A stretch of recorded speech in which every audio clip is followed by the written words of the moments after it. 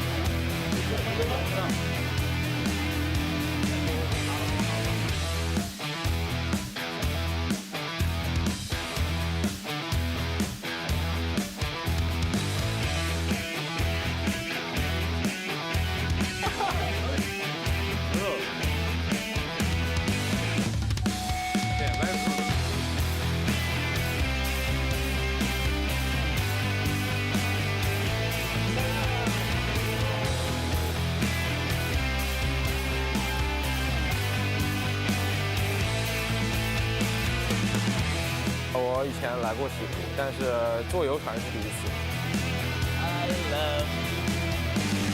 I have never been in this place before. It's my first time in China. So far, it's very good.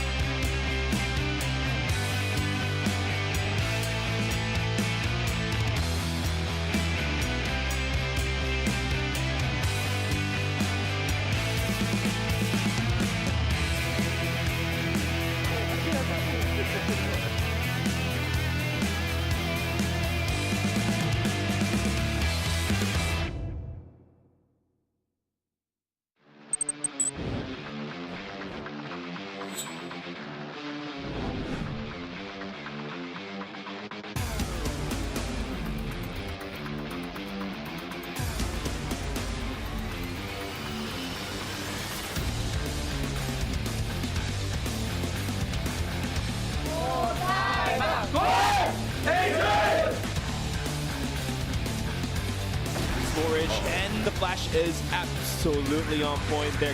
Hunt and GGY goes down. Or rather, Lucas on the site. They do get 3. I mean, there is still a chance he's going to try to hold it, but the kill does come through. Oh, he gets completely ground beat. And Ice Cube continues to put the damage out.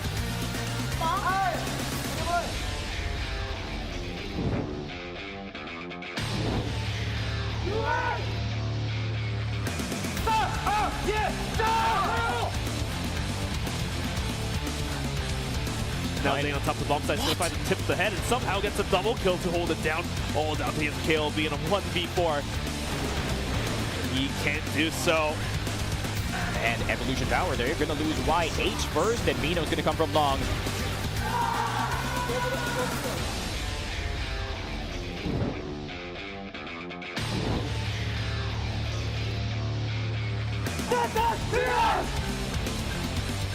Does so damn well. The quad's on, but it gets cut off there. Yeah, this part of his clutch. Does get Idea early for next time. However, what's the execution? Not good. A snare goes for 2. Oh! Head on a swivel as he's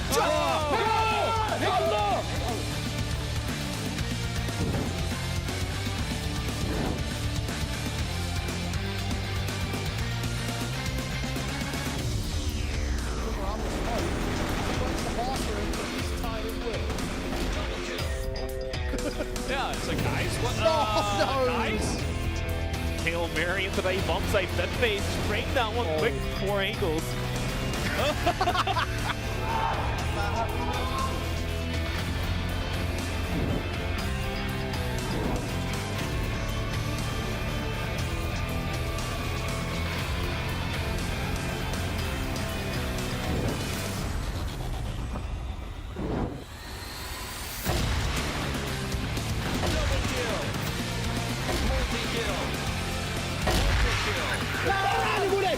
Yếu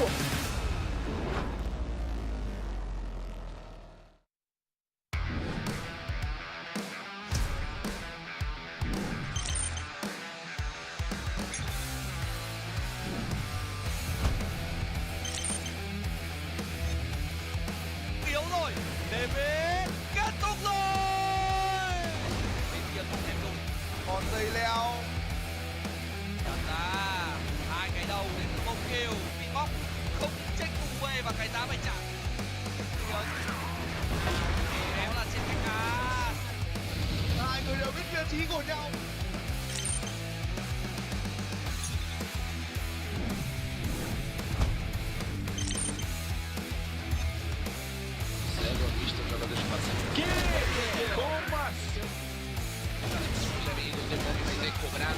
Na sequência, parado.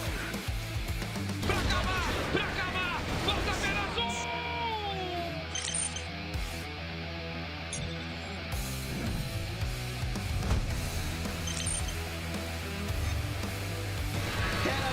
Cannot connect a single shot. That SGJ, you're going to retake the IGL.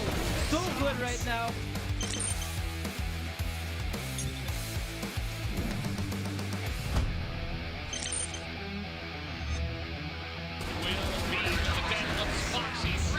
Will go on. Potential winning round. Oh, but this aim goes a bit too far. Down to Aisho being able to do some of those little things.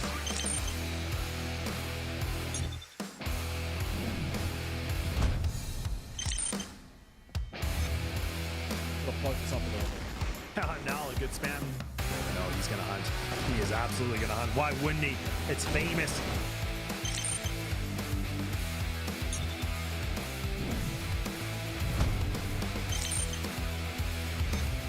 大卫和1-2各收一个 DO 后也有人头进账，两颗闪光的影响之下还能摁2个。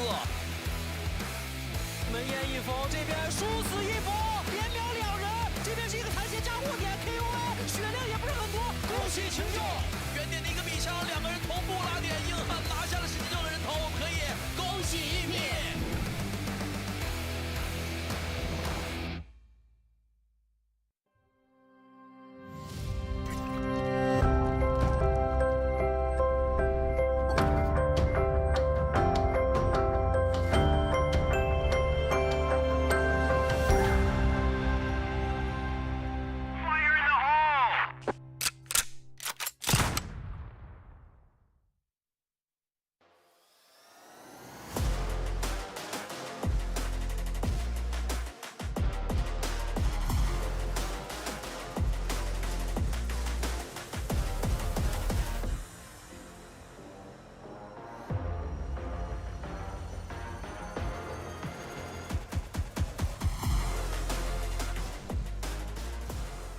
Hello and welcome back, you beautiful people, to the CROSSFIRE Stars 2024 Grand Finals. My name is Nerekai, joined alongside me by none other than Elfish Guy and Sneaky Frog. The boys from Vietnam, we were here for the Summer Championships. We're back again in Hangzhou, China, and it's already been quite a good few couple of days, and we're heading in towards day 3 with, I mean, a lot of expectations, but also a lot of question marks. Today, more than most, was quite important. We've got battles for first place, we've got battles for second place.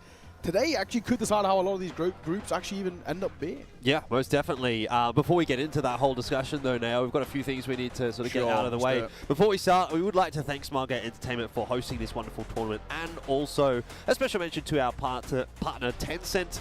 And also a huge thank to Sony InZone, the official partner of the CFS 2024 Grand Finals, for their incredible support. The Sony InZone gaming headsets and monitors, backed by Sony's cutting-edge gaming and audio-visual technology, were developed in collaboration with professional players to help you fight for greatness. Designed to win. And also a special thanks to Morphling for giving the tremendous support, figuratively and literally, for the CFS 2024 Grand Finals. The Morphling L50 gaming chair introduces groundbreaking dynamic support technology with air-operated lumbar support that adjusts using a lift lever. It is specifically designed to those with lower back comfort. Morphling, reach your throne. But yes, with all that said and done, Neo, shout out the boys one time. It's going to be a big day. It's going to be a big week. We've already seen some big matches, and I imagine if I'm looking at the matches correctly today, that today might be one of the longest days that we've had because there's some pretty close matches. If ever there was going to be 3 mappers, Sneaky, today feels like the day. We have got some big games. We've got the rematch of the Summer Championship Finals, of course, with Wolf Empire and AG. We're looking at kind of actually a good few maps for 3BL. This could be make or break for them to see if they even make it in towards the playoffs. Yeah, for sure. I feel like we really didn't see the extent of how good 3BL actually was, especially after yesterday's games. I know there's a lot of opinions floating around that said 3BL actually played well despite the opponent that they had yesterday. In my opinion, it's actually the opposite for 3BL. I really wish I could see a lot more cleaner stuff. I know Horus was playing absolutely insane yesterday, but I feel like the other members can definitely have some higher quality gameplay. But we already saw the standings, of course, for the FK RW ratio, and it's still AG on top. It's not really a surprise at this point. No surprise. 2 Brazilian teams coming in as well with Imperial and Antisocial behind that. First deaths, round first deaths coming through as our ranking, leading the charge there. UBECMANIAC behind, and next top is what to follow, and then a clutch 3BL. That's what, at least they got that stack going for them.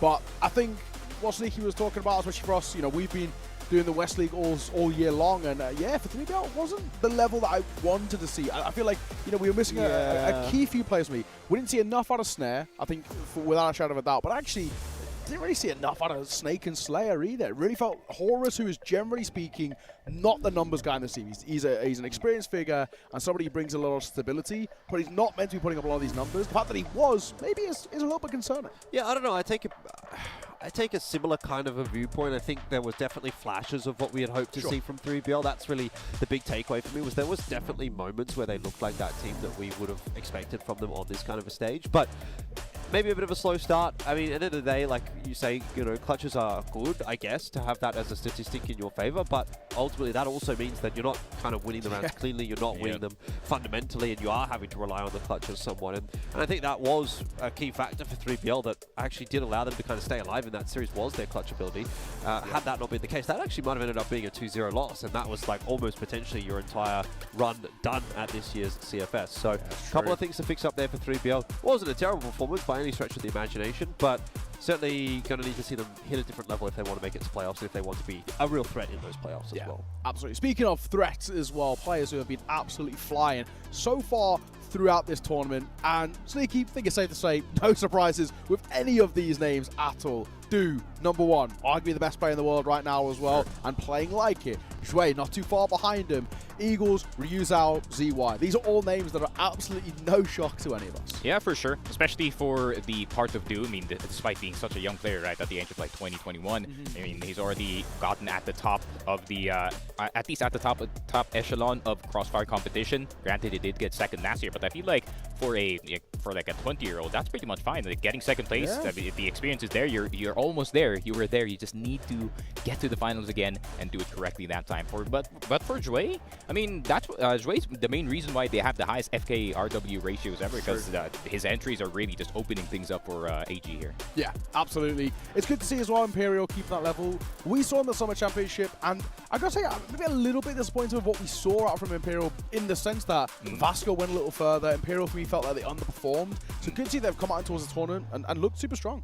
Yeah, I mean, again, with the Brazilian teams, you always get a generally pretty decent level. For me, it's always about what kind of peak are these guys going to hit? Because I think at their peak, they're really able to take the challenge to the best teams in the world. They might actually even be the best teams in the world at times, as we've seen in the past. And I kind of look at the roster that Imperial have put together here, and I say, yeah, I mean, I think Eagles definitely, he's a world caliber player, and a couple of the other guys have already kind of shown that. So I think if Imperial really hit their stride at this event, they can definitely be a title contender, as far as I'm concerned. It's just that you don't necessarily always see that, but at least as far as their base level is concerned, it's always quite decent. It's always good enough to make it through to the playoffs. So I'm not seeing anything from the Brazilian region that I've disliked at this event so far. I think all the teams that we've gotten to watch, I mean, Vasco last night did reasonably well for themselves, and the social team as well, kind of living up to the expectations in some aspects. So by and large, I think Brazil, of all of the regions, is probably the one that seems to be most in line with expectations so far. China's been a little bit up and down. They've dropped a couple of maps here and there in some sort of circumstances that we would have rather not seen that happen.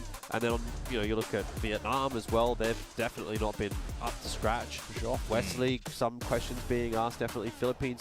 I don't know, maybe Philippines have even exceeded my expectations, but they haven't done anything too out of this world just yet. So actually, in terms of even just sitting in line with expectations, I think the Brazilian team's doing a pretty good job of that. Yeah, one thing to mention as well in that top 5 is we're missing one team and one player in particular. Nobody from Wolf Empire, no Ice Cube. Interesting to not see that level yet out of him. He was incredible on home soil out there in Hanoi for the Summer Championships, but they're not bad. They've got a 2-0 sure, but I feel like for me, it was still a little bit shaky by their standards. Yeah, for sure. I feel like that's like, we saw Wolf Empire play at like 70% capacity. Because I feel like, I mean, Ice Cube at one point was absolutely like diffing to back in Vietnam. So I feel like this isn't really the true level of Wolf Empire. Maybe they're still getting used to getting acclimated to the stage and trying to see if saving it for the playoffs. Yeah, saving it for the playoffs. That could be a thing too. If you are a team that consistently makes it to top 4, you start playing the meta game of the group stage now. And especially because, as well, if we're being completely honest, they've got quite an easy group, right? In the sense of it's AG, it's Wolf Empire, and then it takes quite a heavy nosedive off the back of it in the sense of both of them are probably going to think that we actually don't need to break too much of a sweat and don't need to dip too deep into the strat book for this. Of course, these are our matchups for today. We're going to start things off with Alotus taking on UBECMANIAC. Then to follow that up, we have, of course, I've got 3BL taking on SGJ. Following that, Q9 taking on Vasco, and to finish things off, AG versus Wolf Empire, a rematch of the Summer Championship Grand Finals, where AG got upset by the Vietnamese side. So it's a very interesting day of matchups. You've already touched on it. This feels like the day primed for map 3s. Yeah, I would definitely lean in that direction for a couple of those matches. I think Vasco Q9 is a pretty interesting prospect. Obviously, Wolf Empire and All Gamers, we saw that really go the distance in Vietnam as well. So those would be the matchups that I'm looking at and thinking, okay, those could potentially be pretty close ones. But even these first couple of matches, I think they're a little bit harder to call because there's some more unknown teams, I guess it's fair to say. You know, UBEC, SGJ, they showed us pretty good stuff in their first matches, but are they going to be able to have that level of consistency across the board over multiple weeks, multiple days? We'll have to wait and see. But yeah, if all of those teams kind of turn up today, then definitely we're in for a long one. And, you know, we've seen some close results so far, but it generally has kind of like, I think, fallen into place for the most part. Most of the results have gone the way that we would have expected them. I think predictions so far have generally been reasonably easy. I don't know if I'm sitting on 100% at the moment. I can't remember if I've got every single one of them right, but I failed game 1. I tried to throw the that was a bit of a troll. Yeah. But like, you know what I mean? Like, if you go with the favorites, and that's usually my strat. Like, I just go with the favorites. I'm not a particularly, you know, I'm more of a vanilla guy, right? Like, I'm not throwing in the chocolate and the spice and the brandy and whatever. I think, you know, you generally do get some pretty good hit rates, you know, and I think that's kind of where we're at so far. It doesn't feel like there's been too many upsets, anything too crazy at the event, but that'll come. Yeah, exactly that. Well, we're going to throw it over towards the stage. We've got some players to introduce to you. So let me throw it over towards Matt.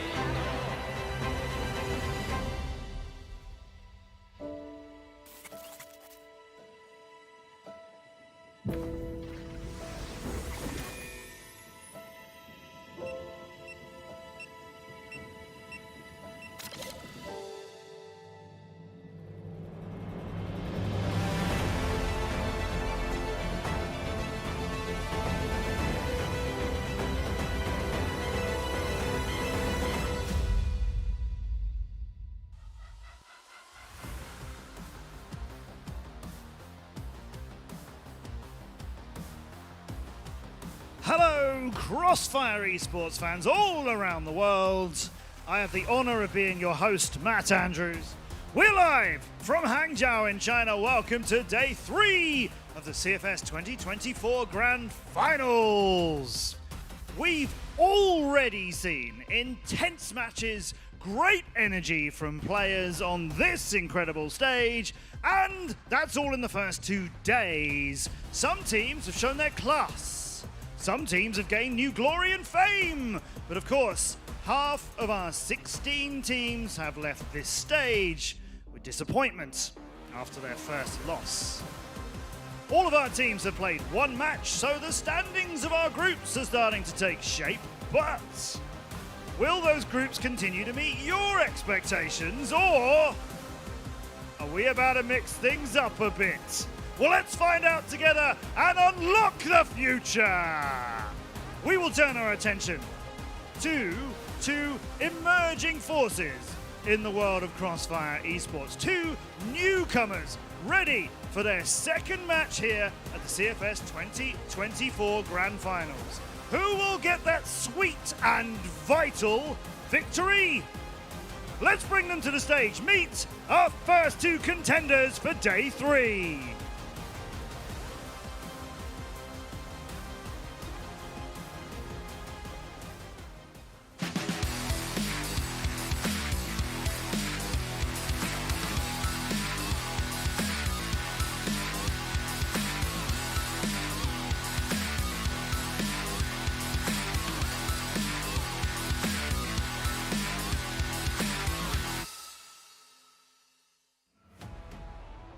Coming to the stage to proudly represent Vietnam, it's Team Alotus!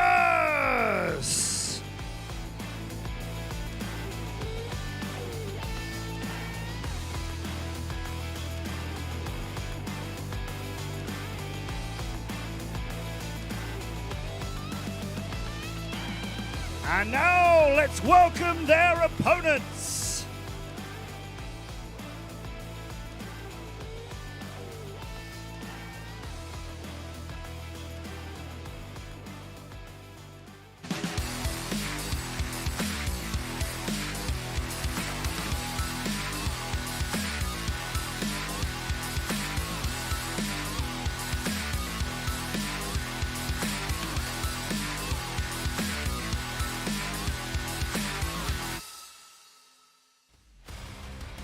The brave young prospects from Cebu in the Philippines. They are UBECMANIAC!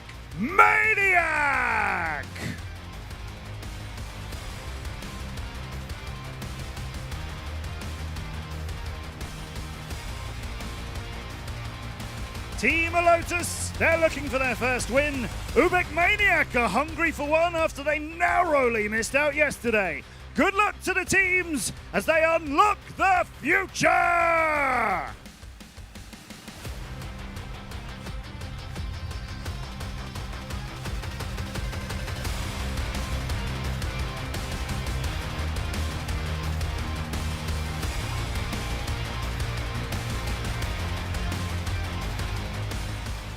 These 2 teams hoping to unlock the future because they both find themselves at the bottom of their group currently. Over in Group C, it's a pretty tough one, to say the least, right, Jordan? We've got Imperial, we've got Evolution Power, and then, of course, UBECMANIAC and Alotus. So a win here, I'm not going to say can give them a chance for top spot, but at least they can maybe fight for second.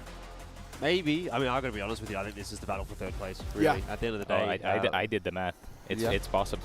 I mean, of course, it's going to be hard. It's always possible. It is always possible. Once everyone's played one game, you know, the things can shake up, obviously. But having seen Imperial and having seen Evolution Power get their first win under their belt, look, you're expecting probably these 2 teams are battling for 3rd. Yes. Realistically speaking, yes, you can. If there's an upset, maybe if you do get an upset over one of those top teams, and then you know your counterpart Alotus here also maybe gets an upset, there can be like this 3-way tie type situation, something like that. So it is possible if you crunch the numbers to make it through. But typically, if we're going to see a group upset, you know, it definitely needs to happen early on in the piece. You know, you want to be kind of like getting that upset early on in the piece. Maybe having beat your most difficult opponent in one of the opening games and then having to clear out the rest of your group and just make sure you win the games that you're supposed to win. Whereas now, you've already lost the game you're supposed to win, and you're kind of leaving it up to fate, basically. Yeah, exactly that. We'll start by touching on Team Alotus. Now, for this side, I think it's safe to say they come in as one of the biggest underdogs in towards this entire tournament. New boys on the block, a lot to prove, but also at the same time, I don't think it's about proving. It's about getting experience. It's about showcasing that we do have a bit of a chance here. I mean, ultimately, Alotus are the biggest Wolf Empire fans going for even getting this spot here. So I think they're just happy with the experience and happy to learn what it's like to play on the big stage. Yeah, for sure. I mean, obviously, Origami, PBZ, Tom, and Jade Leo. Not sure if Destroy played with LDX, actually. If you guys didn't know, this is LDX's old team. Yes. And he dipped for ranking esports, which is the right decision, man. Because, you know, during second, they did win the recent regional final with a reverse sweep. But that means it kind of left a rift here in Team Alotus, and they're kind of all over the place at the moment. But, I mean, with that being said, we didn't see much coming in from them. Might be a surprise going up against UBEC. Yeah, and, you know, it has to be said, obviously, there's been quite a lot of positive news about UBEC. I think for me, that first opening game for them, despite it not exactly going the way they wanted, I was impressed. There was a few things which made me at least believe there's a chance, right? We see the individuals who can step up to the plate. We even look in here as well. KLB has his moments and has had his moments so far in this tournament. And it feels like they've got a lot of different facets of actually where they find firepower. So maybe a side that not many people knew too much about, but I'm starting to get to know. Yeah, I mean, stats-wise, we're having a look at this graph here, and we see Loy kind of down the bottom there. It wasn't exactly what we would have hoped to have seen. I thought that when UBECMANIAC looked their best, when they did get that map win over Evolution Power, the first game that they did play, it was largely off the back of Loy, and at the end of this series, he's actually ended up being, statistically at least, their worst performer. So that'll be something that we see hopefully sort of shift up a little bit today. I don't hate what we got from UBECMANIAC, but again, similar to SGJ, I think it's going to be consistency that we're going to be looking for from these teams from the Philippines, because it's very evident that their peak level is good enough to compete at this level of competition. But how often are they going to be hitting that peak level if it's only one map in a best of 3? Unfortunately, that's just not going to cut it. Yeah, you know, I'll let you talk about your boys, because I've been impressed with what I've seen. And how are you feeling about their performances so far? I like to forget about game 2 and 3 of the Evolution Power game, because I was so hyped. I was like, okay, Loy, first international play. He's finally going to prove everyone that he's him. And then, you know, game 2 and 3 happened. But that's just the thing with the youth. That it's very, very unpredictable whether or not the team is actually going to perform for the day. But it kind of goes on both sides, right? Alotus is also a mix of vets and some young players also trying to gain some experience. You know, it's not often that you get a 4th seed in CFS as the Vietnamese region, so I think they're just going to try to absorb as much as they can. But I think just in terms of the level coming in for both teams, I just really feel like UBEC has, you know, just the slight advantage considering what happened, you know, against E-Teams. I mean, it's like a map win, but then the next 2 maps are 10-8, 10-8. So it's not really them getting destroyed, it's them, you know, messing up at the tail end, and that just speaks for the experience of ET. Yeah, they were competitive all the way throughout, of course. We saw those Alotus results. Beating teams they're meant to beat, losing against the better 3 above them, absolutely sort of as expected. Over the other side, though, for UBECMANIAC, there's a sea of wins there. And of course, you know, for yourself, you cover this region a lot more. I think in one particular result that I'm looking at there that I'm a big fan of, winner of the Pacific Max. Yeah, I mean, for the longest time, I think everyone called UBECMANIAC like the Cebuano version of like Pacific Macta, or like you turn back the time and suddenly, you know, Revenge is 18 again, and you know, he doesn't have kids. And yeah, it's kind of like the same version. I mean, they have the same coach from way back then. They have tanks, so maybe they can replicate the same magic. But, you know, it's still maybe the downturn of Pacific Macta in that group stage, so I really do not know the actual level. If it's like, can UM actually consistently beat international opponents, or is it going to be breaking down? But yeah, that's just the unpredictability of having young players on your squad. It's similar to Tal as well. Yeah, exactly that. We got our head-to-head, our key players there. We got Destroy and Kano coming through. Now, stats-wise, not exactly flourishing, I think is probably the way to put it, but you know, both of them had losses in their opening games. In particular, of course, that Alotus game against Imperial was relatively one-sided. There was a lot more to like out from UBECMANIAC, but yeah, still ended up being a loss, hence why, you know, since that time, it's going to be fantastic. Yeah, what you have to remember about this stats page, and any of them going forward, is that they are going to be the stats from the tournament at this point, right? Some of them that we got to see over the last couple of days would have been regional results, and so the numbers would have been pumped up a little bit there by playing against weaker opposition, but this is the best of the best when it comes to the CROSSFIRE calendar, so the weaker teams are definitely going to get punched around a little bit, and that's more or less what happened for both of these 2 teams in their opening game. I guess UBEC did have a little bit of a better time than Alotus did in their opening matchup. But this one should be a little bit more representative, I think, of what we can get from Alotus if they can bring it to UBECMANIAC. We can pump those numbers up a little bit, and that will be kind of nice to see for them and for the Vietnamese fans. But then again, like you say, 4 seed through from that region. Really, this is about gathering some kind of experience, some kind of confidence. It's not necessarily an expectation that Alotus is going to go super deep. Yeah, what is an expectation, though, is these picks from the predictions coming through. Vietnamese guys going for Alotus, no surprises there. And I'm assuming basically everybody else from not only the kind of Chinese stream, but obviously us in the English stream and also the Portuguese stream going for UBECMANIAC. I think it's primarily because we were so impressed with actually what we got against Evolution Power. Interestingly enough, all of the Portuguese stream going for Team Alotus. Now that is actually a surprise to me. I'm quite surprised by that. I was, for me, they were so close, UBECMANIAC against Evolution Power to take that series maybe in like a 2-0 fashion or 2-1, like you said, the 10-8s, right? So for me, that's enough. It's like, Evolution Power are no joke of a team. So if UBECMANIAC are pushing the distance, that for me is a real positive sign. Yeah, for sure. I feel like UBECMANIAC, they're just like how I said in the first series that they had, they're the fastest improving team, at least from back home, and maybe pushing the experience from that EP game, and they obviously can go backstage and then get the replay going, get to the scrim room, fix the problems, and that's just how speedy Tanks can actually do his work. So I wonder if the adjustments are enough to kind of give them a more favorable map score, especially going into this group. But power of an internet cafe team. Oh, okay. They gave a bit of a shout out to the boot camp at home. So if you guys don't know, the culture back in the Philippines is, internet cafes, very similar to Korea. Yes. And how they play, and that's kind of how the pro players get noticed. They're like, oh, we're really good. Let's play for my brand of internet cafe. They go up against another brand of internet cafe, and that's how esports works back home. At least for the CROSSFIRE. Yeah, I kind of love it as well. I feel like as well, in a small way, internet cafe experience like this, it's like pseudo LAN experience. You basically understand what it's like to play on a setup that isn't super familiar, isn't your home setup, and you can understand what it's like to play in front of other people in a way, maybe 1 or 2, but at least it's some level of added pressure in a different scenario, different environment. You learn to not get distracted by the externalities around you. Yeah, it's a good way to build a community as well, of course. We sort of lose a bit of that, I think, in Australia, maybe in the UK as well. It's sort of similar, I think, at this point. Most people have a PC at home. They don't go to the internet cafes. You don't get that like local community kind of LAN type feel anymore, which is a little bit sad. So I'd say enjoy it while it lasts. But we'll have a look at the map comparison here, and it looks like fairly across the board for both teams. No immediate permaban obvious.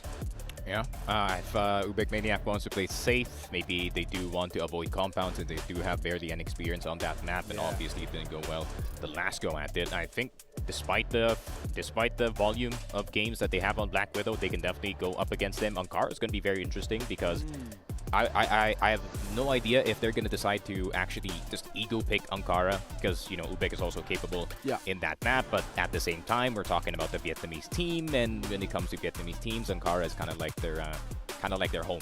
So wouldn't be surprised if UBEC plays it safe and just puts out Ankara, honestly. For you, and you cover these guys quite a lot, what's the feeling there? We've got Eagle Eye and Port, which they don't play a lot, but at least the stats-wise, very, very strong for them. Do you think there's a world in which they could even see what Alotus ban and pick around that? So if they were to ban Eagle Eye, pick into Port, or vice versa?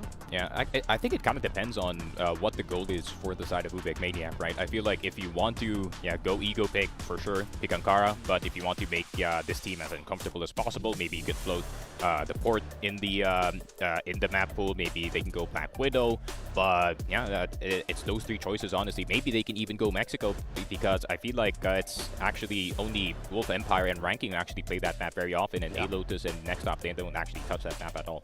True, it's true. It does feel like, at the very least, in the way this veto is set up, Jordan, that it feels like actually UBECMANIAC have the kind of pick of the litter. They have their own choice here. They have a little bit more of a fleshed out map pool and actually more success across the board too. So I feel like regardless of where this veto goes, they're going to be coming in with quite a lot of confidence. Yeah. I mean, look, let's just have a look at it as we go through that discussion. I would say the beauty of this is that there isn't really much of an expectation on UBEC or Alotus at this point. So it's a good opportunity to get some good practice against international competition on some maps that, maybe you're not 100% sure on. Maybe you're feeling like this is a bit of a curveball pick. Let's just test it here, because this is not going to be potentially the most influential match of the tournament. If you're thinking about, oh, okay, well, can we potentially pull this one out against Imperial or against Evolution Power? Let's first test it here and see how it goes. First ban, Black Widow going to be banned out as well. So that does leave, you know, we kind of spoke about it, the Black Widow or the Port. Do they go the other way as a punish pick? Or, like you said, do we go for sort of that ego side of things and try and say, right, you're good in this map, but we think we're better. But with that Black Widow ban, that does actually give Team Alotus probably the chance of, if they wanted to get rid of Port and just maybe hedge their bets that Mexico isn't going to get picked in against them. Yeah. That's probably the way I would sort of be leaning about this. Yeah, ironically, actually, yesterday, that's what happened to UBECMANIAC, because I wasn't expecting that Ankara was going to be pulled out in the veto, but then EP is like, yeah, we're better at Ankara. Yeah. So it's like, all right. I guess that happened, but maybe UBECMANIAC might want to go for that. But Eagle Eye makes sense. I feel like Alotus does not want to go near that map, especially up against UBECMANIAC. Already has plenty of experience on it. UBECMANIAC with this first pick. A few different ways we can go about it. We spoke about the Ankara. We also spoke about that Port as well as what feels like a bit more of a punish pick, but it's a punish pick with quote-unquote considerably less experience. We're going to go towards a sub-base. As somebody who follows these guys, what's the feeling on sub-base? They're playing it extra safe this time in the veto. I think they're really trying to maybe get that 2-0 and then get out of here and then recoup, prepare for tomorrow. So not surprised about sub-base. I just didn't expect them to pull it out against Alotus. I would have expected it against maybe EP or the other teams in the group. But makes sense. UM start on their GR side, and Tally is going to go for BL first, and that's the most obvious pick, honestly, for map 2. And then we get the Ankara coming through. It does feel as well that sub-base is getting picked a lot more this tournament than the Summer Championship, and of course a lot more for us who cover the West League. It's just not that popular of a map over there. It's normally, at the very most, if you see it, it comes out in the best of 5s. Yeah, West League loves a bit of Compound, loves a bit of Ankara, a bit of Black Widow in there, those kinds of more standard maps. But sub-base, it does play a little bit differently. I'm a fan of sub-base though. Same. I think it's a great map.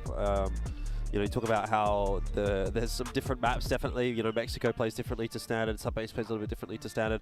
In one case, I think that's good. One case, I think that's bad. Everyone kind of knows my opinions on Mexico. But Ankara coming out there as well. So we do get back to sort of the middle of the map pool, if that makes sense. I think sub-base is always going to be a good map to have in your pool. It is, as you say, a fairly popular one internationally. At this kind of an event, if you don't have sub-base in the back pocket, you are going to get exploited by the Chinese teams, by the Brazilian teams. They do love that as a region. So got to be making sure that that's in the wheelhouse for sure. Tough choice here as well for Tal. Ban Port or ban Mexico? It feels like neither of them are good, really. Neither of them are good. So it's a real kind of pick your poison type situation. My assumption would be a ban on Mexico because they don't play as much and float the Port. But again, it's super risky. Neither of them are good. Yeah, for sure. I mean, if Port or Mexico comes out, like all 3 maps are really good for the side of UBECMANIAC. They decide to ban Port, so we might go Mexico for map number 3. And I can already feel the smirks from the UBECMANIAC boys because if you guys don't know, there's a certain region, right? So there's Manila and then there's Cebu. Dude, Cebu loves Mexico, man. Like they absolutely go wild in that map. And yeah, I mean, not going to be any short of experience here, honestly. I'm liking this veto. As a whole, Jordan, it really does feel very favorable over towards UBECMANIAC, though. It has to be said. All 3 maps, very strong. And it's probably a strong conversation to be had here where sub-base sort of feels like it's already under lock and key, and we're talking about whether Alotus can actually get Ankara. I like the fact that Alotus are backing themselves, though, right? Like they would have played Ankara yesterday or a couple of days ago against Imperial. You know, you got to go run it back and see if you can get a bit of a better result here. UBECMANIAC, they've seen them play that against Evolution Power. They saw how Evolution Power was able to get the better of them on that one. They want to replicate that kind of success, but tend to agree with you. I think UBECMANIAC come out of this one feeling a little bit better. And when it comes to just relative strength of these 2 rosters as well, I was kind of leaning towards UBECMANIAC to begin with. So I have a good feeling about this one for UBEC. I think if they can beat Evolution Power on sub-base, granted, you know, it was in some cases maybe a 4v5. That's the argument you can make. Yeah. But, you know, still, that's a win. That's a solid win. I think they'll have more than enough to deal with Alotus here. And then Ankara, again, it's definitely in the wheelhouse, obviously, for UBECMANIAC. So not going to hate seeing that one out either. Off the back of the veto, how are we feeling now? We obviously have all picked UBECMANIAC, but with how things are, do you think this is 2-0, 2-1? What's the sort of confidence levels for you feeling? I think if we saw the exact same level that we saw from Tao from their prior game, I think this is just going to be a quick 2-0, honestly. Okay. And for you, Jordan? Yeah. I'd say 2-0 as well. I'm Yeah. definitely on the 2-0 hype train. I don't think we're going to get too many 2-0s today, if I'm being quite honest with you. So I might get that We'll take prediction it where we can get out the way early. Yeah. Yeah, try and get the schedule sped up a little bit. I mean, look, I think that largely is up to UBECMANIAC, to be quite honest with you. If they can come in and play at the level that we saw from them in game 1 of the day yesterday, I think they'll have more than enough. But obviously, you know, they did fall off a little bit, so that'll be a conversation point. Having a look at the map stats here, I mean, Subbase is not a map that Alotus is particularly shy of.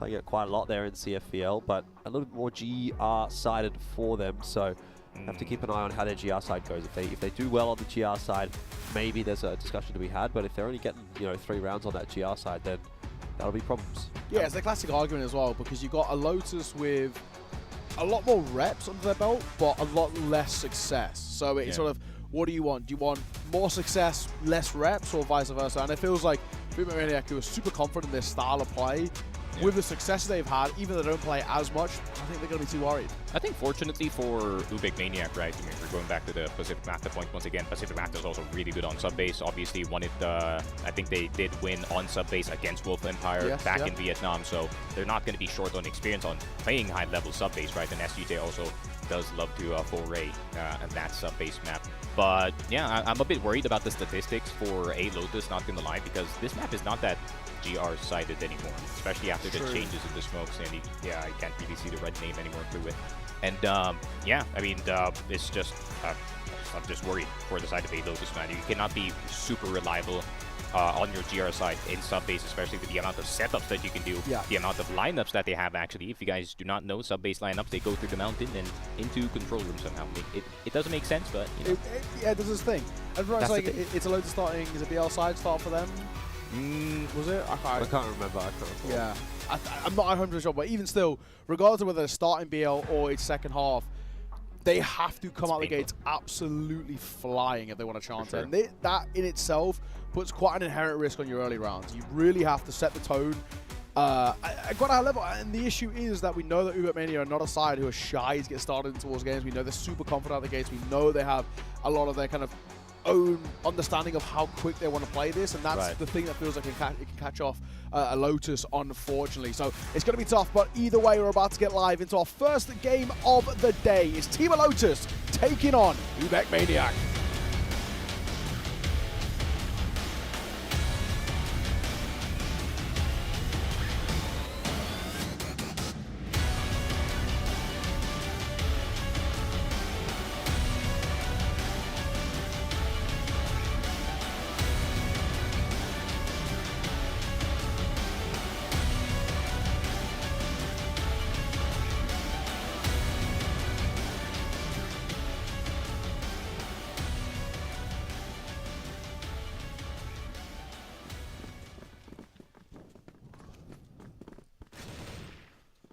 There we go. Getting started in this game. UBECMANIAC obviously on the GR side. Tal on that BL. And we already know yesterday from what happened, UBECMANIAC, they love the wall bangs of these wooden doors, and they were making XQQ suffer absolutely from yesterday's game. So here comes Loy, but instead he's going to be the first one down. Tom with the first kill on the AWM, but PBZ in return is down to 1 HP. But Kano gonna try to rain down some damage here in towards second mid. But Tal has only found one so far. No distance gained yet from both of these sites at the moment. They're taking it very slow. They're taking it at the pace. They already have the advantage. They don't have to push the issue. They know they want to at least force UBECMANIAC to be as far away from each other as possible and take the second mid to prevent the rotations from coming from A to be free at least. So, minute 20. Already man advantage as well for Tal. It's not about to start. UBECMANIAC feels like they've got to get just a little bit proactive in this mid to late round to bring the level back. And, you know, the issue is, well, Tal are taking their sweet time. And PBZ taking some serious damage, sure, but this is a big fight. Destroy does lose it out. Big swing, big find. KLB does well. Numbers back level, and then, of course, that issue of PBZ being so low and Jaleo taking damage too does now maybe flip the script a little bit. Yeah, Alotus have a bit of a look towards that A side of the map. It is going to be a split, but assuming they don't win the fight on the top side, it's really quite one-dimensional with 3 players working their way down the stairs. KLP ready and waiting. Orb in hand isn't going to quite connect that shot. But it's going to allow the flood out onto the site. Alotus, though, do lose 1. JJ getting down here to try and defend, but gets spammed through the box and will ultimately fall. So far, so good for Alotus. C4 should be going down. 2v3 post plant. You'll take that. They're really thinking about this flank as well for UBEC. And Maycom Kato going to get clipped as well. Leaves it all down to KLB. Got to hit a couple of these shots. It's not to be. Tom settles this round, and it will be a good start for Alotus. We said we needed a strong start out from these guys if they want a chance, and that's not a bad way to go about it. Yeah, for sure. Good punish on Lloyd, because he's been doing that wallbang in second mid since yesterday, and that's why, just like how I said, XQQ was absolutely suffering in this map. So it's kind of good that Tal did their research, and now they see that they can punish these bad habits. Not really a bad habit, but just some habits in the map. But Lloyd's down once again. Really, they're taking it to him. Yeah, poor Lloyd. He obviously has had his struggles, and there's no two ways about it. Not the way that you want to start off in towards this one. KLB on for the flank and on for a couple of kills. Make that 3! KLB's gone absolutely nuclear. And that alone matter just flipped around. Origami's having it all to do. 1 versus 3 and no clue in hell. No C4 in his grasp. He's going to have to fight, and it's not exactly an easy one to make matters worse. He's spotted out by Kano. This round feels like it's done. One man has gone absolutely huge and completely flipped this one. Yeah, no chance of getting into wood in a 1v3. In theory, this should be a pretty safe crossfire setup for UBECMANIAC, especially once that smoke fades. He's going to take a different route. Origami going to try and change things up here and get in behind. KLB might be hearing some of those footsteps if there's any noises being made by Origami. He's having a bit of a look. Origami wants to take his time, and fair enough, you know, he's got plenty of it. Has managed to creep across KLB's sightline. But he has to find a 1v1 somewhere, and that's not how he's going to do it. That is tough. That's a 50-50, because it's either left or right, in all honesty. But I like what UBEC did there. I mean, despite Lloyd dying, right, the indirect result of taking Machine Room is that means the entirety of outside mid is free. Yeah. And they have no idea that KLB was already crawled up all the way there. And I think Tal should be aware that Lloyd is not the only playmaker in this game. All 5 players are willing to do that type of stuff in order to get the round back in their favor. Yeah, absolutely. Really good work from KLB. So far, so good. And I can respond to UBEC as well. Especially, you know, the round number 1 wasn't exactly great, and then to follow it too, the start to round number 2 is not exactly what you want. You immediately go to the man disadvantage, but they don't lose any of that confidence. They re-aggress, they get confident, and it ends up working out really, really well for them. What's the response now like on the other side from Tal? KLP holding. Warm in towards Vents. It looked like he was going to get a peek, and then just retracts for a second.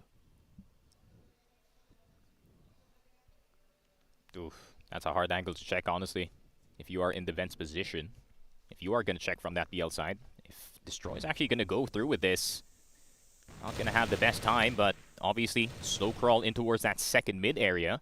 And Tal, they're really just slowly crawling forward and waiting for UM to maybe mess up. Maybe one of them overextends just to check a corner.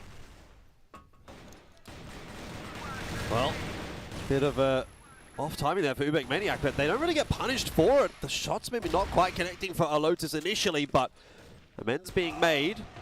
Trades back and forth. It is 3-on-2 now.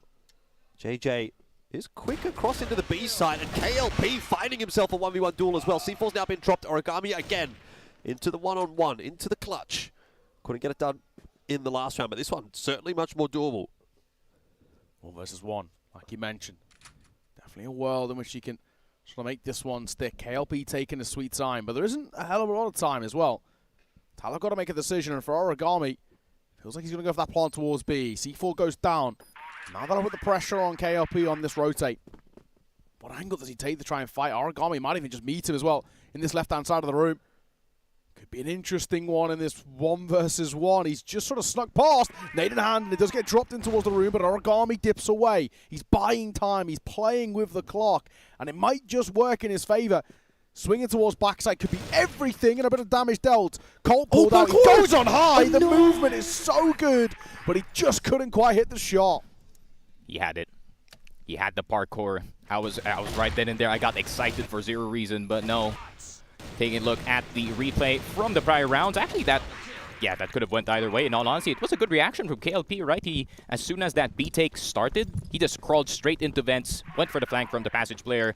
Fortunately, couldn't score that 1v1, but JJ gonna be the first one in with the help of Kano. Now they're gonna try to bring the fight to Tal. J Leo getting absolutely pelted, but Loy's gonna try to get the kill with the pistol. Not gonna get the second one, but the wall bang is gonna do it for Origami. At least PBZ's down to 1 HP, and Destroy still full, but it's a 2v3, man, and you have zero map control. Just gonna keep throwing bodies at them, aren't they? That's UBECMANIAC's decision in that round. Huge brawl, and it seems to have worked out.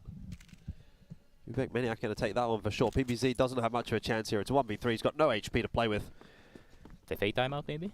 At the very least, he's got the maybe. C4, but yeah, I don't think that would be a bad shout at this point. Spot scale P, but yeah, so low. All it took was a reaction. And one bullet to connect. So UBEC responding well. This is I think that we're seeing out from UBEC. Every time they take, a step back, they immediately respond, and they're more than happy to kind of say, all right, just shake off what just happened. Let's just straight back into and keep our sort of relentlessly aggressive style of play. Yeah, and here we go. JJ coming into Machine Room. They're going to get control once again. They're going to have to take a look at the outside, but what is important is them just getting that room. But Loy also looking for a fight on the A side. The stairs is going to be occupied by Tom with this Colt. But Loy is going to go back. I think he doesn't want to overcommit, knowing that there could be 3 dudes around the corner. Pretty smart. Bit of chip damage dealt there as well. Spam over towards Wood, and raise that might retract Kano just a tad. Doesn't really want to stick around all too much. This has been sort of the standard for how these rounds are being played out. Very aggressive in the early round, and the mid round slows it down massively. They wait for overextensions, and then leaving it late to punish on the executes. Destroy can open things up, though.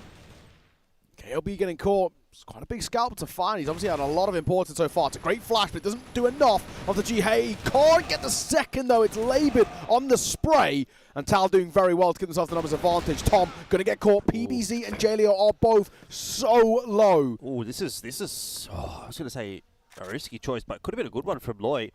I know the C4's been dropped out in mid, but decides not to push the advantage and will allow Alotus to go back and collect it. In saying that, obviously in this 2-2, UBECMANIAC looking a little bit healthier.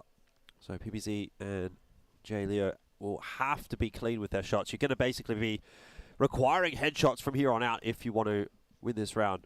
There's no chance of a long laboured spray working out when you've got that kind of massive HP deficit. So good to see them getting into the A side here pretty cleanly. That's a start. I actually like the setup. I mean, you can plan for vents if you're J Leo here, and it would be a very good position for PBZ. But if he does get checked, and it's going to be someone sitting on the site with 30 HP, it's not going to be a good news, at least for them. But what is PBZ going to do? Is he going to drop? Maybe just wait? This is a timing play. Not committing to the fight just yet. Just waiting to hold for the cross out downstairs. And I mean, so far it's great, but they're not going in that direction. So it doesn't really feel like it makes too much of a difference. He does manage to tuck his head. PBZ now has dropped in towards the room itself.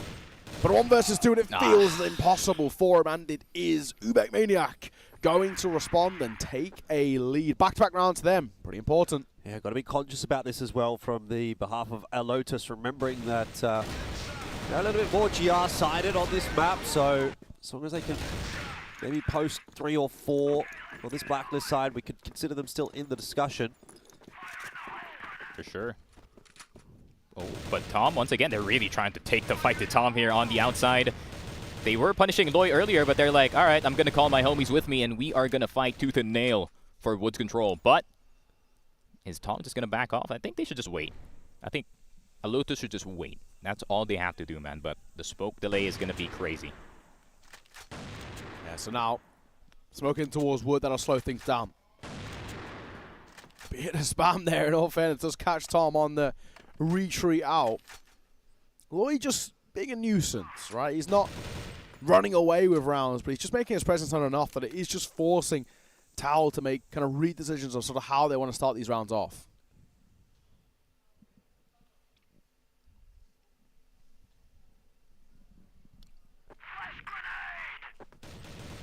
Well, flash themselves through the smoke into wood, but that has not worked out at all. Easy hold from UBECMANIAC. They're just saying no post today. It's unfortunately not Sunday, but Friday. No post Fridays. Tom's still trying to deliver, but he is having some difficulty. Eventually gets a headshot slid through. Wasn't actually quite a headshot, but that's all good. Gets the kill. KLP and JJ. Instant response from them. Straight back into the A side, but comes down to another clutch attempt from Alotus, and this is starting to become quite a recurring theme, which first of all is a problem just because you're not winning the round straight up. Second of all, it's a problem because they're not winning the clutches either, so you're just not winning rounds. Yeah, kind of indicative of macro being not that good for the side of Alotus, and that they're kind of going down to the 1v1s, and that's their only wins.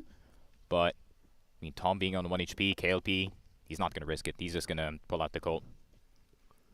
I respect that. Tom, not exactly got a lot of time here either. Definitely going to make his life a little awkward. Tom's looking around. He's just trying to find some sort of information to work on. I mean, he does have the C4, so he's been given the luxury of a plant towards B, which, I mean, you'll take every day of the week. He's going to go for the open plant too. Gives him the chance at a reposition and a nice open setup. It looks like he's falling back towards lockers, and I sort of like this. Going to go up on high.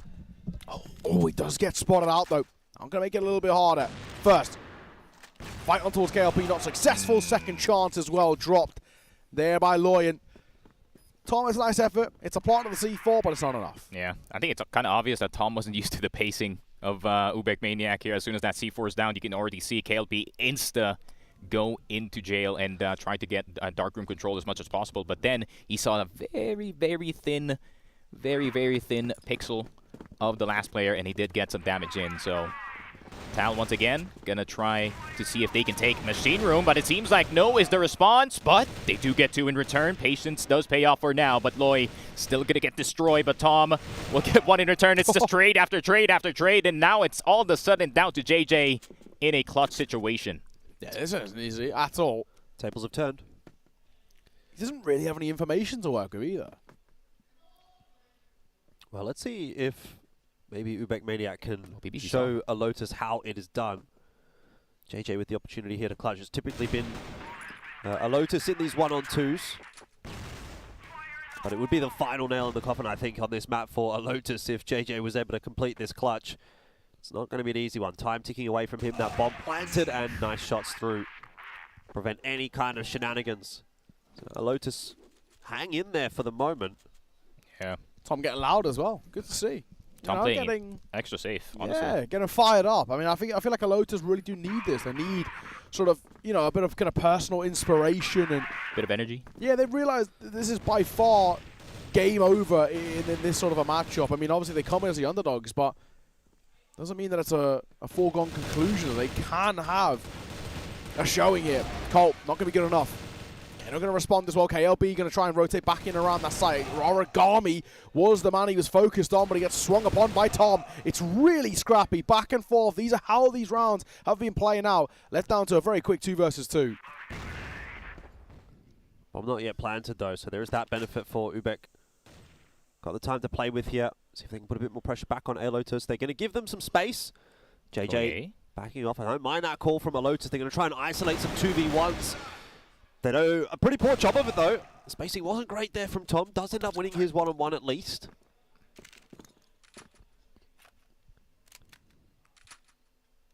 I was expecting for him to come back actually. You know, reswing jail here. I mean, there's so much time. He could literally end up going anywhere. He can actually wrap all the way around. He can go back to B, but with 0 information of where KLP is.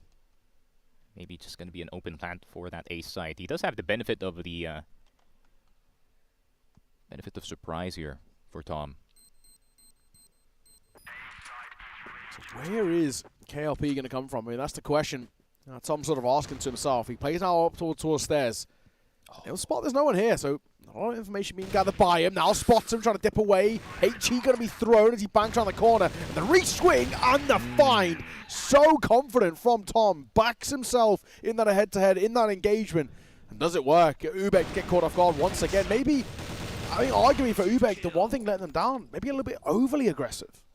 Yeah, that's like a very common mistake from UBECMANIAC, honestly. Sometimes they really just overplay some of their angles here, and they do get punished accordingly for it. But I like that Tom didn't commit to that first fight, because if he committed all the way in woods, he would be out in the open. That would have been free shot, so he played that very well, just ringing on in back towards stairs. But look at Alotus, though. They're trying to go for this A-side take. JJ this time going to be fighting for the stairs position. JJ does get the first one, but he will not get the second. Loy here for the backup. Origami's going to get shot in the head. But there is still 2 players in A stairs, but they're going to be surrounded very soon. 1 player is sneaking through the vent, but KLP already knows where he is, so UBEC has all the information at the moment. Yeah, no real options for Alotus. In fact, UBEC are kind of taking matters into their own hands, pushing back up there into wood. They see Alotus on the exit, decide that that's good enough for them, and they'll back off. Faster attempt from Alotus, but have to imagine now the round is going to slow down, as Alotus will use that time and hope that they're going to get a mistake from UBECMANIAC. I don't imagine we're going to get UBEC. You know, they've shown their hand with their aggression already in this round. They're not going to go for it again. They'll be more than happy to play the numbers here and just sit back in their sights. Smoke's going to go down, and Alotus are actually going to pull the trigger quietly. They do not check underneath the stairs, and KLB will shut them down for 3.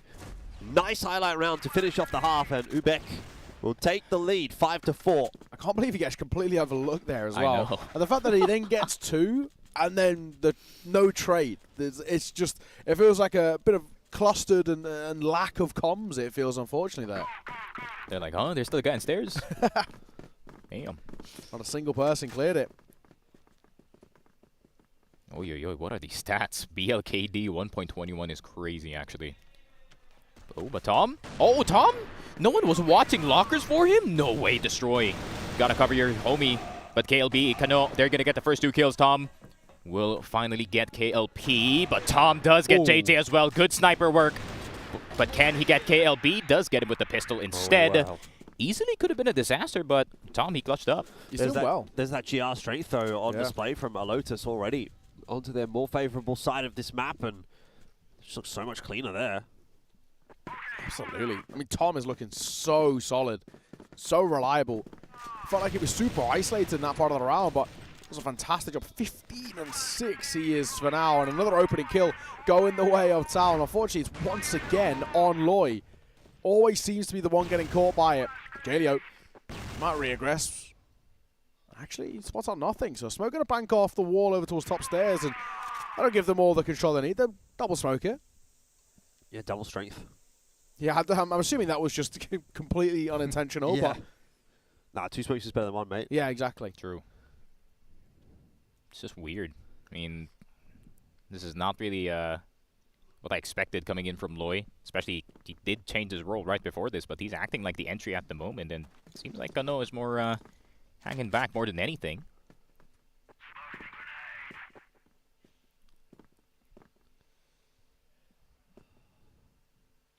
Slow take towards second mid, that might be the goal, but B-split's kind of hard to do, especially when you don't have any outside control. Passive 4 now. They pop towards A. Jalio has to go huge here. First is great. The second is not too bad at all. Job arguably done there by him as long as Origami can get one of his own, which he can. And the second might follow it. Nice shot from KLP, but a lot more needed to be done. And the big man of Tom still alive, so all to play for. 1 versus 3, which feels like it really is going to get off the ground. That's a very quick shot onto Destroy. There might still be some legs behind this round for UBECMANIAC. He's got 45 seconds to work with, so plenty of options. Got to find a way to try and isolate another one of these duels. Has now been spotted. But it's going to keep progressing on forward, and PBZ is playing a dangerous game. That's exactly why. Tom now into the 1v1 KLP. Surely not a 1v3 right here to put UBECMANIAC back in front. It is just going to go awry right on the back end there, but he had every possibility If his aim was just a bit sharper, that's done and dusted. Yeah, I mean, challenging second mid with a sniper. Maybe we already would know what happens there. And he does switch to the AK-47. Problem is, AK doesn't have the best wallbang damage, unfortunately. So, down to very bad HP disadvantage for him at that very last moment. And UBECMANIAC, I mean, Noy's been kind of sending it for the past few rounds, and I kind of want to see him calm down a bit because, hey, buddy, that's kind of Kano's job, and you're kind of taking it. It's true. Running back in for a moment as well. Slow things down briefly. Tal, 6-5. Sort of came into this and all of us built up this narrative about UBECMANIAC being the favourites because of their previous series, but so far not playing like the favourites. I mean, it is the step up coming in from Tom here, man. Honestly, it was destroyed the other day. He's not having a good time, so maybe it is Tom telling himself, and now it's my time to step up, especially sub-base. I mean, granted, the snipers don't get a lot of action, but, I mean, if I can contribute to my team as much as possible, at least in the clutch department, this would make it a lot easier for the squad. But second mid, possible occupation here coming in from maybe a B-split, judging from their position, but I think they're just trying to get second mid control just to cut off some rotations. This is a pretty important round just in terms of the momentum for UBECMANIAC. It's definitely felt like it's shifted away from them in the last sort of 2 or 3, so kind of want to see them pick this one up just to keep themselves in that conversation. Otherwise, Alotus really are putting their foot forward as the team that looks like they're going to close this map out if they go up 7-5.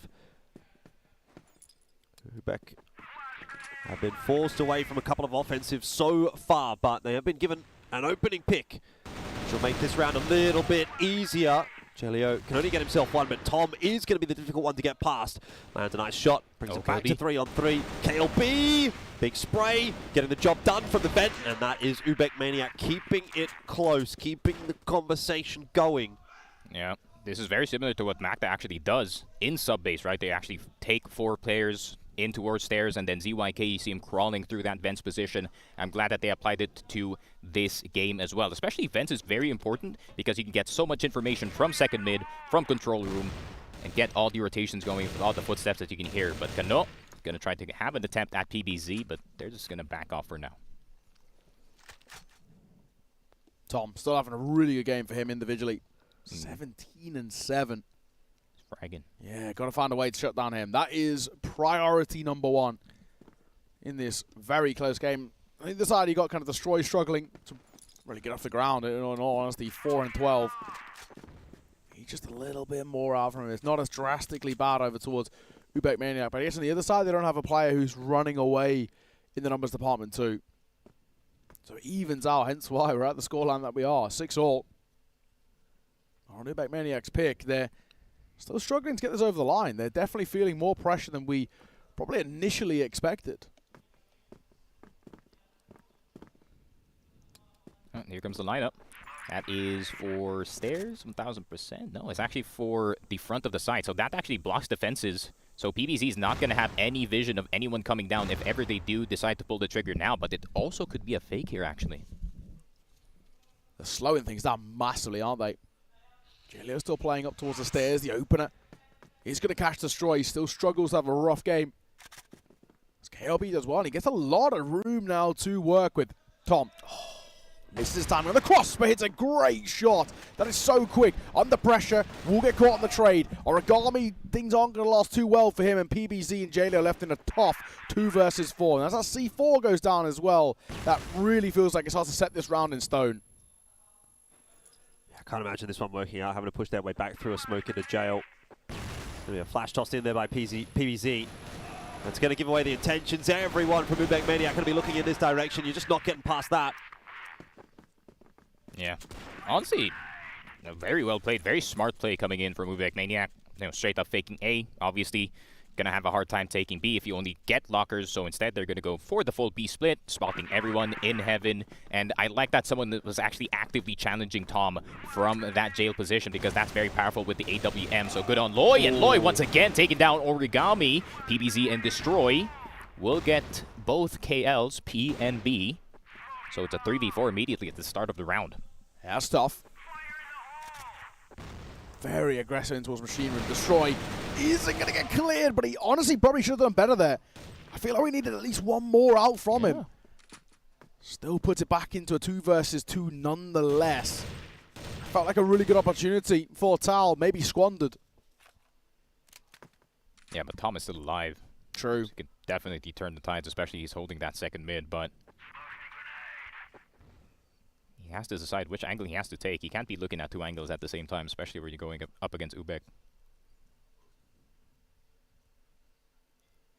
Kano sneaking his way forward. A Paul's going to get caught as well. I wonder who by. Quick shot, though, by Tom. He's looking the wrong way. Pulls out the Colt and he delivers. That is a quick 1 versus 2 in that fight. It's UBEC who's going to call for this tactical timeout. Pressure on their shoulders, and it doesn't help that Tom has just single-handedly closed that around for them. Is that Tom up to 20 now? Yeah. I mean, some of these rounds, man, like, UBEC is just straight up missing. Like, missing these shots. I mean, that's the second time that it actually happened to JJ. And that's an easy shot, man. Tom was looking in second mid. He was not looking at this man at all. But maybe it is the nerve setting in.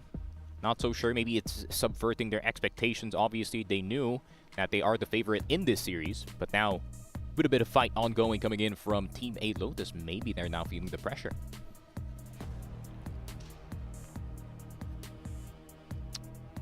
Yeah, big conversations to be had, 7-7.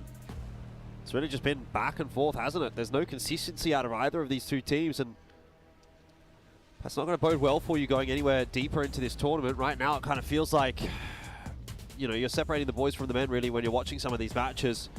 And it's very evident that in this match in particular, neither team can really even find any consistency from round to round. So you've got to have a bit of conversation with the coach and see what they can do for these last sort of couple of rounds of the map. Slide it over the line, that could be a big difference maker. Seen how many of these series have really come down to a difference of a 10-8 scoreline, you know, going one way or the other, being a potential 2-0 or a 1-2 reverse sweep. Obviously, which way that goes today, we don't know. True. But these last 3 rounds seem like they're miles away for either team, but also so important. Yeah, this felt like a pretty important map, generally speaking, for UBEC to give themselves that chance of the 2-0. Just because, you know, we know they like themselves on the Ankara. Definitely struggling to see this one over the line. There was a couple of choices in which UBECMANIAC could have gone for, and they opted with this sub-base. And, you know, we like them on it, but there were definitely some options which felt like punish picks towards Tal that they could have potentially gone for. Maybe in hindsight, this could be something that comes back to bite them. Only a bit of pressure and only a bit of damage on towards PBZ.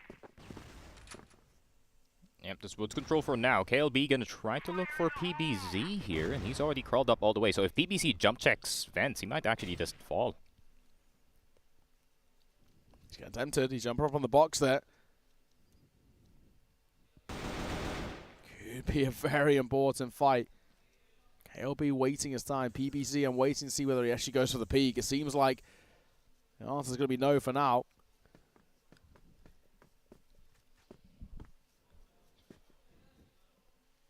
Don't know. I'd like to maybe see UBEC throw something quick in here.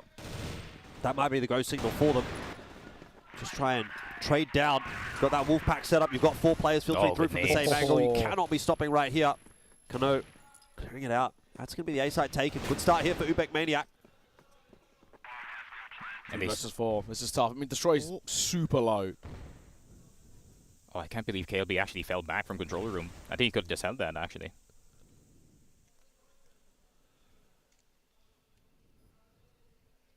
Yeah, it's all quiet for now up until a few flashes start to fly on this site.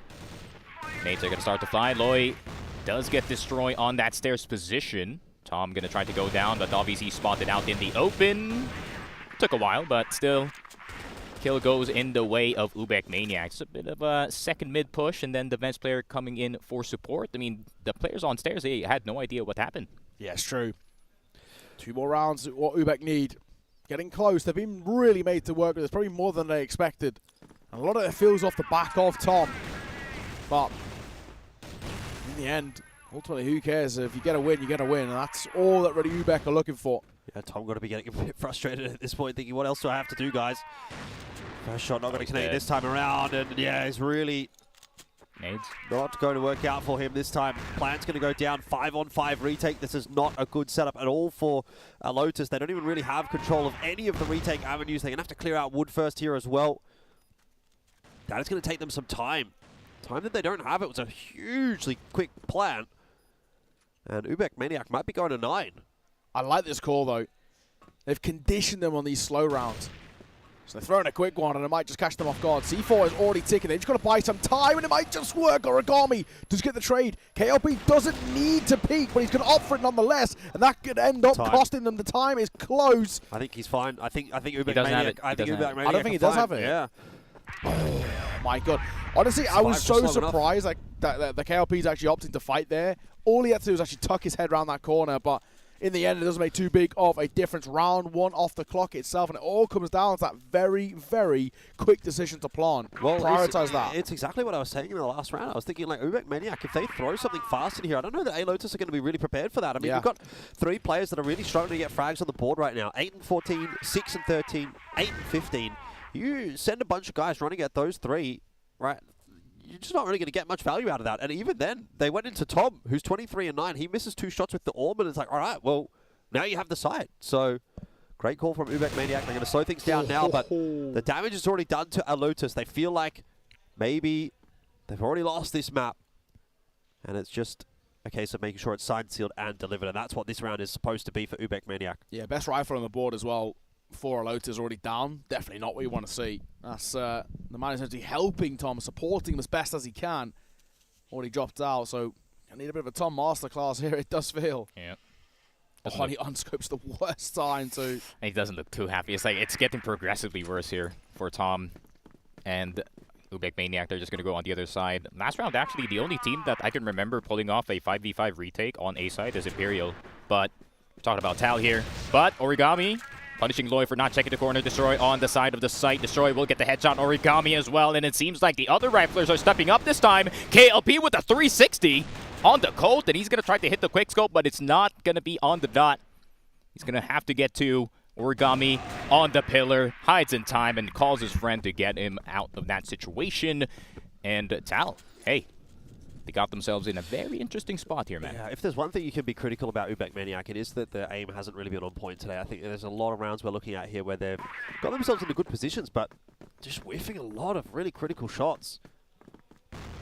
Now 9-8. Chance here for the overtime. Alotus will be hunting for that one. UBECMANIAC in this little break, I think they have to sort of take a step back and say we really need to lock in, because Ankara's not going to be easy. No, for sure. Could make life a lot easier for themselves, though. You don't want to risk letting this go to overtime either. Oh. Not a good start, though, and you've lost Tom to make matters worse. Big man on the board for Alotus already dropped and asked to watch from the grave. Tough predicament as UBEC once again get that opening kill, something they've been pretty consistent with.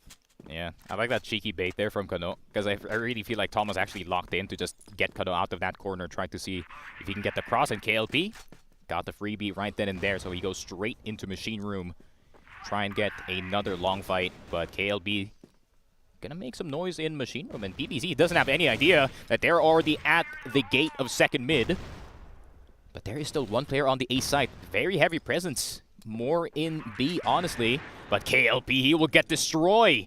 He is just picking them one by one, but PBZ will get JJ. And that's the only response so far. J Leo gonna try to get Kano back, but he gets away with only 29 HP. Ducking his head in real life as well to get out of there, and he just about is given that luxury, but he is so low. J Leo's not healthy, PBZ's not much better. This doesn't feel easy. J Leo's got to do something heroic, and he can't quite do it. PBZ only for one. Surely is not enough. It's looking like UBEC are on track to closing this one out. And it's all down to the hands of Origami. Spotted out, and he will be getting his kill. C4 down. Flash behind. Doesn't really do a hell of a lot. Loy going to sit on towards the site itself. He's been spotted. He's playing with fire a little bit. Known quantity, but KLP at range gives UBECMANIAC map number 1. They were made to work for it, but they get it, and that's all that matters.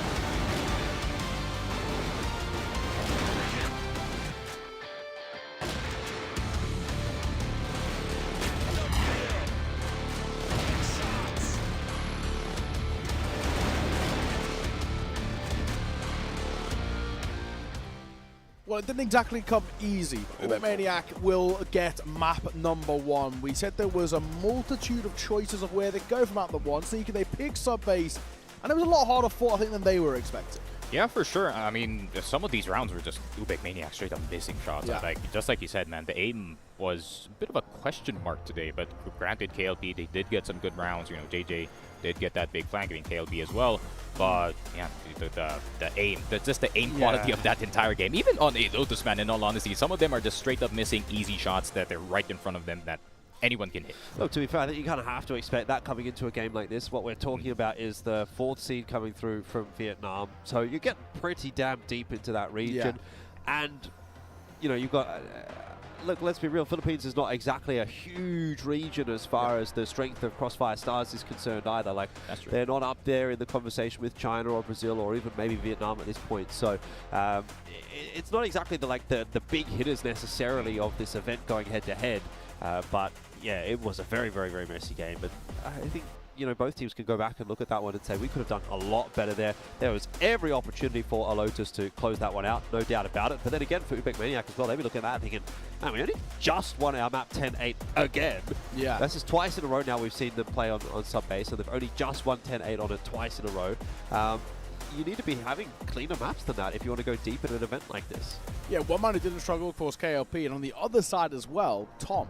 Very, very good game from him. He must be, honestly, quite frustrated. Saying, Very frustrated. What more can I do? With 23 kills the M for him, literally, what more can he do?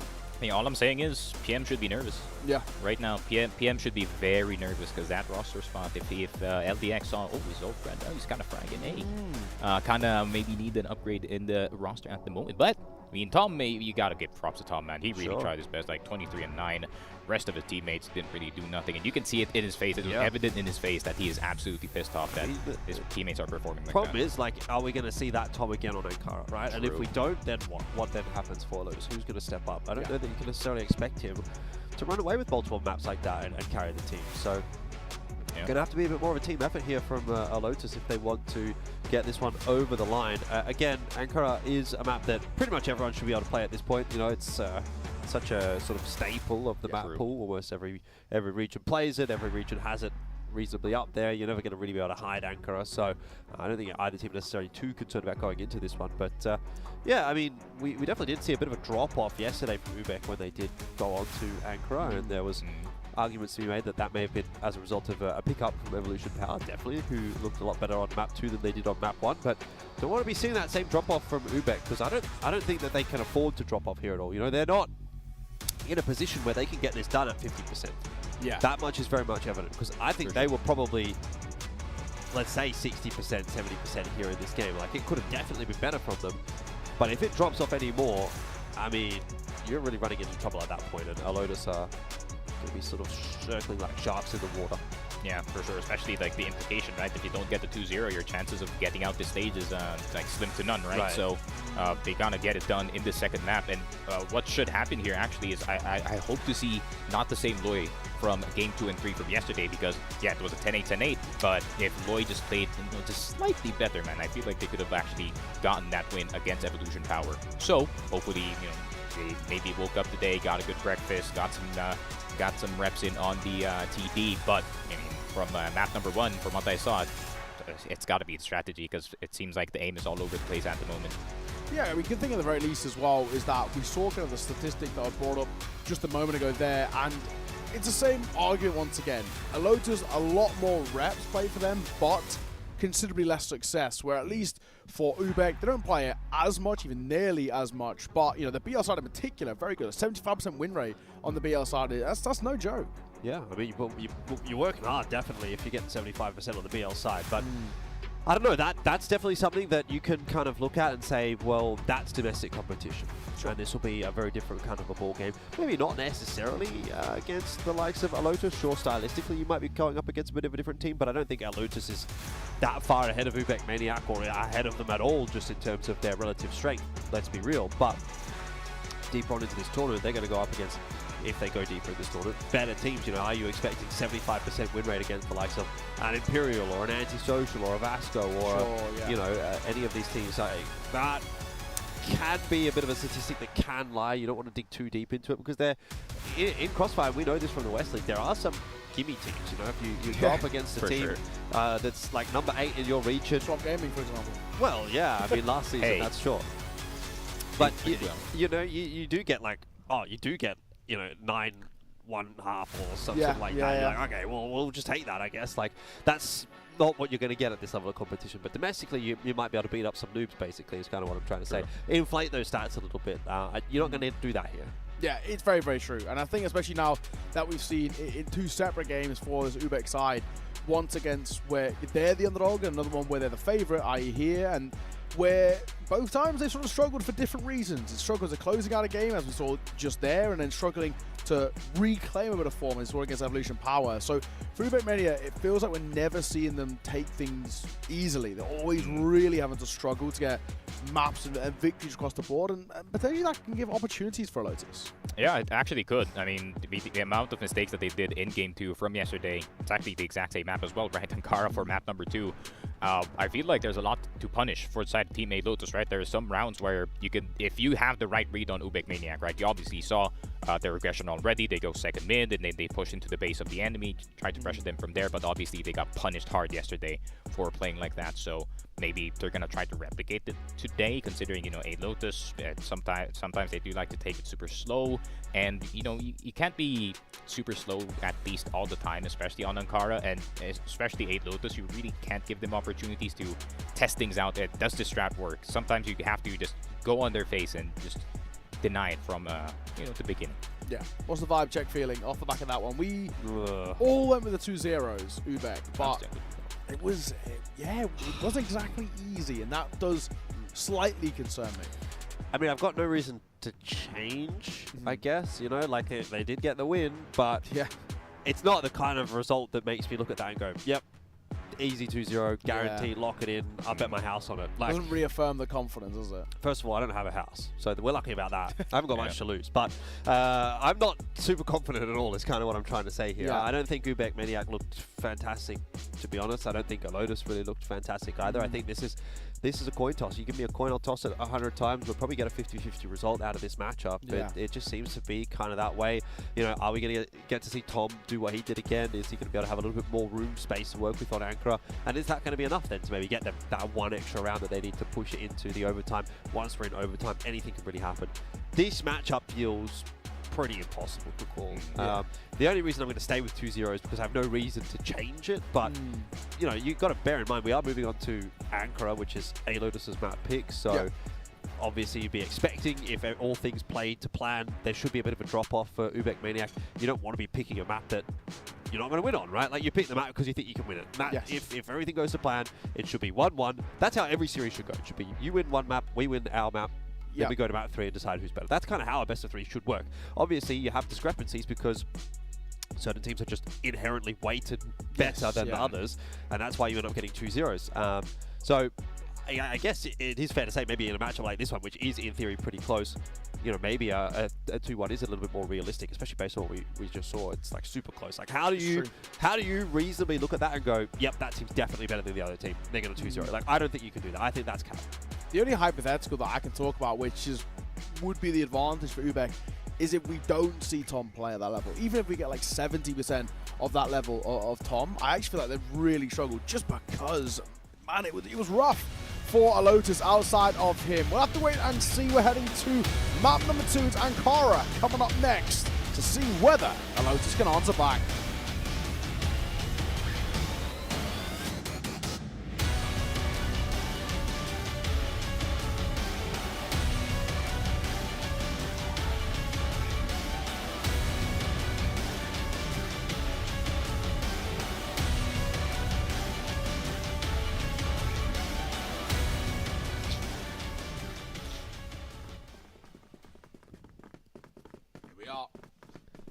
Let's get the show on the road. Map number 2 here. And yeah, you know, as we've kind of built up on the desk, this has probably been one of the most unsure feelings we've sort of had throughout this entire tournament so far in terms of predictions. This is the one that feels the shakiest, this map. It's Alotus' map pick, which gives you a bit of confidence, but then you worry. Side lacked a bit of firepower. They had some issues, but never from this man. Tom was an ever-present figure and remains the same. And it could even get a little bit better. Jaleo, 1-for-1's not bad because it still keeps the numbers in Alotus' favor. Yep. Yeah, KLB. Oh, already KLB coming in from the hotel side. Tom, are you going to be looking? Oh, he's not looking. Does get the shot going. Origami spotted in the B site. Nate's going to go through. Tom's Bears are actually going to start to move up as well. Origami with the off angle in the middle of the site. Could be wallbanged with the M4, but is anyone going to check him? That is the question. JJ not checking right behind him. Kano cannot hear anything whatsoever. That he still gets Origami. How has this happened? PBZ down to 1 HP. Kano gets one in. The straight transfer. What were the comms there? What was going on? How is Origami getting a kill and then not being traded for that long? everyone collectively miscommunicated. Yeah. What a round. Crazy. That must have been so cluttered, the comms, if it was that bad. But thankfully, it doesn't make a difference. It's UBEC who take round number 1. Of course, the HUD is flipped there, so it is UBEC on the BL side. Maybe that's why Tom hit that first shot. He's feeling that UBEC magic. Yeah. Okay, LP. Oh, why did you quick switch, my friend? Yeah, out in the open. Origami, interesting decision there. Very risky, had no support and goes in dry about the util. So a pretty easy fight at the start. Origami loses his life, and honestly loses his life without really gaining that much information. And Jaleo also going to get swung upon. He only went 1-for-1 in that previous round, goes 0-for-1 in this one. Oh, KLP does get brought back to heal and destroy, trying to take some map control here. Labored spray again. Just lacking those killer instincts from a lot of the riflers. You don't see the quick headshot kills that we do from the better teams in this competition.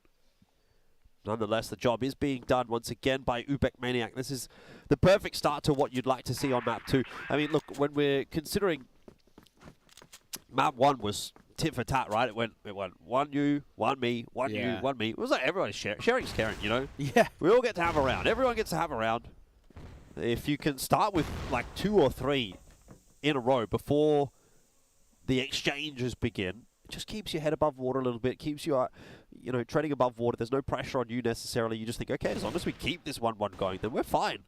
And that's what UBECMANIAC are going to afford themselves. We'll get a pause straight away. Yeah. Alotus are going to recognize the danger that they're in. That's an understandable pause, in all honesty. Oh, I think it's not attack. What is going on? No talking. Yeah, it's not attack. So I think they might try to fix the logos on the screen. I think just a little bit, but I think we're gonna be back very, very soon. Yeah. But man, those first 2 rounds, like, let's be real, man. Taltus got absolutely whooped. Like, there wasn't even any chance.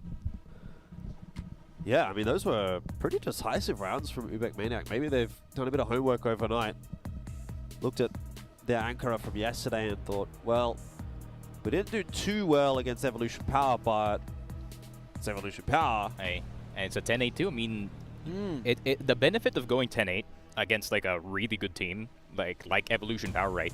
You know what you did right, but you also know what you did wrong at the same time. So you can kind of, you know, correlate things. Hey, this worked, this didn't work. Maybe we can fix this. Maybe we can fix that. Yeah. And yeah, I mean, the game, or the series actually going all the way to 3 games, and all 3 games being very, very close. I mean, could be the result of or them benefiting now in this series. Them, they're like, all right, we know what works, we know what doesn't. But the thing is, Ankara in Vietnam plays very differently, at least compared to EP. It's true. Seems like the issue is over towards UBEC. I'm feeling, but I'm wondering why. Please tell me it's not the office keyboard. Yeah. You know, it's a little bit of a conversation with the coach, it feels. So, yeah, hopefully only a brief one. For now, Tal just chilling out. This is still a level 1 in my eyes on the attack pause. Not too many admins. Headphones are still on. Nobody stood up. So we're at level 1? Yeah, level 1. Level 1. All right. Which is okay. Level 1s don't stress me out too much. Normally it's something as simple as somebody just crashed, or, you know, restarting the game, FPS issues, something along those lines, which are relatively easy to fix. And KLB, poor KLB, bro. Like, guy's only 19 years old. Already has gray hairs because he's IGLing this team. I started going grey at 21. Oh, God. You got grey hair? I do. Where? Yeah, on the side of my head. You'll see him next time. Next time you look at the lights are on. Turn the light on. We got the time. Got the time. I don't see any greys, man. You're looking alright. It's not too bad. Nah, you're trolling. Oh, I see it. I see it. I see a few glowing.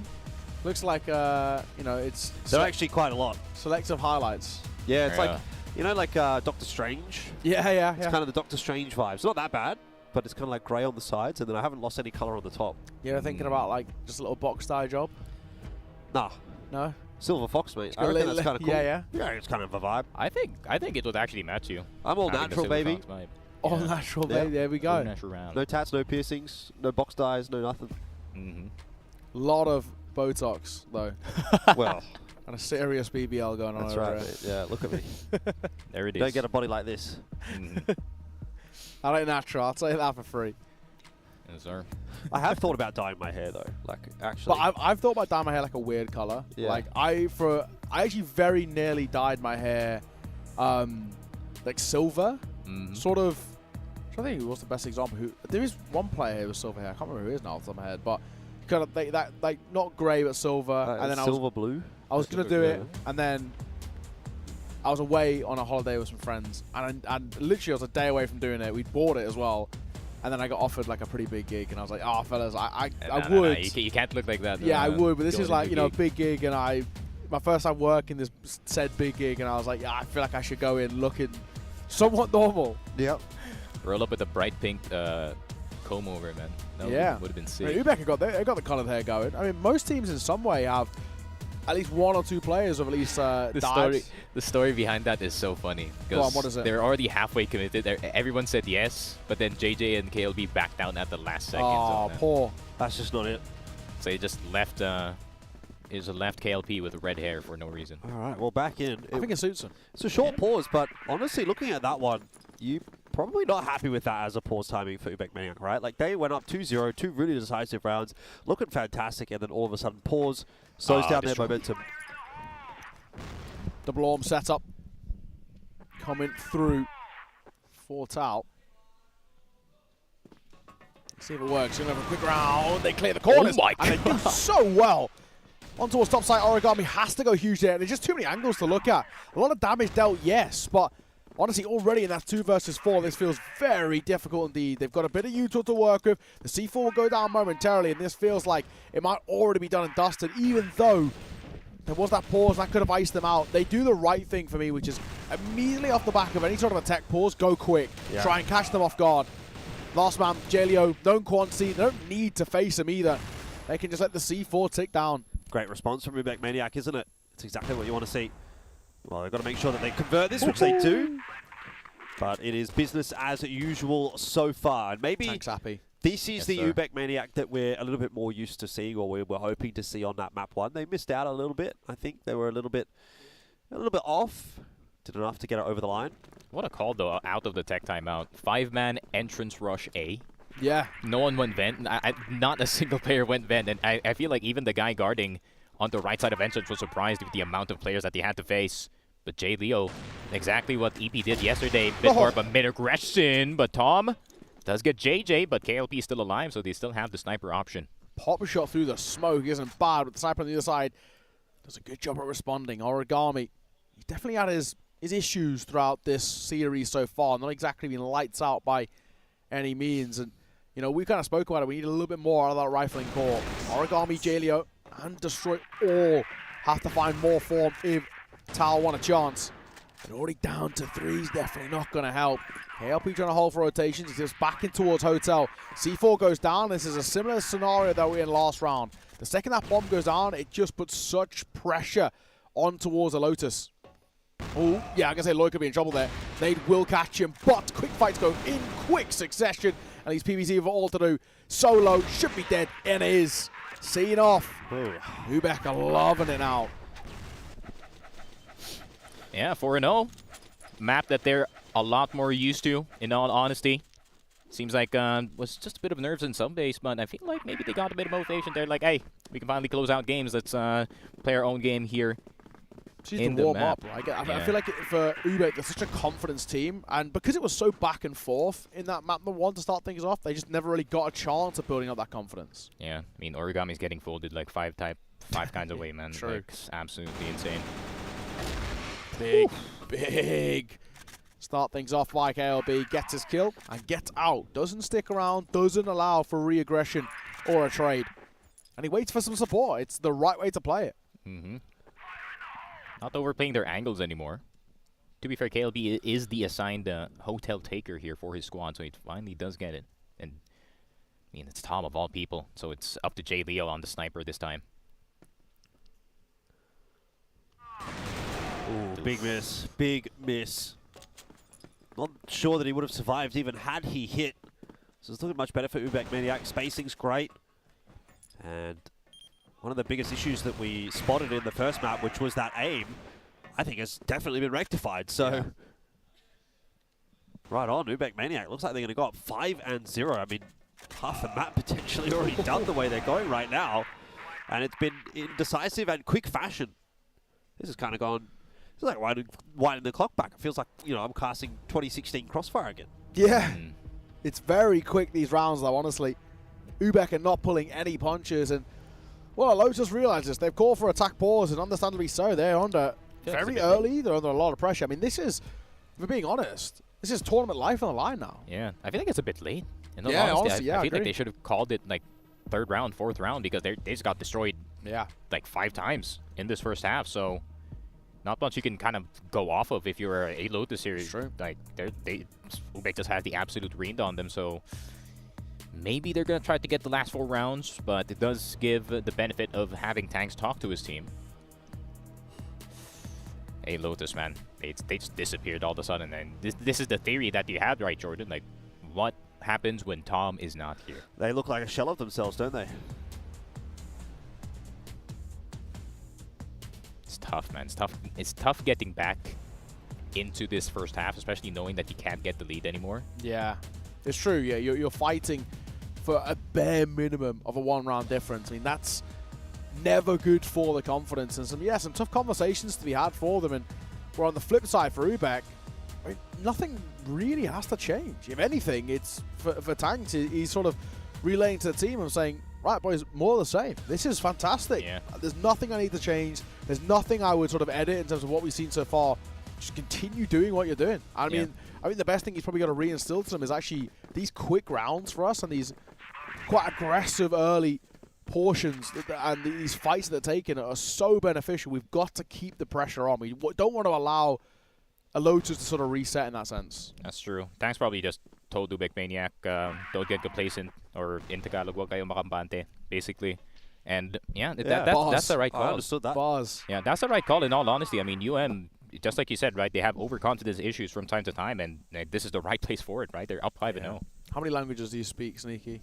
2, learning another one after this. What are you learning? I am learning Mandarin. Oh, okay. And Tom? Right place for it. Speaking Mandarin to that sniper, that's for sure. Free balloons for the boys if you get 10-0. Ooh. I mean, the manager of UBEC is going to be down for that, man. Not sure that I am, but... What did you say? Free what? A balloon. The duck egg. Oh, right. I realized, now the image is in Neo's head. I was a balloon. I was like... Balut. Bit of a party? Balut. How many languages is there commonly spoken in the Philippines? 2 for SGJ, 3 for UBEC. Okay. Because there's another dialect for Cebu specifically. Which is? Cebuano. Okay. But SGJ don't speak that one? Yes. They do? Elvin does, the rest of them don't. Okay. So it's all regional sort of vibes. Yeah. Right, yeah. Oh, JDO, maybe Destroy can get another one, but look at JJ just running on in. Origami trying to be the hero this time, but a 1v3 KLB all up to the captain, whether or not they could do anything. But look at Tal, they're not moving from A site whatsoever. It's a good opportunity for him to actually just send it straight over to B and get that plant down. Oh, wants to take the fight. Don't hate it as a choice. If he gets that kill, he actually gets a lot of space. Yeah. So they give himself a real preferential part. He can even have planted basically 4 hotel and played super passive over there. Yeah. But in the end, he had to win that Angel in the 1 versus 3, and he couldn't. Finally, around on the board for Alotus. Better late than never. But, I mean, honestly, it needs to be 3 more in a row for us to feel like they even have a chance. Oof. PBZ needs to be careful here. Needs to run as fast as possible before he does get spawned in from that second mid-heady angle. They do get total control, but how fast are they going to take B? I mean, I guess now. Well, PBZ and Tom here to try and defend. That's the Tom we're looking for. Much better. Off the back of the TAC timeout. This has very much changed up. So UBECMANIAC going to call for their own. See if they can turn the tables once again and continue to put the pressure on in this first half. Yep, Tax is going to say the exact same thing, that's for sure. Because they got complacent in those 2 rounds. But at the same time, just really good finds from Tom. In all honesty, didn't expect him to get a 3K with a snipe and 2 pistol shots. Like, what was going on there? Has to be said, though. It comes back to that same conversation. It's the what if. What if Tom was not here for Alotus? Are they actually even competitive? I mean, currently up to 9 kills for him. He has been putting the team on his back and some. It really does feel. I'm telling you, this is his trial for ranking. Yeah, honestly, it feels like it. I mean, he has been great all throughout this tournament. Even though, unfortunately, Alotus haven't been, he's really had kind of a lot to offer up. He looks obviously mechanically so talented, but there's so many different other positives for him. It is, yeah, it's really refreshing to see. Talking about some kind of util, something's getting thrown. And lineup, maybe? Hopefully not the rounds. True. Other side, that's animated is the coach of teammate Lotus. Yeah. Not much of a expression kind of guy. Meanwhile, Tanks is waving his arms all over the place. Guess he's trying to describe a strat. Maybe you might be right. Maybe it is the lineup. Yeah. He's lining up in real life. Sure. Come back to the conversation about languages. What is the main language spoken in the Philippines? Yeah, it's still Filipino. Filipino, right? Sure. There is a thing where some Cebuanos would refuse to speak like Filipino, but because it's a regional pride thing. Okay, but, sure.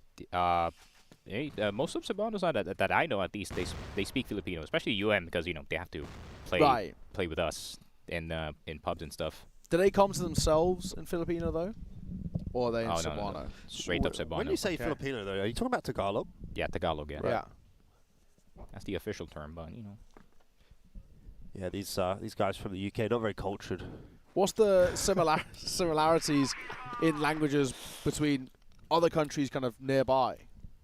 We have a straight up Spanish language, which is weird. Chavacano is it's called. Yeah. And not really much. I mean, some of our words are actually similar to like Indonesia and like Malaysia. Yeah. Okay. Yeah. I guess say Spanish as well, because a lot of people in the Philippines do have sort of Spanish-sounding names. I mean, you if y'all know your do. history. Yeah. Yeah. Exactly. Yes, sir. Tom, is he gonna do it? Ooh. Oh. I mean, the fair play to get away with 1, actually. Oh, that's quick from KLB. Oh, he could have a second there. Destroy has made a really interesting decision. That is not. No, what is going on there? Destroy's in a stinker of a series, and that's not helping. I mean, he gets traded down fair. There was a guy pushing through vent, but I just don't know that you necessarily need to be going for that. Destroy, I'm telling you right now, you would fit right in the Philippine League, that's for sure. There's a lot of that going on. But BBZ, KLB is just gonna not let him pass whatsoever. He's the gatekeeper of Tunnels B at this very moment. Origami, is he gonna get folded 6 ways this time? I reckon. Can't get much more folded than that. Did you know that? You can't fold a piece of paper more than 7 times. Didn't they just prove that?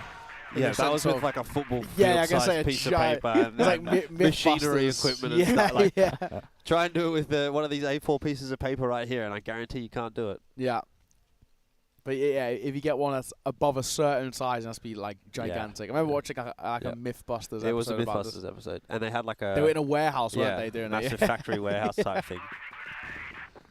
It's technically, Jordan, what you've just admitted to everybody is you're a liar. Well, no, not really. I mean, because the thing is, that wasn't even one piece of paper. That was just lots of pieces of paper stuck together. That's true. To make one big, giant piece of paper. Sounds like pedantic to me. Sounds like you're the one being pedantic, if anyone. But you know what? Like, that's fine. Oh, Origami already spotting Kano in that high mid position, but Elfish guy, more like Elfish lie. Oh, Neo guy, more like Neo lie. Yeah, it's kind of hard on my end, but so KLB does get PBZ. Sneaky guy. Sneaky lie. Will lie. Oy. Bars. Origami. The aggression needs to be super careful here. Some of these fights have been interesting to say the least, and he does re-aggress with the back of Tom's death, but it doesn't work out in his favor. Now Jaleo and Destroy in a really difficult 2 versus 4. I don't mean to kind of meet these guys while they're down, but they've both really had their problems. To say the least, an early shot there.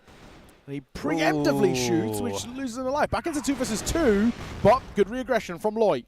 UBECMANIAC don't want to get too far ahead of themselves here. They've got to stop giving up these 1v1s. You know, you look at that, it's a 4-on-2.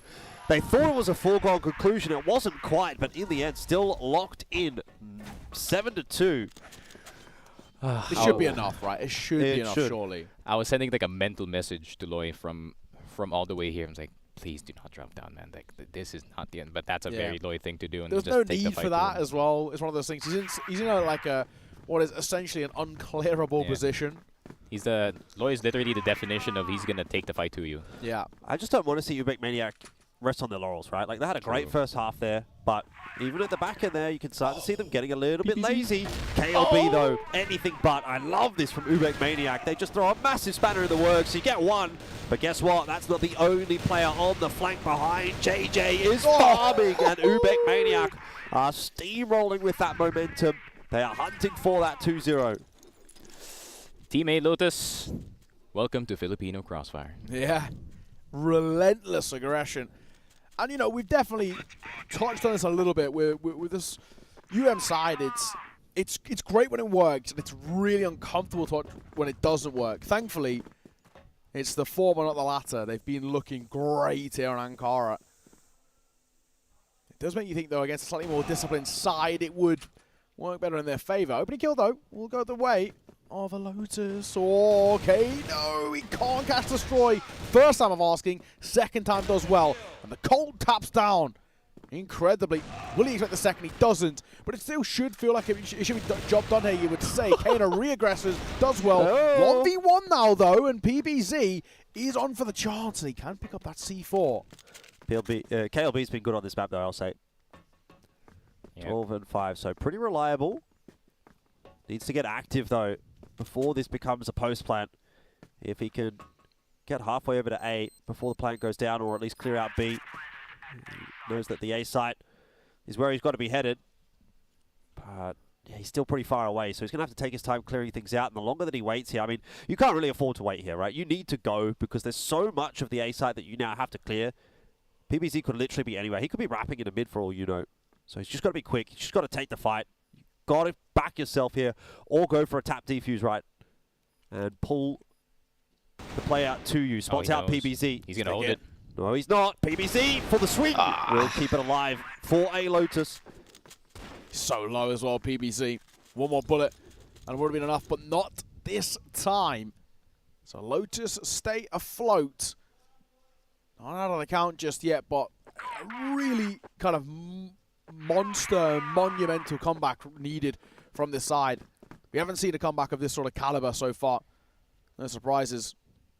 Tom getting highlighted, right? He's just been fantastic all the way throughout the series. 20 kills in towards map number 1, 12-9 so far. The only player on his team with double digits. It is, yes, it's pretty concerning. This late into a game especially. Okay, LP's got a bit of a challenge headed in his direction. He's going to miss that first shot. He swings. He's got another player there with him, Loy, to try and help out. They take the fight to Alotus. I don't know about that one. UBECMANIAC, they are feeling confident. I get that. But there's no need to go too far over the top. Kano out from the vent, wanting to challenge Origami. The shot's just not quite connecting, but eventually he gets it over the line. Back to 4-on-4 now.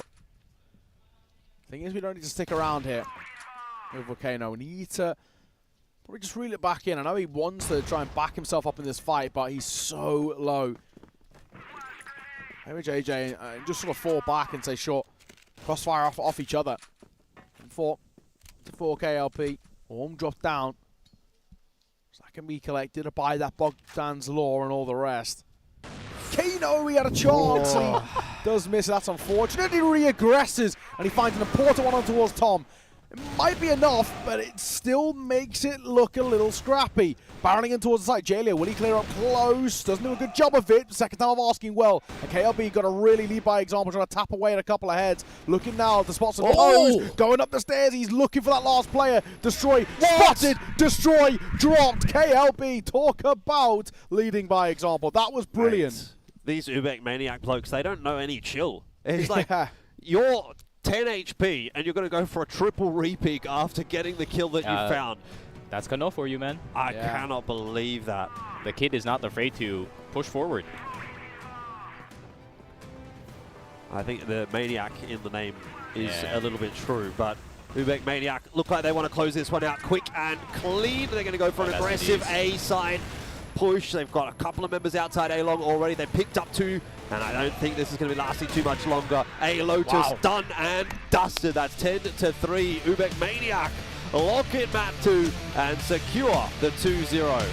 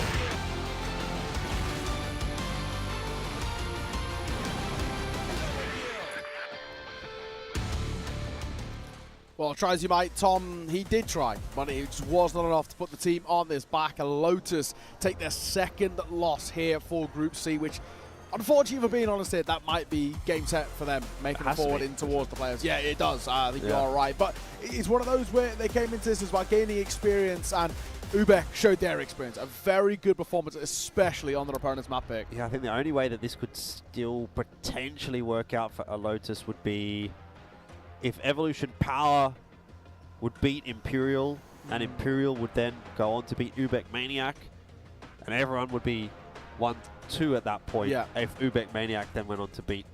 No, they can't. Whatever. It doesn't really matter. Yeah. No, we're at that point where you have to, like, really do some, like, crazy mental arithmetic to even try and justify it, try and make it possible. Realistically, it's just not going to happen. You pick up 2 losses, that's it. Yeah, that's kind of the name of the game, especially in that kind of fashion. Like, if they're 2 close losses and, you know, maybe you're like, oh, well, if there's this or that and we get a bit of a round differential, this kind of thing, maybe it will. But if you go down, what was that, 10-3 on map 2, you get 2-0'd, you've been 2-0'd in both of your matchups. That game against Imperial was, what, 10-5, 10-2 as well. So, like, these are not even close map scores. So you've just been absolutely blasted. So, unfortunately, look, we can't lock in and say you're gone, but you're pretty much gone. So, goodbye, Alotus. Nice try. To be fair, 4th seed through from the Vietnamese region. They got that extra slot because of the performances of Wolf Empire at the Summer Championship. So we're not expecting anything from this team. We're not expecting them to come out here and, you know, make it out of groups. They probably should be expected to perform like this. Like, this is, I think, actually a good sign for the health of the regions and the ecosystem that, you know, your teams that are a little bit better, presumably are a little bit better, actually are better. You know, they're getting the experience. They're a lot better, and they've been able to lock it in. So that's good. Alotus, it's a good learning experience. Come back next year. maybe that's when it'll be your time. Yeah, you know, the other side as well, UBEC, for them, it was an incredibly close performance against Evolution Power, and I think a disappointing loss just in the fashion in which they lost. So close yet so far. And this time, especially off the back of that 1, which was worryingly close, they sort of settled a lot of the doubts to say, okay, we're no joke of a team, and they are still in for the potential of making it through. They're going to require a win in their next game, which in itself is no easy feat against that Imperial. But I've got to say, I like what I see from this side. It's relentlessly aggressive, it's fun, it's this enjoyable style of Crossfire, which, you know, it's really live and die by the sword. We're going to keep fighting, we're going to keep taking duels, whether it's the right decision or not. Yeah, and that's just, I wouldn't say that's just PH in a nutshell, because SCJ, you know, they kind of play a lot more slower compared to most of the teams back home, but this is like essentially what the Sivana style does look like, right? Play in your face, don't let them breathe. Yeah. And even poor PBZ, who's just trying to line up a smoke for second mid, he got insta-gibbed by 4 second mid players. Yeah, I feel like Alotus is just not used to this pace of game, right? Because in Vietnam, it's set up, take side, set up, take side, maybe lurk sometimes, but yeah, I mean, that just fully counters whatever they're doing here. Maybe it was easier in sub-base because the map's a lot more closed, but in Ankara, not so much. Yeah, and a lot to like for the UBEC side. I mean, KLB, his performance is incredible. KLP, same for him as well. Both of them had a lot of moments to shine in the spotlight. And I think the fun thing is this side, they realize when is kind of the right time to be aggressive. And yes, it is probably a little bit more than traditional, but at the same time, it's effective, right? And like you said, teams who are not really used to this style, which is honestly the vast majority of them. The only other scene that really plays this level of pace that UBEC bring is some of these Brazilian teams. They do like to be quite inherently aggressive, and that is maybe where actually UBEC do have a bit of a sort of something up their sleeve that could potentially catch off some top teams. Well, next game for UBECMANIAC is going to be Imperial. Look, we talk about from the perspective of Alotus, could they make it through, could they not make it through? Excuse me, probably not. UBECMANIAC, it's also still, unfortunately, a probably not. You would have to beat Imperial, you'd have to do it pretty cleanly as well. It's true. And then hope that the Imperial Evolution Power game would go your way as well. If Imperial would lose to Evolution Power, it means Evolution Power is guaranteed pretty much first seed in that group. UBECMANIAC then beats Imperial. You're coming down to that head-to-head type situation and sort of figuring out what that works like. Looking at that game, I don't know that UBECMANIAC quite have the consistency, quite have the firepower to really deal with Imperial. I think that, you know, for example, sub-base, what we saw today from UBECMANIAC, you are going to get exploited if you play like that against a team like Imperial. Imperial's just going to absolutely crush you. You're not getting a 10-8 win there. You are losing that map pretty convincingly to a team like Imperial. So, still need to see UBECMANIAC go from strength to strength. Did they look a little bit better today than they did against Evolution Power? Yeah, maybe a little bit, but not by such a drastic margin that I think that they can beat Imperial. So I think it's still a big uphill battle here for UBECMANIAC for sure. Yeah, I think you agree. I think I agree, Matt. I agree with me. Yeah. Someone has to. I agree too. Someone has to, exactly. It's one of those as well where, you know, in a similar vein that we kind of speak about it with Alotus, we do touch this with UBEC. This is experience for them. This is a side who, you know, don't get as many international LAN opportunities, and now the fact that they are coming here and not disappointing us, you know, playing maybe to the level, maybe even a little bit above the level that we sort of expected. That close game against EP, a very good map number 2 there as well. I think it's about learning. It's about seeing, okay, how do we make this a regular feature? Then how can we actually now take this international experience and take it back home and actually be able to be one of those teams who get the chance of basically competing at the Summer Championships and the Grand Finals on a more consistent basis. Yeah, I really wish, not gonna lie, I really wish that we had taken more players or at least more teams to the Summer Championship to at least, you know, kind of gotten a lot more experience, and that would have been SGJ, honestly. But yeah, this is such an interesting spot for my region, especially because we're kind of in the rebuilding phase, because, you know, Pacific Naphtha, they already lost ZYK, and now you know, the other 4 members are now looking for a new IGL, so there's now a gap there now. Like, who's going to be the new king of the Philippines? And, it seems like either SCJ or UBECMANIAC are now chasing for that crown, but, you know, UBECMANIAC, they're a scary team, young team, potential is there, but yeah, being Imperial is in the conversation, and we already know from Summer Championship, Imperial does not joke around in group stage whatsoever. Not at all. We take a look at the stats as well off the back of that, and as you already kind of mentioned, KLB, KLP both having very good games for them. But honestly, the whole team do. Everybody has their moment in the spotlight. Loy looked a lot better. We kind of called upon him a little bit just to sort of calm it down a tad, and I felt like he did. He wasn't over-aggressing. He wasn't getting caught off guard without being traded, which is always what you want to see. On the flip side, same story, unfortunately, for Alotus. It's one man. It's Tom. That's it. The rest of the team really couldn't get going. KLB with the shadow boxing there and a 2.29 KD for him, making him the set MVP. But also, not even just the KD, is the KR for me. The kills per round, 1.23, and just shy of 140. That's crazy. ADR is ridiculous. Yeah, very, very impressive stats. When you're putting up numbers like that, it's no real surprise that UBECMANIAC are going to be able to win that map. I mean, Tom tried his best. He tried his best over the course of 2 maps. You got to give him some credit. Seemed like a real standout for Alotus, but he's making a good name for himself to maybe get that move up to a bit of a better team, right? I feel like honestly, ranking, come on. Yeah, exactly. I'm gonna say he's looking really good, and I feel like if maybe, especially because we've got this 4 teams from the Vietnamese region, obviously Wolf Empire is not gonna happen, right? Ice Cube's too damn good, but I feel like the other 2 Vietnamese players are probably saying that if this guy's playing so well on a team that is woefully underperforming and not playing well, but he is still standing out and actually arguably still remaining to be the best player in the server. I mean, he's up there. There is a world in which the other 2 look at the same. It's an upgrade for us. Yeah, especially like I think ranking needs another like carry type player. You can't just have Jimeo and the world. Like imagine him, Tom, in the support system of ranking, having these players who can give him kind of util to give him preferential peaks, having these players who actually kind of die for the cause and let him get space. I mean, it really feels like that already elevated him even further. Yeah, Ductwan's gonna have a very happy time if ever he does make the switch, man. It's interesting. It really is interesting to kind of prophesize about what potentially could be the future. But the main thing is, and this is kind of the storyline of this group of the other 2 teams, is about gaining experience. It's about saying, what can we do now to, what we've sort of touched on is actually grow the domestic scenes and keep them healthy. And it is interesting that we do have, in that Vietnamese side, we do have a bit of depth there now. obviously you've got to think about what's happening next year as well. Like, we don't have necessarily any information about what next year looks like for CFS, but presumably, there's going to be some steps forward as there always is. Yeah. And so in that case, you have to think about the long game, right? If you're one of these teams, you think about, look, we're still fresh on this stage. Yeah. We aren't necessarily expecting to have success right here, right now. But over the next 2-3 years, where do we want to be? Where do we want to go from? I mean, look, you go back 2 years, no one's talking about rank, no one's talking about Wolf Empire, we're still talking about Brazil, we're still talking about the likes of China, obviously, as well. Now, they feel like Vietnam have done enough to kind of be part of that conversation. It's just a question of now, can the Philippines maybe do the same thing? Can the Philippines kind of recapture some of that pizzazz, I guess, that Pacific Bucta used to have? They used to be a very reliable threat. They were a team that managed to make top 3 quite a number of years in a row. Can a Philippines team kind of go from strength to strength and start at the bottom, but grow to a level which is going to be respectable? And I think, there is talent there, so why not?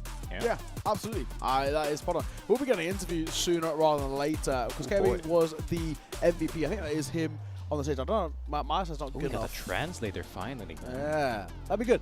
Good to kind of get a moment to talk to them as well off the back of, what was obviously a very decent series in the grand scheme of things. So we're going to throw it on over towards the stage as we have got Matt waiting by for an interview.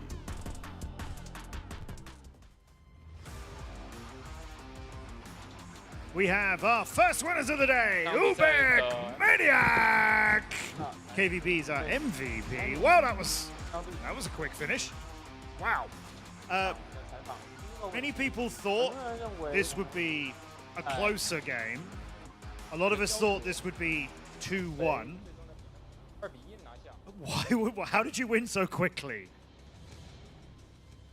We just so marami po nag-expect na baka matagal yung game na ito, pero parang mabilis yung natapos itong game. So ano po yung bakit po na bilis nang natapos itong game? Wala lang, nilaro lang namin sa inaya lang namin yung laro namin sa practice. 对，我只是非常开心的玩这场游戏。 Yes, we are very happy in playing this game and through training, and finally we win this victory very quickly. Yes, you did. Yesterday you played the same maps.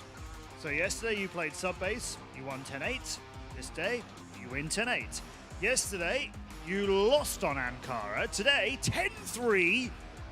Very, very quick game. What was so different for you today on Ankara? So kahapon po is nagkangkarama po is 10-3 pero na yun po same naman po. Pero ano po yung nakaiba na bakit mas mabilis nang tapos itong game na yun? Kasi yung EP mas malakas yun, powerhouse team yun eh. Tapos yung Alotus parang rookie lang din sama namin. OK， 这个 AP 这个团队呢比较强大。然后今天这个Alotus 的这个团队呢，可能相对来说没有那么强大。The opponents they are not as strong as the yesterday's team, so we win very quickly. Okay, yeah. So against the opponents, all right, fair enough. I wondered if there was more to it. Talking of opponents, you have to play Imperial as your third group game. You seem to be fearless. Can you beat Imperial? Yes. Just that. Yes. Of course, but how? How are you going to beat Imperial? So ano yung plano mo gamitin ng taktika na panalo ng Imperial? May araw pa naman kaming practice eh, paghandaan na lang namin. Okay, so 我们还有很多时间，然后我们 We have a lot of time, and we will do more trainings to win the following games. Fair enough. That's how it's done. Anything you want to say to the passionate, wonderful community that you have back in the Philippines? So ano gusto mo sasabihin sa mga ano natin, mga fans natin? Maraming salamat po sa mga suporta sa amin at salamat po kay Kuya Chris Gomez at saka kay Ate Lizelle at kay Coach Tanks at lalo na sa mga parents ko. Salamat po. 非常感谢我们来自菲律宾的一些 Thanks 粉 to 丝，然后 the 感谢我 Philippine 的教练， fans, 还有感 and 谢我的 thanks 队友 for my 然后 coach 还 and 非 my 常也 teammates, 是希望非常感谢 and 我 also 的家人，谢谢。thanks for my families. Thank you. Salamat, guys. Great game. GG. Thank you. Salamat to our Filipino friends here. We get our first win of day 3. We've got 3 more matches coming up. Don't go anywhere. A lot of very close games here at the CFS 2024 Grand Finals.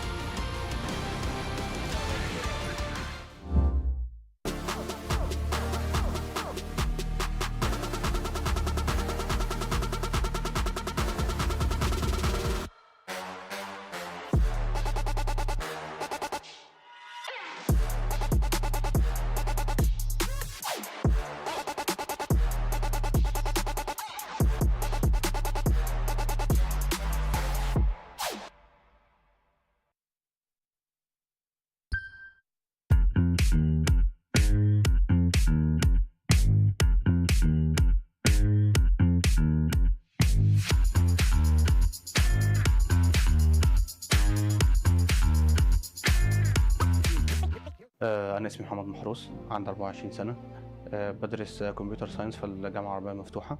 ابتديت ألعب كروس فاير من وأنا عندي 12 أو 13 سنة، كنت بلعبها عادي فور فن، وبعد كده ابتديت ألعبها كومبيتيتيف وإن أنا أخش في مسابقات من أول 2017. كان أول فريق أخشه، وبعد كده اهتميت باللعبة شوية أكتر وابتديت إن أنا أديها اهتمام.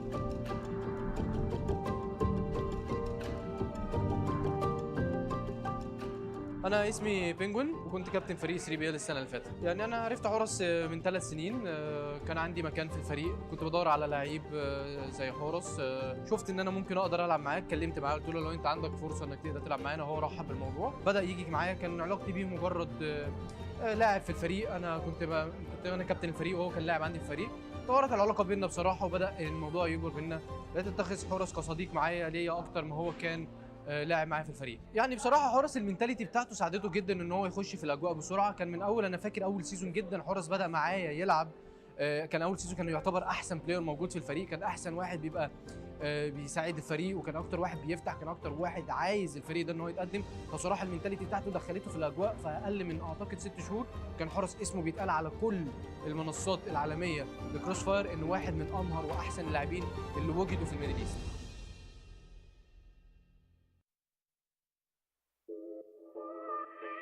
بصي في الاول طبعا احنا استغربنا جدا، يعني كنا مش متخيلين اصلا، يعني كان محمد بيلعب مع اصحابه طول الوقت في الشارع، عجل، انتشار، فاضطرينا في فتره نقعد في البيت، فبقت حياته كلها الكمبيوتر واختفاء بقى طول الوقت مع اصحابه، واحنا ناس ما نعرفهمش، يعني معظم الوقت محمد انا بلعب مع اصحابي فاتعزل فتره كبيره جدا ومفيش خروج خالص، وطول الوقت في البيت. احنا حتى اتخضينا، يعني محمد ليه ما بتنزلش، ليه ما بتقابلش اصحاب بره، ليه ما بتروحش الكليه تقابل اصحابك اللي في الكليه، تعمل علاقات اصلا مع اصحاب اللي في الكليه اصلا. فلقيناه طول الوقت لا قاعد في الاوضه ومحبوس. بس جه فتره لقينا انا مسافر، قلنا له مسافر فين يا محمد؟ قال المسابقه وهنكسب، لو كسبنا هنسافر. فسكتنا، فخدناها كده ايه، خلاص اوكي او كلام وخلاص. بس لقينا بقى ما شاء الله كسب، والتيم بتاعه اوريدي خلاص احنا مسافرين.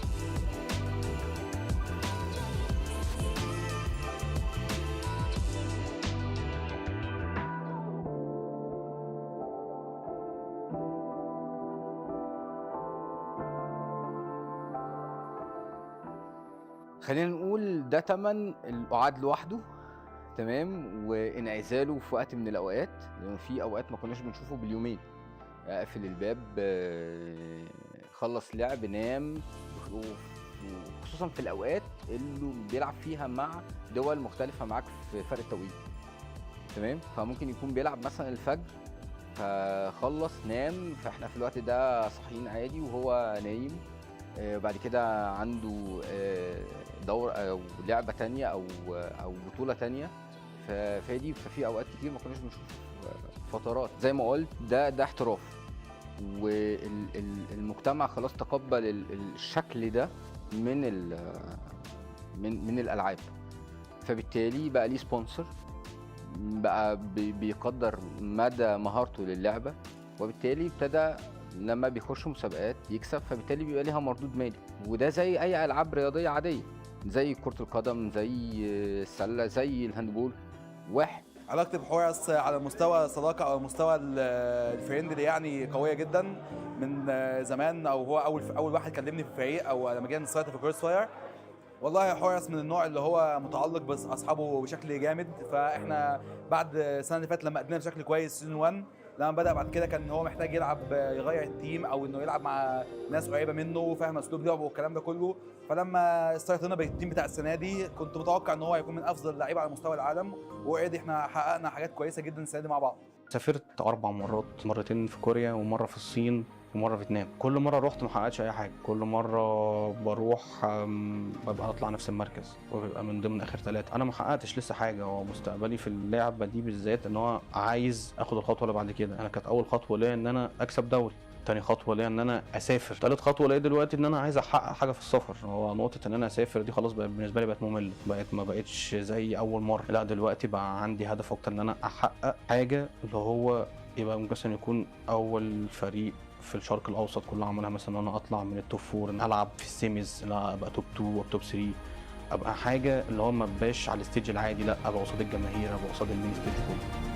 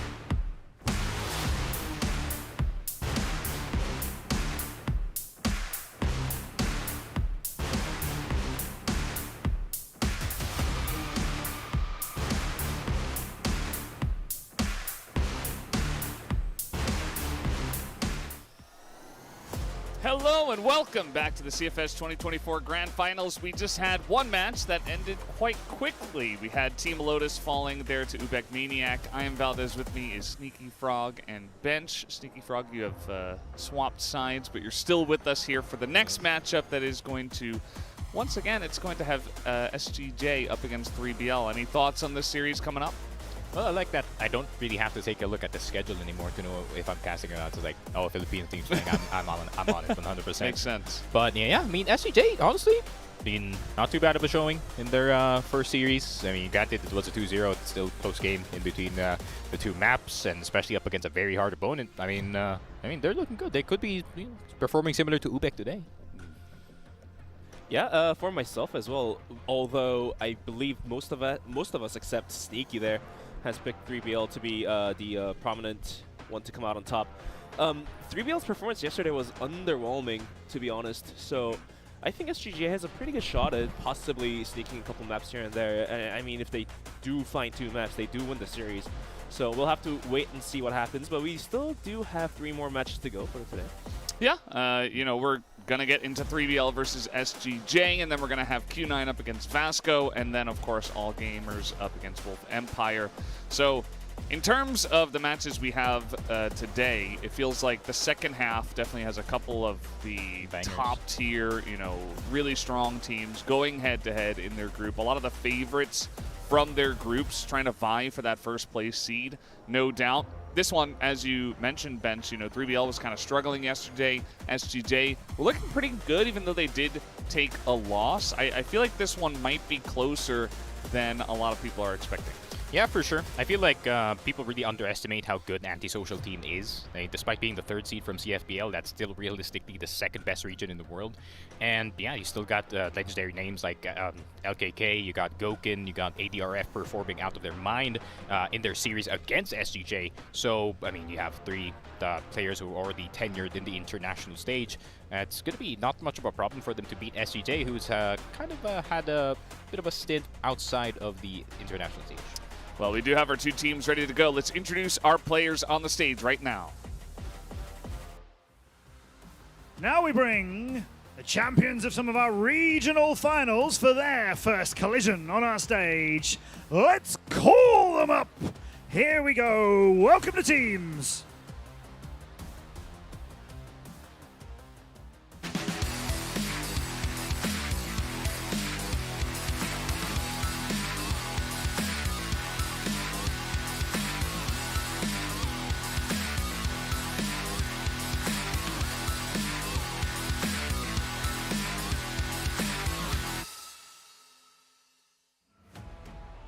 First, we welcome a team with a big win and big aspirations, the Egyptian powerhouse of 3BL Esports.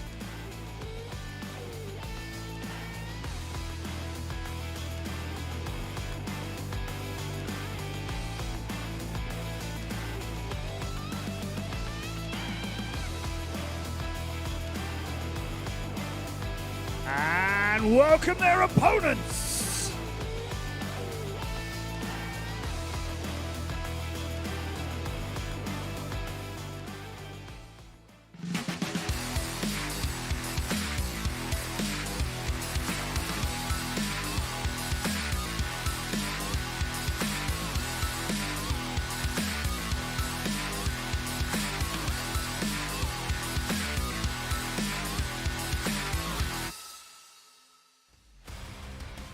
Hoping to match their countrymen's performances, the Filipino representatives of SGJ REBORN!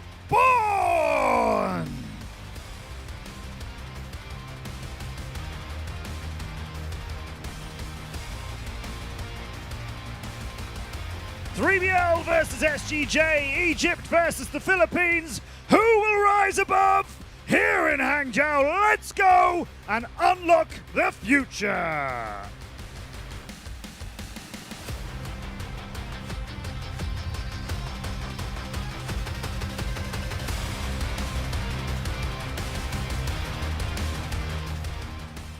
And there you have it. Matt Andrews bringing back the rise above here for SGJ Reborn. Of course, they were there at that tournament where that was the motto. And we'll have to wait and see if they can rise above, because this Group D was, when we were initially looking at it, kind of the group of life, right? It wasn't the strongest group out of all of them. And it feels like these two teams are vying for that second place spot, as 3BL here looking pretty good across the board. I have to say, Horus has been performing quite well at this tournament so far. Yeah, needless to say, 3BL definitely one of the prominent teams to advance into the finals, or playoffs rather.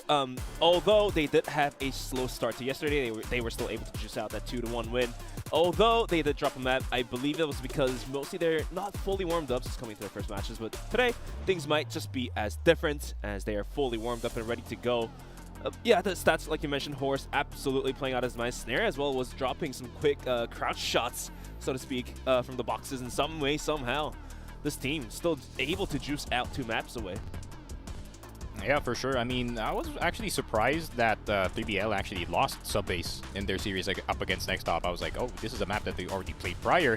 And yeah, maybe you were right about it. They weren't really warm, considering it was their first series in the entire group stage. So maybe this time it could be different. SCJ kind of in the same boat in this series, you know, did lose up against Antisocial still. Pretty close game, just like how 3BL did with their series, with the exception of Compound.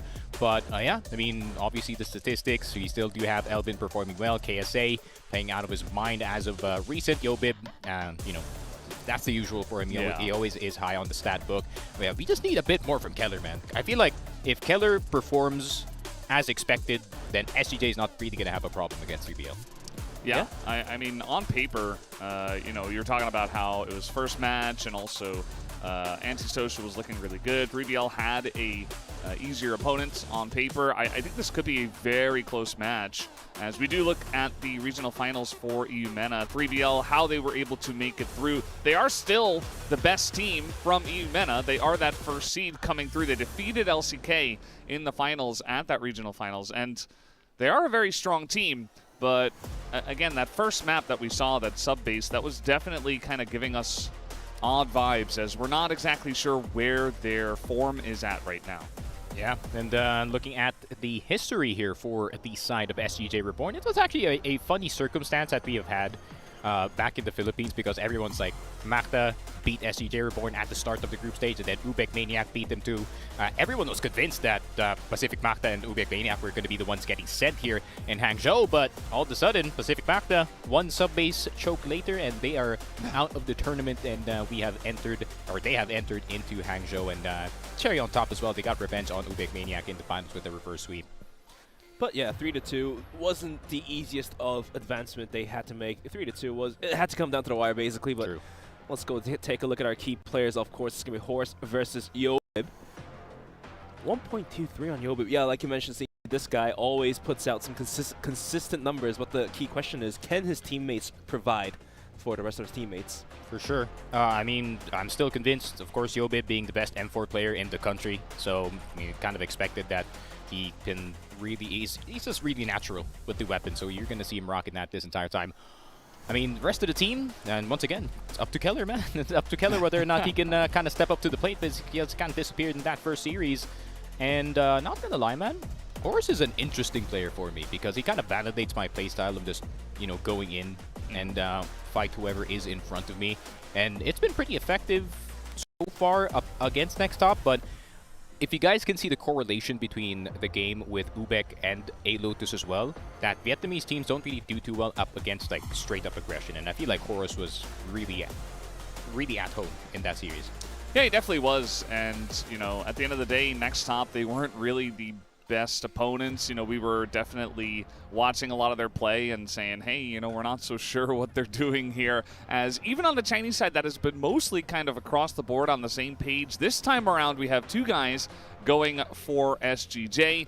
We've got Hairlong from the Vietnamese side as well going for SGJ. Definitely going to be more on the second page from the English and the Philippines side, with the 4 there, and of course Sneaky Frog joining them, as is the tradition here. Yeah. Interesting choice by Bin Yao, actually, from one of our Chinese talents to go for SGJ. Maybe he may have a valid point too. pick the Philippines over Egyptians coming up for this matchup, at least in the group stages. Sure, when it comes down to best out of 5s, I will pick 3BL any day, but to remind you, this is the group stage, this is the best out of 3. The variance is very high. Yeah, for sure. But at the same time, like I'm kind of basing this prediction off of just the quality of the series that 3BL had up against Next Top. Both of them just played super confusing levels of Crossfire. I really don't know where they're going to be at today. But I mean, Battle of Redemption, of course, as is on screen. Last year, both 3BL and SCJ were seen. Wouldn't make it this far, but the total surprises. Can't wait to see 2 face off. It might be most unpredictable match of the day. Thank you, Roy 1+ for that. For that comment, but he is right. This could be a very unpredictable game because, in my opinion, this is the closest series we're going to have in this entire group stage. Yeah. So what you're saying is basically, will it come down to the map ban picks that basically decides the fate of this matchup? Yeah, it's whether or not SCJ is going to give Compound or not. That's that's where it's at. I would say don't give Compound to 3BL. I think that it really does come down to the strength of the regions and also the form of the teams on today, because 3BL was definitely looking weak. SGJ, I think they still performed well, but they just went up against a powerhouse team. And we look at the map comparison. Port seems to be extremely comfortable on the side of SGJ. That's a very high win rate with a lot of maps played. Also a decently strong map for the side of 3BL, but certainly that Compound is going to be the big one, where you see a lot of games played, a lot of wins for the side of 3BL, similar with Subbase as well. So we'll see if those maps get targeted. Yeah, I mean, there's got to be a lot of thoughts going through SGJ right now. Mexico as well, they weren't able to pick off a map away. They played it twice, wasn't able to win one. Subbase, like you've mentioned, the win rate on 3BL very high. Compound, of course, is, we don't even have to discuss about it. It's one of the best maps that 3BL plays. So, Port was one of the maps that SGJ had found some success, but will 3BL let that through is going to be the question here. They could actually, but I don't recommend it. I mean, SCJ, especially now with Yobib being on the sniper or being the sniper for the squad, Tino's more of the supportive sniper for the squad now. I feel like their defense in top A especially has improved, but I feel like SCJ plays the BL side of Port so differently compared to other teams. They're, of course, it's a no-brainer. The catwalk A is a priority, and long A is going to be quite hard to fight, especially how good the sniper is on the side of 3BL. But the way they set up the map really does draw the defense to one side of the map or the other. They have a confusing BL, let's just say. I think that's a good map to have a confusing BL on. I think a lot of teams really struggle. Fakes, right? Yeah, a lot of teams really struggle to find answers on that map. So I like teams that are trying to figure out new and interesting ways to tackle that. Speaking about the snipers in this matchup, Snare obviously can be a very volatile player, extremely aggressive, sometimes can take over lobbies. We saw him a little bit missing at the beginning of their match against Next Top, even on Subbase, a map where I generally feel like he's very comfortable. He was kind of a bit missing. Did turn it on in the next couple of maps and looked much better, but do you guys think that matchup, Snare versus Tina? Yeah. What are we going to be thinking about that matchup?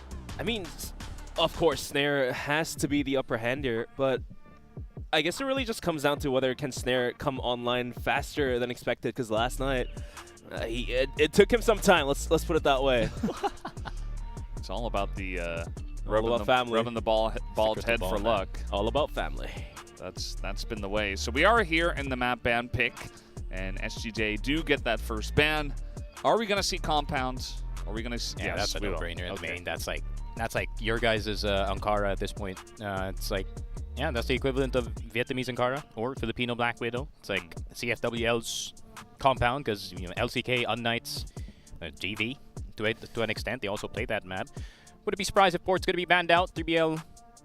They might even just leave it open, like you mentioned, and ban something else. Maybe like Black Widow is definitely a prominent ban to come through. Mexico. Okay. What? They haven't. That's all right. I think 3BL might have messed up here. I mean SGJ is not one of those teams back in the Philippines that plays Mexico. Or 3BL is thinking about just not revealing their Mexico plays to the rest of the audience here. Yeah, but I don't feel like 3BL is that much better than SGJ that they can use their ban. Now's not the time to do it, bro. That's for sure. I don't know. So Port might be map number 1, and or could be Port could be map number 1. They're looking for that guaranteed win, especially they're down 2-0. I don't think so. Actually, I think this might be our first Port. This is day 3. and it's map 1 Port. I do remember on the first day, Port was picked as the deciders, but we never got to see game 3, map 3 rather, on day number 1. So Port is going to be our opener for this matchup, and decides SGJ is going to be stuck in blacklist, as 3BL is going to go for that global risk to begin things off. Yeah, that's a no-brainer, honestly. I mean, you always go GR at the start of Port, especially you want that good start. Sub-base for map 2. That's brave from the side of 3BL, especially SGJ has got some really good wins on sub-base as well. But can I change my prediction? I believe in 3BL late? though. I believe in 3BL. They pulled out sub-base against I think it was someone in group stage back in Vietnam, and they actually won against that opponent. Let me actually check that check that fact. But yeah, they have a really good sub-base. Horus is very forward in that map. I mean, Woods is definitely his house. I just feel like, you know, the Mexico ban into giving Port up, like, yes, 3BL has played it a bunch, and they can play Port. They've got Snare on A. They have answers. But it does feel like while 3BL are playing to their comfort level, they're also giving SGJ just a ton of great opportunities as well. So I think it's going to make it very interesting, and we're going to see straight up, you know, who is the better team on maps where they should be both relatively comfortable. And based on the first 2 picks, I do feel like we're going to have a decider come through for map 3. I mean, we are going to see the decider map being played, most likely. Port, of course, 3BL upper hand sub-base, like Sneaky mentioned. It is going to most likely going to go to the side of SGJ, as Ankara is going to be ruled out. And possible Eagle Eye might be a decider. Not entirely sure what 3BL wants to do here. There's still 2 maps to be discussed about. If you're 3BL, I think not a bad idea to just go ahead into that Eagle Eye. We haven't seen SGJ play that too much. 3BL has played it. No, they're just going to ban it away. That's a no-brainer, honestly. I think SGJ is also one of those teams that also likes to play Eagle Eye back home. And, you know, back to the point where at sub-base, never mind, it wasn't actually a one-sided game. The 13-12 ranking esports, so that's ranking esports with the Vietnam buff. So they were playing a bit different that time. But, yeah, I guess 3BL with a bit of experience under their way. And Black Widow isn't actually too bad for 3BL as well, because I heard CFW teams actually love picking Black Widow. Yeah, definitely see a lot of Black Widow over there. I just thought that maybe they would try their luck at Eagle Eye with it's a map that they have played a decent amount as well. Black Widow pretty comfortable on the side of SGJ as well. I mean, this is again, I feel like it's 3 maps that we're really just going to see who's the better team straight up. Like, I feel like both of these teams are all very comfortable on these 3 maps. So I don't know. It seems like could have been risky, could have been kind of a challenge from the side of 3BL, and we'll just see who is the better team tonight. I do agree. I think this might just go 3 maps at this point. This is probably one of our closest matches that we do have today between these 2 teams. Not gonna lie, of all the series that would go to 3 maps, I mean, this is the one to do so. I mean, kind of lets you show how strong Philippines could be, or like how good 3BL has become. And here's the problem for if you're an Egyptian fan watching this right now. Black Widow, we've mentioned many a times that it's the map that's being played out in your region in the Philippines from time after time, and eventually SGJ may or most likely have a better experience or better tricks up their sleeve, so to speak, to be used in these international stages. And the question would be, will 3BL be ready to react and adapt to what SGJ is going to bring up on the board? For sure. I think 3BL could definitely do it. I feel like 3BL has a very, very good GR side. I think their defense is really good. Yeah. Their sniper is absolutely insane. And especially when the other players are now finally coming online, I kind of missed a bit of Slayer, a bit of Snake as well on in the other day, and I kind of wish that I saw more from those 2 players, because I feel like if those 2 performed as expected, yesterday would have finished a lot faster, that's for sure. Yeah, I think that first map was definitely a little bit of a fluke from 3BL. I think they were caught a bit off guard. They weren't really playing very well, and they were able to eventually win the series, but it took them maybe longer than we expected. Very high win rates here from SGJ on both sides of Port. They don't have as many matches as 3BL does, but still a very successful map that we have seen them play many times. And yeah, I really think it might just come down to that sniper battle. You know, is Snare ready to go right from the get-go? Also, you know, maybe SGJ could have had better luck against 3BL if they played them on the first day. But now maybe 3BL is a bit warmed up, as you were mentioning. Maybe all these other riflers are going to get going. and maybe it becomes just a bit harder and 3BL actually is ready to compete. I mean, what are the chances for SGJ to win port here? Of course, one thing you mentioned, the sniper battle. Can Tino win against Snare? Well, that's a question that needs to be answered for sure, but minus all those sniper battles, Keller has to come alive, like Sneaky mentioned, and we can take that out too. What's the third factor you believe in for SGJ to achieve to win this matchup here? His name is KSA, the entry fragger for SGJ Reborn. The kid has improved so much compared to his performance in the prior to the summer championships. Like after that, he was just another person entirely. Like his entries were a lot more successful, especially being the fun fact as well, he has the highest sense out of any player in the Philippines at 1600 DPI. Let's say 1600. No, 4800 EDPI. I calculated it, and that's a pretty fun fact. But at the same time, despite having a high sense, he's still hitting heads, and especially on Black Widow, I think 3BL has to be worried. Especially KSA has been doing quite well in that map for the past few times.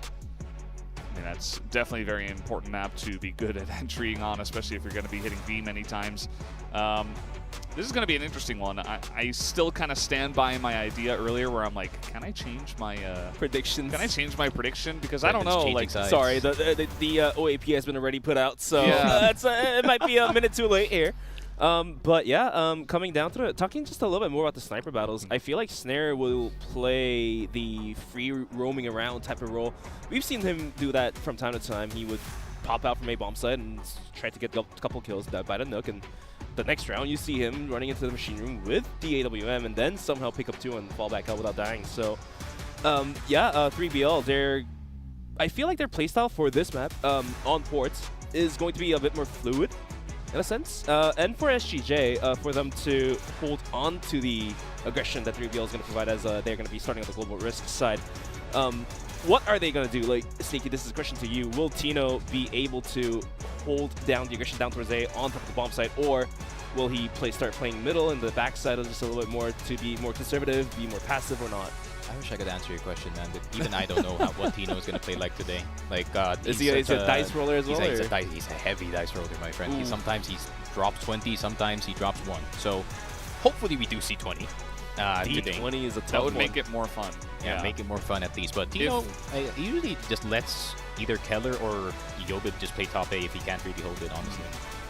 Because if SGJ come out here and they're really not playing their game and 3BL are, they're gonna. Maybe it's just the quickest 2-0 we've had all tournament. So I am a little bit worried. I think both of these teams need to kind of high roll in order to challenge each other and to make that really fun back and forth match. But we are ready to go. Games start right now on to port for the first time this tournament.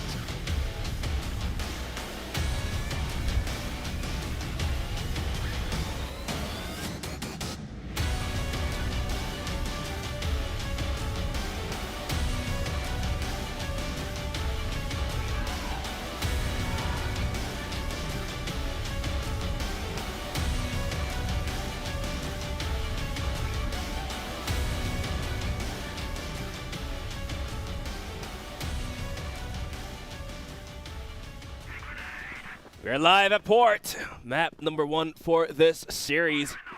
As SGJ, they will have to look to get into the faces of 3BL. We do already see a player post deep middle. That's going to be Elvin going into the A connector. The C4 as well in towards long. Snare has found himself a good position by the boxes on top of the A bomb site. We've seen him drop some naughty shots over there. But can he find some success coming into the very first round? Straight up default round 1, man. From the side of SGJ, just put 3 players in A connector and 2 players coming in from long. They're going to rain nades on Snare. Snare, if he can dodge that first flash, he can actually make a highlight play happen. But he does have his teammate right next to him for that assistance. Horus is here and towards top A, and here comes the rest of SGJ coming in from long A. Can they make it on the site in time? Straight to the face of Snare. Does get shot by Tino, but Snake and Horus at the same time, they're holding down this ace site, but Tino with the response. Horus, is he gonna get it? No, is the answer. And it seems like Tot and Slayer, the last 2 left alive, and it seems like, hey, it might be a D20 for today for Tino. Yeah, looking pretty good so far. That was a very nice hit on the top of A, and they were just not ready for it on the side of 3BL. Snare fell extremely fast. And Horus was kind of left to try to hold it down by himself. And now Slayer has to go 1v3. Keller and Tino was up there for just a moment. As you see them poking out, nice headshot to start, but half health here against 2. End has to defuse. Looks like they want to double peek him, but Slayer trying to isolate the 1v1 against Yobib. Can he tap on the head? So far the answer is no. He's just running on in. And, well, there's another guy up there. So eventually you just run out of time. And SGJ, very nice start here to the map. Yeah, very nice standard play, right? On the A side, just 3 people in A connector and 2 people in long, rained down the nades, got the kills immediately. There was a bit of a response here from the bridge side, actually, as they did get 2, but yeah, SCJ responded immediately. Yeah, they were raining HE grenades on top of the bomb site to isolate Snare, and then if the nades weren't hitting, the bullets will do so. They were just pre-firing the angles, and Snare was eventually took his head off there. But moving into round number 2, yet another very default setup coming out from 3BL. This time around, can they hold on to the aggressions with just 2 players is going to be the question for either A or B. Alvin took a bit of damage from the frag grenade thrown his way. However, he is fine with the pop flash. They're going to start advancing in towards the B halls, and Slayer will take a bunch of damage when we'll have to retreat out of his position, but he has nowhere else to go besides spawn. And luckily enough, he's going to be able to utilize the smoke that's been put out. And KSA as well is going to have to lose half of his HP. The nade game tonight is seemingly on point for these shooters here. I like that KSA looked at the CM and was like, damn, nade did that much damage? I'm 49 HP. Kind of landed right on top of his head. And SGJ not overstepping just yet. They've taken over this B main area. Probably looking to hit B at this point. They only have Elvin in the 8 connector. Trying to look maybe for the rotation from anyone down mid, but Snake is able to sneak in. Will Kelvin come in here and, or Elvin rather, try to, well, it's actually KSA is going to push forward, takes down 1, does get traded down by Snare. He's able to hit him through the tiny door. And all of a sudden, I mean, you're losing a lot of members before the push even comes in. Elvin also going to be spotted right in mid. Ooh, very nice. Wall bang. That was kind of crazy.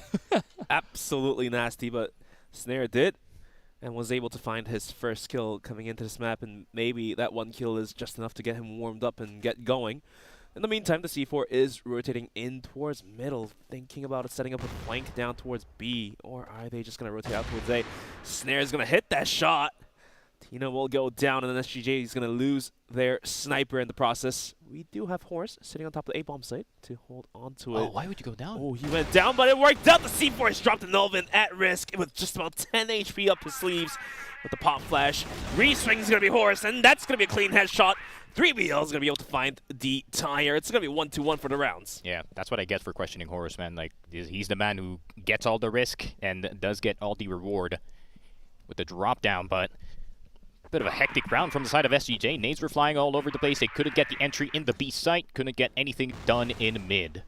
And they were just kind of stuck in B the entire time, man. Yeah, it was kind of rough. I mean, they were getting pushed, and they were getting sniped down, and they were losing member by member. And then with 20 seconds left, they decided, okay, we're going to send 1 guy into B, the rest just head into A, try to 2v1 Horus. It could have worked out if they went, you know, maybe 3 seconds earlier, and they won the firefight against Horus. But unfortunately for them, none of that really did work out, and Horus's drop down did work out for him. So SGJ was a bit faster on the play to go towards A in the first round, taking it a bit slower in round 2. And let's see where they want to head this time around. They are heading mid, maybe another 8 hit, going with what worked in round 1. Timer definitely being ticked down here, and SGJ's thinking about an 8 take. He's going to send 4 players up on connector, but the nades are raining on top. Not sure if that found much of a value. Snare. The setups has been thrown out from SGJ. Snare now ready to go for the peaks. Is going to whiff this one, and the wallbang from the M4s are on point. Snare is knocked out. Horus holding on to Spirit Life. He's going to find the first kill, looking for the second, and yes, he does deliver. And the rotation is coming in. I don't think SGJ has it here. 3 versus 2 with the C4 being down. And it's all down to the hands of Elvin with 24 HP and a dream for a 1v3 clutch. Just about a minute left onto the timer. Swinging towards the spawn area. Did spot Snake, but just wasn't able to quite connect the shots. Yeah, this is not, I wouldn't say not possible. It is, but chances of it getting a clutch is pretty low, especially the positions that you can take. And look at what Horus is doing. He's just spamming crouch, getting that info, waiting for his teammate to swing the corner. And another round from the side of 3BL. That shot from Horus saved him, man. I mean, it was just insane. The first one, right? This is a couple of rounds back. Snare definitely having a good one. Horus finishing it off very well. I want to see the replay from the previous round. We're not going to get it just yet. Next round. Maybe, yeah, maybe after this round. But yeah, ooh, Snake gonna push up pretty quickly here, right in their face, right by the wall. Takes him down in mid, and now all of a sudden, I mean, it's already pretty difficult to get some work going from the Blacklist side, but down a couple of members. They have taken a couple of 3BL with them. But let's see where they want to push this time around. They're rotating all the way towards A long, it looks like. Yeah, just going to take it slow. Start of the round was pretty fast. Honestly, it was a good push from Slayer because Elvin has been getting into A connector just for free for the past few rounds, so it's nice that he finally gets punished for it. Yeah, they're just thinking about A long. Honestly, from what we know, it does look like a pretty good angle to go for.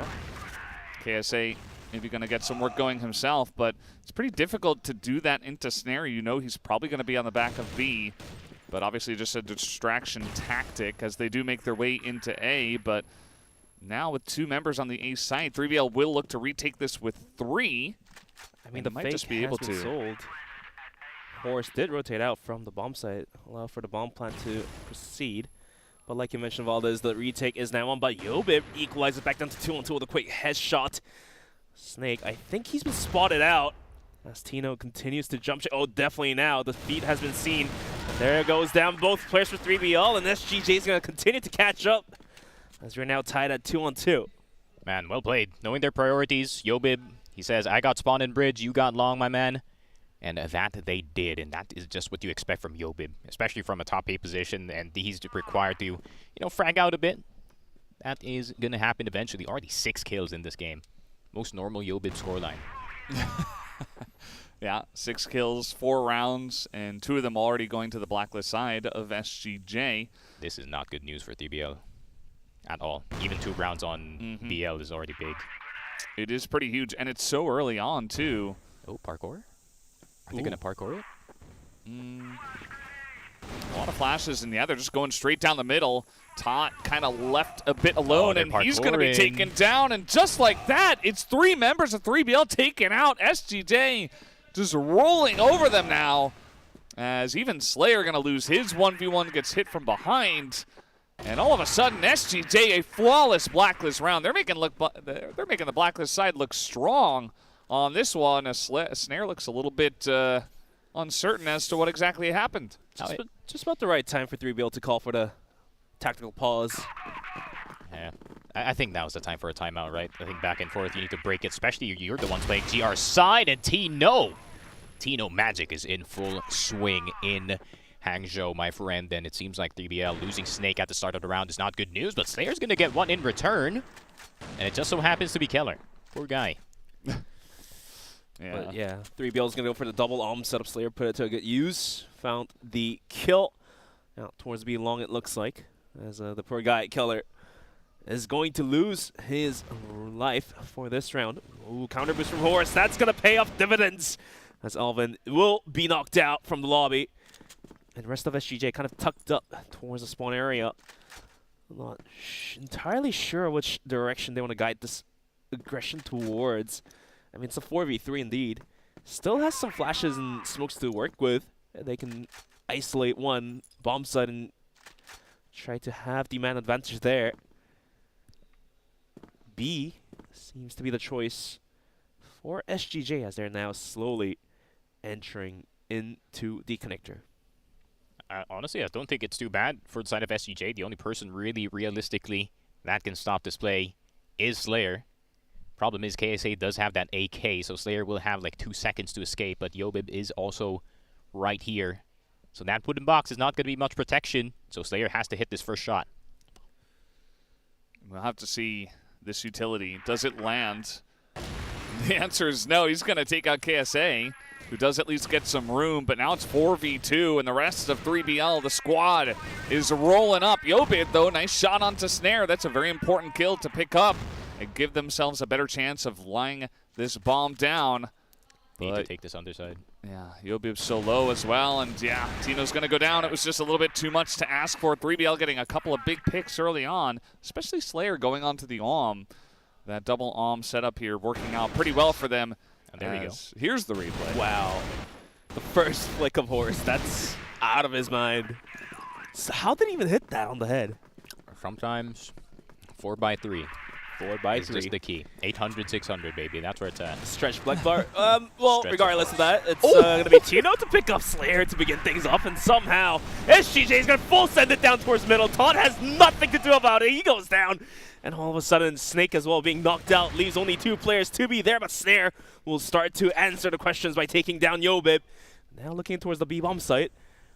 The C4 getting planted. Going to the post plant, Tino's position has a great angle. Snare gets knocked out, and it's all down to the ends of Horse in a 1v3, but he's getting flanked. Doesn't even need the flank to be put into action, as SGJ is going to clean up that round in a fast and rapid manner.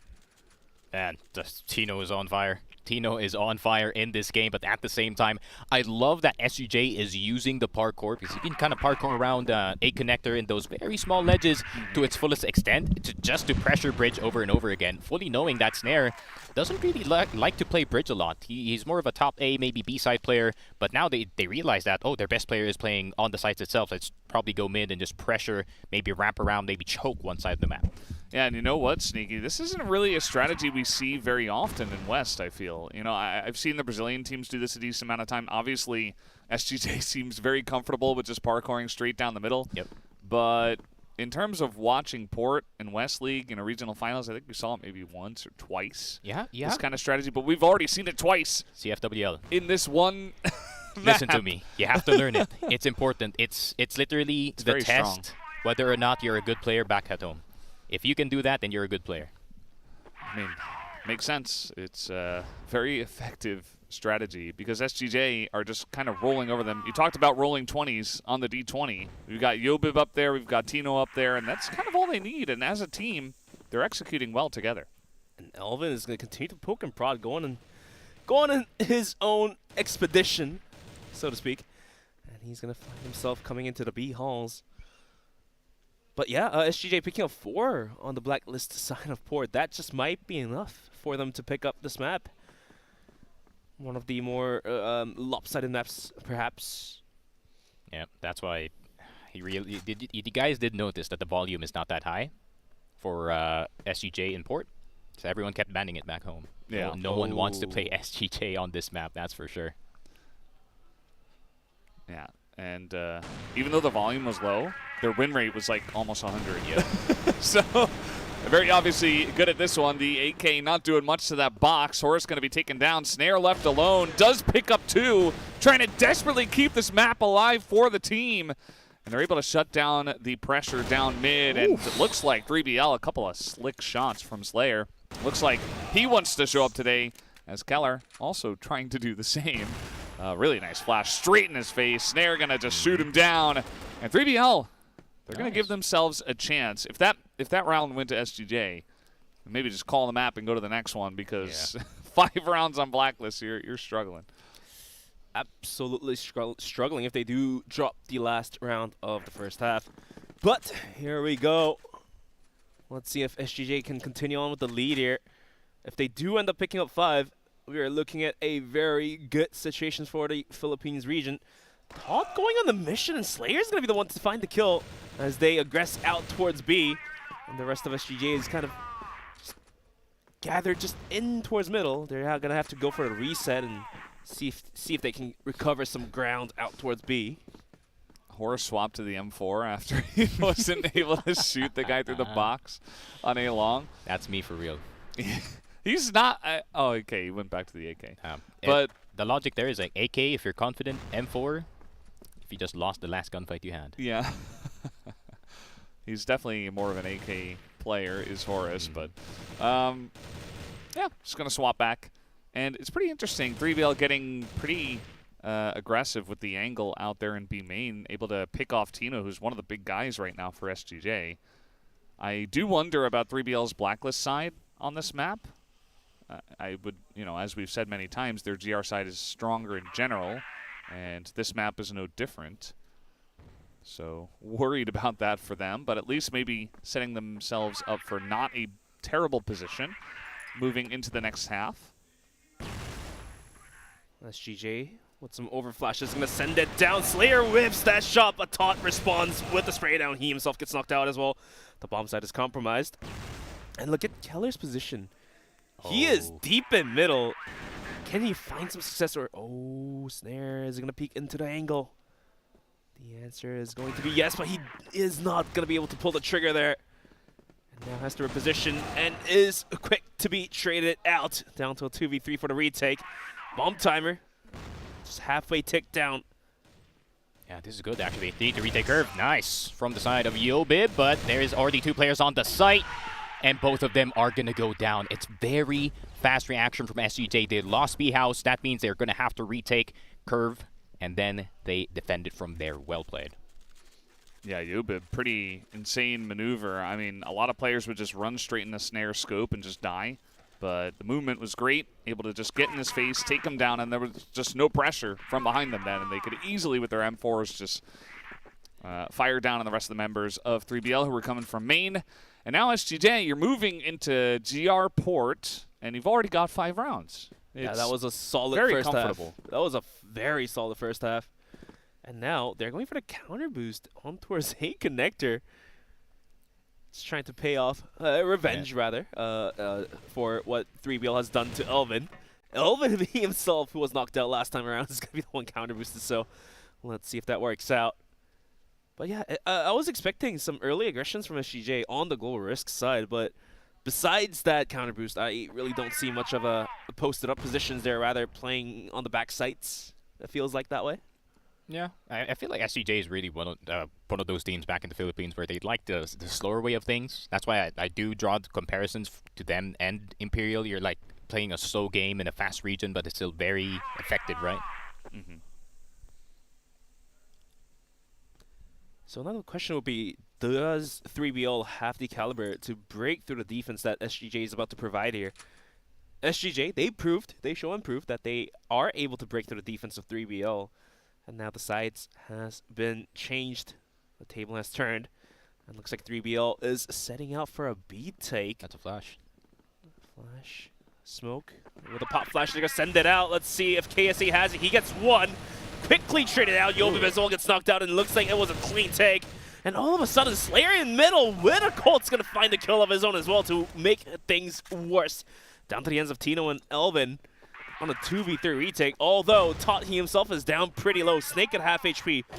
More than doable, and that nade is going to hit the money as Tot goes down for a 2v2. Take it away. That was kind of insane, and that is going to be a couple of quick shots, though, from Snare. He is just going to immediately, the coach can hardly believe it.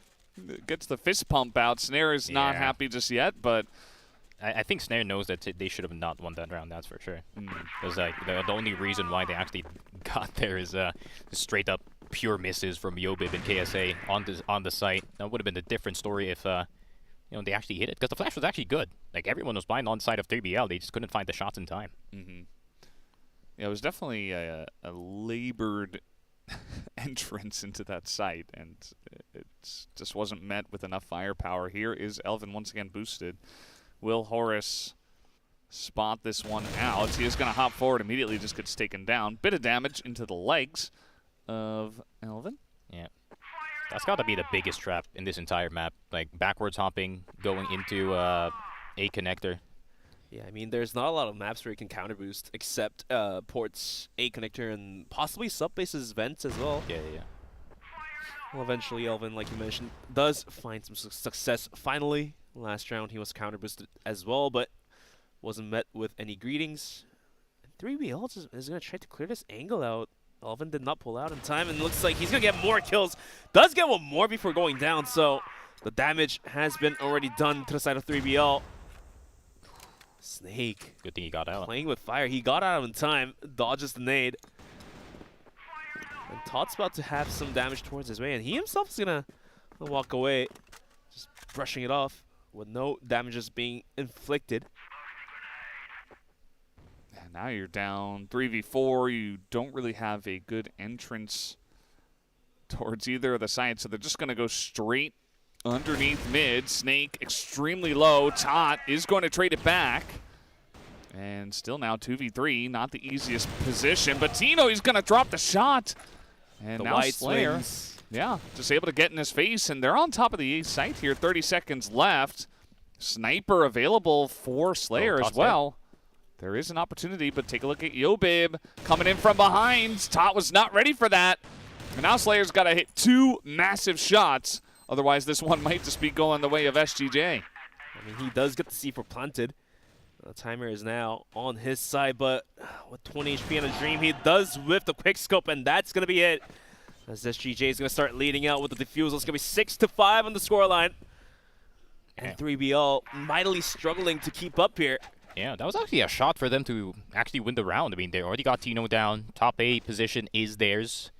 Problem is, Yobib with a fast reaction, and just like I was said, that's why you gotta learn the parkour. He went from, if you don't know the parkour, you cannot get into catwalk A, or connector A, as you guys call it, that quickly. And man, I don't think Tot just expected it, that he would get followed. I think he got spotted initially, actually, in mid. That's why they knew about him. Yeah, it was definitely a bit iffy from their side. 3BL, you know, they got that first round, but as we mentioned, it wasn't a very clean entry on the B. It almost felt like they were gifted the site and they just barely scraped by.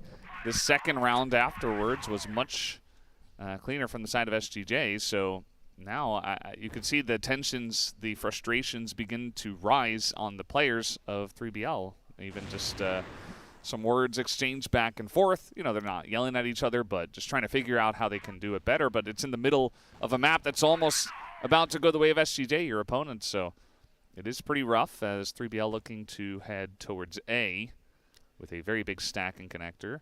And so does SGJ as well. Is going to have 3 players holding onto the bomb site. Tino has an angle onto Horus if he swings out a little too wide. Pop flash works, Tino misses, and maybe this is a go sign for 3BL. Horus will pick off Elvin to begin things off. Tino about to get swung. He does land the quick scope, pulls out the cold, can't hit, and somehow Horus is going to find a triple kill of his own. And the bomb site is pried open. Yobib takes a bunch in the process, trying to land some pot shots through the smoke, but eventually he's going to have to eat some damage himself. Goes down to Horus, 4K for this guy. 3BL showing some signs of life is going to catch up. It's going to be 6-6 on the scoreline. Man, Horus time and time again being the Superman for the side of 3BL. 4 multi-kills already in this entire port map, and basically the Yobib versus Horus game so far, but Elvin is also kind of catching up in terms of the score. I mean, 3BL, if they can play like that, you know, kind of catch SGJ, you know, kind of overthinking their spacing, swinging as 3, and still get the triple kill. I mean, 3BL could get back into this game, but KSA spotted already at the entrance of the house, but just going to back off all the way, going to call Yobib for some help here. Yeah, he's able to get that early spot. It's going to force 3BL back. They're not going to commit into B. Still a lot of time early on in this round. But yeah, just a very effective hit onto A.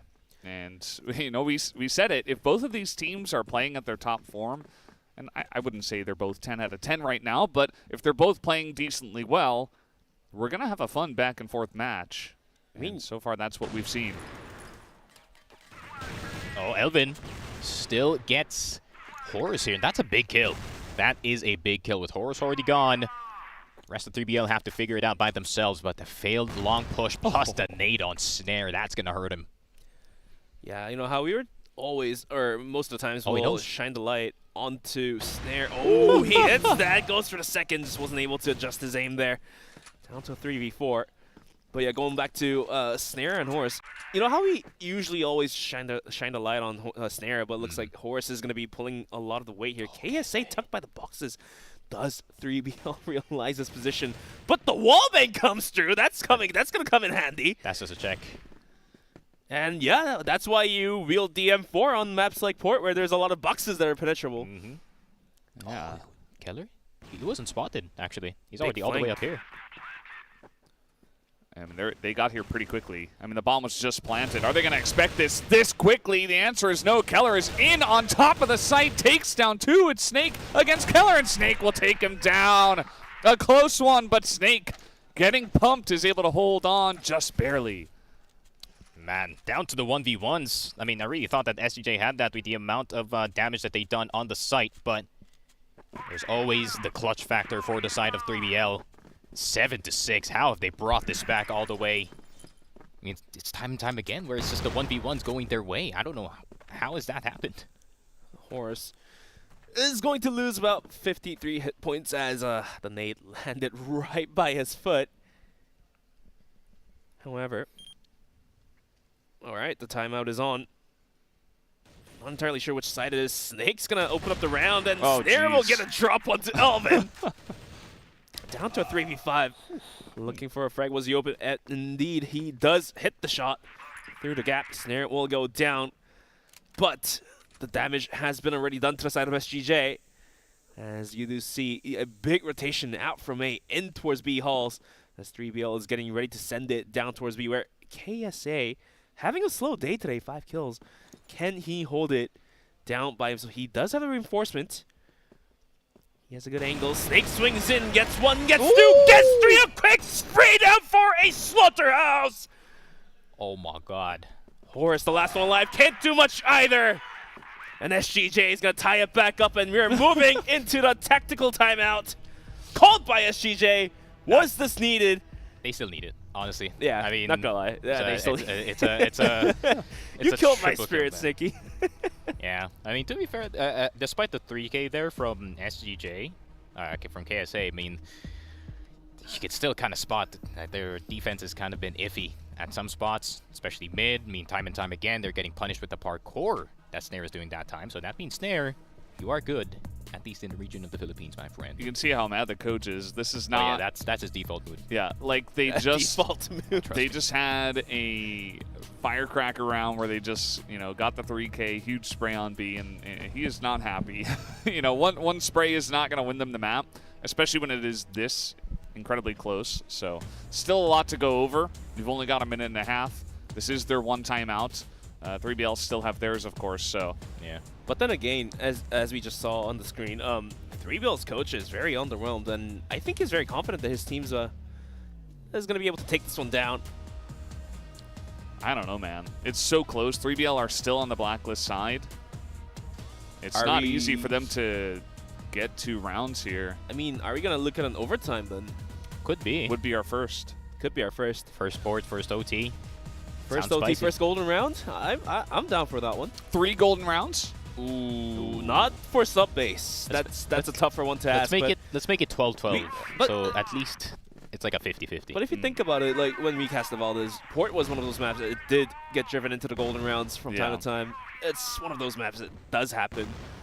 But regardless, it is going to be round number 15 to be played. Quick reminder, it's tied at 7-7, and 3BL looking to find some early value with the nades, but it's just not hitting. As you can see on the side of SGJ, everyone is sitting at 100 HP. Yeah, KSA was just playing dodge nade. Dodgeballs? Dodge nade. Yeah. Dodge potato. Dodge potato. Well, dodging the timer is going to be 3BL as they're going to burn it down more and more. I don't think they have any intentions to move into any of the entrances just yet. Snare gets a quick scope onto KSA. All right. Well, that's a good opener. That's a great opener, actually. I feel like he's decided he wants to take this map into his own hands. It's about the right time. Yeah. To do so. Better late than never. Tries to Snare. He just saw like a glimpse of like a nade from Z, and he just swung it. That is absolutely Giga Chad, but Yobib on the side. Quick scope not going to hit this time, but can they get it in time? Great flash, but he's not going to go for more. He's not going to get greedy. And Yobib is just so reliable. I mean, he's already has 18 kills, but he's never overstepping his bounds. Always going for the high percentage plays. And he's just hitting those shots. He's absolutely carrying the team right now. Oh. Headshot through the wall.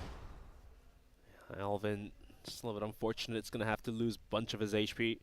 Has to tuck himself by the right side of the A-bomb site. Could swap for that but I don't know if the yeah, Bogdan. I don't know if the he wants to Bogdan's do not that. gonna happen. He don't I mean, Alvin's sitting on 13 kills on an M4. He can fancy that. He's just so low.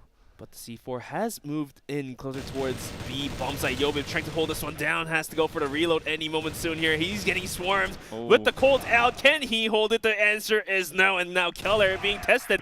Slayer just continues to pop the heads off the players. Now down to Alvin, who he himself was down very low to begin things off. Will have to try his best to go on a 1v4. The C4 planted. I don't think this round is going towards SGJ. Pretty unlikely at this point. I mean, 3BL, they got in there, 20 seconds left. I feel bad for Yobib. He had the very nice angle, but just the shots were not connecting. And if he were able to take 1 or 2 with him, could have been a different round. But instead, 3BL just bowled over him.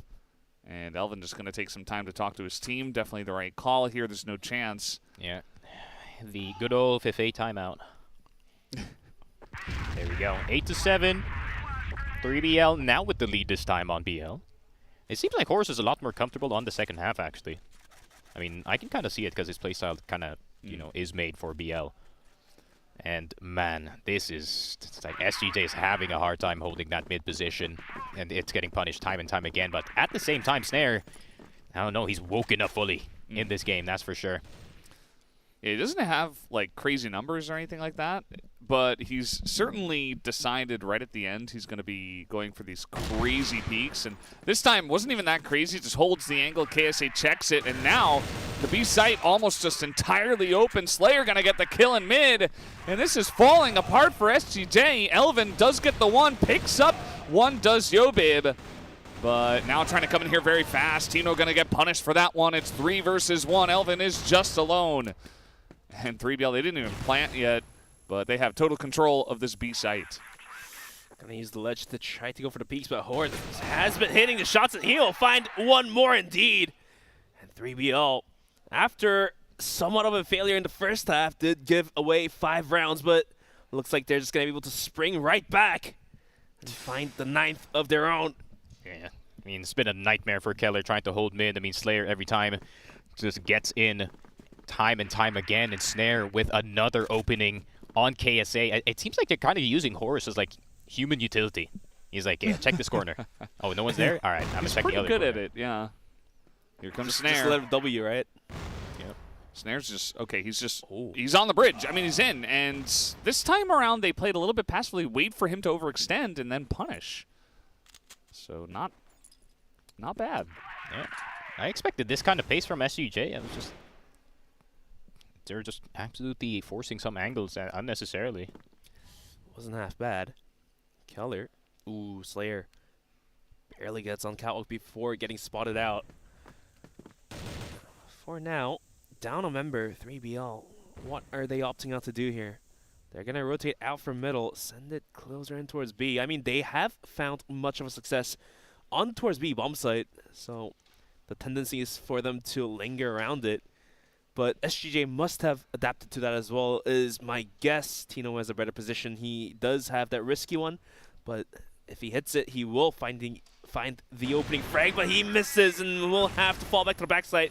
Elvin with the pop flash swings out, but can he find some success? No, he cannot, and now he's getting swung by Horus. Picks up another double kill for himself, and the bomb site is completely pried open. And once again, I mean, 3BL just with the entry, taking down 2, but that is going to be 1 going KSA, but they're not able to take down Snake. And all of a sudden, it's a 1v1 here. Trying to get in with the tap with the Colt as Yobib is so low. Slayer looking to peek him with that M4, and he gets the 1 tap. Yobib so low as the screams rain true from the side of 3BL. They take a very close port.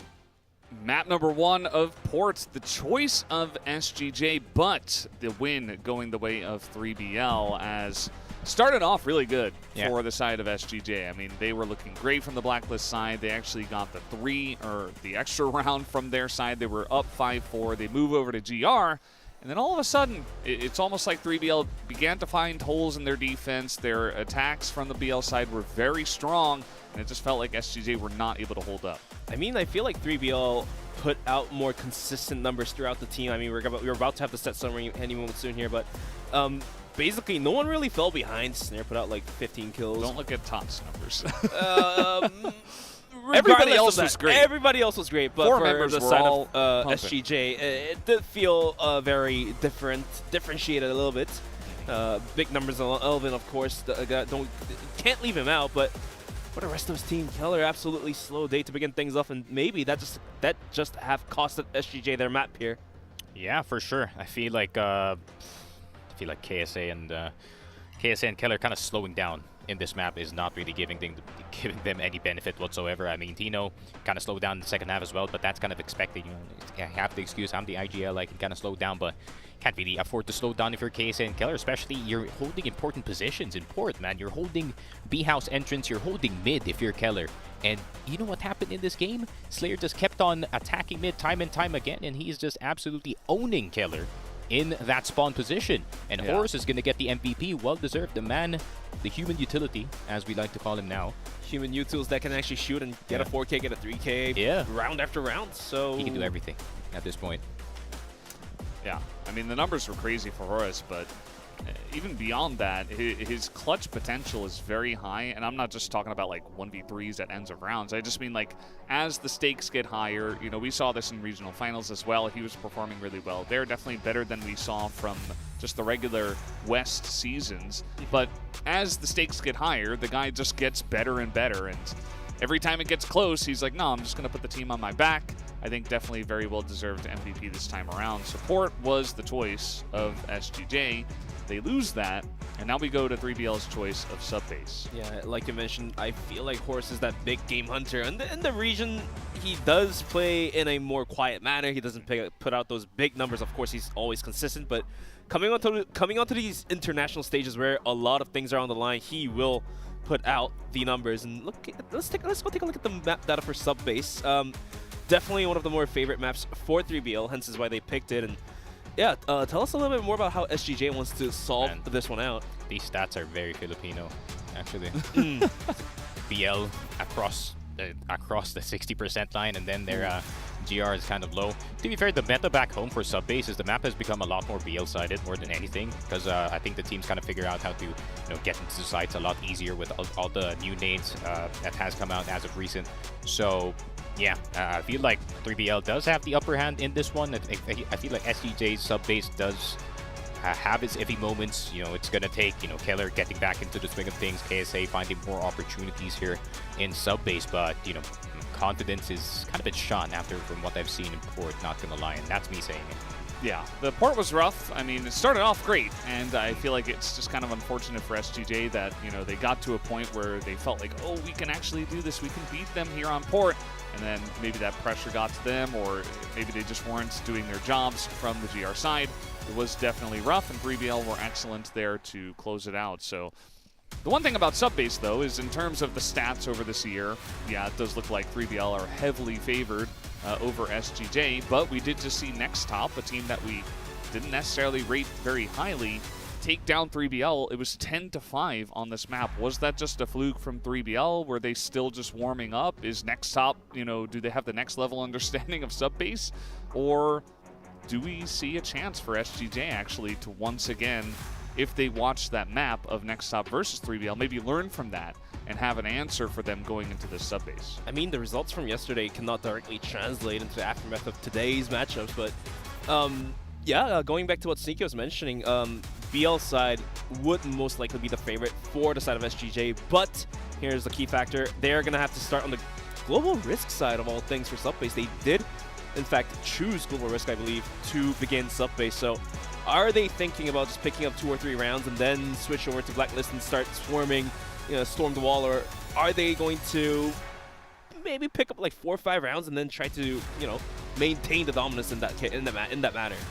Bro, I don't know how much cope I have left at this point. Because the fun fact, in the reverse sweep that happened back, or not really the reverse sweep, almost a reverse sweep that happened back in the Philippines, SCJ got 10-0'd by UBECMANIAC in this exact map. 10-0 is a number you don't see that often. You're not seeing me happy and giddy anymore at this point, because my nerves are now taking over here for SCJ. I'm feeling nervous for them going into this map, but hey, maybe they picked up a thing or two from that prior 10-0 game. But to be fair, like 10-0, you can't really learn too much because you guys just got steamrolled at that point.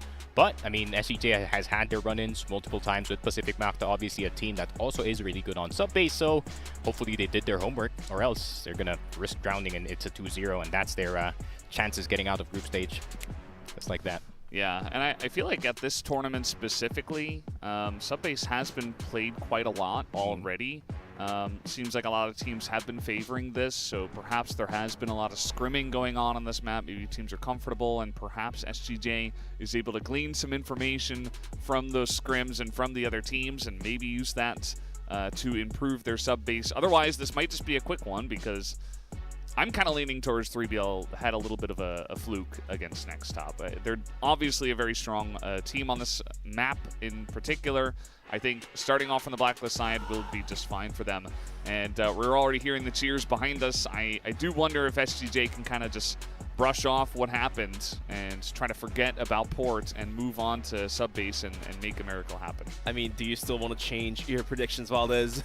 No, I think I'll stay with my 3BL. All right, fair enough. So yeah, like both of you guys mentioned, I feel like sub-base definitely a dominant pick for 3BL coming into the map number 2. I do feel like we won't have a chance to see Black Widow if SGJ hasn't done their homework properly. My guess is the reason why they picked Global Risk is if they're able to somehow juke in maybe like 2 rounds or 3, then they're going to be able to go onto the more prominent side of all things and try to win out from there.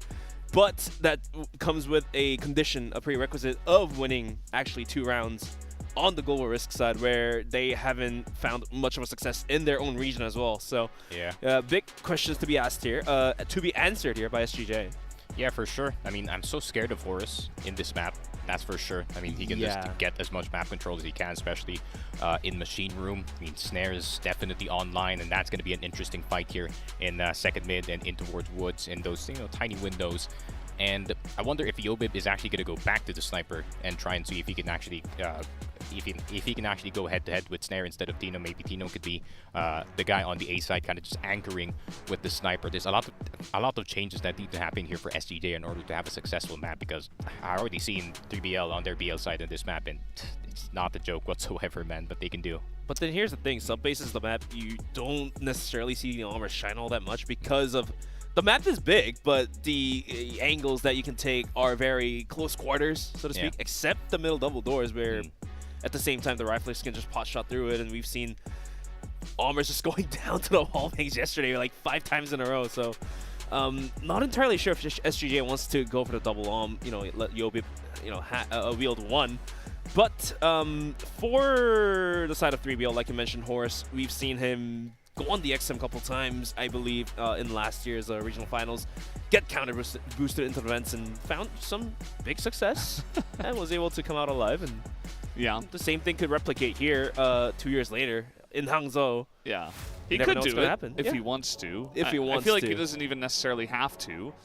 His rifle play is fantastic as well, and we're seeing that he's doing very well for himself across all the maps. Even when the rest of the team wasn't doing well, he's been doing well, even since the first map against Next Top all the way through up until today. The first map looking pretty good.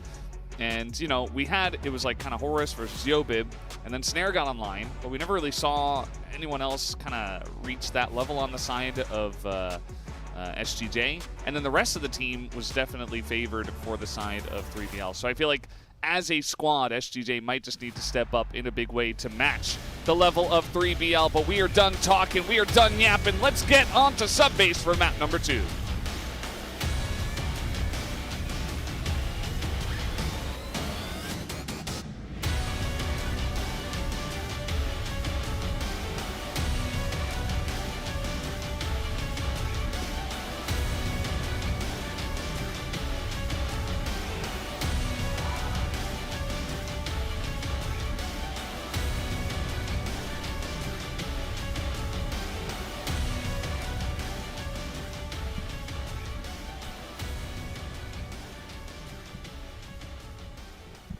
And we're live on Subbase for map number 2. Can SGJ unlock the future? As Matt Andrews always says that on stage. Rise above. Right on, brother. Right on. Well, let's bing more casting. Let's go into the game as 3BL is going to be on the blacklist side for Subbase. And SGJ, like we've mentioned many a times, do they have it in them? Do they have the caliber to hold onto the aggression that 3BL is about to provide here? Kind of depends whether or not this is going to be the shots being taken. Oh, this is the snare angle. This is the snare angle? Yeah. So he'll oftentimes just jump over this box to the left and challenge the sniper that's looking at this angle. Right now it's Tino. And he'll oftentimes just win it. Yeah. Let's see if he does it. Here we go. Nope. Oh, oh well, he finds Yobib instead. I'm not sure if they expected him to go this deep. Okay, Tino did get one in return, but it is only Slayer, so Snare is still on the loose. Which is not good, but he finally does get taken down. But it's a scary prospect, man, just having him in lockers with all these angles. Down 2 members is going to be 3BL. Whilst the rest of SGJ is going to be tucked up nearing in towards the B. That timing, though. Ooh. That's so unfortunate for Tino. But he does have backup here. He's got Elvin up top. And meanwhile, Snake just running on through, and it doesn't matter. Elvin and Keller just take them both down. And that's going to be a relatively clean round there for SGJ. Kind of a weird one, but they got the job done. Yo, Snare, if you want a Filipino passport, man, let me know. This guy would fit right in CFPH, not gonna lie. How aggressive he's going. My man is going on some tampering mission onto the Egyptians right now. But for now, like Valdez mentioned, a weird round. For sure. And a weird round for Keller for sure. He does pick up 2. And really enough, Snare's going to find the tip of the body of Keller. And everything just seems to be going against what we are talking on the mic, what we are yapping about. So the caster curse might just be on point here, boys. I mean, this is Snare. It's almost like he just decided at the end of the last map. He's like, okay, I've had enough. I'm just going to take over the lobby. Just get out of my way. I'm just going to do all the crazy stuff. The rest of my team is playing well enough that I can take these risks. And he gets away with it, obviously, because he's Snare. So not only is he taking the risk, he's finding the reward, and he's got a lot of backup from his team. Really, as we mentioned before, it's only Tot who's kind of having a slow day so far. Had a good day yesterday, or I think it was yesterday when they played. So at the end of the day, you can just do crazy stuff like that. Yep. And here's the thing, right? Like, the problem continues on from port onto Subbase. Keller just not being able to hold on to dear life when he's holding the important choke points, like you mentioned. Well, he was the player holding down mid and port. He got knocked down many a times, and now moving into Subbase, he gets completely armed out. I don't think he even needed to expose his body like that as a rifler. Well, Vince players are now spotted, so they're now aware that someone's going to come from the top side. Bash is going to go through Horus. Still has yet to find KSA, but Yobib has already been taken down. And look at the takeover on the A site. 3BL taking absolutely everything from SGJ. And it's only Tino left. And how much magic does he have? It seems like not much. You're up against 5, my friend. He's just... They have so many grenades still. Oh, it just wasn't fair for him. Looked kind of sad. But yeah, 3BL, very strong round. And the last round, it was a bit of a wonky one. They went very aggressive in the lockers. It almost worked out. But this one, a little bit more of what 3BL is trying to do in terms of keeping their aggressive stance and just working it out. They were able to wrench that round away from them. Now SGJ is going to go for the more default setups to hold down onto the bomb sites. Keller now finally not really peeking out, or rather exposing himself towards the angles that Snare could provide. He's going to be in the machine room, or rather the server room up top of A. In the meantime, we do see 3 players from 3BL inside machine room. Does that hint to us a possible B setup may come through here? He's going to do it again. Although he is alone this time, so he doesn't have someone to spam the boxes for him. Let's see. That's a heaven smoke for A. They're gonna try to fake A here. Let's see if SGJ is gonna be convinced by it. Playing with Sweet Clocker. Here is the fake being sold. KSA gets the information. Now he will have to pop flash more to hold the angles he can hold. And looks like for 3BL, they're going to be sending it down towards middle. Just deep in. Keller finds one, but he gets knocked out. Tino as well. And all of a sudden, Slayer's going to find a double kill of his own element on top of Rafters. Can't hit the shots. Only gets one, whereas he could have gotten 2 or 3. Leaving Yobib all alone, but Tot was waiting with open arms by the entrance. And 3BL is going to find the second round here. 2-1. Yep. It's just 4 snares and Horus. There we go. That's 5 snares. It's 5 snares. It's kind of like I'm playing a gacha game. Yeah. And I've rolled 5 snares and a no, single not rare the Horus. I already have so many snares. I don't need 5 more. I feel like snare is just Horus with a sniper for sure. Yeah. They got the same vibe to me. He's like you for real. I mean, without the sniper. Or we can put it the other way around. Is Horus snare with a rifle? True. Because I've never seen Snare play on the rifle Is unless he a liver he's like, guy? Yeah. Unless like his teammate is pressuring him to give the all way to him. But it looks like Snare's gonna swing Animus, and somehow he's still alive.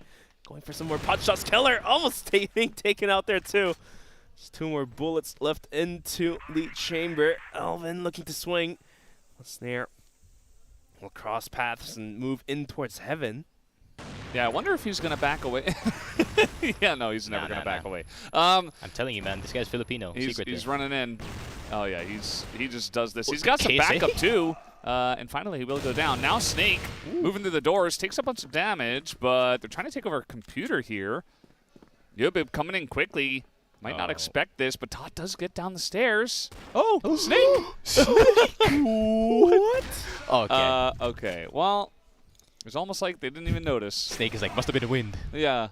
Well, Tino's not looking the right way. Nobody's looking the right way. Tino had absolutely no what is happening? idea. It's still 2v2. The bomb's down on the stairs. Nobody can get to it. What is happening? Okay. Slayer gonna find Keller. Ooh. Nice. All right, Tot, come and prove yourself. Had a slow map on port. Let's see if he can do that 2v1. 1v2 clutch, rather. He will be able to get the bomb punted. And a quick split from SGJ. Yobib upon Heaven. Keller going towards the Nook. I don't like this call. Oh, yeah, never mind. It works. It's not going to work out for Tot. And the C4 will be diffused. And looks like SGJ is going to be able to find their second round. And like how I was just mentioning, SGJ might just have enough rounds now to maybe take us into Black Widow. Could be. 2 rounds? 2 rounds. 2 whole rounds. 2 is enough? Better than 1. True. Yeah, it is double. But it's only the first half. You already know. Second half has been a bit iffy here for SGJ. No matter the sides. Now it's Yobib wants to give it a little shot very aggressively out of the hallway. Doesn't really see anyone. Being double scope for that long is so scary. Oh, Keller playing with fire. Let's see if that nade finds much of a value. Snare is going to take a bit of damage, but Keller himself is going to be taken down to half. And yeah, the situation is going to de-escalate for now. Needs to take notes from KSA how to dodge nades. Oh my god, how does he win that? Snare. Doing snare things. Yep. Just clapping heads with an arm. 2 on armor who's holding an angle. What are you doing? I don't know. This is what this guy does. The H diff. I was a little bit sad to see it mostly missing on day 1, but he showed a little bit of it. Now, I'm glad that he's back to his normal snare self now. I kind of like this type of player though. Like, he's not D20 per se, but when he's on, he's definitely on. Well, he's a difference maker, you know. He's either going to do it really well or it might fall flat. This time it's going really well, although that flash was excellent. The spray not good enough. Elvin only picks up one. Meanwhile, KSA left by his lonesome in the middle of the map. The bomb is already planted. 3BL looking good for another round. Snare with a triple kill, looking for the fourth. One with the arm towards Tina, two with the Colton, and Todd goes down. KSA finds one, needs to find 3 more kills, but he's going to be welcomed with open arms by 3BL with pot shots being thrown his way. Not going to work out, and 3BL is going to start leading out. Yeah, it seems like 3BL got the gist of things once again. BL side has been working out for them, as is in that last map. And Snare once again finding so much, but now it's Horus's turn to actually help him in that process. I mean, Horus is 2 and 3, but I feel like he's going to be contributing a lot more than those 2 kills. The amount of space that he can get for the squad.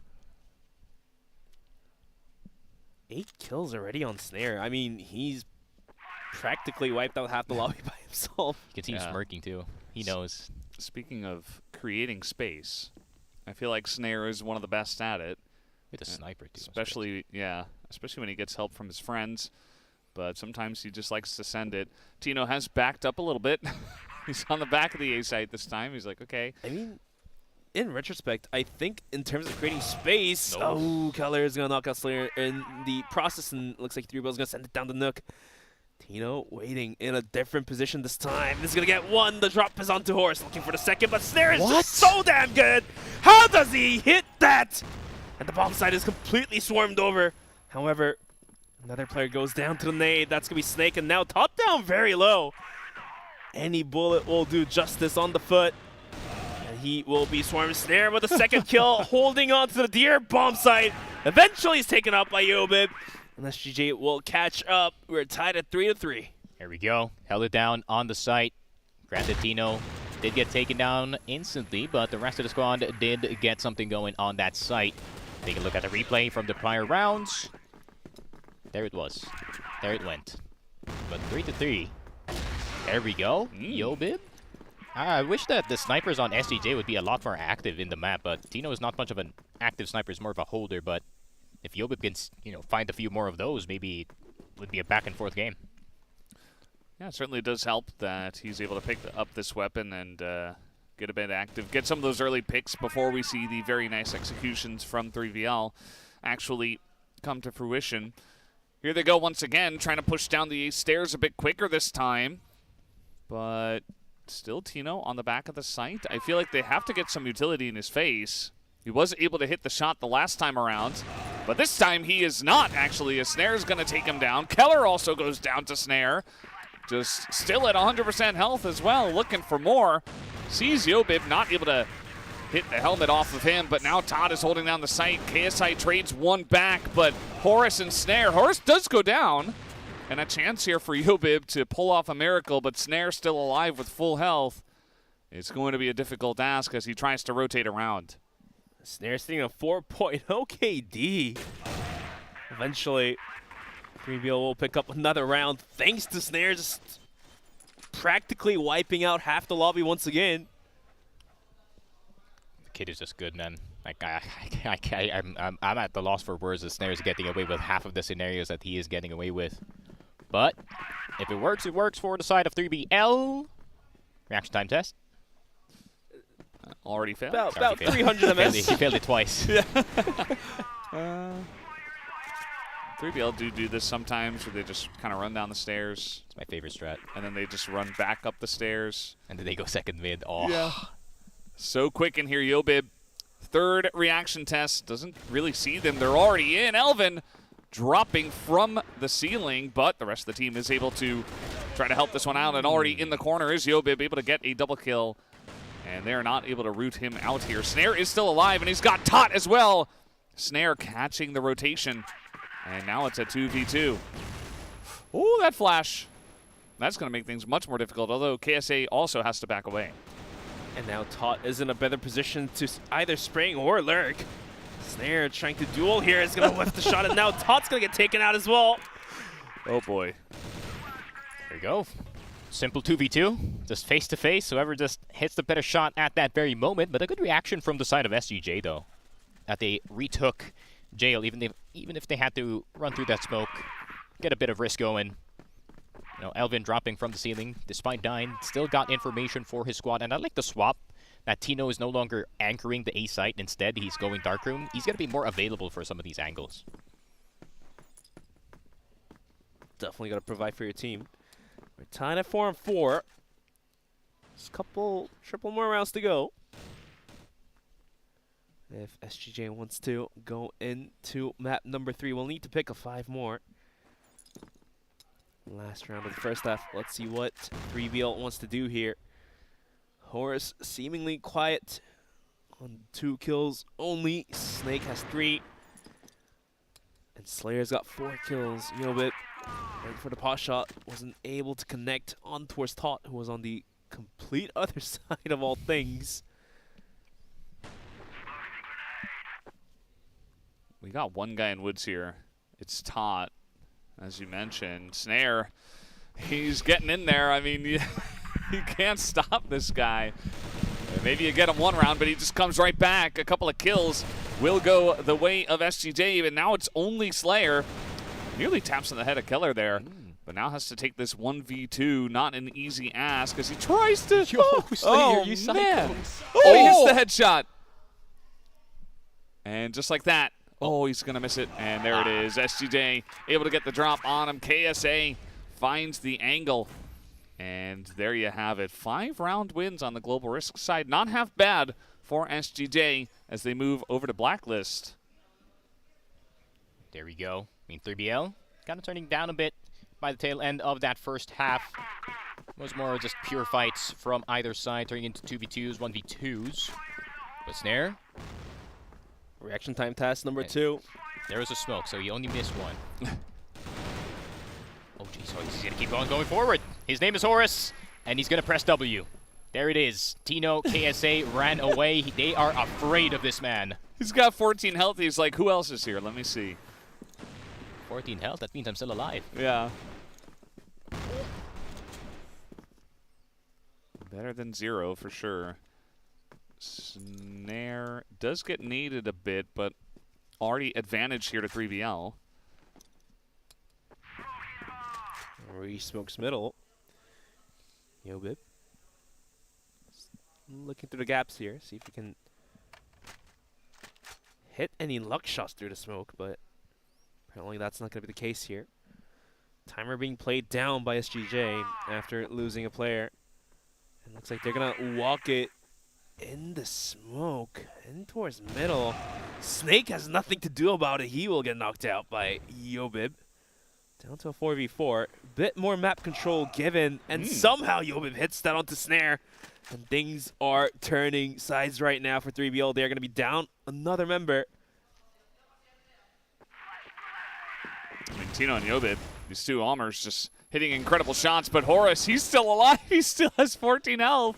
Can they take him down? The answer is they finally do, but it takes them way too long. And Yobib, oh, really nice headshot, makes this winnable for him in the 1v1. He's got the bomb. He's running straight into Tot. Seems like he knows where he is. He's going to check the corner, and there it is. Yobib takes him down. A 6th round win here for SGJ. Here we go. That's why he's always the last guy left alive. Capable of clutching. Capable of winning rounds single-handedly for the side of SGJ. But there we go. Can they replicate it, though? That was a clutch, but we need some more convincing wins coming in from them. Yobib, 31% headshot, 1,200 damage is being done, but he'll be taken out here by Tot with a quick headshot, or rather, sprayed onto the body. No one covered outside, or no one covered passage. I'm surprised. Elvin, he just stood there. He just took it like a man. I feel like if he stood still, if he's not a moving target, I feel like Snare's going to miss. Because he's really good at hitting moving targets. Yeah, he's very good at flicking when he's zoomed in. Those cold shots just kind of stand incredibly still and they won't know you're there. That's the most hilarious thing I've seen all day. He was just so surprised that Snare was that far up, I guess. Even though the rest of the team was also very far up. Either way, Keller and his buddy KSA might be looking to go down the stairs here. They still have a minute and a half. They could consider rotating, but just hanging out in woods for now. Oh, leg. Ah, but KSA dies. That would have been winnable. Keller trying to get the quickscope going. Cannot get away from the crosshairs of the last player. And imagine if KSA got that kill. That would have been a better shot for the side of SGJ. But unfortunately, he didn't. Tot not afraid to, go on forward just to check, get information for the squad, and the rest of them can just swarm everyone in woods. SGJ trying to take control of Machine Room is going to then send 3 players in. And so is 3BL trying to take control of wooden doors here. Yo, is this We'll post CFBH? up 2 players, and looks like Snare is going to get the drop on KC swinging in from middle. Not entirely sure what SGJ wants to do here. Snare playing with fire is going to be able to run away, and that startles Keller. Slayer is going to be able to quickly pick him off from the lobby. Horse is posted all the way up on top of stairs, and this might cause some issues for SGJ. A lot of ground being covered by 3BL already. This is his favorite angle, too, in this map. But Elvin and Yobib deciding they were going to just go all the way around. Maybe Yobib can go for a cheeky wallbang, but it's asking for a lot. So I think that's going to be an SGJ pause after losing 2 rounds in a row, potentially, because of 2 failed entries. Yeah, not a bad idea. I think that 3BL, they lost a couple of rounds. They were trying to switch up their strategy, and it's a decent time after a couple of rounds that could be lost here for the coach to just slow things down, try to recalibrate, and talk a bit about what 3BL are throwing into them. For now, though, still a minute. They haven't made a move in one direction just yet. Tino's still looking at the machine room. The rest of the team, the 2 guys that are left, looking to push straight into Slayer. That is a couple of massive kills for them. Gives them a decent shot, although Snare with the quick tap onto Elvin. Going to make things a bit easier, but Yobib is going huge right now. Going to pick up another one. Yobib going into the bomb site is being contested by Horus. Tot's going to take Tino out, so stuck in a 2v1 with the Colt's going to go down eventually. The pistol game was on top for Tot. He ran out of bullets. That's unfortunate. That's a count. Yeah, SCJ REBORN going to pull the timeout. What a roller coaster of a round. That was at the edge of my seat. I didn't know who was going to win at that point. But man, SGJ. It's just a back and forth between them and 3BL, but at the same time, 3BL, they're playing so well. But there is some spots that they can kind of improve on. I think their mid defense is a bit iffy, or their second mid defense rather is a bit iffy. But other than that, Horus is defending A side really well. He's playing with Tot really well as well. Snare's hitting his shots. It's just about finding those right opportunities if you're SGJ. Those small timings that they just look away for the angle for a second. But that's very tough against 3BL. They have one of the best defenses out of CFWL, especially on this map, man. Like, yeah, they're absolutely crazy. So struggled in the first couple of rounds, but they're beginning to figure it out again. I appreciate how mentally strong 3BL is too, actually. I feel like the coach has done a really good job just reminding the boys, hey, it's not over till it turns 10 or 13. Definitely got to give a lot of credit to Snake to keep his team in composure and temper. For sure. I mean, yeah, sure. I mean, you've been in the scene for a while, and there has to be times where you start off slow, but that result shouldn't affect your future rounds, and that's exactly what happens here. I love starting slow because that's where the pop-off feels better. We're just like, oh, we're down 3-7, and then we came back. Oh, the scream from that game if you do win. Some replays from Yobib. This man, pretty young too, huh? Yep, super young. Already the best M4 player. Could be the best sniper player if Revenge does decide to retire. In that round? Almost an ace. Guys, there on the AK, swings out, gets a double kill. What the hell is going on right now? What kind of universe did we land in? What is happening? I'm talking to Snare after this. Is that really Snare? I'm talking to Snare after this. We gotta get them on an invitation back home, that's for sure. Looks At like least an invitation. I just want to see. Valdez, like you said, Snare wanted to take the matter into his own hands. Went for the rifle, got a quick double. Should have gave Horus the AWM. I want to see the possibility of he can do it. Horus is doing just fine on the rifle anyways, so let him be. Oh, Todd. KSA swings in, doesn't see Todd, loses his head, and now Yobit being contested. Can Todd find the success here? No, he cannot.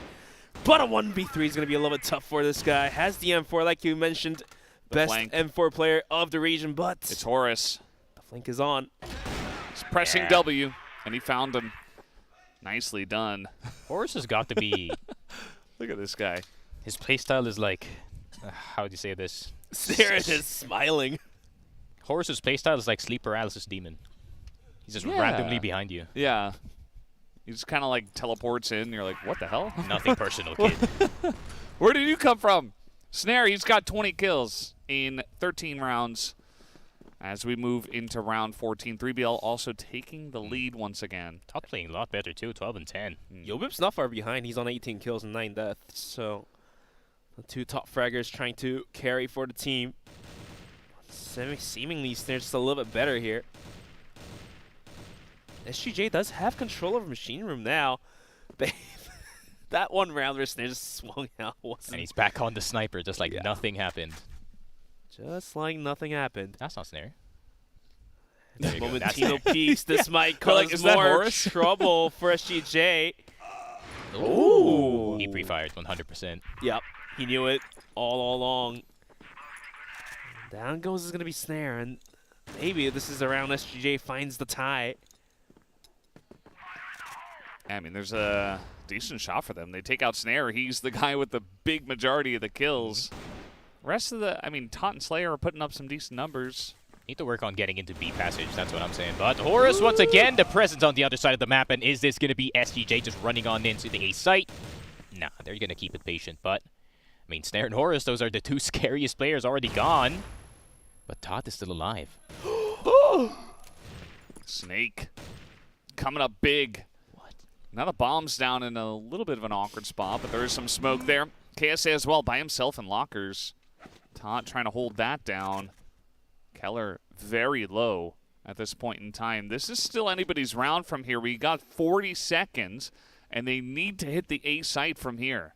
Yep, Keller's going to be the sacrificial lamb here, so they can get the entry on the site. Even though he dies, at least a trade on Slayer would be worth it.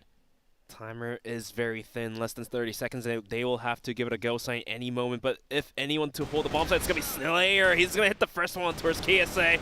Looking for the second pot shots towards Keller, not going to hit, and there we go. Tino now at risk, 16 seconds and ticking. Slayer playing this one smart, it's going to pop flash, and now completely blind, but somehow the Colt plays in position. At the end of the day, it's going to be Tot to wrap the kill up, and 3BO marks the lead here. Might be wraps. That is a gigantic round. I mean, Snake coming in here as well. How did he manage? Oh, that's how he did it. They lined up. They lined up for him. Yeah. Man, I think they were so worried about A-slope as well, so that's why they couldn't check site immediately. Snake is tired of waiting, and he wants to take the fight to SGJ. Very familiar pace from SGJ, but it seems like they cannot handle 3BL's aggression. I mean, they got in there real quick. This time, though, Horus and Snake did take a bunch of damage. Horus was not part of that contingency that did go into the machine room, though. Yeah. So not sure exactly how he took the damage. I think that's just by default. I always see Horus somehow always 50 HP or below. 14 health again. Still alive. One is all you need, honestly speaking, for this guy who's been dropping some... Maybe that's his passive. He's like a berserker. The less health he has, the better the shots go. Plays with reckless abandon. Could happen. Oh. But SGJ, they will need to start picking up some rounds here, because one more round and 3BL is going to be running away with the match point. Guess who's pressing W through the vent? Snare, also a snipe here onto Yobib through the doors. That's a big loss, too. Yeah, I mean, Yobib is the big carry at the moment for the side of SGJ. Rest of the team thinking about B, but backing away. Yeah, SGJ is going to need every single kill, every single damage to be done here. After losing Yobib as well, Snare, ooh, so close. However, SGJ is going to be able to cross inching in closer towards A without losing a member to Snare, of all things. But around the second commotion may just happen up towards Heaven, as Snare is going to be looking right at it. There's a much bigger group of 3BL over by B, and it's really just Snare looking down from computers. Wait, the C4 is down and towards the spawn area. There's only 30 seconds. What are they going to do here? He's running to get it. This is going to be tough. He's going B. Right. He's going B. Horus finally gets found out. Well, he got Horus, and he's just running into B. I mean, there's only 14 seconds left. No one's convinced by this fake. This is way too obvious. Todd also up in the rafters as Keller does get in onto the site, but he's got to plant right now. He's made it. He's made it. He's done it. He's got it. Okay, it's a plant. And I didn't see him? Oh, he didn't see him. Keller, come on, he's just going to hold it. Yeah, Pros don't fake. Pros don't fake. No, there's just no time. Can't get around. Tino, you see his face. Snake just able to get the quick kill and quick defuse. They overthunk. They overthought. Ooh. That could be the downfall of SGJ, in all honesty. I feel like they're in their own heads at the moment, and they're just overthinking a lot of things.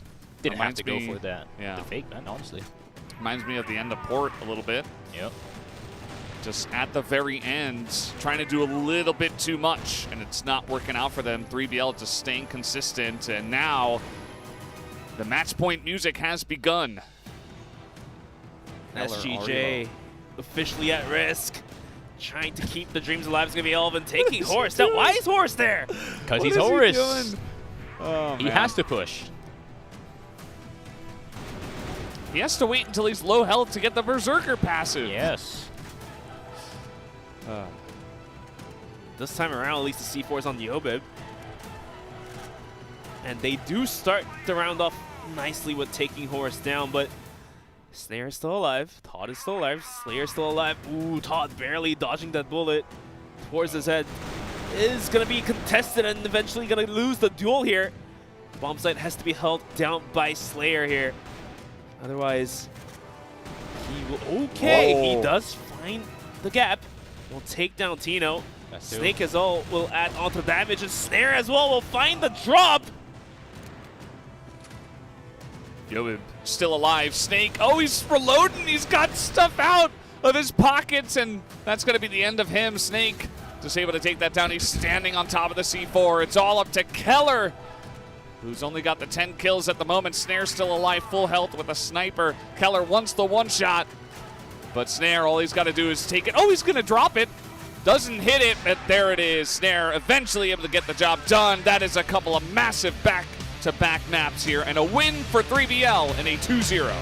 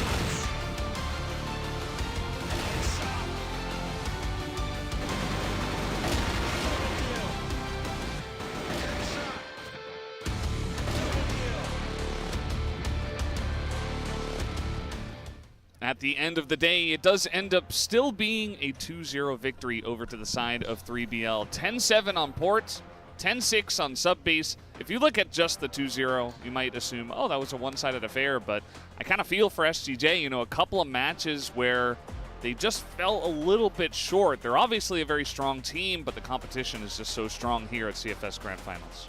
Yeah, for sure. I feel like SGJ definitely played worse than day one, that's for sure. 3BL played way better than from what we saw in the prior days. Just like how I said earlier, right? Their series against Next Top is one of the most low-quality best of these we've had so far. But then they turned it around so quickly with you know, Snare back in action, Oris's frag in. I mean, Snake is doing a great job calling. Even Todd coming back from that horrible map 1, going into map 2, and he was fragging again. And man, SGJ just got blindsided, and I really feel like 4 of the members just underperformed today. Granted, we saw Tino sniping really good earlier, but it's the SGJ curse once again, man, where it's Yobib versus the world once again. So for 3BL, they're going to be able to climb onto the top of the ladder, and for SGJ, they're going to have to hit the rock bottom here. However, based on how the matches played out, like you mentioned, just felt a little bit short to that of 3BL, and based on how SGJ played, if they go back to the drawing board, do their homework, just a little bit more additional questions to be answered. But if they do so, I believe that SGJ is still in the talks of going to the playoffs for 3BL. Sure, they ended up in a 2-0 win, but it wasn't as swift as we expected. 10-7, 10-8, definitely the scores that we did not expect that 3BL would put out. So 3BL could more than definitely drop any games on the future matches that they have to face against, like teams like All Gamers or any other teams. It's amazing. Even in the playoffs as well, too. Even if they do end up proceeding, I don't think the run might be long if they don't go back to the drawing board as well. Yeah, it's amazing that you have more cope than me for SCJ at the moment. Because I feel like it's cooked. I feel like it's cooked. You go down 0-2 in the group. It's. I think it's like what Elfish Guy was doing yesterday, where it's like, there is technically, mathematically, a chance. I think he was also doing it earlier today. But like, there is a very tiny chance, but it's pretty much just donezo. Unless 3BL are able to just smack down Antisocial, and then, you know, Next Stop also does that, which is very unlikely. That would be crazy. But if it did happen, then maybe somehow with a tiebreaker. But unlikely, very unlikely. You can see that Snare up at the top here, 2.3. I would not be surprised to see him pick up the MVP of this set. And yeah, I mean, there really wasn't anybody close, right? 8 first kills. If 8 first kills as a sniper is crazy, and the fact that Horus would have been the MVP if he did have the exact same numbers as he did in map 1, but Snare was just a difference maker. Just like how I said, man, he's a difference maker in this series, and I'm now convinced, hey, 3BL, they're legit, and the only problem they have to worry about at this point is just basically seeding for them or Antisocial. Yeah, or Next Top. Or Next Top. Well, could happen. Could happen. Mathematically, rub it up there about a little still bit, possible. Going back to Snare, since we most likely are going to be interviewing him in just a brief moment here. Of the 8 first kills he had, 7 is from the AWM. 1 is from the AK. That one time he basically went all Hail Mary into his machine room by himself, gets a double kill, and loses his life. But he already did the damage to the side of SGJ. So this guy absolutely playing out his mind and single-handedly shutting off the spirit of SGJ. Yeah, I wonder what he's got to say here up on the during his interview. Yeah, for sure. I think they're just getting ready in the background, but yeah, Snare, man. I feel like he's gonna go up in my rankings of favorite CFWL players now after. You mean up in the rankings of the players that you want to take to Philippines? Yeah, that could be there. Give the passport, right? Come on down. Stocks is still up there. Stocks is still my favorite of all time, and then there's having our time, maybe Awesome for second, and then I'll put Do. He's not in He's CFW. not from West. He's talking about West players. You wish. Oh, only West. You wish he was in CFWL. He was talking about CFPL players. Oh. How about GY, included, you know? And third, I would put Snare third now, because his sniping is really exciting to watch, and it's very different compared to the other snipers actually in CFWL, where they're more cool, calm, and collected. Yeah. No, he's crazy. I like and crazy. he knows it. He owns it. He's like, yeah, this is just what I do. He's a very friendly guy too. Very nice. I can't wait to hear from him on stage. You can see they're sitting up. right here. Well, let me just like grab Matt. You might want to move it a little to the side, you know, and see what goes from there. Oh, he's trying to move out of the way. Really? Can't believe he would do that. Trying to avoid it. Oh, yikes. But yeah, the aftermath of the matchup, 2-0. SGJ, they're going to be sitting at the rock bottom. And like you guys mentioned, the only mathematical chance, rubbing Jordan there, but, is for Antisocial to lose and next up to start, I don't know, taking down the top teams. But looks like we're ready to interview our MVP Snare. He had a huge day today, slow day yesterday, but let's see what the man has to say up on the stage.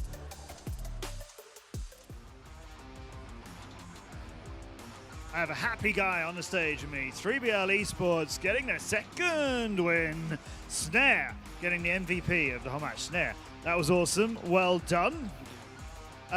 Did your team do a lot of preparation for that match against SGJ? Yeah, we have our coach home today, and he's doing the teams that we play against. Yeah. So did they play as you expected them to? Yeah. I feel like we haven't probably seen the best of SGJ yet. Do you feel like that as well? To be honest, I don't know. Okay, yeah. Do you feel like you're playing at your best? No. Yet. Tell me more. Let me just point that to you a little bit. Yeah. We're going for more. Yeah, going for more. Yeah. I've heard a lot of noise on this stage over the last 2.5 days. Your team are the ones I'm hearing laughing the most. Yeah. At the end of the match. Not during it, but at the end of the match, you guys really happy, right? You let it all out. Yeah. We have like Horace, his team is always giving jokes, you know. Yeah. And that's why. Yeah. In fact, yesterday you lost the first map. Yeah. And then you won the second. It's 1-1. I saw you just taking the short break. You guys were all running around. You're picking each other up. Yeah, it's really relaxed. It's fun, yes? Yeah, true. We already know how to handle the pressure, and we know how to play on stage because we already played against some good teams before. Yeah, we know how to handle the pressure. So that's interesting because when I spoke to Horace yesterday, he was saying, how much it means to him, right? Yeah. Putting this team together, playing well with you guys. Yeah. And when I said, I've seen you at CFS before, but you never get to those big stages later in the tournament. Yeah. So you're relaxed to playing on this stage, but is this the year we see you on the bigger one? Yeah, I hope. Inshallah. Yeah? Yeah. It's looking good for you guys. You feel like you can go 3 wins? Yeah, inshallah, 3 wins. Yeah. So. What's different this year? Why are 3BL Esports playing well and are so relaxed and enjoying themselves? What's going on? We have the 5 best Egyptian players in the same team, and we have the best coach in CFS West. Yeah. That's why, and we are giving the game all, you know? Yeah. That's why we are getting better. And you're playing at your best, not at your best yet. Yeah, you're playing well, but there's better to come. Yeah. Exciting. Can't wait to see that. Snare gets the MVP on that. Great performance on that second map. Just running. I think you got 22 kills at the end of it, so you had a good time. We had a good time watching as well. We have our second win, as I say, for our brilliant Egyptian team. So pleased for you. Anything you want to quickly say to the Egyptian fans? Yeah.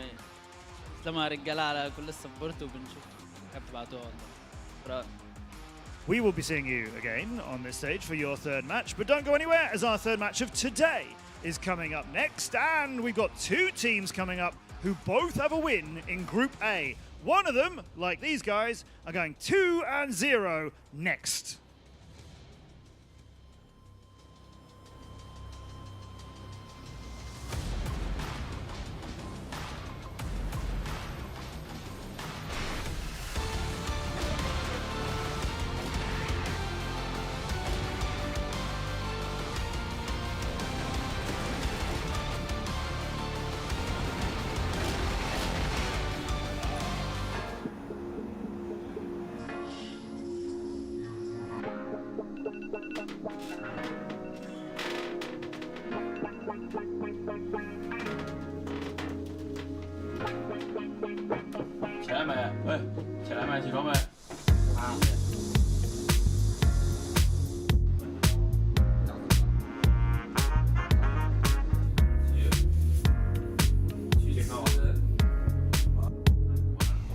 秦九俱乐部的 QI， 然后我们是从1年前吧，然后我们大家都一起住在这里，然后到现在也住了1年多了。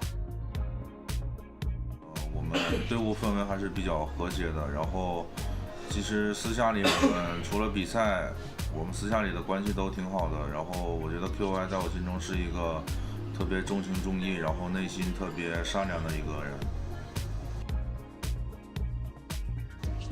对你来说，他是什么样的朋友啊？他是一个很好相处的朋友。是那个秦九俱乐部的英俊，我来自浙江杭州萧山。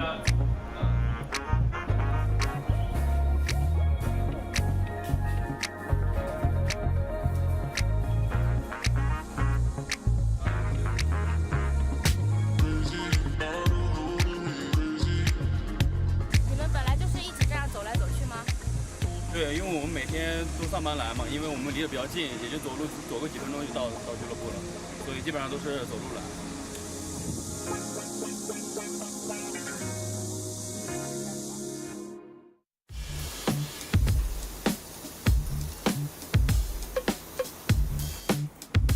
邀请人，我先秒一个。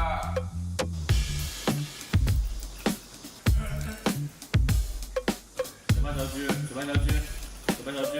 阿加。大家好，我是秦九俱乐部的川委员段位的选手 QI， 我在队伍里面担任的是一个自由人加副指挥，然后相对单点这个一个位置吧。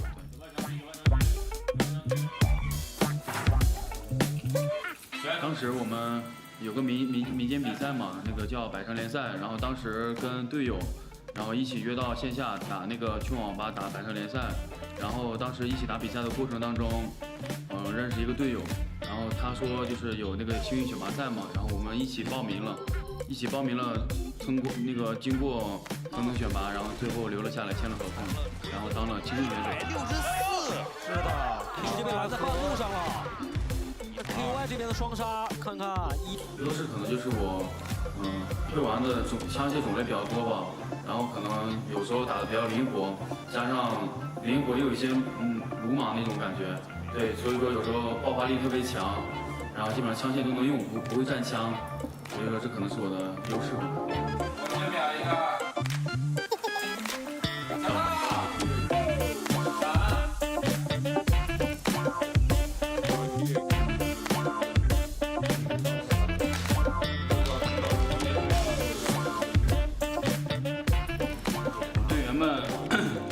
像亲人，像家人嘛，因为我们5个都是新人嘛，然后组在一个队伍里面，反正大家各自努力嘛，然后每个队伍其实都是新位子，没有说什么就是互相压力怎么样，因为我们5个共同进步，然后每天上下班啥的，其实更像是家人一起在努力的朝更好的方向去发展。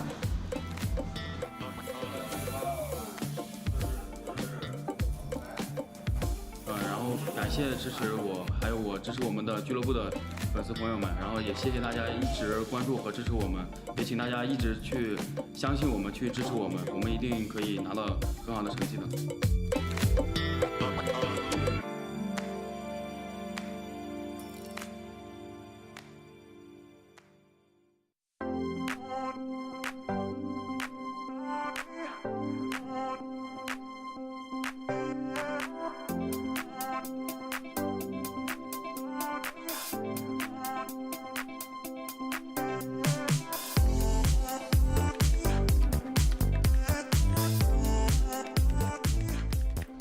Vinícius, tenho 20 anos, meu nick é VNC, moro em Cabo Frio, Rio de Janeiro, e jogo no Vasco vai fazer 2 anos. Quando a gente chamou o Fefe pro time, a gente já tinha essa ambição de ser campeão da CFS, nosso foco total é lá. E a gente ganhou aí os 2 brasileiros agora, vamos jogar o Vietnã. E esse campeonato da Coreia também já deu pra ver que o nosso nível tá alto, dá pra ganhar dos caras tranquilo. E é isso, chegar no final do ano ali na CFS e vamos ganhar dos caras. Eu acho que o melhor momento da minha vida tá sendo agora, 2024, e foi 2023 também. Acho que é o meu auge da minha carreira, onde eu tô me sentindo muito bem jogando aqui com os moleques do Vasco.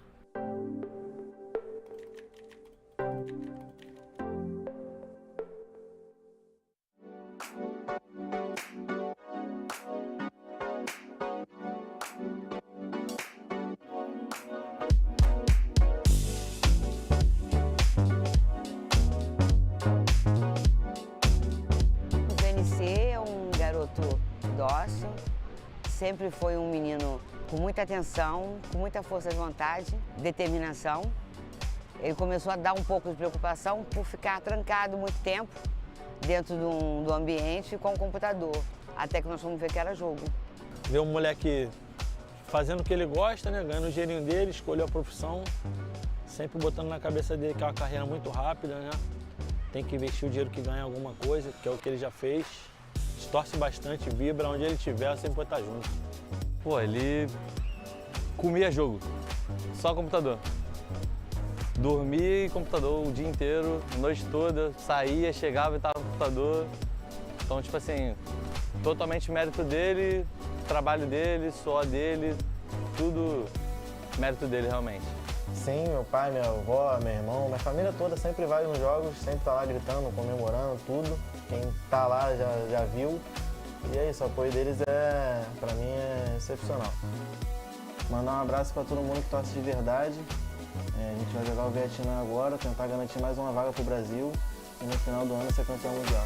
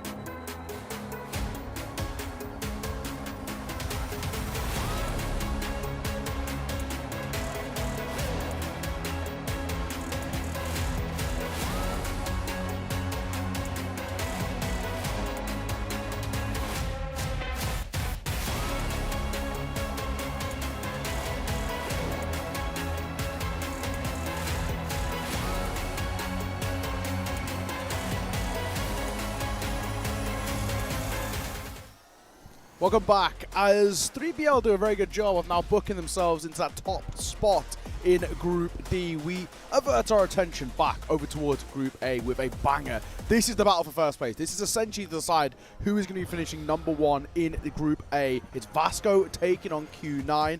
I'm back again with Jordan. How you feeling? Yeah, feeling pretty good. Had a nice little rest. Maybe not as nice as your rest. That was great. That was a good one. I've got some good photos of that one. But we'll bring them up a little bit later on in the piece. Look, yeah, I'm feeling good.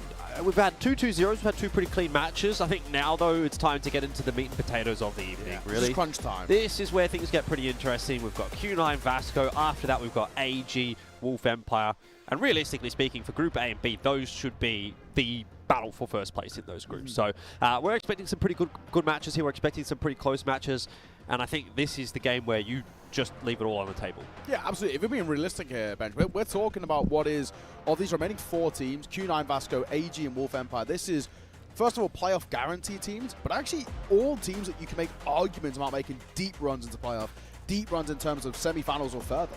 And yeah, sure, like you mentioned, they are already all proceeding into the playoffs, but at the same time, the seeding actually really matters because let's say you're coming out of Group A, you don't want to face off teams like Gamers or any of the other top name teams. So definitely there's a lot on the stake, although the playoff has most likely been achieved. But yeah, like I mentioned, the seedings will be a very important thing. And Q9 and Vasco, these 2 teams as well.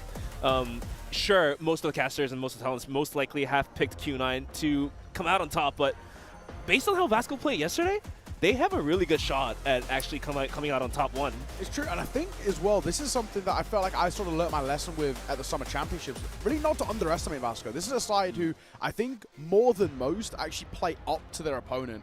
And on the flip side, they actually play down to opponents too. Sure. I think when they play against some of these weaker sides, I think they really do kind of fall into their tendencies and fall into their sort of mistakes. But we saw this at the Summer Championships in Vietnam. When they were playing against these top-level teams, they were great. They were the best team from Brazil at that tournament. They're better than Imperial, and Social, of course, weren't there. And they were really impressive to see him. And we got to see MG play at that kind of top level for me. And he actually really made a name for himself as a top-level sniper at that tournament. And there was really a lot to like.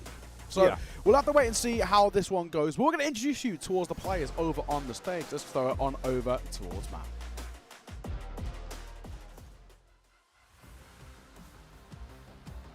Introducing our 3rd match of day 3. Now, every inch is going to be contested. This one's going to be an intense matchup between 2 incredible CROSSFIRE regions. Teams, bring your energy and skills to our stage.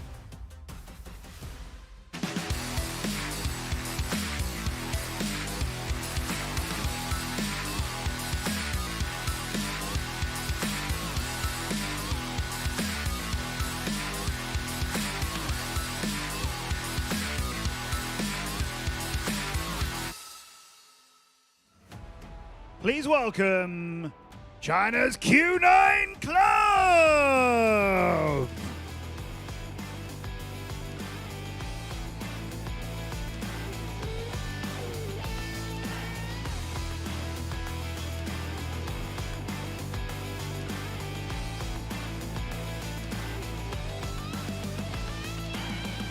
And here come their opponents!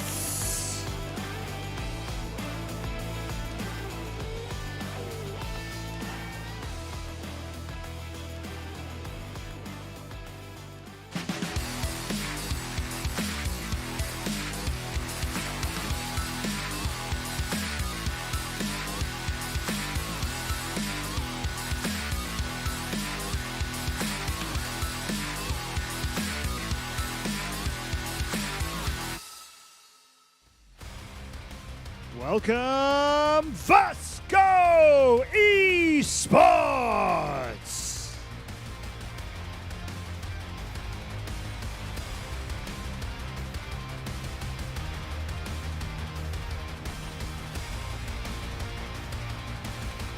Two teams, one leaves with 2 wins. Match 3 of day 3 of the CFS 2024 Grand Finals. Teams, unlock the future.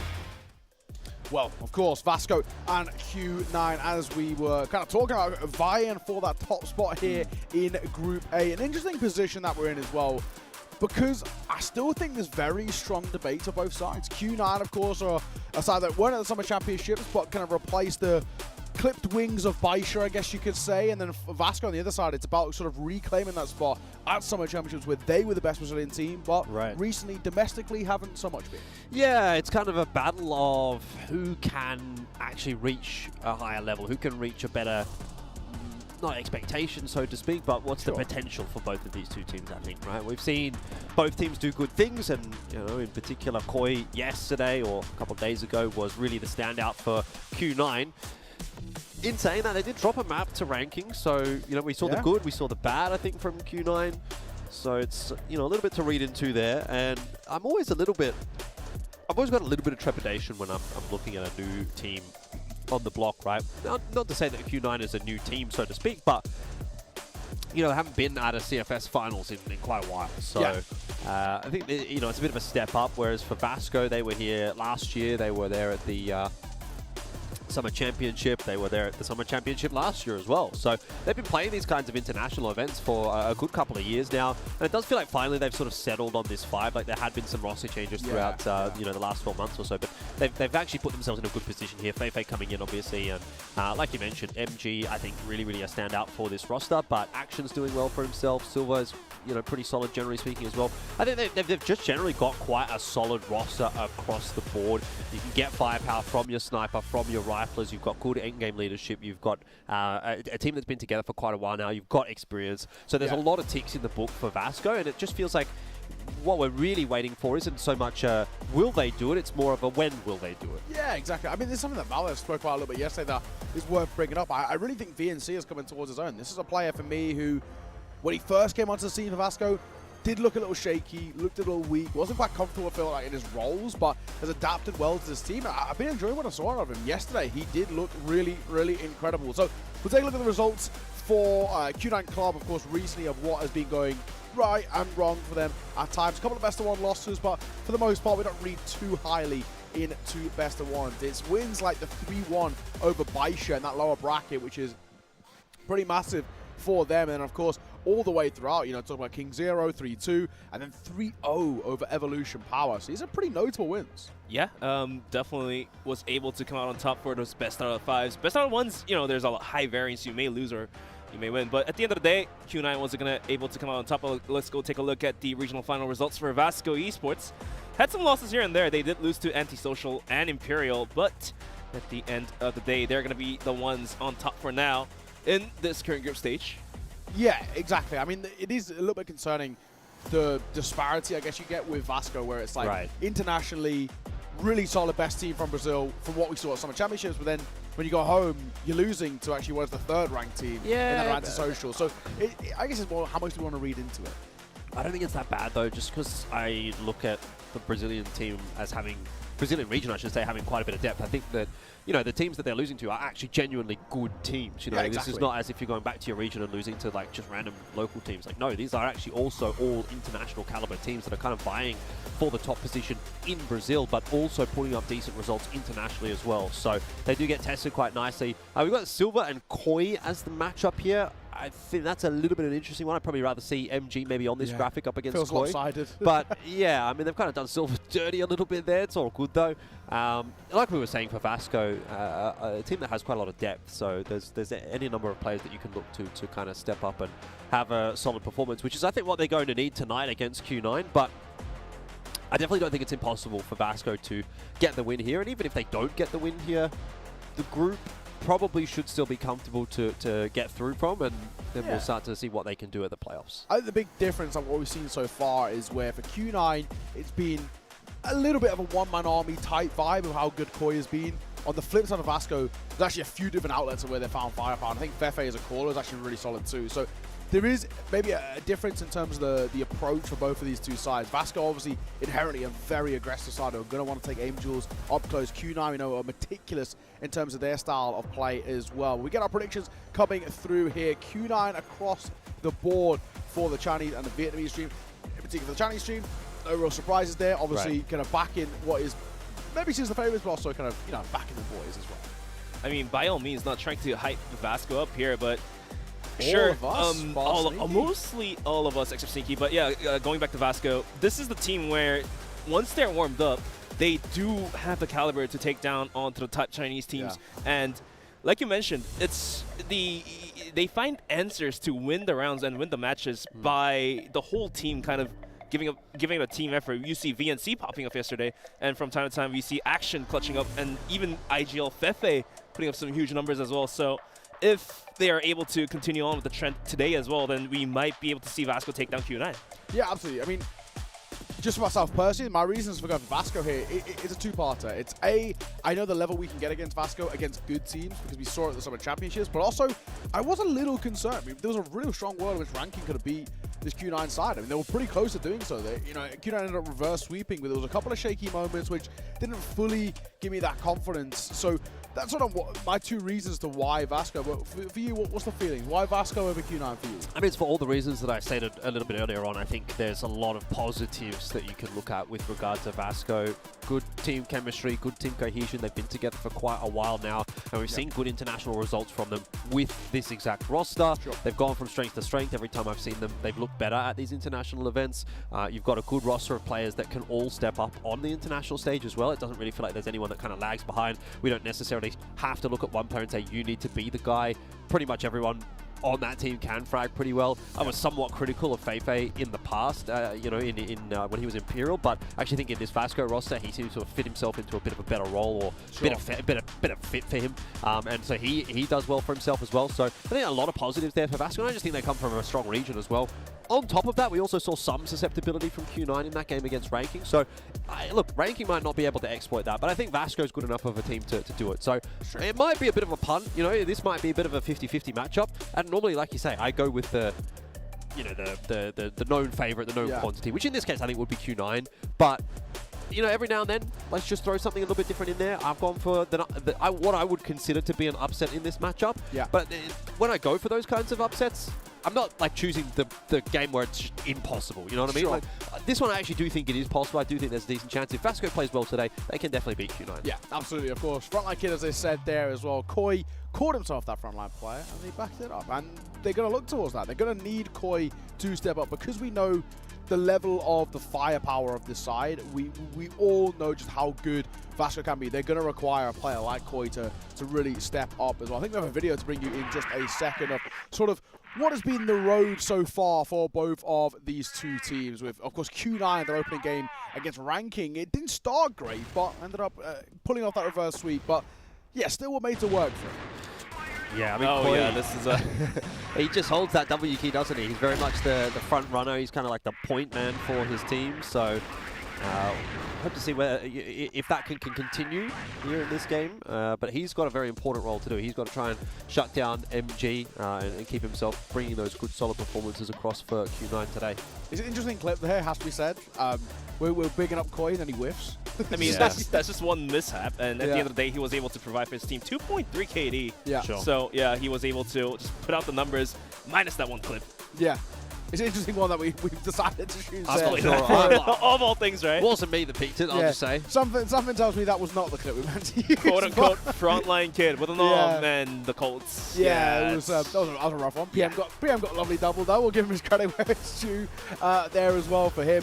But yeah, it's one of those where for these two sides, there's a lot to look towards, and map comparison is obviously another good point as well. Now, obviously, both sides play a lot of domestic reps and have had a little bit internationally, more notably recently for Vasco. So a couple of different ways you can go about this. The main thing is, though, and this was a point that we brought up when we spoke about Vasco yesterday, is they have a very deep pool. They can kind of go anywhere. Whereas for Q9, sure, they've played won Mexico, but it's not exactly a confident map for them. They've only got one rep under their belt. So there's a couple of weaknesses for me. I look at Mexico being a weakness. I look at sub-base not looking too strong. And that's a map which Vasco have played a lot and have liked a lot. We saw them do it at the Summer Championship. So it does feel when you look across the board that Vasco have a couple of advantages here. Yeah, Mexico is always a map that you associate with the Brazilian region.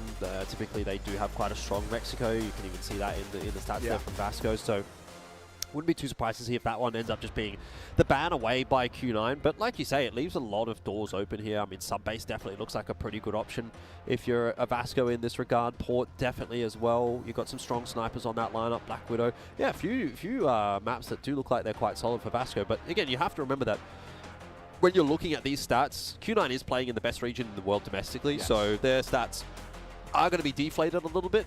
And while Brazil is quite a strong region, Vasco maybe gets a little bit of a more beneficial looking stat line than what they would have if they had played, for example, in CFPL. Very, very true. What are you thinking veto-wise? We'll get towards it in a sec, but where do you think this one's sort of heading for you? Well, I believe Eagle Eye is a very prominent ban, and Mexico, now to think of it, I thought Mexico would get ruled out, but then again, looking at how Q9 is from the best region of CROSSFIRE scene right now, they more than likely and most likely to know how to play Mexico well. So we might even see Q9 just pick into Mexico is a possibility. Could be a decider. But like Jordan said, maps like Compound, Sub-Base, Port especially are going to be the ones that these two teams wouldn't hate to play on.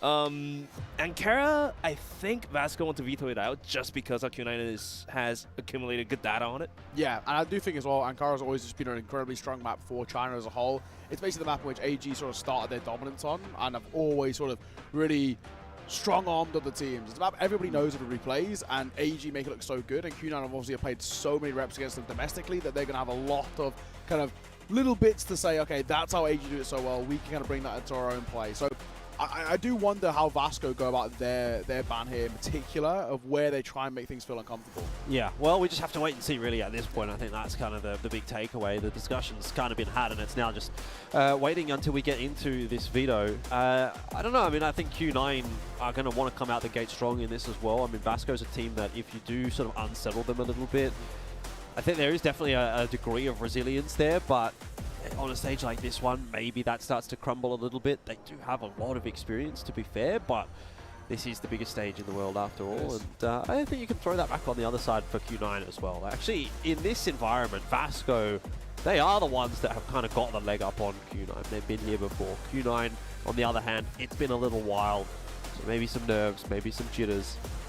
We'll have to find out when we do get into server. And yeah, again, the early start's always going to be important in these kinds of series, which are, I think, going to be typically quite close. Yeah, and I felt like we did see some of those kind of jitters from Q9 against ranking, dropping that first map as well, struggling a little bit towards map number 2 and 3, and having these kind of moments where it looked like they were a little bit checked out. You got to feel a bit for LCK. They're a bit of a group of death here, because ranking on a bad team by any means, but they unfortunately never really going to be able to compete all too much. So yeah, we'll wait and see until we get this veto underway. But so far, I mean, when you look across the groups, there isn't really too many surprises, in all fairness. There's no real massive upsets. We kind of, pardon me, spoke about it in terms of, I think Group D is just who goes number 1 between FBO and Antisocial. But I think for the most part, every other one is sort of lined up in place, right? Imperial probably should be number 1 in towards Group C over Evolution Power, I'd assume.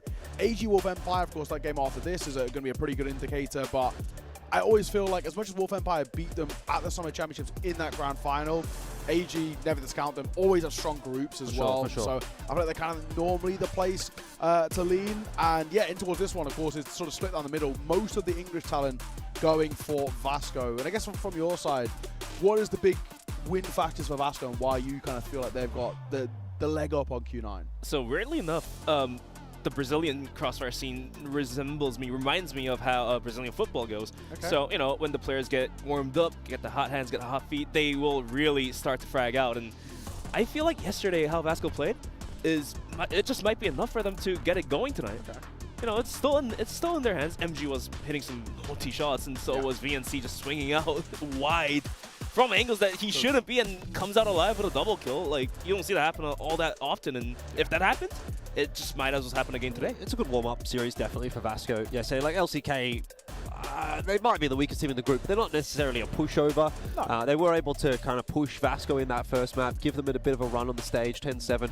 But then, obviously, as you said, Vasco kind of come online, get that 10-2 and clean it up nicely. So, nice little warm into the event for Vasco, and we can only imagine that, yeah, they're going to have to kind of continue to reach those higher and higher heights. Yeah, exactly that. Waiting for the players to ready up, it seems. We've been given the always old the info. players, man. It's always the players, and it's Vasco, it seems, judging by the amount of admins over by them. We're talking about like 3 or 4 there in that sense, so never what you want to see. Maybe this would be a good, I guess I can say good time to bring up the veto, but they do the veto on the veto later, yeah. Apparently the veto isn't ready either, so.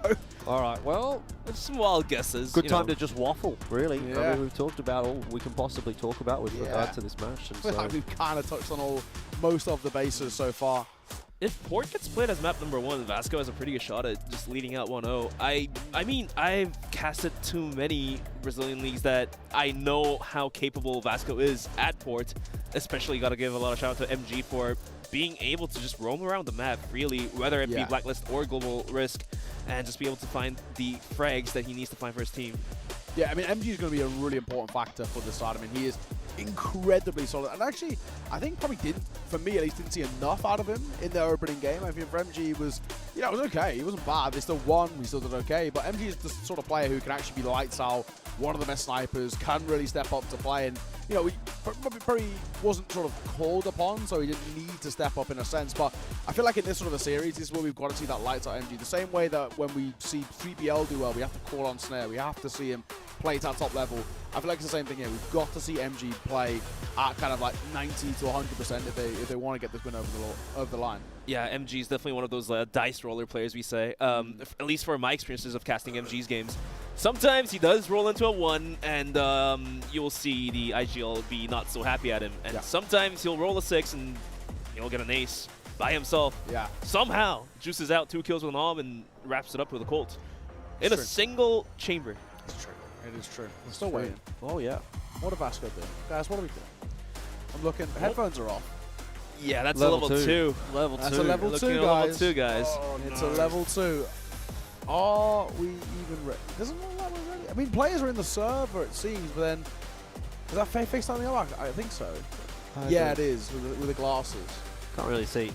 My eyesight's not that good at this. I'm 30 years old. I'm getting a bit on, you know. Alright, Gramps. We oldies now. You're the youngest here, Neo. I am the youngest here. Doesn't look it, apparently. Every year that I come to a CROSSFIRE event, because obviously it's always a like sort of second week of December usually, I get a little notification on my phone, like memory from. This one was memory from 9 years ago. And I was like, oh my god, it's 9 years ago. That was the first time I went to China, which was in Guangzhou. And I would have been 21, you know. I'm like, a little Bobby. Yeah, first time. I think that was the first time I ever went overseas for esports. You know, my eyes were wide open. I was like, wow, what is going on? Like, was that for CROSSFIRE? That was for CROSSFIRE for this event, for this exact event. But season, well, it was CROSSFIRE Stars 2015 Grand Finals. Yeah. So, Grams, in the last 9 years, how has CROSSFIRE changed? A lot. How's the meta? I think the meta has just gotten a lot slower. It used to be a lot faster, if that makes sense. Just Wing into the bombs. Yeah, I think teams really just focused on like basically rushing all the time and focusing on their aim and just trying to outbrawl their opponents. Whereas now it is a little bit more methodical.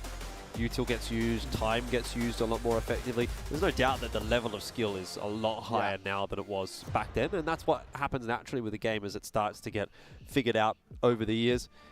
Here we are, though, the moment you guys have been waiting for. Well, one of them. I'm sure you're waiting to get in the game more so. But we've got to go through the picks and the bans first. We've had no shortage of a discussion around that, but now we get to find out where exactly it is that we are going to be headed. Yeah, Vasco. It's their turn to veto. First map out. It's going to be Black Widow. Okay. Well, interesting choice. In all fairness, I would say Black Widow is actually a map in which they're not incredible on. So I think that's probably, you know, we spoke about them having a deep map pool. This for me feels like actually one of the few you could make a strong argument for why you would avoid it. Statistically, they actually look quite weak on it domestically in the Brazilian league. So I sort of understand that. I feel like Black Widow for me is probably the most notable one, especially because the rest of the maps they can leave open and sort of use them as a bit of a punish.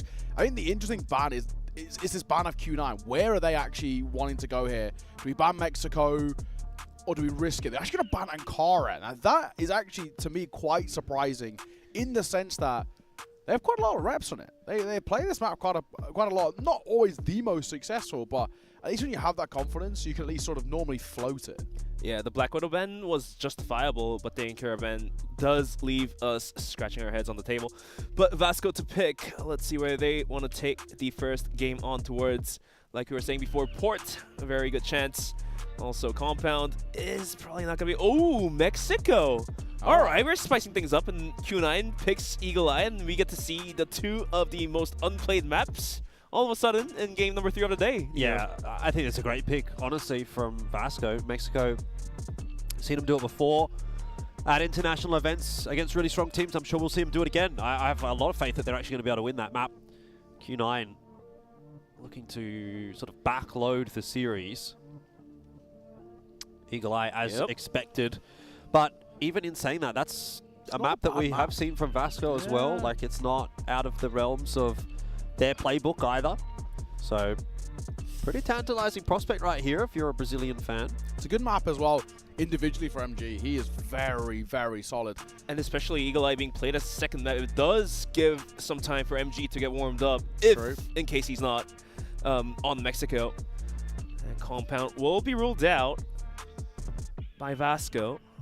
Also very justifiable. I'm trying to think, are we risking a port here with Q9 as a decider? Now, port obviously is a map played a hell of a lot, just generally in the Crossfire scene. The only issue for me is that it's also a map in which Vasco look very good on themselves. So it's just sort of where you want to lean this one here. For me, I'm still so baffled by the Ankara ban more than anything. Ports will be ruled out as expected, and that will leave us towards going to the final map of Decider.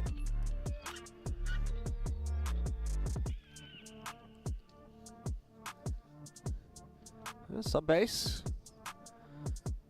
I mean, not a map that we've seen from Q9 at this event so far.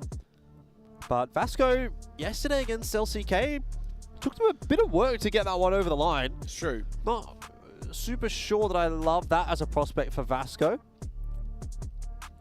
So, looking at this map pool, I might still lean the way of Vasco, but I think I'd kind of like to get them done in two. Mexico and Eagle Eye going their way. If we do go to sub-base, I would have my doubts. Yeah, the one thing I will say for sub-base is that when they did play against top teams in the Summer Championship, that's actually where we saw some good work out from Vasco. They picked it quite a few times there. But I think you're right. I think for Q9, they must have seen something yesterday and said, hang on, there's inherent weaknesses here. They've got these gaps. I think we can ban out port and actually, if we need to, take them on that sub-base if required. So when we keep starting going towards Mexico, this is a very, very good map for Vasco, but actually just for the Brazilian scene as a whole. It's the least played map in competitive Crossfire, without a doubt. Then that Eagle Eye to follow up. It's a good map for Q9, but also not bad for Vasco. I don't think they're too upset with that at all. I mean, the sub-base to see it off is an interesting decider. I do feel like Mexico is a very justifiable pick now to think about it, because besides MG, I think the Riflers are all dialed in to the side of Vasco, and this is one of the close quarters maps, and as you can see, the map Q9 data. don't play it. Yeah, Q9 has no data on However, it. they won the one game that they did play. I'll give them that. It just depends against who. It could have been against, like, nobody's. We don't know who exactly they did end up winning that against. And I'm assuming it was in their best of ones as well. So it literally could have been anybody. But we know for a fact that Vasco are good on this map. Brazil are very good on this map. Yeah. It's Jordan's favorite map as well, so he's happy. Why have you done me like that? Why have you done that?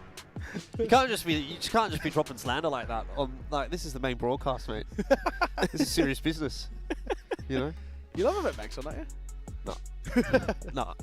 Look, I think there is definitely. I like it as a concept, if that makes sense. Like, sure. I'm not a fan of the map. I don't like the way that the map plays, but I think there are a lot of teams and a lot of players that kind of agree with me. And if you're one of those teams that actually likes to play Mexico, has it in your wheelhouse, it's a very good map to have as a pocket pick. That is the part of it that I like. I like that, if you're a Vasco here, you either force the ban, which means you get one of your other map picks, or they don't ban it and you go straight into it, because you know that most of the other regions aren't super proficient on Mexico. So it's a nice little pocket map. It's a nice little cheeky one. There's always one of those in a pool, right? Like, there's always a bunch of maps which everyone loves, like, kind of universally. You'll be talking about Ankara and your Black Widows and your Compounds. Like, those are generally quite universally liked.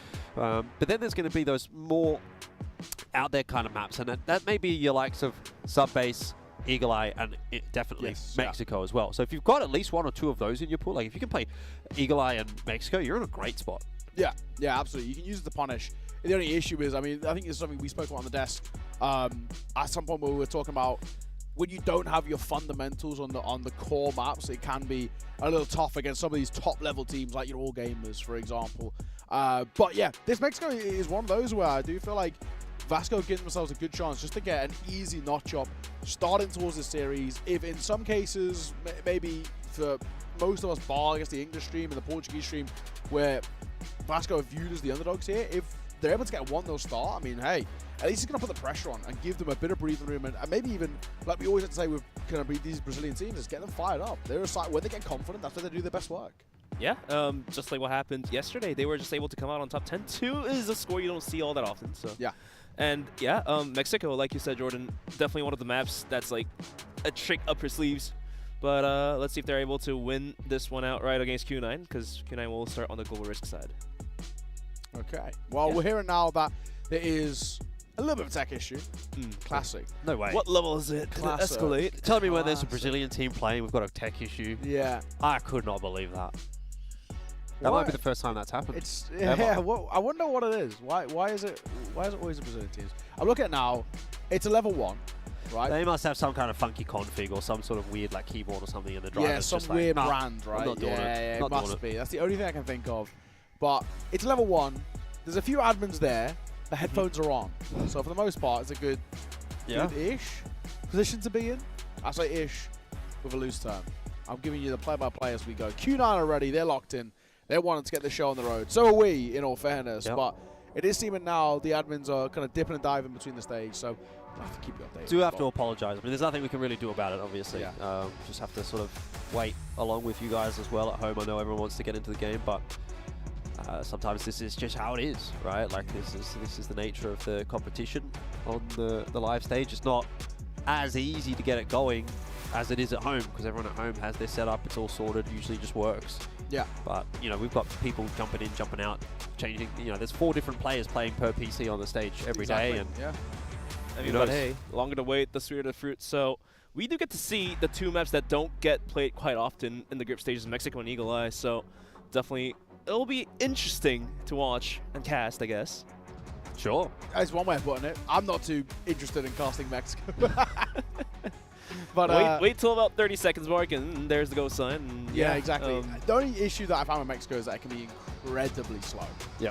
Because teams are so nervous about making a move because it's so easy to make a mistake. So that is always my kind of issue when I cast Mexico. I mean, I guess, luckily, I guess for us, when we do the West League, we don't basically ever see it.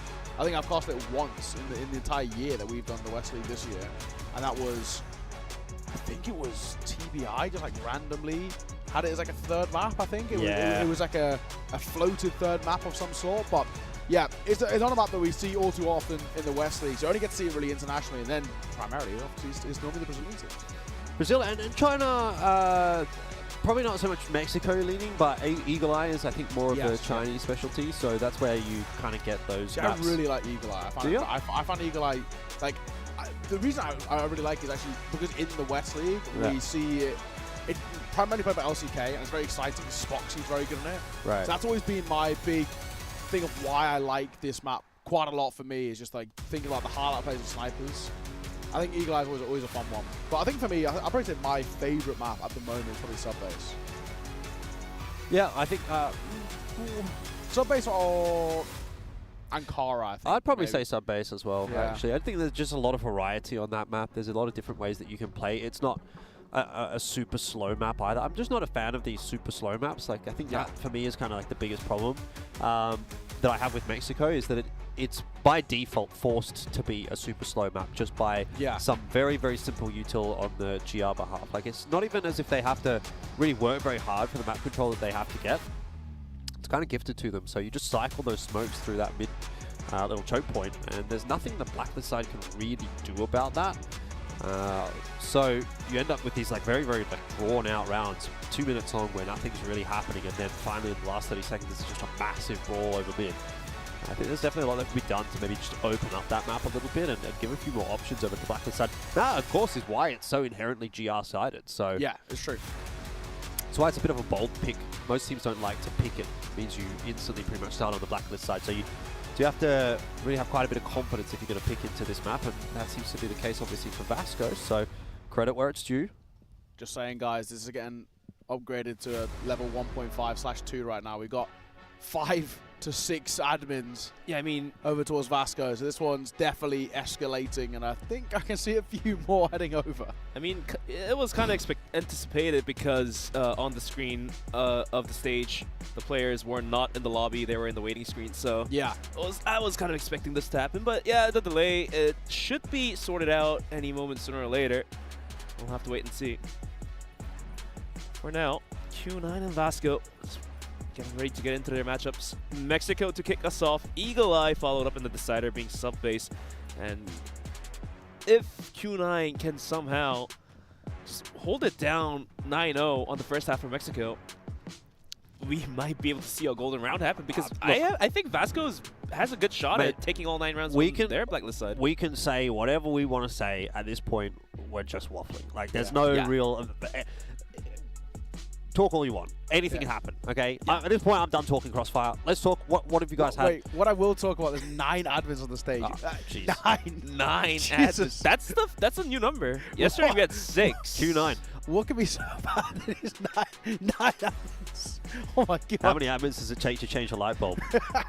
I don't know. What's the best thing you've eaten while you've been here in China? Or drunk? Oh, well, hands down, Xiaolong Baos. Xiaolong Baos? Yeah. Well, it was great. They were pretty solid. Mackie's not drinking. No. No, I would say, actually no, the best thing I've drank, I don't know what it's called.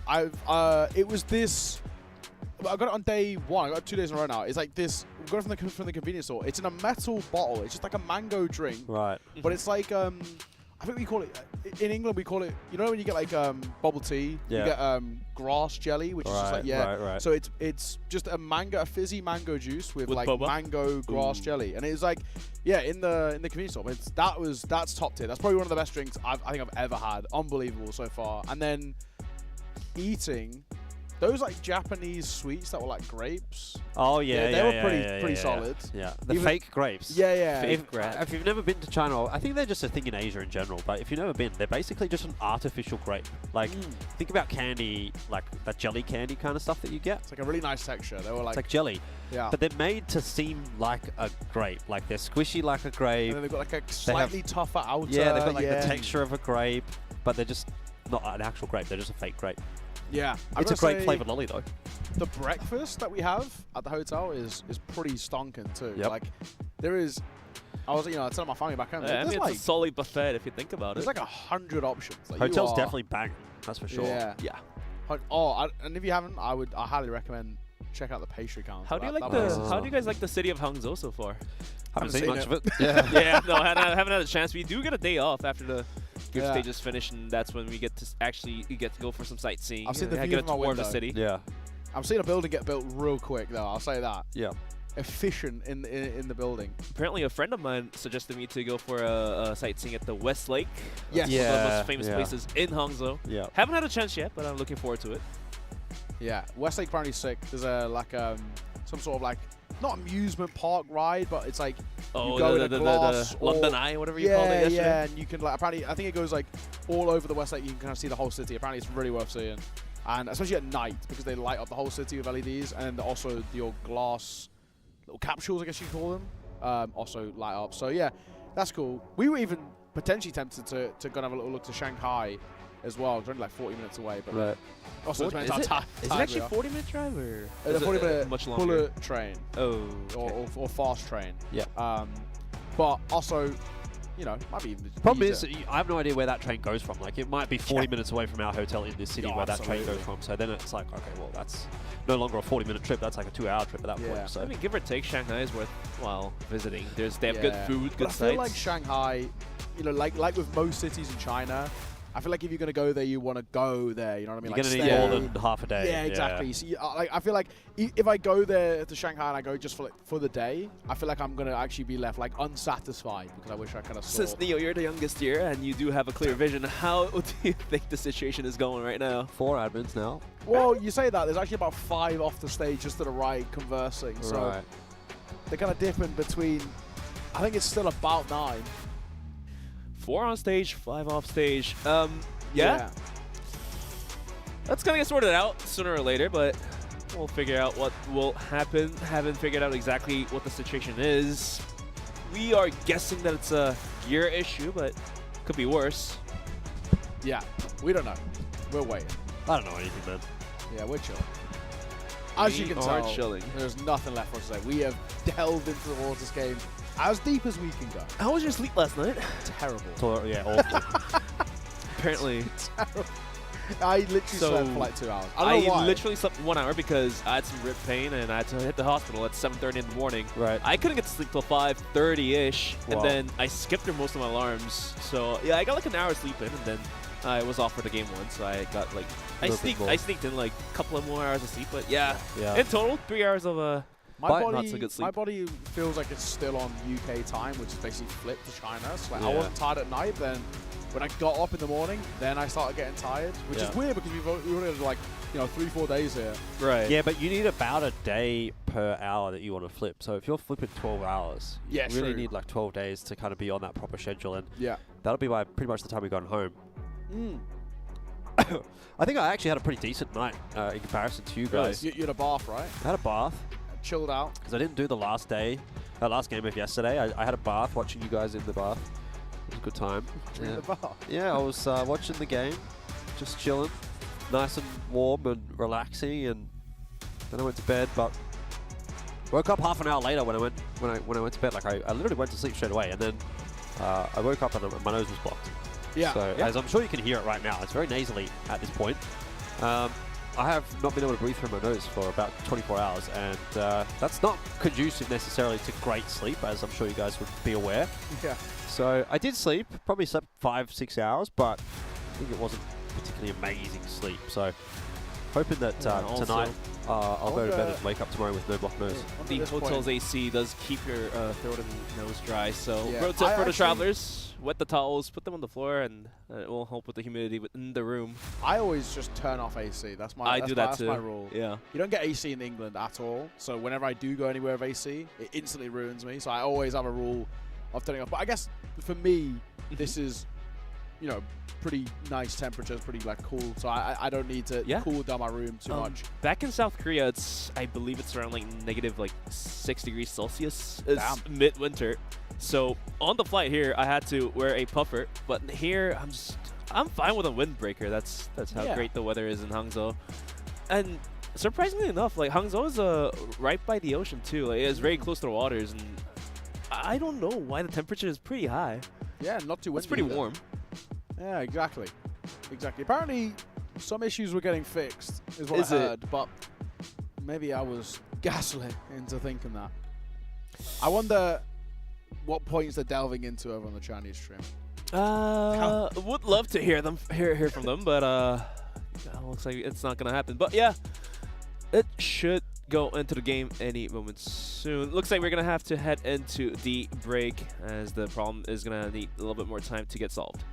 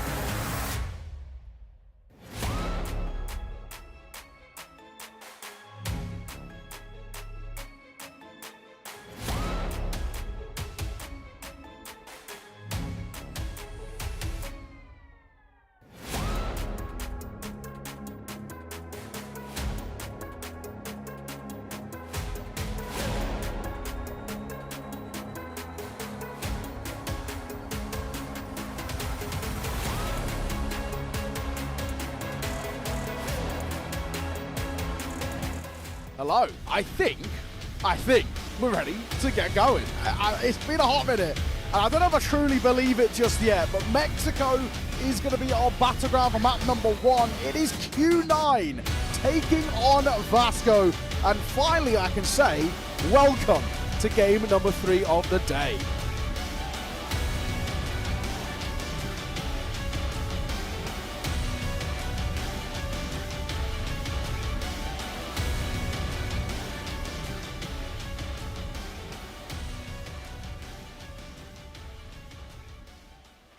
Oh my god. Whew. Oh my god. That's Mexico. I never thought I'd see the day. We are actually live. So sorry about that extended pause. We had a PC change followed by another sort of issue, probably due to the PC change, maybe setting up settings, something along the line.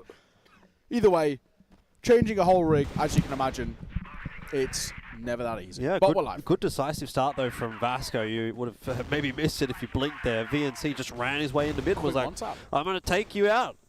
You, literally you. Nice. Yeah, good opening kill from Vasco, and that's exactly what you want on the Blacklist side, right? This is the reason they choose this map. They're very confident on it. They need to be able to get it done on this side, and already putting Q9 under the pressure after a very, very long pause. Is a very good start for Vasco. Let's see if they can capitalize on it. XJ should be traded down here and will be pretty comfortably. A couple of kills coming back on in though from Q9, and YJ wants to pick the pace back up. VNC, 1 for 1, not good enough. MG can't get it done, and Q9 will save the round. Koi picks up a triple kill on the first round to save the round for his team. Eventually, the trade kills were not enough. Koi picks up a quick double, and then the sniper kill coming through, and the final kill going towards Koi was just about it. But for Vasco, realistically speaking, they just need to sneak in a couple rounds for the Blacklist side to have a possibility. 4 kills for Koi. I must have missed one. I thought he got 3. Yeah, I thought he had a 3K, but apparently it's a 4K. Classic Koi, really, in all fairness. This guy is unbelievable. Has been unbelievable. I mean, arguably, actually, rating-wise, he hasn't been, but he's definitely, in that top 10 of players we've had so far at this tournament. Oh, easily. He wasn't in the top 5, because we had the top 5 this morning. It was 3 from AG, 2 from Imperial, but he's got to be just on the precipice of it. I'm just waiting for the moment MG to pick up that M4. I mean, we've seen him from time to time. We'll go for the 5 rifle setup and just run into the bomb site. Just waiting when that is going to happen. As the smoke is going to be put out, the timer, it'll tick down. Really, any signal for Ghost Sign is going to be just right now with the pop flashes. They're going to send it right down towards middle. The shots are good from VNC and Solo. They'll pick up a PC, but quick response from YJ. He's going to pick up a kill each, down to 2v3. It's a pretty good trade in the end there from Silva. XMY will regress back in the middle and check it out. It's not going to see too much. Now action has been spotted out. Silva again on the trade duty, but can't quite get there fast enough. So spacing a bit of an issue there for Vasco, and it may drop this round for them. 2v2 is... The skirmish is a lot better, I feel like, on the side of Vasco. They still do have a nade, still do have a smoke grenade, I believe, on towards MG. 50 seconds up on top of heaven. Looking to get onto the A-bomb site. It's going to be MG. XJ spotted out, but it's going to be MG going down. Silva now trying to get the trade kill. Runs in, finds the head. But the C4 has to be picked up. And XMY. Over nade's not going to hit. Don't get it. And we'll get on towards the site. Nice safe plant. And towards back of site itself. Now what has XMY got for us? Silva repositions over. In that back corner, it's a very good angle to play from, but he doesn't quite spot him. He's rotating all the way around. It depends on the timing here, but XMY could catch Silva off guard. He's sort of starting to react to it, and he does so damn well. Silva dancing around the angles. Levels the playing field 1 round apiece. Yeah, that's crazy, isn't it? Because Forklift is like kind of the most obvious position to go to in a post plan. It's like, all right, you're in the corner. You don't have to worry about your back at all. You would think the GR player would be aware of that line, but hitting a good shot kind of negates all of those factors. And Vasco have that first big round on the Blacklist side. Wonder how many more there is available to them in this map. I mean, they did successfully get a foothold on the blacklist side. First round is all they need. Just a couple more, and we might be able to see them come back pretty big on the global risk side, as this map is pretty wonky when it does get to that 7-2 scoreboard, 6-3 even worse. Q9 has to hold onto the bomb sites. But Nate is going to hit right on the money for XJ, losing half HP. And Fefe thinking about swinging, or is that down towards underpassing? Exactly. Nate deep, doesn't really do a lot. A lot of mid presence here from Q9, and it's just for the time being keeping Vasco at bay. They're very nervous, very tentative about making their way forward through the smokes, understandably so. It's a very slow round, getting to the minute mark now before we've even really seen a true fight come through. I mean, this is one of the issues with Mexico, is that you can just keep replenishing smokes in the same spot in towards mid, and if you're Vasco, you have to fight through them, which so far is so good. Koi has to go huge, and this is what he does best. Koi gets one, gets support as well, and they're doing so damn well of shutting it down. Action under a bit of pressure, but he does well to find him in towards Forklift. Back into a 2 versus 1 now. It was XMY in that clutch last round, couldn't convert it. And this time it's even harder. It's not a 1 versus 1, 1v2, but he does have the C4. Still got to find a way to pick that C4 back up, does Vasco. Couple of isolated duels on offer right here. Action will go down. And MG missing his shot means XMY keeps it alive. It's Q9 that are really at the moment only getting their rounds out of clutches. Yeah, Vasco absolutely bringing the round down to the wire here, and maybe it just feels that Vasco might have a really good shot at taking the map away from Q9. Yeah. It's all about this mid control. Vasco just cannot find a way to really contest it. Like we spoke about, it's about replenishing smokes, right? That's the big thing. And obviously, when this map's played out, everyone sort of heads in the direction of A as a sort of a default. Maybe got to find alternative routes towards B, but that itself is no easy feat. It's quite an open site. The frontliner for Q9, Koi, already sitting on 6 kills, looking for more. Had a huge 4K on the first round and picking up 2 more in the process. You have you on 0 kills, but we know he can also clutch up for his team. Big thing is, if we spoke about Mexico being what is on paper a bit of a gimme over towards Vasco. So if Q9 were able to sort of steal this away, it does completely flip the series and then puts us in a spot where we talk about actually this is pretty good for Q9. They can even be talking about the 2-0 themselves. I mean, the way they're playing right now, they look super confident. That tech break and what can technically ice you out a little bit doesn't seem to have really affected them at all. With some set of mid smokes, they were able to cross 3 players on towards heaven. VNC gets spotted out. The straight out from YJ's good for 1. You will pick up a double and somehow a 3rd kill for himself.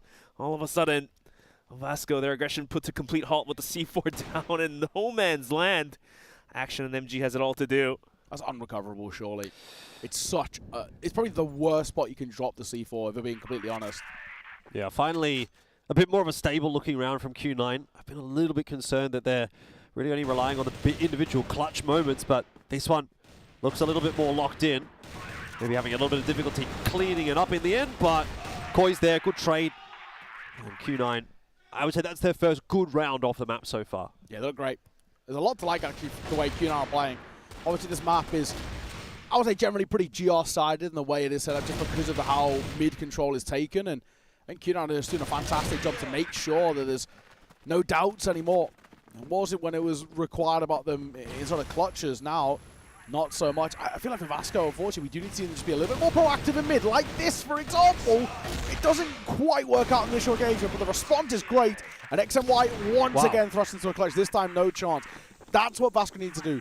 The issue with Vasco is because they were allowing Q9 to drop a smoke and then just have mid immediately, it gave them no options. That way, it completely changes it. They basically catch Q9 sleeping. I'm liking these fast plays from Vasco. They're having a lot of success with that. Even when they're not winning the rounds, they're kind of bringing it very, very close, and it's just a little bit of a miss execute in the clutch. But the faster plays are really working out for Vasco at the moment.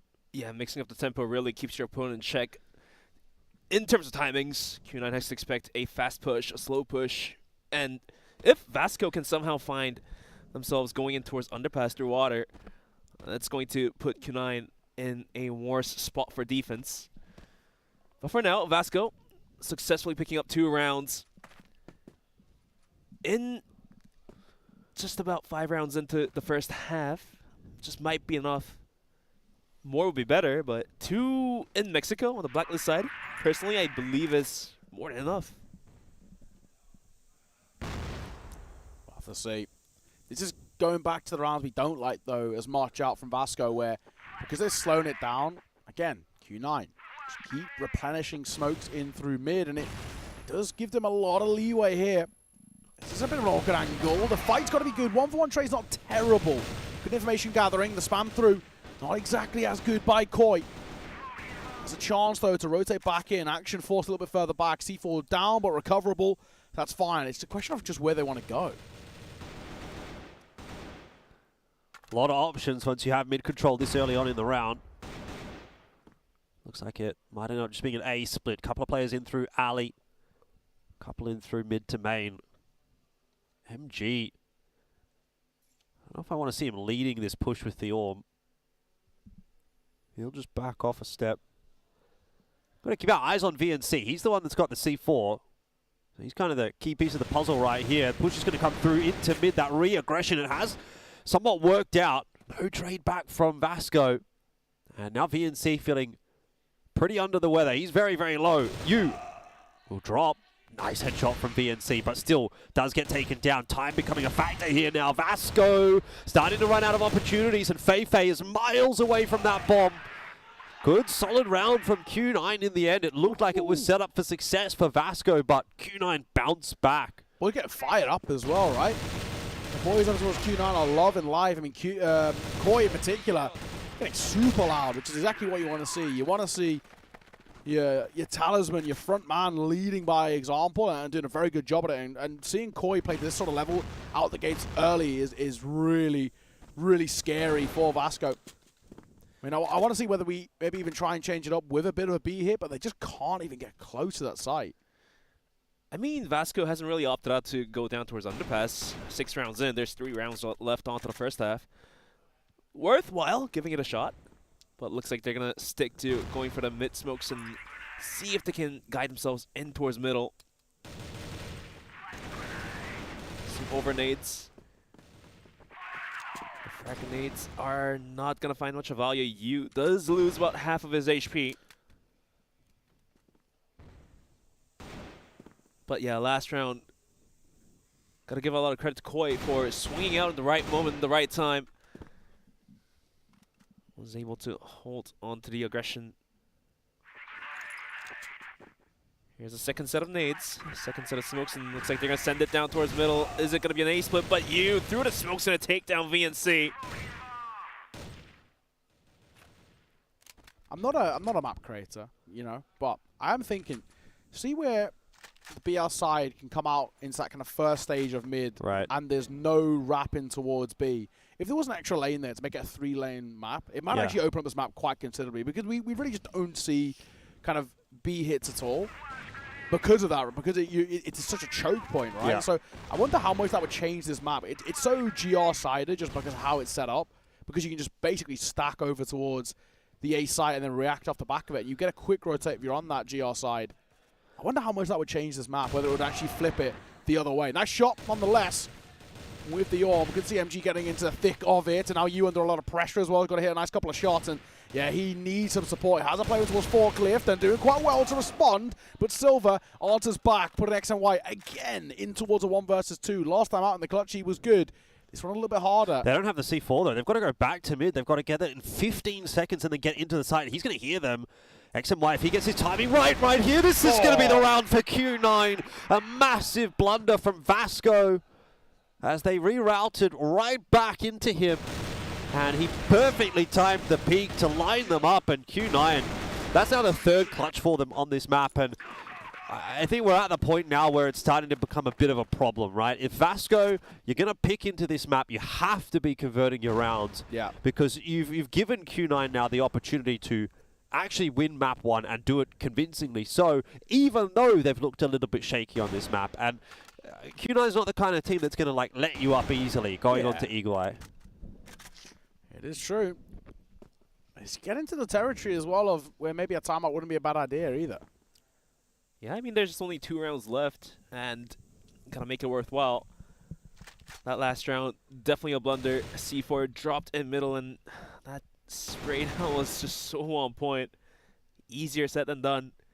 And even though Q9 does rely on the clutches to rack up on the rounds, after all, it's still rounds won by your team. 5-2 is the scoreboard at the end of the day.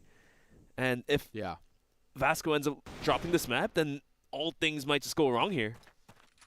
True. Nade over towards Ali. Doesn't do a hell of a lot. Very slow by Vasco here as we get towards around that minute mark. Last time out in that previous round, they lost it on time. They don't want to repeat the same mistake. Well, here's the setups, and they're going to send it down towards heaven with the pop flash.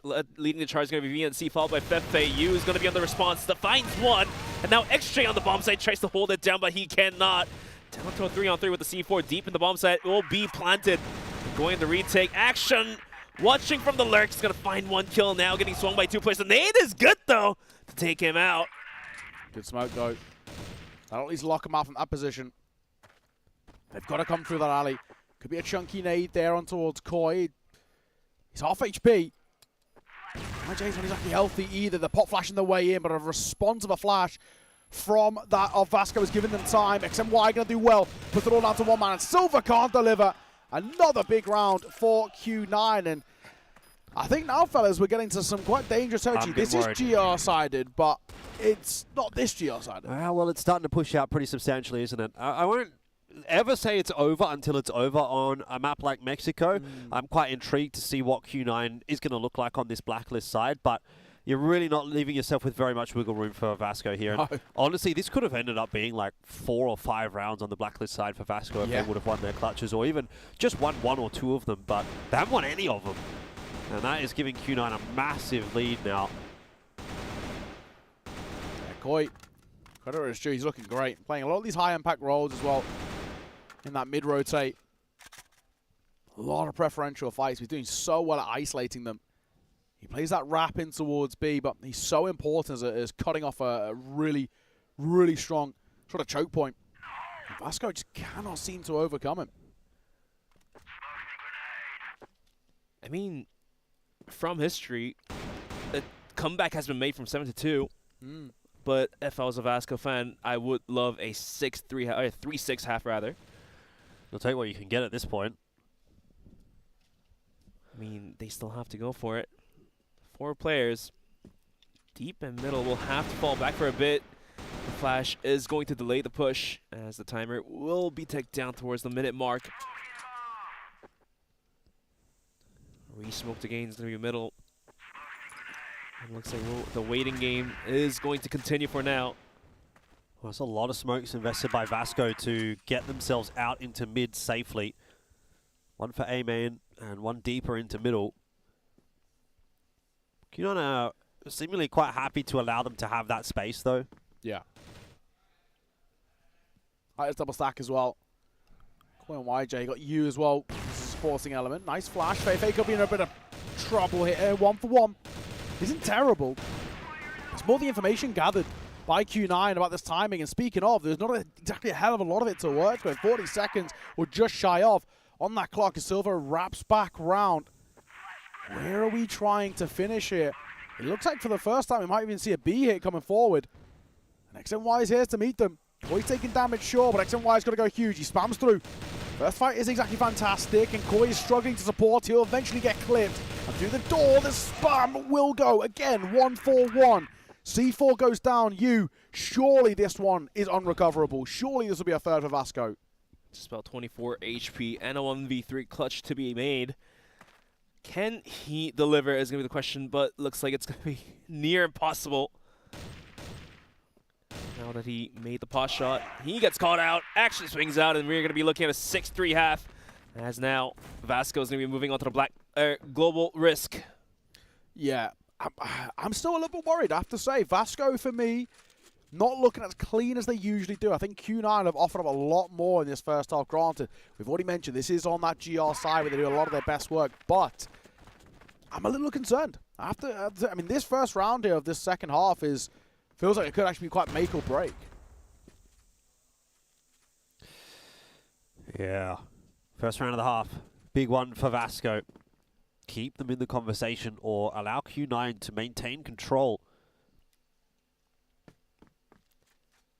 Looks like Q9 are going to employ a little bit of a slower style than what we've been seeing from Vasco. A bit more of a reserved standard approach from them. Wait out all that GR util before making any moves. Playing with the clock seems to be the plan devised for both of these teams, but they're going to be setting out that setups. Q9's waiting to pop flash, but Silva opens up with a nice headshot onto you. VNC finds a kill of his own as well. Silva with the pistol will find a double and make that a triple for this guy. All of a sudden. Super easy round when you look at it. At the tail end, Vasco take their fights and they do so damn well. And unfortunately, for Q9, not a good indicator. We said this first round of the second half is going to really be able to tell us whether they have a chance, well, not whether the chance, but whether it's going to be equally as dominant. But anything but. No Vasco.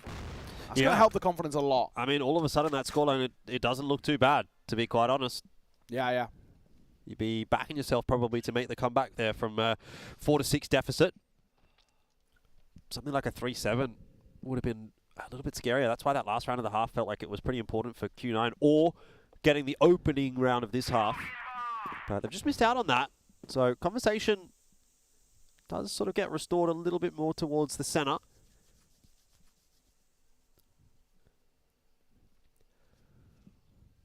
Second round, their blacklist Q9, what are they opting out to do? The overnades are going to find some value onto YJ. Silva thinking about some expeditions, going to go down. And this might cost them the round here. That's a big fight to have early. And the fact that it goes untraded, now Q9 can group up and try and utilize the man advantage. MG feeling like he wants to get a bit proactive. He's holding through that smoke, nothing spotted just yet. Q9, still wait. And A-Rap going to be coming forward. And actually we're seeing a lot of presence being shown through kind of that B to mid rotate, so there is a gap here. Definitely, as the timer is going to be ticking away still. And Q9 really playing with the sweet time. We'll set out a mid smoke and they're going to start to slowly cross in towards A, it looks like. You already right by middle. 30 seconds and they haven't really decided. They are not swinging any moments and they have to go now. Yeah, we've got to go, guys. I mean, we've got to start to make a move here. Here they come. I mean, VNC's flash alone could slow them down for a brief moment. First fight responds well, and a second behind it. It's a massacre over towards A. I really feel like Q9 was super indecisive there. They just left things a little bit too late, didn't give themselves enough time to clear on towards the site, despite the numbers advantage. Yeah, Action and Forklift was able to pick up 3, and that was it. All 0 for Q9 for that round. 6-5 as Vasco rapidly catching up to the score of Q9. Koi struggling to have the same level of impact as well that he did in that first half. And he got a couple of kills since the change, and it's obviously showing. It's a one-round game. And for Q9, going for that slow strat isn't seemingly working out. If it's back-to-back 2 rounds in a row, you're losing. Could try for a fast aggression and just out towards water, since both of these teams have no interest in doing so. Yeah, it's true. I've only seen 1B here, and it was successful, in all fairness. And even that B take was through middle, so yet to see what happened through underpass. Smokes are being refilled as Q9 is going to be waiting for the smoke to dissipate. MG going for the shot there is going to miss through the smoke. Oh, big find, big trades coming forward. That favor Q9. And I think it's time to make a move as well, but an answer back is not too bad. Still, trades benefiting the BL side right now. And Feifei and VNC got it all to do. Feifei hasn't had too many opportunities. VNC, is he going to clear? Surely. The answer is going to be yes. It's spammed down to leave Feifei all alone. If they just run towards B now, they get a free sight. They're just still going to cross, but they don't even need to. A swing and a find. Q9 finally back to winning ways. I have a feeling this one's really going to come down to the wire. Vasco, for me, are actually looking very solid on this GR side. Yeah. But Q9 have just kind of given themselves enough breathing room with that last half that they might be able to eke out one round here and there and get it close, maybe even get it over the line. Especially that MG's not warmed up fully yet. 5 kills only. Well, it's not exactly a sniper map, though. That's the thing. Like, Yeah. he shouldn't necessarily have to be the one to put in the hard yards here.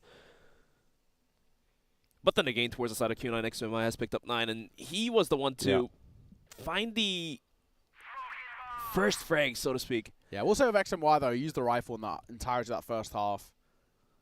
So maybe MG, he might sort of take a page out of his book and say, okay, maybe this isn't the map for me on the Orm. It's only really in the second half that we've seen XMY consistently using that sniper. Once again, though, a bit of a move towards A. Little bit of presence shown, but no real commitment.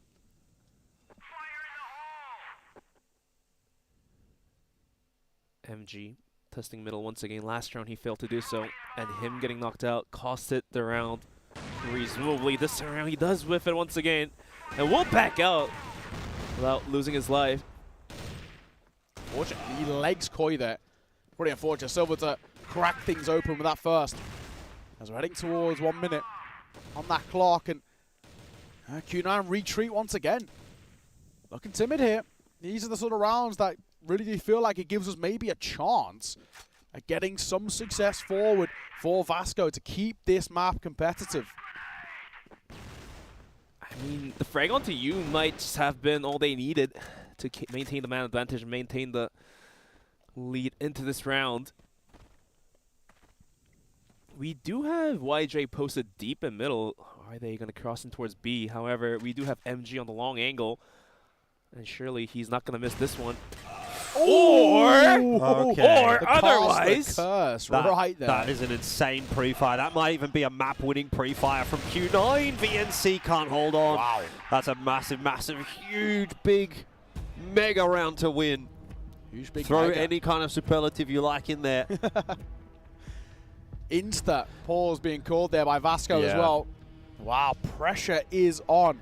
If they lose this map, they're in a really, really worrying spot, if we have to be honest. I mean, obviously, map number 2 is not bad for them by any means, but it's just the confidence that it gives over towards Q9.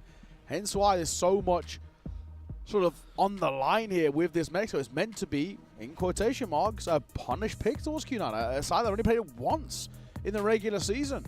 And on God, the moment I say surely, the caster curse comes in full effect, full power, full force. Yeah. But yeah, going back to this tactical timeout, what do you think? Do you have Vasco has left it in them to win on the global risk side, besides just outgunning Q9? Honestly, it feels like for the most part, the way they're playing is actually pretty solid. It's the same way Q9 were playing. It's replenishing smokes in towards mid. They're actually just losing the Angels. It just shows just how crisp Q9 are. I mean, that swing in that round just there is a sort of a prime example of it, but their mechanics are incredible right now. And it's not just Koi either. Yeah, Q9 is on point at the moment. That's been what's dragging them through. Like individually, we talk about in that first half being able to win their clutches. But here in the second half as well, looking really, really sharp. Open up a lot of those rounds. So hopefully for Vasco, that conversation that they've had is going to bear fruit. Otherwise, we're heading on to Eagle Eye, which is Q9's map pick, down 0-1. And I don't think that's going to paint a particularly pretty picture. You've got to win this one if you're Vasco. Looks like the tactical timeout did alert them. We do see all of the Vasco players ditching B and is going to reinforce down towards middle. All 3 players are going to be looking right into it. slow. Q9. Once again for Q9 to start things off. They're just going to let these smokes come through. You know, pretty standard stuff. They've been leaving it to the last 45, 30 seconds as when they make their move, but in that previous round it was super successful. So I mean, Q9 is continuously finding some success with the slow plays they're making, as opposed to Vasco's slow plays were not really working out. Yeah, true. Vasco did their best work when they went quick. Nade over. A lot of damage over towards Q9 in all fairness. Not quite the kill, but enough to scare them briefly. Found some huge value, at least above 100 damage. As YJ and U took a punch. And this is going to be the first time we do see an underpass hit. Yeah, it might be. First time this entire map. Yeah, Koi's in a real spot of bother right here. If he's not careful on his exit. Smoke's landing in middle. Obscuring the push through from Sewer. MG might be about to have a rude awakening. Flash is going to go through. They haven't quite checked him. He's going to get some shots off, but hasn't really landed too much. Feifei doing the majority of the work so far for Vasco, but now MG able to strike, and it's a big one. The C4 drops out in no man's land. Turn our attention back over to Koi. He is the pincer strike. He's the flank, and he's going to be potentially the difference maker with that kill. It is going to allow him to retrieve the C4. But where does he go from here? He keeps going forward. Take the duel against Silver. The swing from Yi. YJ, I should even say. Maybe just not quite timed perfectly. And so Vasco will hold on to one more. Really felt like Koi, the best thing he could have done is just pick up that C4 and dip away. Fall back towards B, even towards A, and get that C4 planted. But he decides to fight instead to give himself a bit of breathing room because he's just unsure. And I mean, ultimately ends up costing him the round. So 8-6. Vasco not out of the count just yet. Still keeping the pressure on. 2 rounds ahead, Q9, 2 rounds away. Stealing Vasco's map in their favor. Definitely not out yet. They still have a really good chance of tying this back up. And plus, Q9 hasn't found the map point yet. So if Vasco can just continue to hold on to the bomb sites, they're going to find some great success in taking the map back into their hands. As Q9 opting to go for the slow play once again, is going to slowly cross in towards middle. I think they need to put out one more smoke, or oh, they're going towards heaven. This might work out this round, as you can see. Yeah, there's a bit of a gap to work for them. A couple of flashes in the right spot here, and they could be okay. Action over towards Forklift. Just playing the pixel peek. Doesn't want to commit towards a fight because he knows it's all about buying time for the rotation. And then they come.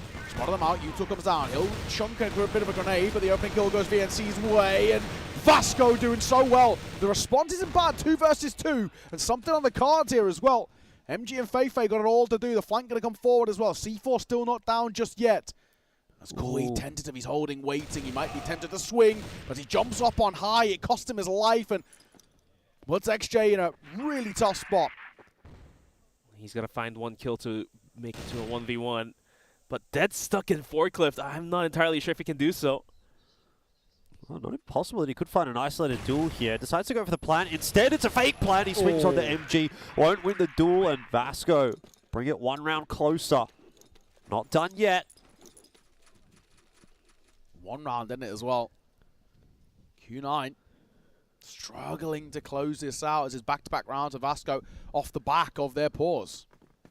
And slowly but surely, MG is coming online. And so is team, racking up the rounds. Just a couple more, and they are going to be the ones sitting on the map point. As you saw, the frustration seems to be building up on the side of Q9. Silver and Koi going bar for bar right now as well. 19 and 11 for the both of them. Not a bad spot to be in at all. Standard setup for Q9. I feel like, at the very least for them, when we've seen them do their best work for Q9, it has been when they've been trying to change it up just a little bit, but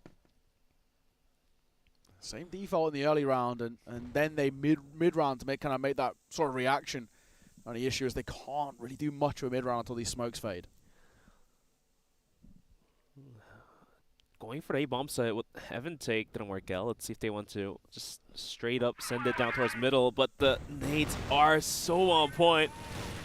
Once again, YJ and Yu going down. Koi in big effort will find one, but he himself trying his best, not gonna find any more. Down to 3v2, but XY and Koi both down very low. XY swings. Ooh. Good swing, will find a kill. Not over yet, and Action's pushing. He's got to think better of this, surely. Dangerous if he pushes further in alley there, but decides to back off into A. So it's all good. HP advantage definitely there for Vasco. But again, another round that is teetering on the precipice. A couple of good shots here from Q9, and that's round over. Action close. Deals with the first comfortably, but not necessarily expecting X and Y from the same angle. Still, that element of surprise has been given up, and it should now be easily Vasco's round. 8-8, the equalizer. And now Q9 will have to use their timeout. If they can't juke a round out, Vasco, on the seemingly more favorable side of this map, will close out in their favor.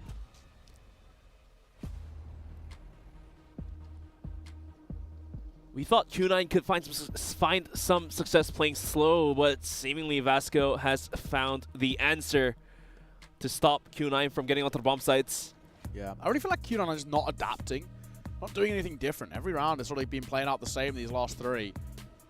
I want to see a bit more of a quicker play, just sort of try and fight fire with fire. We know that Vasco like to play very early and towards mid and it sort of be guns up ready for an aim duel, but Q9, the best work has come from aim duels. I do actually want to see them try and get up in their face a little bit. It's one of the things that can work against these Brazilian teams because they are, you know, inherently quite aggressive and quite quick comparatively. Good way to counter them sometimes if you're just feeling it. And, you know, most of Q9 are looking pretty solid right now. That feels like a good way in which you find an opportunity, but for them, it feels like, yeah, nothing. You know, as the saying goes, nothing changes if nothing changes. Right. And unfortunately for Q9, nothing has been changing. I don't even know if it will off the back of the tag pause. I know this feels like more they're just taking a bit of a breather and having a mental reset. Also, tried to kill the momentum on the side of Vasco. They are picking up rounds after rounds, so definitely a needed timeout, but looks like we are on the tiebreaker round here. 8-8. Let's see what Q9 has prepped to take a round here.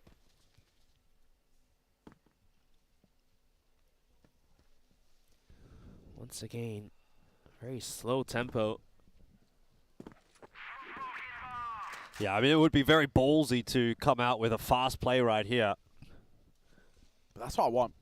That's what I want to see. I want to see Q9 just Wing it. Yeah, more just so because I kind of feel like they can take these heads-up duels against this side. You know, we've seen so far when it's come down to just raw 50-50s, they've actually looked like the better team. Once again, it's sort of reaffirming just how GR-sided Mexico is. Vasco, who looked, for the most part, non-existent towards that first half, have completely come alive here in the second. Once again, going for the Heaven Take, we do see 3 players rotating in. What the C4 this time? Some pop flashes. Yu's going to send it in. YJ as well. Action's going to spot the head, though. Looking for the second. He gets knocked out, but VNC has arrived for support. Gets one in the process. Uh-oh. This is dangerous now. Feifei and MG looking to hold desperately as a duo, but Plant is going to go down pretty quickly here for Q9. MG may not be expected through from Ali, but apparently I'm wrong. That is a very nice peek from XJ, and Q9 get their round. They force at least overtime, but one more right here gives them the map, and what a big map win that would be. Yeah, absolutely. That's a much, much better execute. Absolutely perfectly played over towards A. Fights rotated so well. The trades are perfect. They take the site. C4 goes down immediately to put the pressure on towards Vasco. And then 1 round away from taking their map. We expect this to be a close game, but my God, has it been. I mean, Vasco did not anticipate at all that Q9 would send it down towards Heaven after attack pause. Yeah. As you saw, only Action was on the bomb site. But moving into pretty much the final round of the first two halves. Let's see what Q9 wants to do this time around. We do have the C4 kind of lingering on top of underpass. All four players just gather on top of it. Ooh, they have prepped for this round. With some overnades. They're going to send YJ and XJ in towards water. Possibly swing into MG and take the kill. Go for the duel against an armor.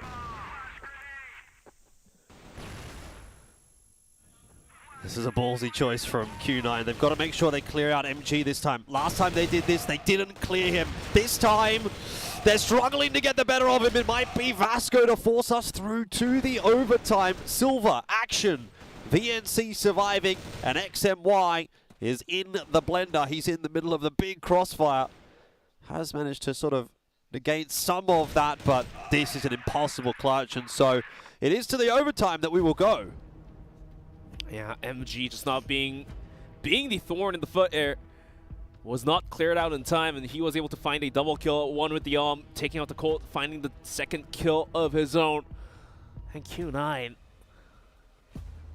surely they were able to find the 9th round, but wasn't able to find the 10th, and we are going to go into overtime. First one we've had, right, at this tournament so far.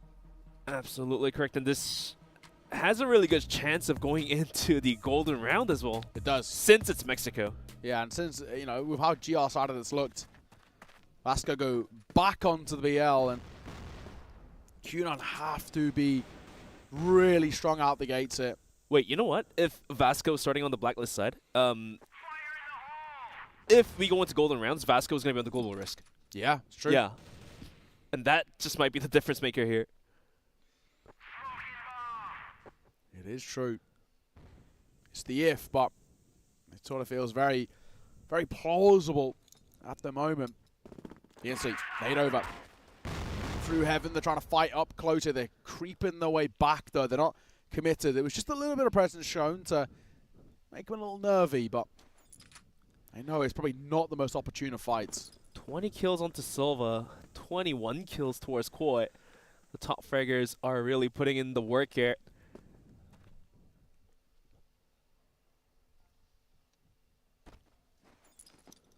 Nades are being lined up. Fefe tried to smoke down middle. They're going to start crossing in with some nades over the top. With the pop flashes, completely blind is going to be Koi. They're going to have to swing back out. The drop is not happening. YJ will pick up a double kill to hold on to the aggression. The C4 is down in no man's land, and Action and MG has it all to do. Well, the onus is definitely on the teams on the GR side in this overtime to be getting the maximum. You want to be getting 3. Blacklist side has been difficult to work in this matchup. Ooh. Great start to the round for Q9, but it might not be over just yet. Still a bit of life left in this, it feels. 2 versus 3, but Action and MG at half HP. Let's make it a little easier, potentially, for Q9. MG jumping up. Yeah, I was going to say, might be able to catch one, and he does. Good job of it, but it's a quick response, leaving it all down to one man. MG, they know where he is, and with that time ticking, he's given himself a chance. C4 is down. It is recoverable. This could be an MG round as well. We know he has these sort of ones in the locker. Quick rotate from XJ, and he's just going to get it behind. It's ring around the rosies here, but MG should be able to get a plant. Oh, the timing of XJ swinging out was just a little 1 second too late, and this might be MG clutching, or it's going to be XJ to tap him out. And Q9 is going to be able to secure the first round of the overtime. Once again, where does it come from? It comes from the clutches for Q9 on this GR side. I mean, it's one way to do it, I guess. Shouldn't have come down to that, but... True. But it's kind of been the Q9 special, hasn't it? So many clutches for them have gone their way. 5 margins in 1v1s, 1v2s. Could have been an MG special. Yeah, it was if close. If he hit that last shot. But unfortunately, XJ found a better of him. Going into round number 2 of 3 for the first half of the overtime. Yet again, very slow pace being put out by Vasco.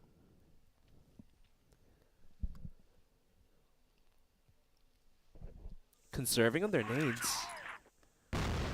He was going to dodge that easily.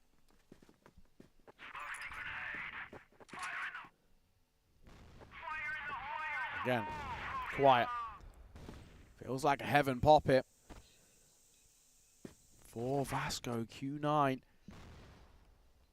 Not a fully manned A site as they usually do like. XJ could be under quite significant pressure here. 2 players is going to be enough if there's no flank coming through from middle, and particularly if you're going to hit your opening frags like that. Oh, there's nothing that Vasco's going to be able to do in this round anymore. That is way too clean. It's a brick wall from Q9. MG has it all to do. He does find one, but needs to find 4 MG more, and special. he's getting flanked. Almost going down, playing with fire. MG does find the second one. Down to 10 HP and a dream. Don't get Go for the excited. wraparound. MG special. It's too far gone. MG special. Has about 50 seconds to work with, but eventually is taken out by Koi. MG special. MG special was cooking, but it wasn't hot enough. Yeah. 2 rounds in a row, though. Big GR side. If Q9 go 3-4-3, I think it's probably enough. It's just a question of can they. If Vasco don't get a single round of the BL, I think unfortunately that might be this one done and dusted. Even still, even if Vasco does lose all 3 rounds, I think they still have a good shot to take this one to the golden round, just because of how wonky the map is. But at the end of the day, they would love to pick up this last round here. Making a quick rotation of the C4 down towards the underpass. Oh, Koi holding on to a flash here. He could get swinged any moment here. First water play we've seen actually out from Vasco too in this entire map. XMY, he's got to hit this shot. He's not giving himself a lot of leeway. It's a very fine margin on that crack angle. Yeah, it's a tougher one to hit. Ooh. He's going to get out for a second chance, and he's not going to miss that one.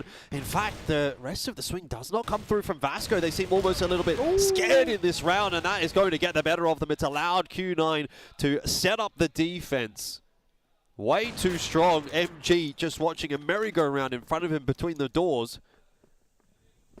But Koi will not be denied. He's 24 and 14 for the map. And Q9 are about to go up 12-9 in the first half of OT, meaning they need only 1 round. And they're going to get 4 bites at the cherry on that blacklist side. Swing and a miss. XMY looking for more. Will have to reach it backwards. You with a wallbang is going to take down Fefe. And this MG special is going to be tougher, but he does get 1. MG special. MG special cooking, brewing, but is it going to be enough heat for the clutch to happen? And the answer was no, and Q9 is going to be able to find all 3 rounds on their global risk side. This is tough, man. We've got to see a flawless response coming through from Vasco on the GR. And granted to them, the GR has actually looked very good for them, so we know they're getting 3 rounds in a row. Is doable. With the pressure But it's on, not just 3 rounds in a row it's now. a different stake. It's actually 4 rounds in a row now. With the golden round, yeah. With the golden round in play. So basically, you can consider this a 4-round half for Q9, where they need to only win 1 round. Yes. Which, odds on at this point. Yeah, it's true. It is very true. Just the 1 round. Of course, the big thing for Vasco, the big difference is that they've also got to deal with the pressure of potentially losing your map pick right here, right now. That'll be an added thought in the back of their mind, whether they like it or not. That's going to add just a tiny bit of pressure on the situation.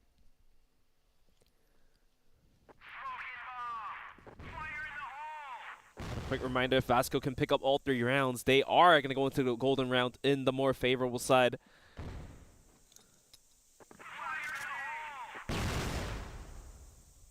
Nade's not finding much of a value. Q9 burning the clock down all the way almost. Classic Q9 here, really. 1 minute 15, not making a move. The Heaven Pot for them worked really well off the back of the attack pause. I wonder whether that's something they try and fall back towards.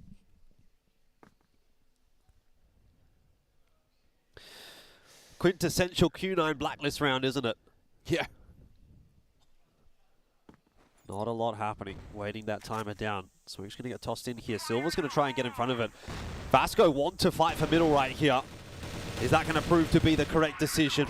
Q9 to get their opening couple of kills. Uh-oh, this is bad news for Vasco. It might be falling apart at the seams. YJ! It is. Not going to come into play there. It's the grenades doing a lot of work. VNC, he tries to save the day, but it's once again down to MG. Once again down MG to a round. clutch. 1 on 2. special. They've MG spotted him. special. He's already crossed.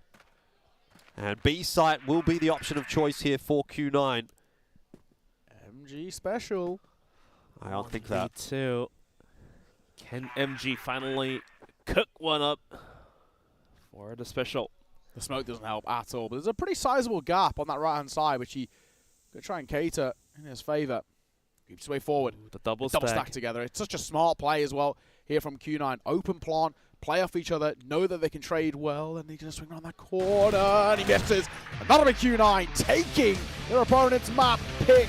Mexico goes the way of Q9.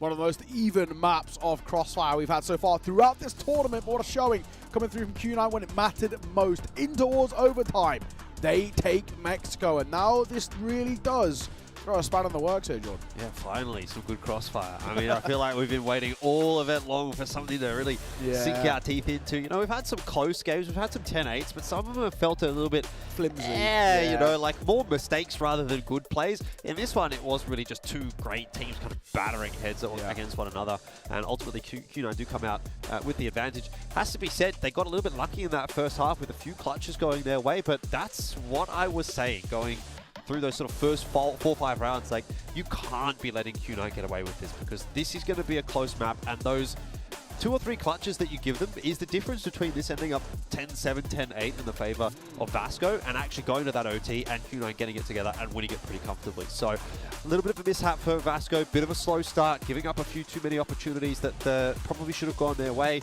and they have been punished for it.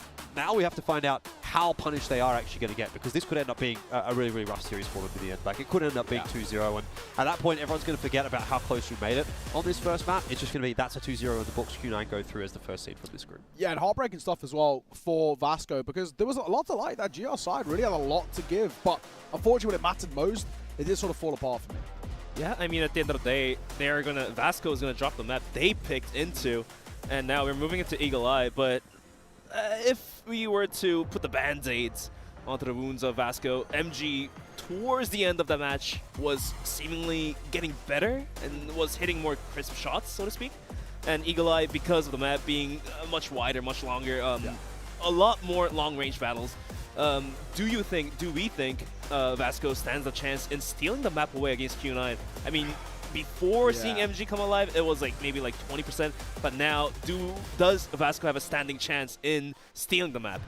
I'm going to go with no. I don't know about you. I really think I like what I saw from Q9. I just think individually the mechanics are so strong. I'm at that point as well. I've kind of jumped ship for Vasco. I think they had their opportunity, and like I sort of said, I had a feeling that Vasco could compete, you know, and I think it's very obvious that they are able to compete, but I just think you let a little bit too much get away from you in that one, and so Q9's going to come in feeling really confident. The momentum's definitely going to be there for this next map. So I'd be looking at that and saying, I think Q9 have been given a little bit too much rope, and you're probably not going to be able to reel them back in. Yeah, I think you're absolutely right. I mean, that was a fantastic showing right at that tail end. Take a look at the summary here as well. 13-9 is how things ended. Koi, no surprises at all. What a performance coming through from this guy, man. Absolutely ridiculous. From start to finish, it has to be said as well. But credit where it's due. Silver was going kind of, you know, bar for bar all the way throughout, right until that tail end. So he looked great. Like you mentioned, we got to see MG come out online, but a little bit too late. He really took a while to get going, where on the other side, sure, YJ didn't have as good a performance, but it did make a difference. Absolutely did not. MG did come online just a little too late. Just maybe 2 rounds too late, but the set MVP is going to give in towards, of course, but who else? It's going to be Koi. 1.62 KD once again. Yesterday he had 2.3 KD, I believe. Yeah, the guy can't stop fragging. I think he's been, across all the maps that we've watched, probably the most consistent player. Yeah. Like he's been him for this event so far, really. 1 out of 3 rounds, this guy had a multi-kill. Yep. So true. I mean, it's getting to a point where, you know, obviously role-wise it wouldn't really work for AG, but, you know, he's kind of of that caliber of kind of some of the AG players right now. You know, look at kind of the rifling core over there with like Shui, for example, right? You know, it feels like he is a player who can sort of go kind of toe-to-toe with him. So that'd be quite an interesting matchup if we did get it, just how Koi individually could perform. But we'll have to see. Eagle Eye, of course, is coming up next. It is the pick of Q9 to make matters just a little bit sweeter for them as well. And, you know, sure, this is a map in which MG is going to feel a little bit more comfortable on it. It's a bit of a sniper's paradise at times. However, we know that this is a map in which there's no issues for Q9. They're playing more than Vasco players. So, you know, they've already got the more reps under the belt, relatively similar sort of win rates here. And I think the most important thing is just the confidence. When you win a close map like that in overtime in that sort of fashion, it really can spur you on. And I think for Vasco, who are a side who obviously are very emotionally invested, that can be quite tilted. Yeah, look, I mean, X and Y as well. You know, you're talking about MG being able to move into Eagle Eye and be a pivotal point. I think X and Y is going to be feeling, okay, thank God we're finally not on Mexico anymore. I can be unleashed a little bit. Yeah. Let's look at Koi. I mean, he's consistent. He's going to keep fragging, I'm sure. Add X and Y into the picture, and that's looking like a pretty dynamic duo for Q9, as far as I'm concerned. Whereas as far as MG and the rest of his team are concerned, I just don't know that, are we going to really get that same level? Are we getting that same level from them today? They're doing fine, like they're doing well, there's no argument about that, but are they going to hit that next step that they need to really take this fight to Q9, especially on a map that Q9 is going to be comfortable on? Hard to really make that argument. Definitely have to be leaning towards Q9 at this point to take the advantage in this group. And yeah, look, we may well end up seeing a Q9 and all gamers match at some point when we get into those playoffs. So you'll probably get the answer to your questions there. It's true. Do you know what, for me, the big thing now is that with the situation that we're in, it feels actually, I mean, Jordan, you sort of touched on it, and this is something that we've kind of seen. Both teams are playing at 100%, right? Vasco, even though they lost, they still played incredibly all the way throughout. But I think, unfortunately, if you are the underdogs of Vasco now, you've actually got to play 110%. So actually, can they get that second win? Can they get that extra percent that they don't even know they have right now to be able to push it towards a third? I don't know, right? It feels like it's going to require something quite special. I mean, without a doubt, an incredibly strong start is needed, and that's actually not what they got in towards Mexico. But it only does feel the way that the wind may have been taken out of the sails for Vasco. Losing it in overtime is a very crucial thing for your mentality, and you know, mentality will connect to the shots and your aiming skills. So we'll have to wait and see if Vasco did really fall back behind it, or can they recover from the loss and just suck it up and get it going into Eagle Eye? It's true. I always feel, for me anyway, I'd rather lose dominantly, you know, lose like 10-2 than lose, you know, in an OT, because I feel like an OT gives so much, and they did so much to claw it back into us at overtime. So you've committed so much in terms of just your mental state, and then you've let it slip. That must be kind of more heartbreaking than anything, and it's like tough to recover from. You've only got, what, 10-15 minute break in between kind of these two maps, and that for me is one of those big things where I have to think about what the mentality is looking like. And this is where you look towards players like Feifei, for example, as your leader to try and really rally the troops up here. But it's not easy feat. I mean, it is potentially a pretty scary situation for Vasco, even this group. But, you know, we're kind of talking about it as though this is the battle for first place. And I think that is the correct framing. But what we do have to remember is ranking are good. Not necessarily a pushover. They're not a team that's definitely going to lose here to Vasco. And in fact, I think there's a possibility definitely that ranking, if they're having a day, you know, Humeo especially, can just run over teams. And they took a map off Q9. Off Q9. So if you're Vasco here, you go down to Q9, then all of a sudden, assuming ranking beats LCK, that actually becomes a very important fight. And that's, you know, the last match of this group. So ranking obviously feeling maybe a bit better about things now that they're seeing how this is going, and Vasco have to kind of keep that in the back of their minds as well, that, you know, this is not the be-all end-all, but we do need to kind of try and, if we can, ideally lock it in here, which is obviously easier said than done. Yeah, it's actually one of those where it's, of all the groups, actually the one with probably the most debate about second place. You know, you look towards Group B, for example, All Gamers Wolf Empire, there's never going to be a debate there. We know, unfortunately, Swamp Gaming and Untitled not going to have a chance. Look towards Group D as well. And unfortunately, you know, especially now with that 3BL victory over SGJ, that's it. That's basically confirmed. Antisocial 3BL should make it through there. And then the last one being the Imperial Evolution one. I like what I saw from UBECMANIAC. It's not enough for them, unfortunately, in my eyes, to be able to take down two of the big hitters. But map number 2 is about to get underway. It's Eagle Eye 2 is where we are heading for this one. Can this Vasco side stay alive?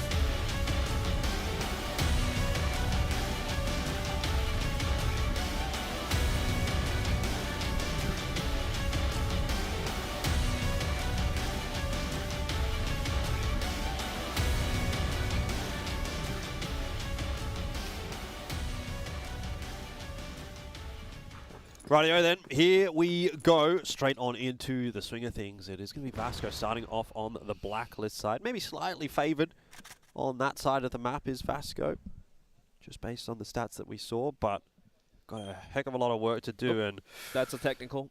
Might just 4 players, be a tech pause, yep. 4 players sitting in spawn.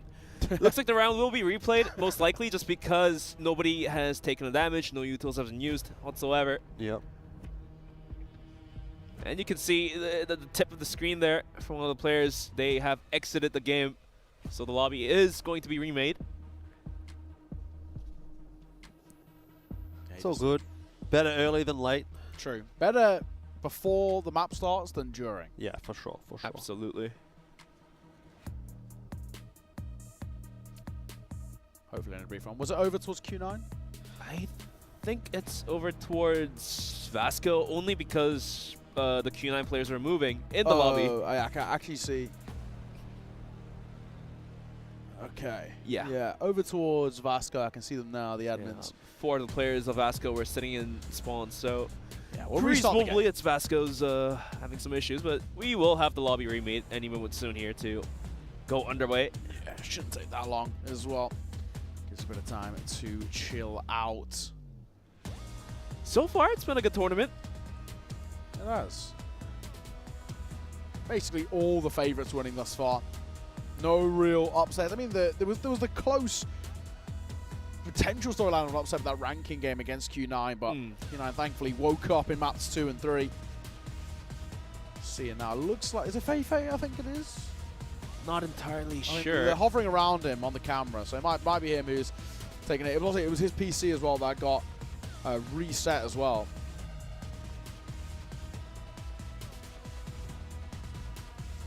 In the midst of all that, Vasco, quick reminder, did lose their map pick of Mexico in going towards overtime. And now we are walking into Q9's map. They could be their home turf. Can Vasco survive? I mean, like Jordan mentioned, a lot of them now, because how Q9 just won that map and how ranking has a good shot at. Okay, it's done. They're in the lobby. The fist bombs are out. Nice. We're good. But yeah, what happens if Vasco just not able to pick up a map and go into the very last game of this group stage? What are the chances of them not being able to make it to the playoffs? Yeah, it all comes down to that game versus ranking. It's just a direct head-to-head. Winner of that one will be moving forward. But we are live, finally. Welcome to Eagle Eye 2.0. Q9's map pick, and of course for Q9 an opportunity.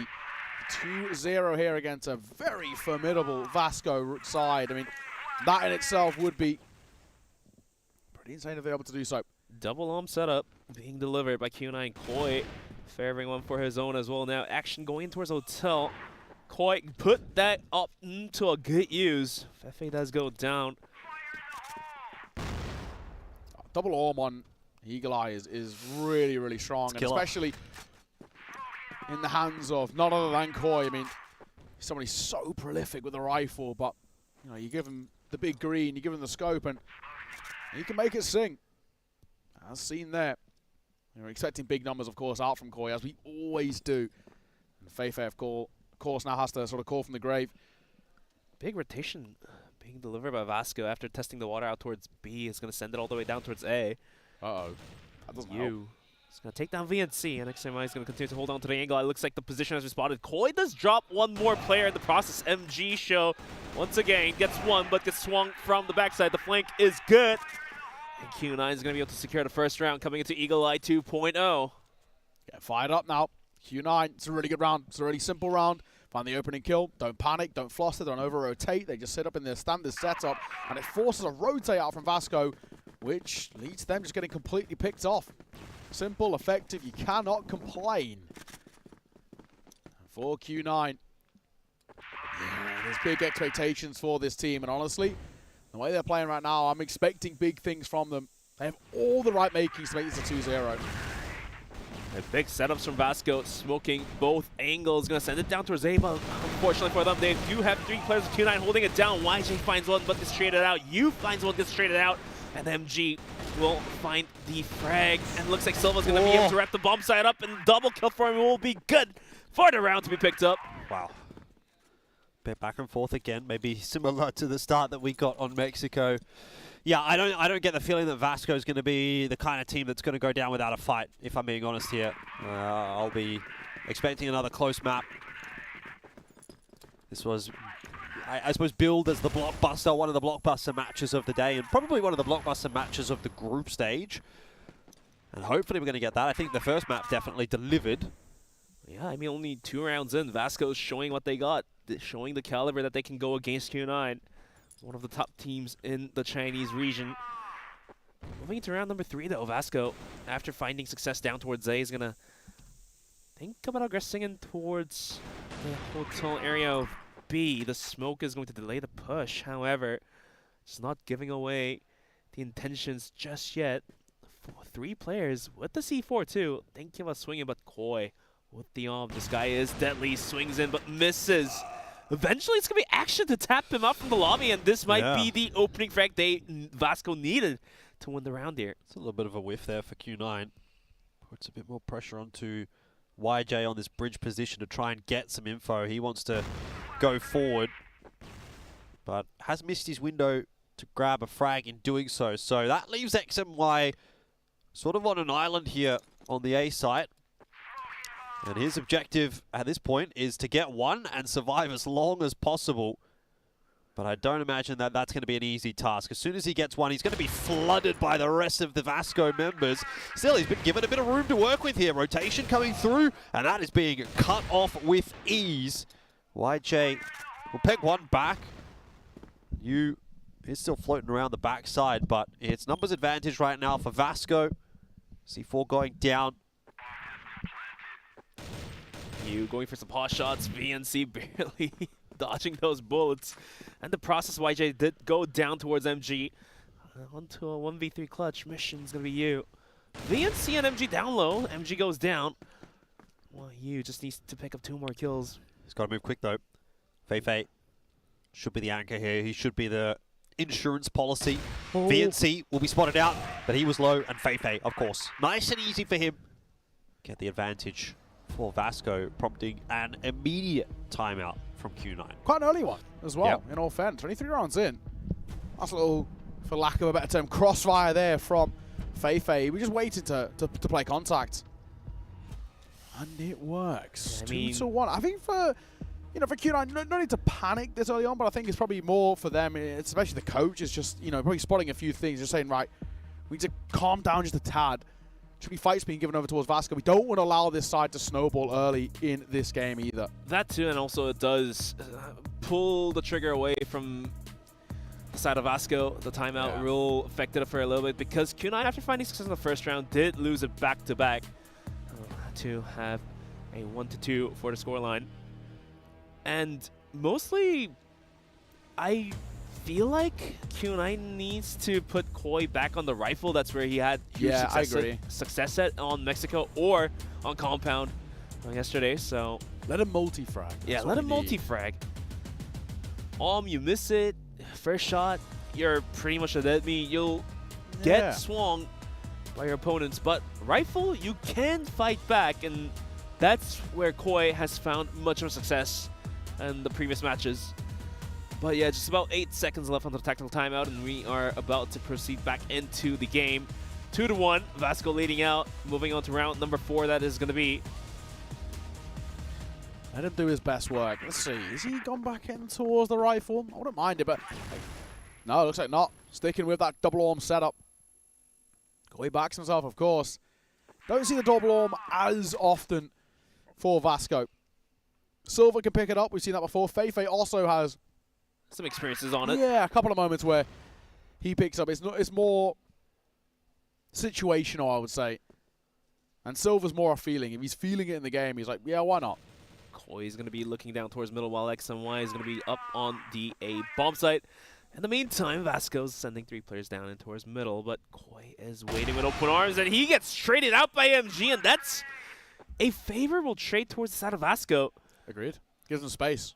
Gives them space, and they are able to isolate either bomb site if needed and have maintained the man advantage onto the isolated bomb site if they want to aggress it down towards the site. Minute 30 left on the clock, and Vasco's going to play with patience. Ooh, XJ spotted out, and he has to fall back, or is going to linger around. Oh, good find. Now he'll fall away. Question's just kind of cross. Does he even need to as well? Staying up here and towards the room itself could be pretty strong if he can find Feifei, which he does. Good response. In a matter of moments, Silver's all alone. Really good round, actually, from Q9. Did a fantastic job of getting fights in their favor, isolating them one by one, and before you know it, unfortunately, I don't really know if Silver can do all too much. He catches one lurking round. He has no idea where the other 3 are, and to make matters worse, he just doesn't have the C4. Yeah. I mean, after XJ finding the first frag there, instantly you were able to see 2 players pushing out towards middle was Q9 as YJ and U was able to clear out middle. Now Silva being tested here, can't do much. Big round. Eventually he's taken out, and Q9 can tie it back up to 2-on-2. Big round. Call a pause, and just like that, find yourself a round. That's all you can ask. Bob's your uncle. You call attack pause, you get a round. That's, if you're a coach, that's as good as it gets. Shout out to Bob. Shout out Bob, my uncle. Our uncle. All of our uncles. Yeah, well, it's not just about this immediate next round. It's about the long game as well. As mentioned, Vasco tend to play a little better on the blacklist side.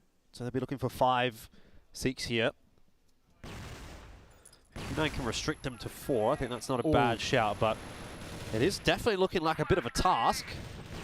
XNY, that's a nice shot.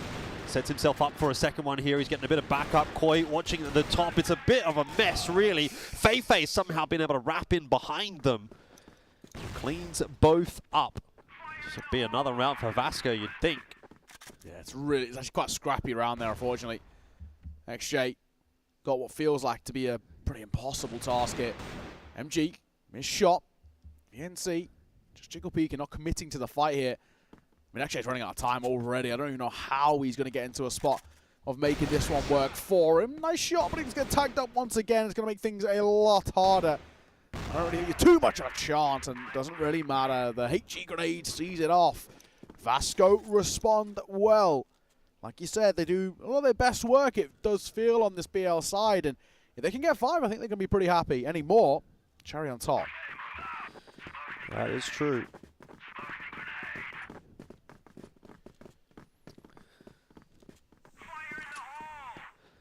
Another faster bit of movement from Vasco over to the A side of the map. They have got a progression smoke set up. Looks like a flash ready to go. Sets Vasco up for the push into A. VNC though, missing a couple of his opening shots, opens the door up for you. He saw out Feifei as well. It's information, if not a kill. Q9 this time are holding strong. Vasco might have to go back to the drawing board until a couple of quick strikes. The response is in. YJ out in the middle of nowhere, but they know exactly where MG is, and they know that he has to retrieve this C4 if he wants any chance in the round. Do we finally have a successful MG special coming? Yeah, I'm hoping already on him. He's had a really good start. And he does have enough time, plenty of time actually, to make a clutch happen. Yeah. It's a good way in which Q9 are playing this, though. Not over-facing. They know as well, if one takes contact, the other one can immediately trade. Big thing for MG, he's just got so much time to work with. Looks like YJ will be that first contact. XMY holding for the flank round. Won't spot him on the cross here. Ooh, YJ. Oh, MG. 180s, and he does so cooking. well. So it is definitely on the cards here. XMY's opted for the AK in this spot as well. AK versus Orm. And XMY, who usually uses the Orm, is not feeling that confident on it in the 1 versus 1. But this ring around the roses, they're sort of flanking each other out. And this actually could mean that C4 can get picked up. Time is of the essence. We're shy of 40 as XMY is doing the full loop of the map. MG just might have enough room to retrieve the C4, but I'm sure he won't have enough time to run all the way towards B. He's got to know the flanks on now. In this sort of time, he's not seen him for ages. He's got to assume that he's coming in from behind. Timing's going to work out pretty nicely, though, for XMY because MG's had to push all the way back to get that C4. So this should be XMY's round. He knows MG's there. He's making the noise. And look, the spray might not have been perfect from XMY, but when you're shooting at somebody's back, you get an extra second or two. Yeah. So Q9 will win a pretty close round. Yeah, MG had some time to react. Was able to turn his crosshair in the right direction, but pulling his gun out was delayed for a bit. Yeah, Utah on hand as well. No matters worse. Good response, 3-all. And we spoke about it, SV, out of Vasco. If they can get a 5th, they're pretty happy because they are a BL-sided team for the most part. But if Q9 get a 5th, that could put a lot more pressure on towards Vasco once again. That's when things become dicey for Vasco. True. I mean, if they do lose 2-1, then if Vasco is able to pick up one map before losing the series, oh, the push is coming to shove. XJ is going to be taken down by Feifei somehow. They swung out a little too wide, but the flank from YG is good for 1 only. And now you think about getting in there, will find a quick headshot. Oh, that's actually big. The Orm does so well to bail him out there.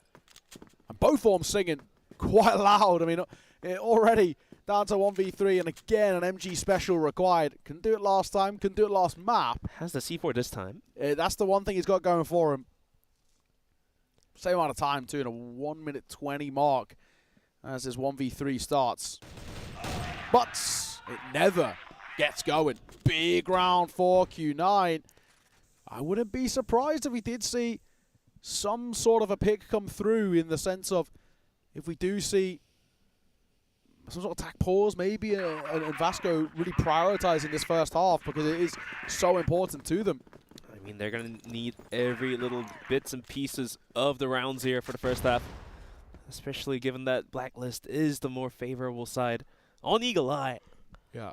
Going to need to wait and see what Vasco, or rather the IGL, has devised, a plan or not. This time around, Q9 sending 4 players out towards B. I mean, they've been finding huge success holding Hotel down. Even was able to find a couple kills on the flank. XMY's got a huge hit. I mean, for him, it's about buying time, if he can. Yeah. He's done that before, though. He can do it again. Q9 getting a bit of a read on things. They've been able to push out through B long, and info's coming across, so the rotation will as well. Could be false information. Looks like Vasco thinking about starting to swing back toward B, but Q9 aren't just being lazy here. They're sort of clearing the map. as they're dedicating members over toward A, they're looking to push forward and, again, gather more information. Burning the clock down. Vasco absolutely playing with patience, but will it pay off? That's going to be the question here. 4 players, all 5 players gathering in towards middle, but the crossfire, no, rather by the double stack of U and YJ. Will it pay off dividends now? Vasco sending it. YJ swings out, gets one before getting traded out, and U's gonna get sprayed through the wall, through the doors. And all of a sudden, Q9 at risk of losing the map control. Oh, big. That's very big from XMY. And the cold pulled out for another behind it.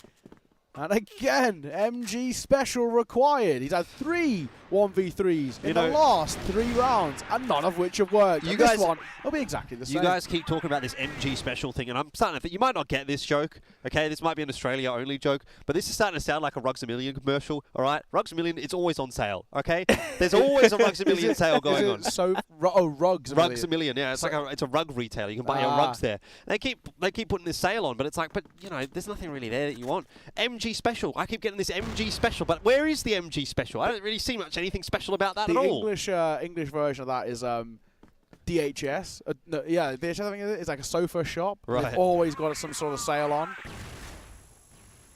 Oh. When is there not a sale at DHS? Who knows? Either way, first fight is good in favor of Q9. I'm for a 6-3 half here.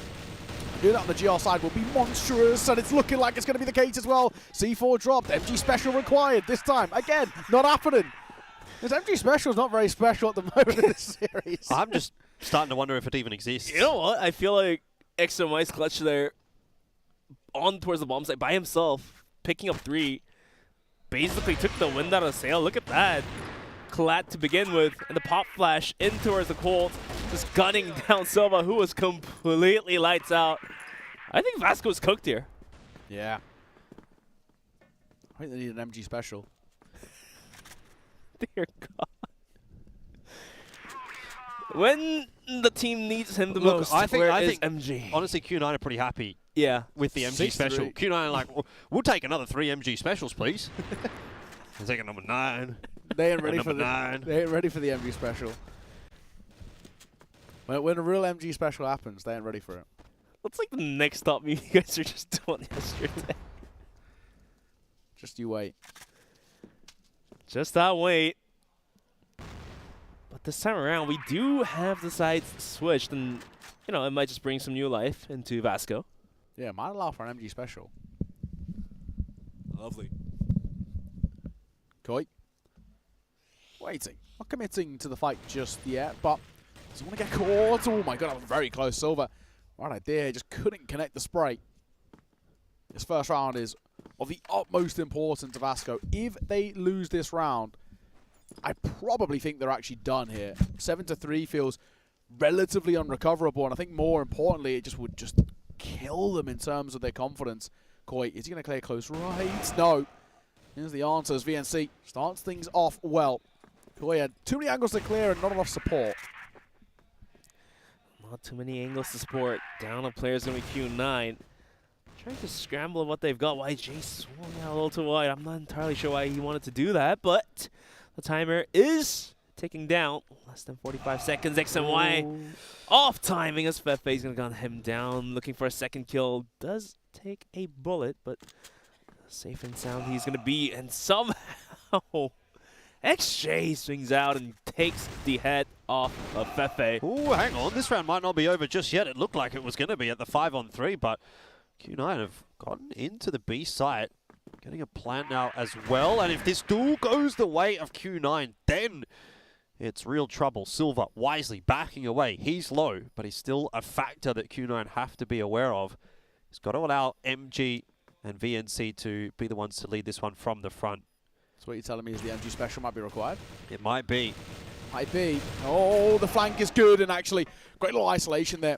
In that final engagement, unfortunately for you, he had just too many angles to look at. He actually spotted all 3, or they knew of all 3, but 180, he just no way of really isolating those fights. So a much better round from Vasco. They really, really needed that, to say the least. saving the day is going to be Vasco. Had they lost that round, I don't think there was not a lot of air left in them for them to breathe. However, successfully picking up the round is going to be Vasco, and they keep the dream alive somewhat. It's not prominent, but it's doable. Really missing action in this game so far. 2-10 for him. Really struggling to get going. Definitely. If he's able to come alive, though, it would feel like it might change momentum quite a bit, though, just because if they're doing, you know, okay in what feels like a bit of a 4v5, getting that fifth man online could be the difference maker. Yeah, it's kind of feeling a little bit like Mexico in a way as well, with Q9 getting the lead in the first half and Vasco trying to sort of play catch-up. But when you're consistently front-running, it's got to be a good feeling. Action here. Has snuck in behind a couple, cleaned a couple of shots as well. It's always a bit scary when you fire that first one and it doesn't hit, but he capitalizes well on the strong position and gives Vasco yet another advantageous round. Yeah, the trigger discipline on action paid off dividends, picks up 2. MG goes down into XMY, and Koyo will pick up a piece each. Bomb site is completely free. Fefe does respond, gets the C4 down, and that does buy enough time. That's ballsy from Koyo, by the way. He's just walked out into no man's land and recollected the C4. Good shot from XMY. Now down to the 1v1, but the C4 at least is in a more retrievable position than what it was. Thing is, XMY has got absolutely no idea where Fefe is. And Fefe, well, he's not having a bar of it. He's on the other side of the map. He's going to send up for the long-range angle, too, if they go for that top-side plant in the open. That's where Fefe could deny, but XMY's probably got to be relatively aware of this. 30 seconds. This plant's got to come through sooner rather than later. He's just so nervy. Doesn't really want to commit to it, and I don't really blame him either. XMY special cooking up, where will Fefe save the day for his team? It's the primary orm versus the secondary orm, so my instinct is to back XMY here. But Fefe's had a couple of moments this map, to be fair to him. These are pretty clean. Yeah, the C4 has been planted, though, and is ticking away. XMY looking the general direction of where Fefe could be coming from. Swing and a miss. But spotting him out is the first piece of the puzzle. At least now he knows what he can do. And as you say, just playing time is really the name of the game right here. Every asset is there for XMY. He's going to drop off. Fefe pretty much has to stick this defuse. XMY, he'll get there in time. Just. It was scary, but he got there. That's all that matters. That's all that matters. I think it's a bit of a sigh of relief. I think it's probably the way he's feeling, but a round is a round, a win is a win. And that is ultimately all we care about. Q9 getting closer and closer to the map in the series. That just might be it for Vasco. 7-4, and they have to play on the global risk. The pressure is now really on for the side of Vasco. As this time around, Action once again trying to go on his own expedition. He had found some success last round. Let's see if he can continue on this round as well. XMY almost gets Action, but eventually he does swing, shoot and miss.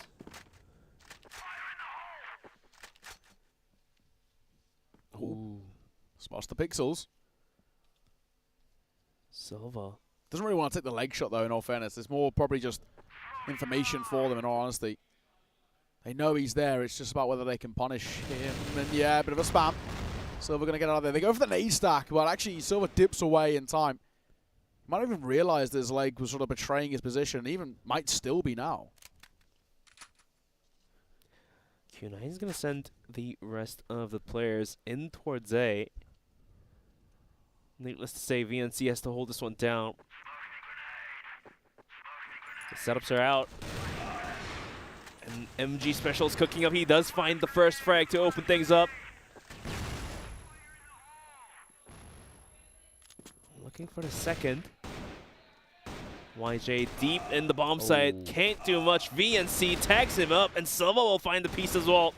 Down to a 4v2. XMY looking for some kills. Last one alive here. He has his moments, but this one feels very unlikely.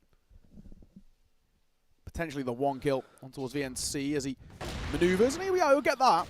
25 seconds though, and the flank is on, and that'll be that. Wishful thinking for sure. Yeah, Vasco, good round for them to be taken, and relatively, for the most part, pretty comfortable. Huh? Only the couple of casualties. 7-5. Vasco slowly but surely catching up here. But the true question is, do they have it in them to take the map away? Action goes out wide and is taken out, and looks like the answer is going to be no to that question, as 2 players from Vasco is going to go down at the duel, make that a third almost, as Salva somehow jukes a kill and make that a double. Okay, through the smoke. Pulls on. Yeah, no surprises. Take a breather. This will, of course, be for Vasco. This round's far from over, though. 3 versus 3. And Koi barely alive. And Koi hasn't been as impactful as he sort of usually is. No, I mean, he's not doing too poorly, though. Flank around the back onto the bridge. Timing's perfect from Vasco. Silva gets all the info that they need, but ends up giving up his life to Koi. Yu snuck his way into B. It'll be tough to get a bomb plant right here, though. And they're worried about the flank still, which is fair enough, though. VNC is miles away. Or MG, I should say. MG's gone for... This is what I would think is like a Goken flank. Yeah.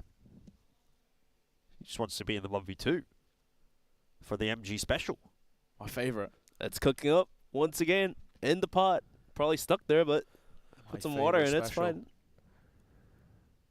VNC put the test here in a 1v2. Isolate at the bomb site. Got to be traded down. They got to know he's there, right? Surely. Swing and a find. That's big. MG special. 1v2. Do they go A?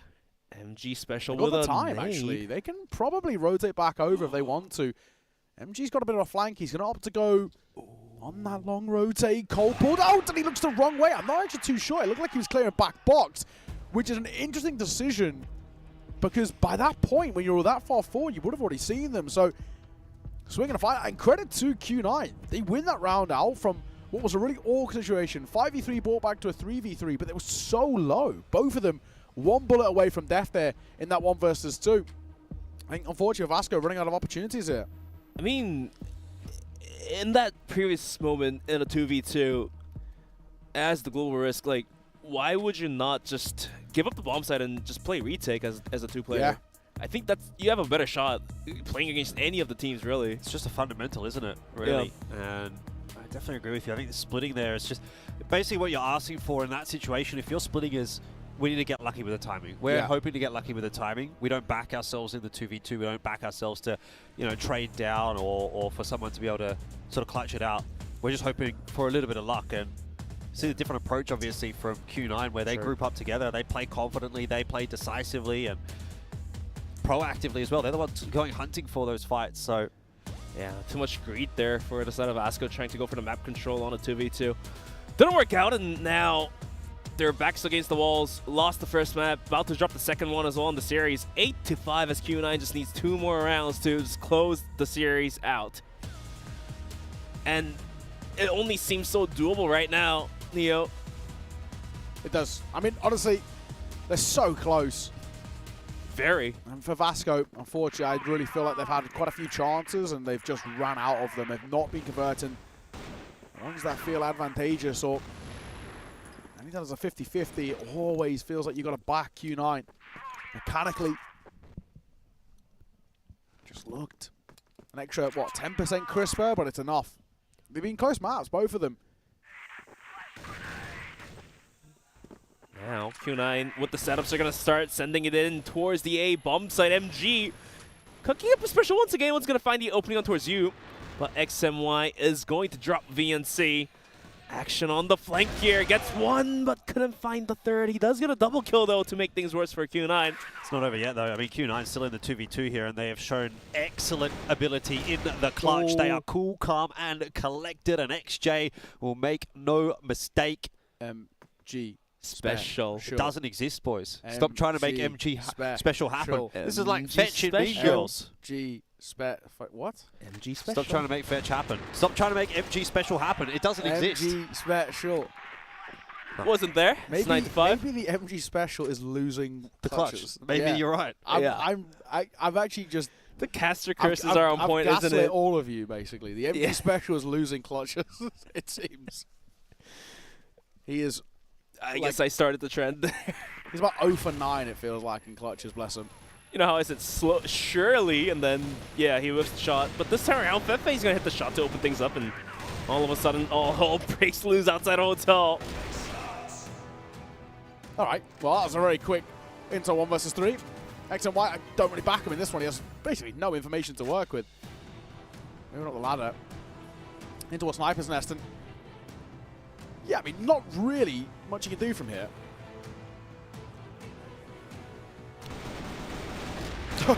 Not laboured by VNC, but a kill's a kill. Kill's a kill. Bit of a weird round. Very quick by Q9 and very sloppy, in all fairness. Uncharacteristically sloppy. Yeah, I mean, the fast aggression towards Hotel didn't pay off dividends.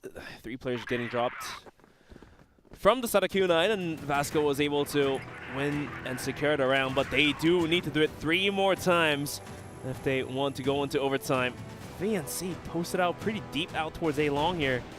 Not sure if this is the play that he wants to make here. He finds one, but eventually is traded out right away. 4v4. Well, he's taking some pretty significant damage as well. Back on the rifle. An eye out, yeah, as he is back on towards that rifle. Might potentially even swap out with XMY. All about vibes though for Koi. You want him playing his most confident crossfire. Again, XMY has also looked incredible so far. Jumping shot, an information play. Doesn't end up working out for him, and MG out range. Quick reactions delivers. Yeah, Q9 got to make sure they don't really get too far ahead of themselves here. The map's not done just yet. These last couple of rounds have looked a little bit wayward, I think it's fair to say. Koi's collected the orb. He's going to have a crack himself, see if he can pick something open. XJ maybe take a 1v1 into mid there with Fei. I mean, it could still come together here for Q9, but next kill has to go their way. Seems like it might have to be on the shoulders of Koi. He doesn't hit the shot. Now 4v2. Seems like the deal is probably sealed for Vasco to at least win this round and remain alive in the map and series. There's a couple of windows there, but they squandered all of them, unfortunately. If Koi got that shot on towards top sight, might have been a world. And then again, the headshot angle coming down the stairs, if that had been hit, could have flipped things, but no, not to be. I mean, yeah, back rounds have been, a little bit sloppier by Q9, and first time we've really seen them have that in this series. 2 more to go is better than 4 more to go. As now Vasco just needs to pick up 2 more to go into overtime. And like Jordan said, Q9 shouldn't be jumping the guns a little too early. It's not over yet. Yeah, they're playing like this is sort of a foregone conclusion, but you can never really have that with Vasco. They're always a side who have such tenacity about them. But this is more like it. Q9 slow things down, this methodical approach as they look to isolate fights. This is more what you expect out of them. A double orb setup back in play. At least for Vasco, Action is getting more proactive. He's the one kind of pushing out, poking, prodding, and is able to find huge flanks. Although rounds were lost, he was able to find some double kills here and there. Let's see what Q9 wants to do here. Double once again. Koi is going for it. But the timer, they're going to play with the clock. Minute 24 left onto it. Fefei, first contact's going to be him, and unsuccessful. Just get tagged, but he's actually lucky he's getting away alive. He'll take that at the very least. Action. Don't know how much he wants to stick around. He'll reposition, and yeah, looks like he's sort of happy to let them move up into his house and take that fight, but very strong world in which he can get overwhelmed. If Fefei misses a shot, I mean, that's where Action becomes a little bit uncomfortable, but they both hit big shots. They look for more as well. 3 versus 4, Action will reposition. And he will deliver again. Another second. He can't quite find the third. 2 versus 3. Numbers still favor Vasco. C4's in a pretty awkward spot for Q9. They don't have a huge amount of time to work with either. They've got to lock in right here. XJ and YJ. C4 recollected, but 30 seconds left to go. You've just got to confidently hit that B site and try to hit a clean entry. That'll be what makes this doable. 20 seconds on the clock though. Got to go now. Silver's been spotted out. He is very low, but has managed to win his duel. Now it's on to YJ. He doesn't have many options. It's all in the hands of Vasco at this point. VNC goes for the peak, and YJ, he'll be able to get a plan. MG on the push forward. Tap YJ with the Colt in hand. And I can't believe he's gone for the peak there, MG. 2 seconds on the clock, but he'll hit the shot, and that's good enough. Oh my God, confidence, never shy in any of these Brazilian teams. That's another one of them.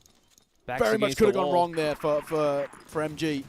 Thankfully not to be. Final round here, regulation. Is overtime going to be required once again? Backs against the wall, but never losing their confidence as MG was just swinging out, jumping, dropping with the Colt. Secures the kill, secured a round. But Vasco is still 1 round short of going to overtime, and they have to make this one happen. Action was thinking about going out wide once again, but this time Q9, they're playing far back from Hotel. However, Koi and XJ down to about 60 HP each. Looks like the nades found some value from the side of Vasco. Q9 are feeling a little bit tentative at the moment. I wonder if they're letting the pressure get to them. 3 players on the A site. Not sure I like seeing Q9 head in the direction of that stack. I mean, they might just give it a shot. In the worst case, they go into overtime. They don't lose the mat. Silver spots one out. Bot flash round, first fight. Oh, it's so blind for VNC. He had no clue where he was. And it could be more trouble. MG hits a big shot, though, to give them a chance, but the trades are looking very, very good. 2 versus 3, make that 1. Faye got to lead by example. 1 versus 3 required, and Q9 might just be about to close out this series. He goes for the elevated angle in towards Sniper's Nest, but I don't know if you can deny the C4 from this spot. They also don't really have to commit towards A. Yeah, they would have to make a big mistake right now, Q9, to allow a kill to come from this position. Only really 2 angles that is open to it as well. It always gets clear, so surely they should be fine. Faye scared of a flank for himself. And Q9 do their due diligence. They're not making any sort of hasty moves here. They're not being too audacious. That C4, of course, want to go down sooner rather than later. Burning the clock down, really. Q9 wants to secure this round, just close it out. Don't want to take this one into overtime. No need to risk anything, really. They are really taking their time, though. I mean, I'd like to have seen the bomb plant go down now.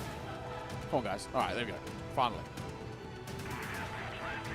Didn't leave themselves much wiggle room if he was just happening to be somewhere, but it doesn't matter in the end. Faye, after all that, it feels like an anti-climax. Q9 with a couple of cheers will take the 2-0 against Vasco.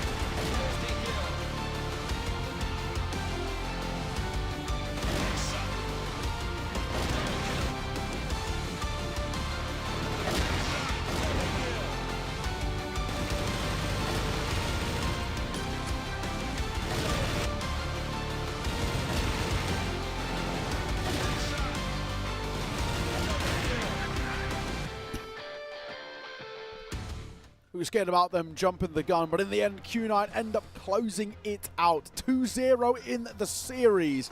And it does put Vasco maybe in a bit of a precarious spot in Group A. That's something to come back to a little bit later down the line. But what we do like to see, Q9, a side who we haven't seen internationally for a while, coming in towards the tournament, 2 wins off the gate. I mean, that's brilliant. Yeah, super solid stuff. I mean, is that an over-exaggeration? Was it super solid? I think it was solid enough from Q9, but you know, you go OT at map 1 and very nearly go OT in map 2.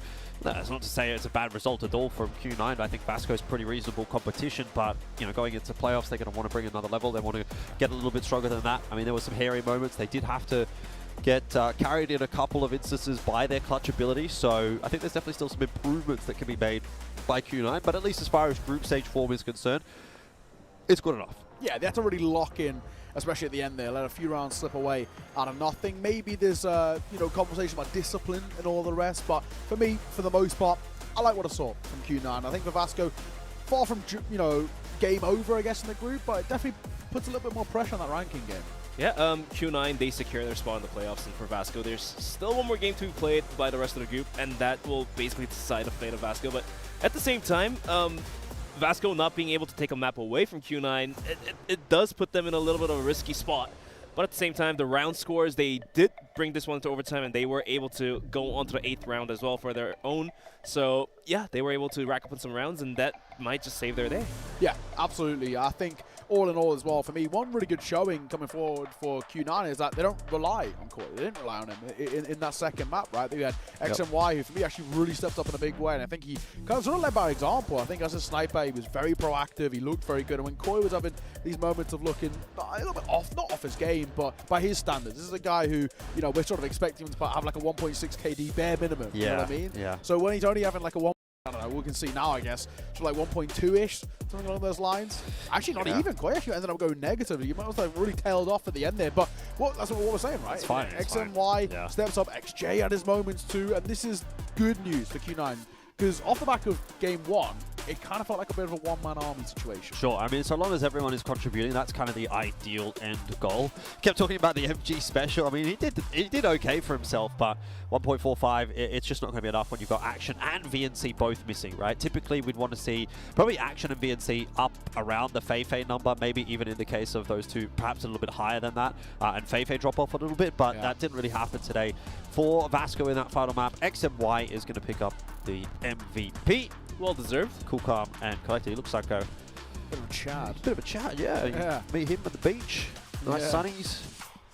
Loving the shades there. But yeah, he had a great game, XMY. I was really impressed with what I saw out from this guy. I mean, all the way throughout for me, he just, you know, is a very competent all player. And of course, we can see how it sort of affects his Group A standings now. 2 wins for Q9 basically means they're guaranteed going forward in that #1 spot, which for them is huge. It means they most likely will avoid the likes of your Raw Gamers, your Imperials.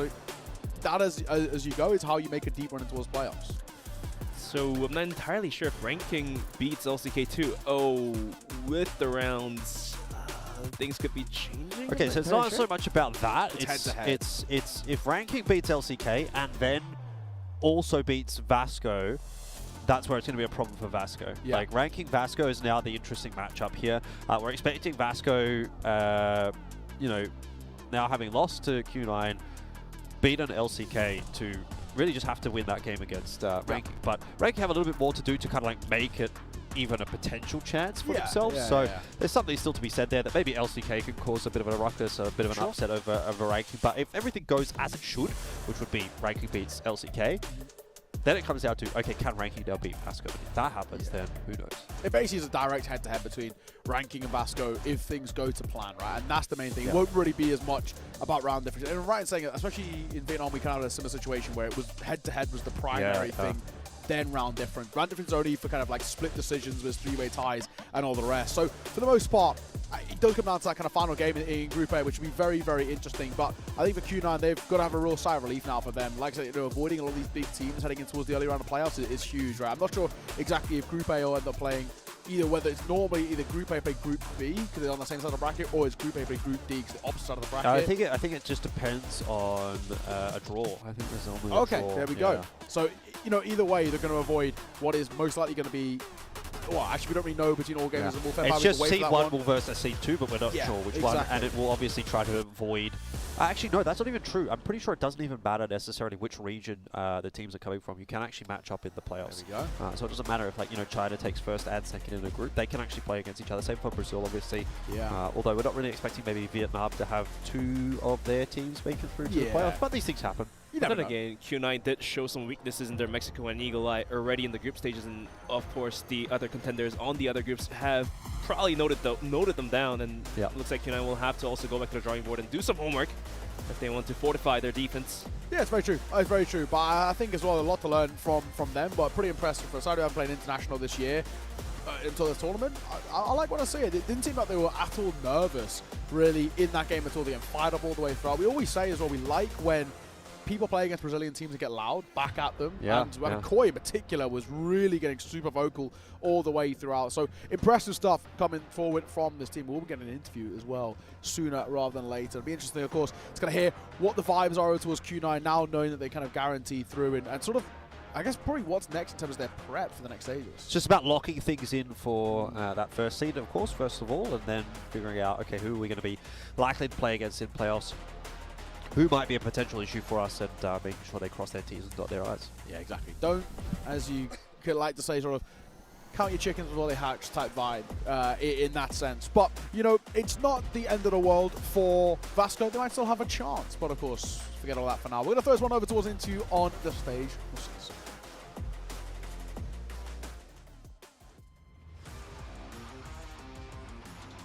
Hello， 大家好，欢迎来到赛后采访环节，我是主持人依依。那么这一场的比赛也是让我们恭喜一下秦九战队是获得了本场比赛的胜利。全场呢给到了我身边的雨墨，来跟所有的 C 粉们打个招呼吧。大家好，我是秦九俱乐部的雨墨。赢下这一场比赛啊，可以说是非常的关键了。看到当时队员们都非常的兴奋啊，此时此刻有什么样的心情跟大家分享呢？You like to share at this moment? 心情还是比较激动的吧，因为 SV 在我们这个小组还算比较强劲的对手嘛。昨天 SV 对阵 LCK 的比赛有没有关注？ follow the match between SV and LCK yesterday? Yes, I watched the competition because they are also our opponents in the team, and their shooting was very good yesterday. So how do you evaluate their strength? 我觉得 SV 这个队伍 I think for the team SV, they have very good performance in their gun skills. Compared with the team in China, we do better in the details. And seeing their impressive plays and performance, did you do any preparation before the match? So in the conversation of all the teams, before the match, we will have some preparations on our strategies, and on the inside the competition, we will also share the information with the teammates. And let's reevaluate and brief on today's match. We have 2-0, and for the first map, Mexico, when we were in the global risk, we defended a 7-2, and there was a timeout when it was 8-8. So what was discussed during the communication? So we just discussed about the position of the enemies and where are we heading to, and also about the grenade and the flash bombs. So it's just communication about the details. And for this map, why there was a tension between the two sides? I think it's basically that when we, in the first half of the game, we were still working hard to get to the game, and then we just bring out our best performance. And also, this is the map with the first extra round, and it's that Q9 5 versus 2, and it's finally XJ and MG 1 versus 1. And also, we know that the enemy already lose the bomb. So how do we communicate with inside the team? I think that we have some mistakes in the communication inside the team. We aimed to work together, but our teammates were taken down by the enemy. So we lose some opportunities, but finally we got the victory for the first map. And did we make any adjustment? We just calm each other down and we do it state by state. And for the second map, it's the Eagle Eye 2.0. Do you think we have any advantage in this map? I think for the advantage in the map Eagle Eye, I think KOI is very good in its snipe position, so we can have some advantage. And also for the fourth BO3, it's CHENGDU All Gamers versus Wolf. It's also a very challenging two teams, so cheer up for CHENGDU All Gamers. We hope that CHENGDU all gamers can take down Wolf, and we hope to secure the championship in China. So cheer them up. Chengdu AG, go for it, just do it. And thanks for taking part in this interview, and let's look forward to the last BO3, and let's take a break, and after that, we'll be right back.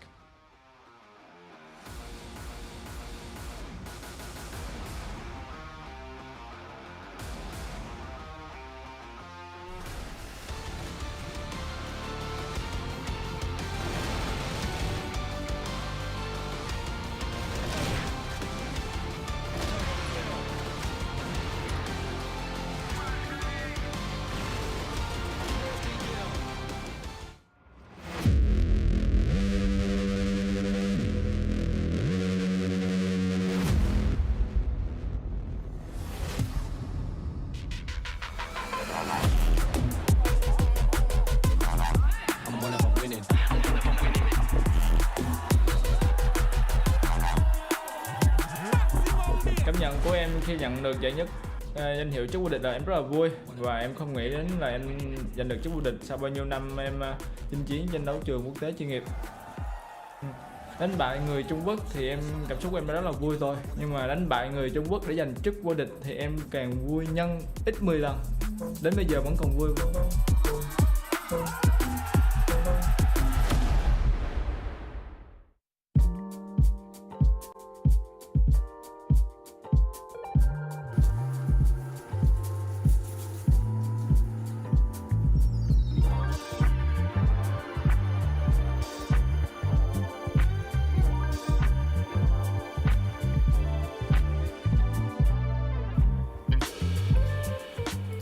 Em đang ăn mì tôm. Buổi sáng mới dậy nên là ăn tạm có mì tôm. Một ngày bình thường của em thì em ngủ thì sẽ rơi vào tầm 12 giờ trưa em dậy, và em sẽ ăn trưa. Thì có những hôm thì em sẽ ăn ở ngoài, có những hôm thì vợ em nấu ăn. Nếu như hôm nào vợ em bận công việc hoặc là mệt quá thì em sẽ đi ăn ngoài hoặc là ăn mì tôm cho nó nhanh, và uống thêm một ly cà phê.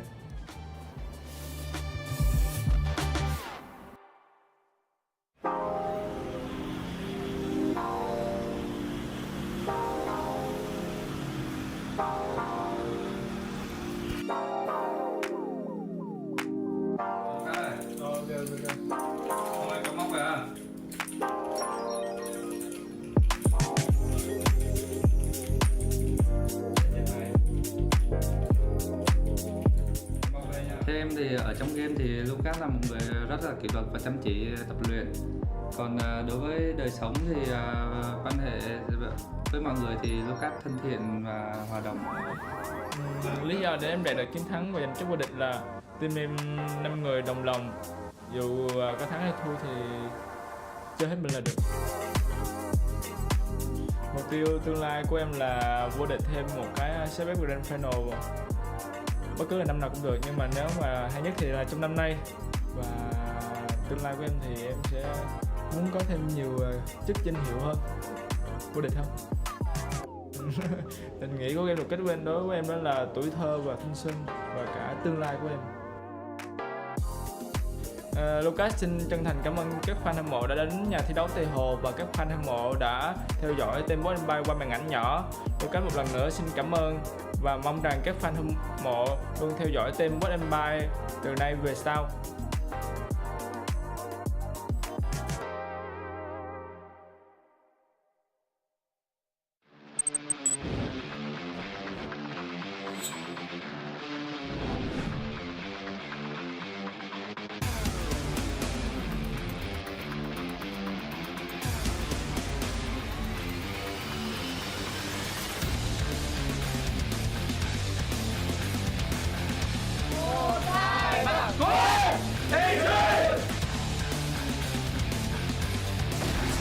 And the flash is absolutely on point there. Content like goes down.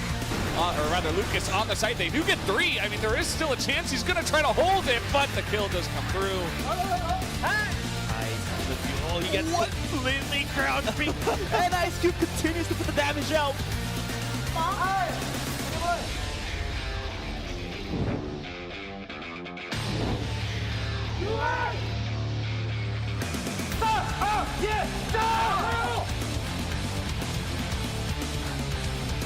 now staying on top of the bomb site, still trying to tip the head and somehow gets a double kill to hold it down. All down to his KLB in a 1v4. He can't do so. And Evolution Tower, they're going to lose YH first, and Mino's going to come from long.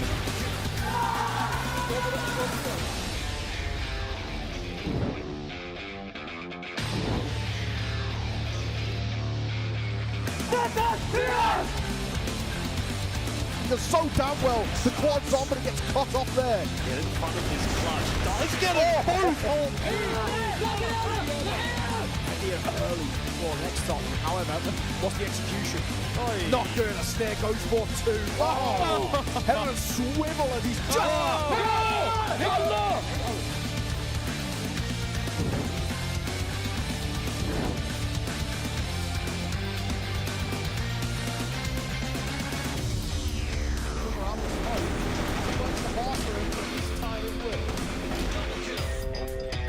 Yeah, it's like, guys, what? No! Guys?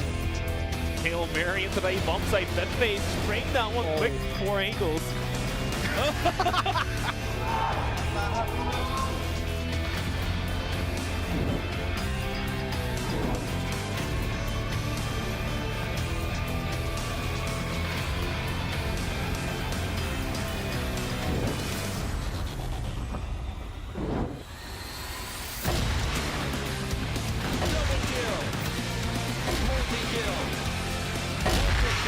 Caralho, moleque, tão menor, pô!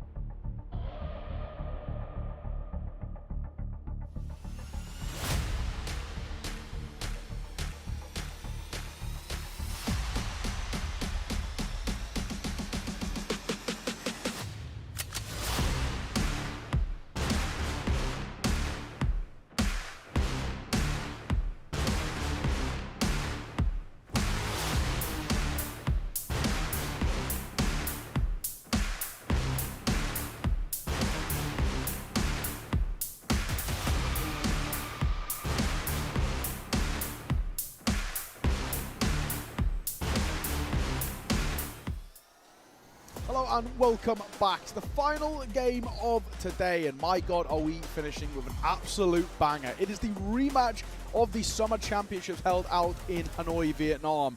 And it's the Chengdu All Gamers taking on Wolf Empire. This one is spicy. Sneaky, I'll start with you. Since we were there, what a game that was in the finals, and what a result that, honestly, nobody expected. Do you think Wolf Empire can do it again? Yeah, definitely. I mean, I feel like we haven't really seen the 100% Wolf Empire yet, and I feel like now is the time to do so, just to, you know, kind of prove it to all gamers that, hey, we could still kind of take you down, you know, similar fashion possibly that from what we saw there at Hanoi, but you know, it's a different look of a team now for AG. They have a new fifth, they got GA now, so it's a lot more stable of a team. So Hanoi can happen again, but it's going to be a lot harder this time. Yeah, absolutely. And of course, all gamers are going to be coming towards the tournament as the clear favorite, I think, is the main thing. Especially now that we don't have a team like a Baisha here, who have always been their sort of go-to rivals. This feels like a prime opportunity for AG to sort of kind of clap back and say, Hanoi was a fluke, and we're actually still the best, and that was a one-off. Yeah, I think the Chinese teams as well, as the year comes along, gets closer to the grand finals, they decide, hey, let's really turn on the jets, let's practice a lot more, let's get ready to actually show our best form. So yes, while Wolf Empire was able to do it once, I think that all gamers right now should be in best form, and a lot of us do favor them coming into this match anyway. So, you know, the results from earlier on in the year, that was quite a while ago, and a lot of things have changed, and all gamers are coming in here as the first seed from China. So definitely a lot on the line for this in terms of pride for all gamers, in terms of seeding for the group as well. You want to get through, you don't want to have to face off of against another first seed team from a different group. That's going to make things just even more difficult. And I'm sure they're coming in here with that extra little bit of vengeance and preparation for sure for this match. Good news is, though, for the most part, if we're being completely honest here, and we hate to do this, but we have to do this. Hate being honest. Yeah. Awful. They're basically guaranteed, regardless of the result, to make it through to the playoffs anyway. You know, you don't want to discredit Swamp Gaming or Unnights, but that is the third weakest team in EU MENA, and then the best team in North America, which finished 7th or 8th in EU MENA this season in the West League. So, you know, unfortunately, it feels like no matter what the result is, it's not going to make a grand difference. They're going to make it through, but it's kind of a discussion we were talking about on the desk. It's about seeding. You want to avoid the other top teams along the way. Sure. You know, if it is, for example, all gamers that make it through and win this one, get them one spot, you want to avoid the Imperials. You want to avoid what is now the Q9s of the world and face them as later down the line as possible. Yeah, for sure. I think it's going to be very important, especially going into the automatic seeding, right? Some of the other teams are going to go to knockout stage. But guys, of course, before we delve into the discussion, we're going to take a look at the players on stage.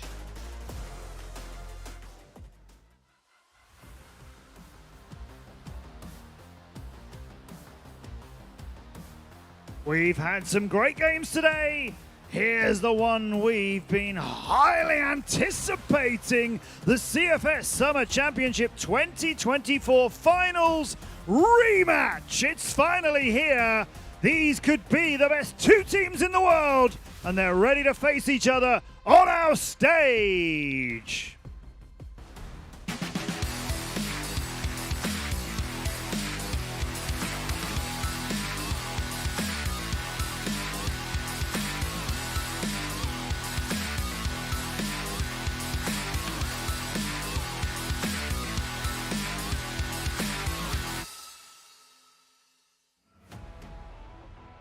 Introducing the #1 seed from China, they're your Chengdu All Gamers.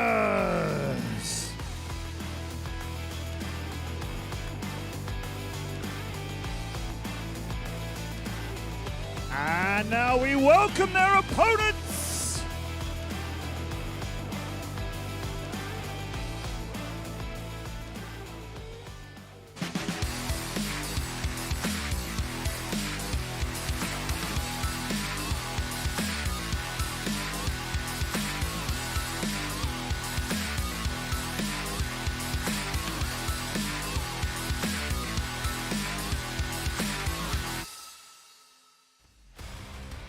Here come the summer season champions. Representing Vietnam, they are Wolf Empire!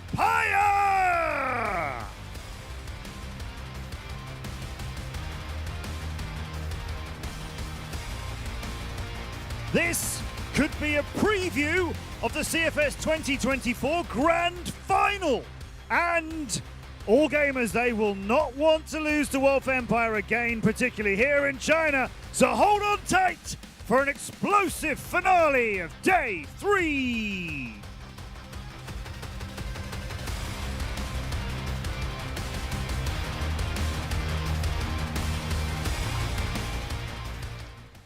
I think Matt is absolutely spot on. This has all the potential to be a preview of what the grand final is going to look like. This is two of the top teams coming in towards this year's 2024 grand finals. And the way things are playing out, it's actually very difficult to predict where this one's going to go. You know, you've got Wolf Empire, have already got the once over them this year, but then you've got what is just the history of all gamers and the kind of the respect you have to give them, especially actually in group stages where they do a lot of their best work. They're just really good. I mean, there is maybe no better player than Du at this entire tournament as well. I mean, 4 KD. Yeah, he does have 4 KD. Again, this was against a Knights, right? They won 10-2, 10-1. So he's going to have some ridiculous numbers, but it also does do a good job of highlighting my point. I think he might just be the single best player at the tournament, best sniper, I'd say. He is, you know, maybe challenged by guys on the other side like Ice Cube, but I do think that he is decently comfortable in that spot, and you've got him, but he's just backed up by so many powerhouses as well. And I think with AG, and this is the kind of the beautiful thing about watching this side, is that, you know, even, which is rare, if Du has a bit of an off game, Shui will step up. You know, if Shui will step up, Zai will step up. And this is the kind of thing, they've got so many different areas of where they find firepower. Same thing can be said on the other side too as well. Now, we spoke a little bit already about, of course, Du, but Ice Cube, he's no slouch himself. This was an incredible player and had his number out in Vietnam too. Yeah, for sure. I mean, I feel like Ice Cube definitely has really come into his own as a star sniper, man, and he was one of the main, if not the main reason why they even won Vietnam in the first place. I mean, you were there, right? He had multiple clutches, mind-blowing clutches on Compound specifically, which did win them at that tournament. But man, I feel like Wolf Empire is just a matter of consistency for them, right? It's not going to be all the time that we are seeing Dota going toe-to-toe with ZY. It's not all the time that we're going to see Lucas, Rambo, Shady go up against the riflers here of the side of AG. They just need to keep it consistent, and we need to see the Wolf Empire that we saw from Hanoi, not the Wolf Empire that we saw from the previous game. It's true. It's very, very true. I mean, the good thing about this as well is because there is a bit of no knowledge about each other, that does make it pretty interesting when we talk about anti-strats and the rest. Of course, results for the Chengdu All Gamers, for the most part, pretty simple. They lost the best of 1, but realistically, who cares? The best of 5s, 3 1s, that's comfortable. Yeah, 3-1's comfortable, and it's against really strong teams. You know, the Chinese region has always been incredibly strong, and you know, they make it through to the upper bracket finals. They get a very comfortable 3-1 over Evolution Power Gaming. Meanwhile, on the other side, Wolf Empire up against Ranking Esports did in fact go down in the finals. They still make it to this tournament, and it kind of sets up an interesting position where Wolf Empire, you know, second seed, quote unquote, but probably still the strongest team, almost definitely still the strongest team from Vietnam. And it sets up this really powerhouse top of this group, and it gives us this group stage match, which is really cool. But at the same time, I will say that I do think the Chinese region is stronger, and at the same time, Wolf Empire did not make it out in first place. So that's got to mean something here at the end of the year. Key players to look at here as well, Sneaky. And we'll touch on the riflers. You know, we always will talk about the ARM players, the snipers, but I think it's always good to kind of have a little bit of a conversation about this rifling core, which both sides is very strong. Dola and Shui. And Shui's obviously had a little bit of a better tournament, but a much easier game. Yeah, much easier time. In all honesty, I think the more accurate depiction of the how good these two players are is you take a look at the HNK. Obviously, Dola and Shui, the connoisseurs of the AK-47, so you gotta get those headshots down and underway. But for Shui, I mean, for a person that does play the entry fragger role, the amount of multi-kills this guy gets is absolutely absurd, especially for the role that he's playing. He's supposed to be the one dying first, but then he somehow still gets it. He doesn't die. It's as simple as that. One thing that is probably worth touching on is that even though they got a win, I wouldn't say Wolf Empires was super clean, actually. I mean, I think we kind of came in and sort of expected them to sort of make it look pretty easy, especially, you know, no offense, the Swamp guys, they are probably one of, if not the weakest team here on paper, right? They come from a region which is sort of quite underdeveloped, and they don't really have a lot of competition there. And even when they have competed in the West League, we talk about ping and all the rest, but it still is never a good time. So I was actually pleasantly surprised what I saw from Swamp. Obviously, Famous, a fantastic player. However, I will say for Wolf Empire, it was a lot more lackluster than I thought. Yeah, I mean, at the same time, there are teams that come in and it's first match, you're in a new country, you just got here, you're feeling a little bit rusty, and it can be rough, but at the same time, I think it does deserve mentioning, as you've talked about, that Wolf Empire they got the 2-0, but it wasn't an easy 2-0 against an opponent that they should have been highly favored against. So does raise questions. Are they ready for All Gamers right now? You know, they had the entirety of Summer Championship to be ready to prepare for All Gamers in the finals and be really on form, but now it's like second match of the group stage. Are you ready for this powerhouse? It's true. Previous results, of course, for these two sides. As we mentioned, the Summer Championship in Vietnam, where Wolf Empire sort of shocked everybody, taking out All Gamers in that grand final 3-1, and it was, especially some of those maps, they weren't even close as well. Wolf Empire looked really, really good, but for the most part, at least, of course, as you can see, they're 3-2. AG sort of have their number, and it has been sort of the storyline for kind of a while, essentially. Yeah, just for context, though, like, that is the pre-Ice Cube move, of course. Yes. And, I mean, it's, as much as I believe in Rambo, man, like, Ice Cube is just on another level. But apparently the Mastermind returns. Even did you tear up? Are you saying that even one of the best, if not the best, that AG has ever offered, at least in terms of the brains, can he come back? I mean, he said he could take the pressure off of ZY being captain, and ZY, we could see him again. I want to tear up my contract of retirement, I guess. There's a retirement contract? Yeah, apparently. It's like, please do not come back. I don't know what kind of contract a retirement contract looks like. Yeah. Whoa. It's like, I agree to never come back to the scene. I would like to have Even back. Yeah, me too, man. That guy's a genius. Mexico will be banned. That's safe to say. By AG. They do play that map, but yeah, they just didn't play it this season. I guess maybe Jabao and Jade don't really prefer it. I will say, in 2024. One map that I'm expecting to potentially be banned out as well for Wolf Empire might be that Ankara, just because historically in the head-to-head here, it's not actually been too favorable for them. We've actually seen AG always seem to have their number. That can be one to me. But the good news is that basically when that Maestro gets banned out, Wolf Empire do sort of get the pick of the litter, sort of where they want to go here. And it feels like because they play all the maps, they have a bit of strength in that sense. Take a look at the talent predictions across the board. And no surprises, the Chinese cohort going for AG. But interesting enough, one of the Vietnamese going for AG as well, so betraying his brethren. I know Namlong. He's playing the Curse game. Oh, yeah, you mentioned. You've gone for Wolf Empire too. Of the English broadcast, you're the only one who's gone Wolf Empire. Do you believe how confident we're feeling? Sorry, guys. They did predict SUJ earlier, so I kind of feel bad now. So, how about for the rest of the Philippine broadcasts? What are they thinking? So Mochi is being realistic. Okay. These three are blind fanboys of Wolf Empire. Ever since the after summer, they're just like, Wolf Empire's the GOAT. They're the greatest team of all time.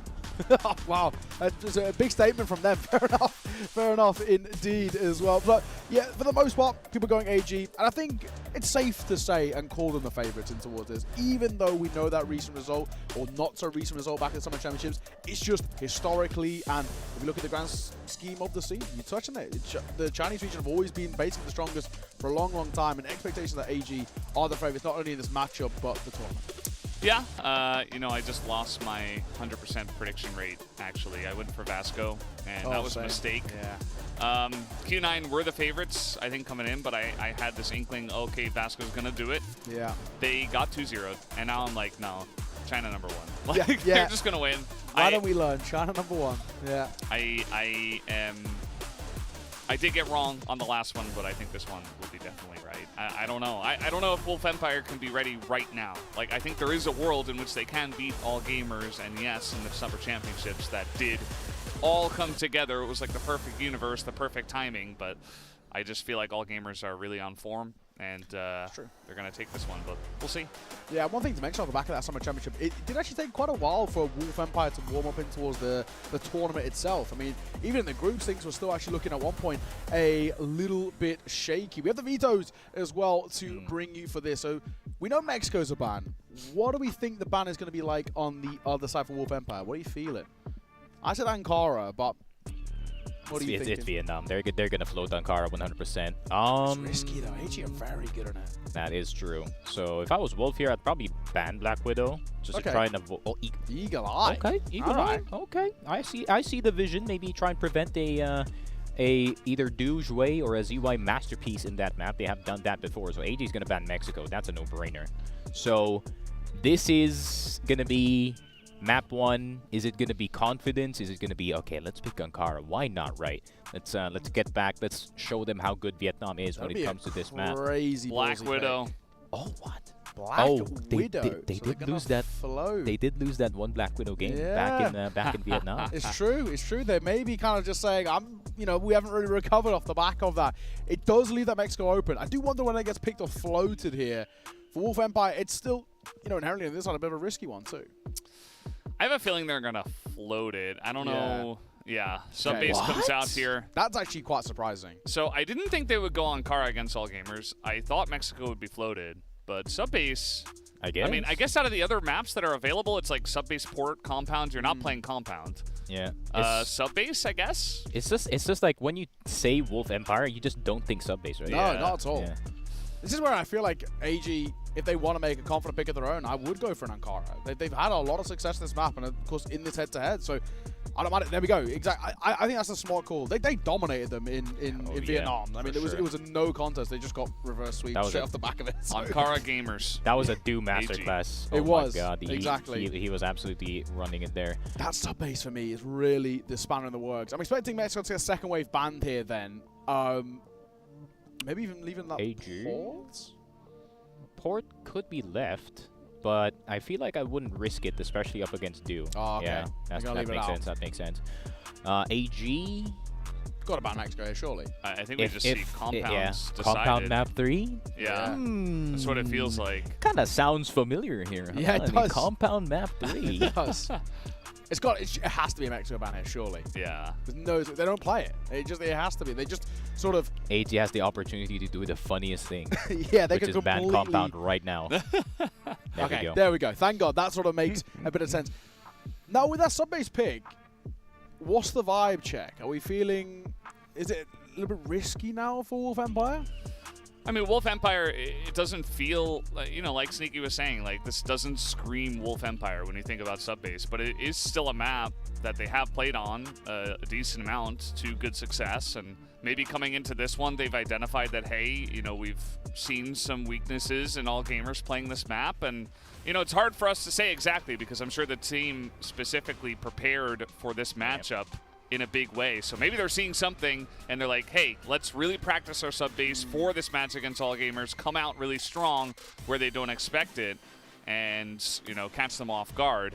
Otherwise, maybe like we were saying before, you don't want to pick Compounds, you don't necessarily want to pick Ankara. Yeah.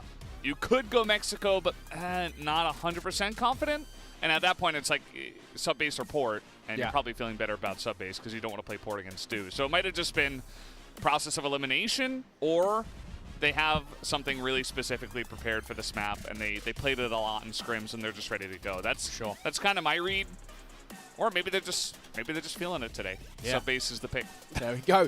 One last team talk as well for Wolf Empire before we get underway. Now that the veto's come through, though, how confident are you feeling with your Wolf Empire pick? Still confident, or a little bit more shaky? I feel like they're trying to specifically target Du there on Subbase. I really feel like they're trying to force him to have isolated fights with Ice Cube. So Ice Cube's definitely going to try and see if he can get that second mid fight earlier in Subbase. Maybe going to try to see if he can pick off someone in Machine Room. And there's a lot of options here for Wolf Empire to kind of play this map, but they still have to be careful because AG's not afraid to go forward, especially here, especially with the prowess that they have on those rifles. Imagine Jue pushing into Machine Room, shooting 2 heads. Like, what can you do about that? There we go. Warcry as we get this show on the road, and I'm looking forward now to this one because the feed is a little bit more different than we expect. It does leave a couple more question marks in the air, but we've had 2-0s all the way throughout. What are we feeling with this one? 2-0 for you? Do you think? Yeah. Is it? Yeah.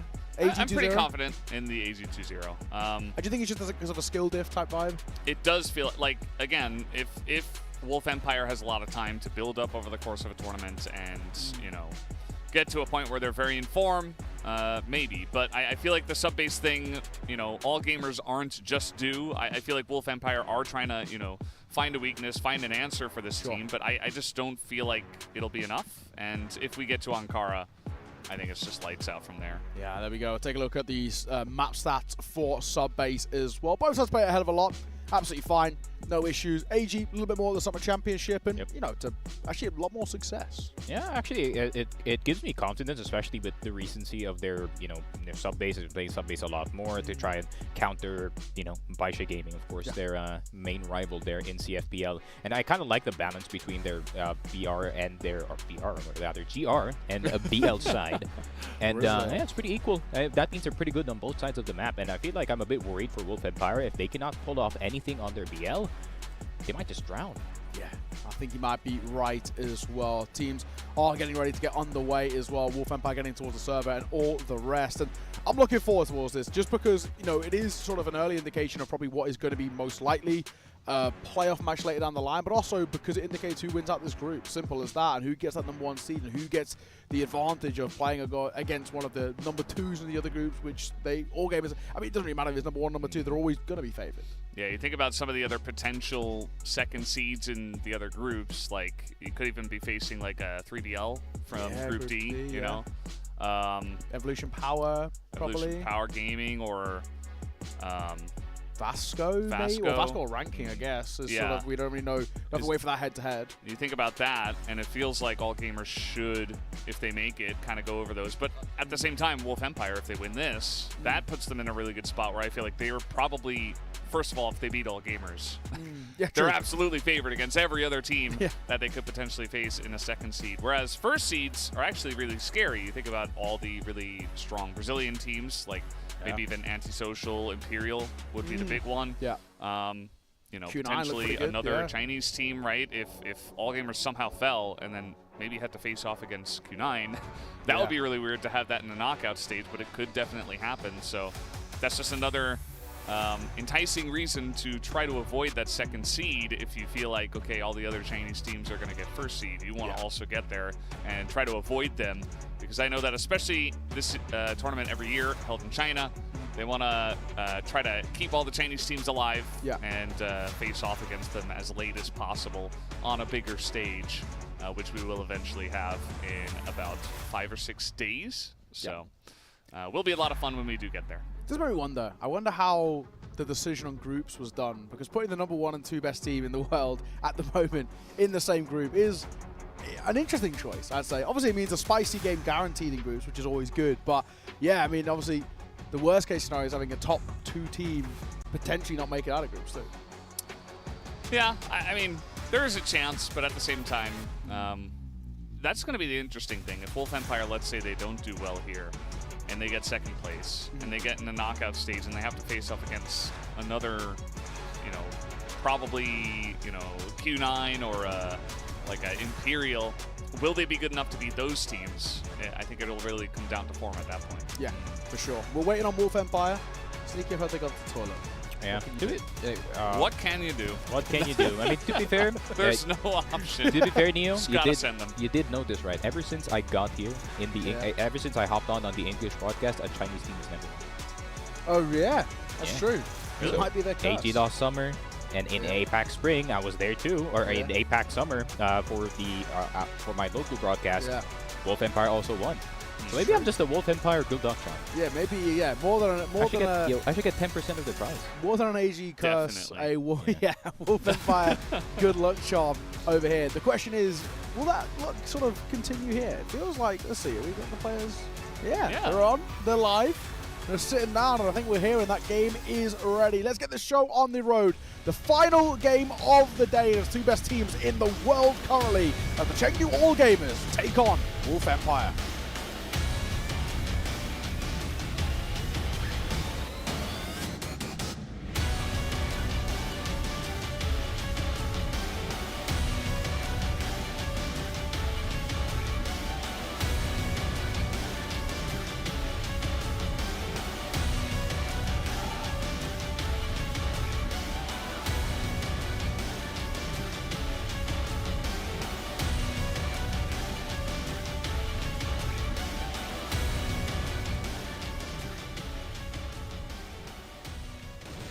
Live. Let's get this show on the road. Subbase is where we start, and well, let's see why Wolf Empire picked in towards this map. And of course, Ice Cube is the main man that we're going to be keeping an eye out for. Yeah, the biggest thing, you know, you pick sub-base, you really have to be very sure and certain that you're really good on both sides when you're picking a map like this into a very strong team, because you just know they're going to, the enemy is going to start on the stronger side because they get to pick. And all gamers, certainly a team that can get aggressive, that can find some really nice executions. I think that Wolf Empire have to stop it early and kind of give them that sense of doubt early. Otherwise, the floodgates might open. Yeah, bit of a chill time for the side of Wolf Empire. Already kind of used to it at this point, of course. They're not the type of team to be too risky on their GR side. You know, from time to time, maybe like in an odd round, but... You mean Snare isn't going to run into Machine Room with an AK? Nah, that's a Snare exclusive. Yeah. Certified Snare banger. It's true. Very quiet though, isn't it? In the early pop. AG just hooking and prodding. Just seeing what the response is, which so far has not been a lot. Wolf Empire happy just to sit back and wait for aggression to sort of come to them. Nowadays, in this day and age, it's hard to sit still for a minute 30 and do nothing. What TikTok has done to our brain. Yeah, you need some kind of distraction. What's going on, guys? Where's the subway? We've lost 5 viewers. There you go. Shui's going to kickstart things as well as Lucas gets caught, but Ice Cube comes alive on one of his own. Dola and Shady will respond in kind, and Shady gets 2 from up on high. And Shui called upon in a 1v3 turn 1v2, but has he got a clue about Rambo? I feel like he doesn't. And Wolf Empire start very well. And that's what they do really well, especially on sub-base, man. They really do not risk anything. If they're going to risk, maybe it's just 1 or 2 players, but mostly they play the advantageous positions in the map. They're playing Rafters the entire time. And apparently in FPS games, it's pretty hard to look up from time to time, so they couldn't hit all of his shots. But Shady did a really good job, and Shady once again one-tapping GA, the only man that wasn't in Vietnam, giving him a warm welcome. Yeah, this is a good way to immediately get in their face. You shut them down on their first execution. You run into the machine room, and you win the fight there. This is the way Wolf Empire are going to win this map against AG. Liking what I see so far. And I feel like I even heard the timeout noise when we had the camera on the players. Wasn't sure if it was a tech one or something. Maybe only brief. Yeah, there is a chance that All Gamers coach was like, no. Yeah. No. We're calling a timeout. We'll have to wait and see if that actually did happen or if I'm just hearing noises. Yeah. I mean, don't know. That's the name of the coach, by the way. It's not a statement. But no. Don't know could pull a timeout. That's for sure. But this not yet. This is not time. If they do get destroyed this round, I wouldn't be surprised if Dono does it, because he's the type of guy to try to fix this early, because if Wolf Empire goes on a streak on GR side and they go like 7-2, not going to be a good spot for the boys. Not at all. 15. Still, machine room presence. Shui slamming through that M4. Nobody behind to receive on the other end. So, it's Locker's control seems to be that priority, but obviously we saw how that went last time for them as they tried wrapping in towards B. Shady played on this high angle. In that last round, it worked well for him for a double.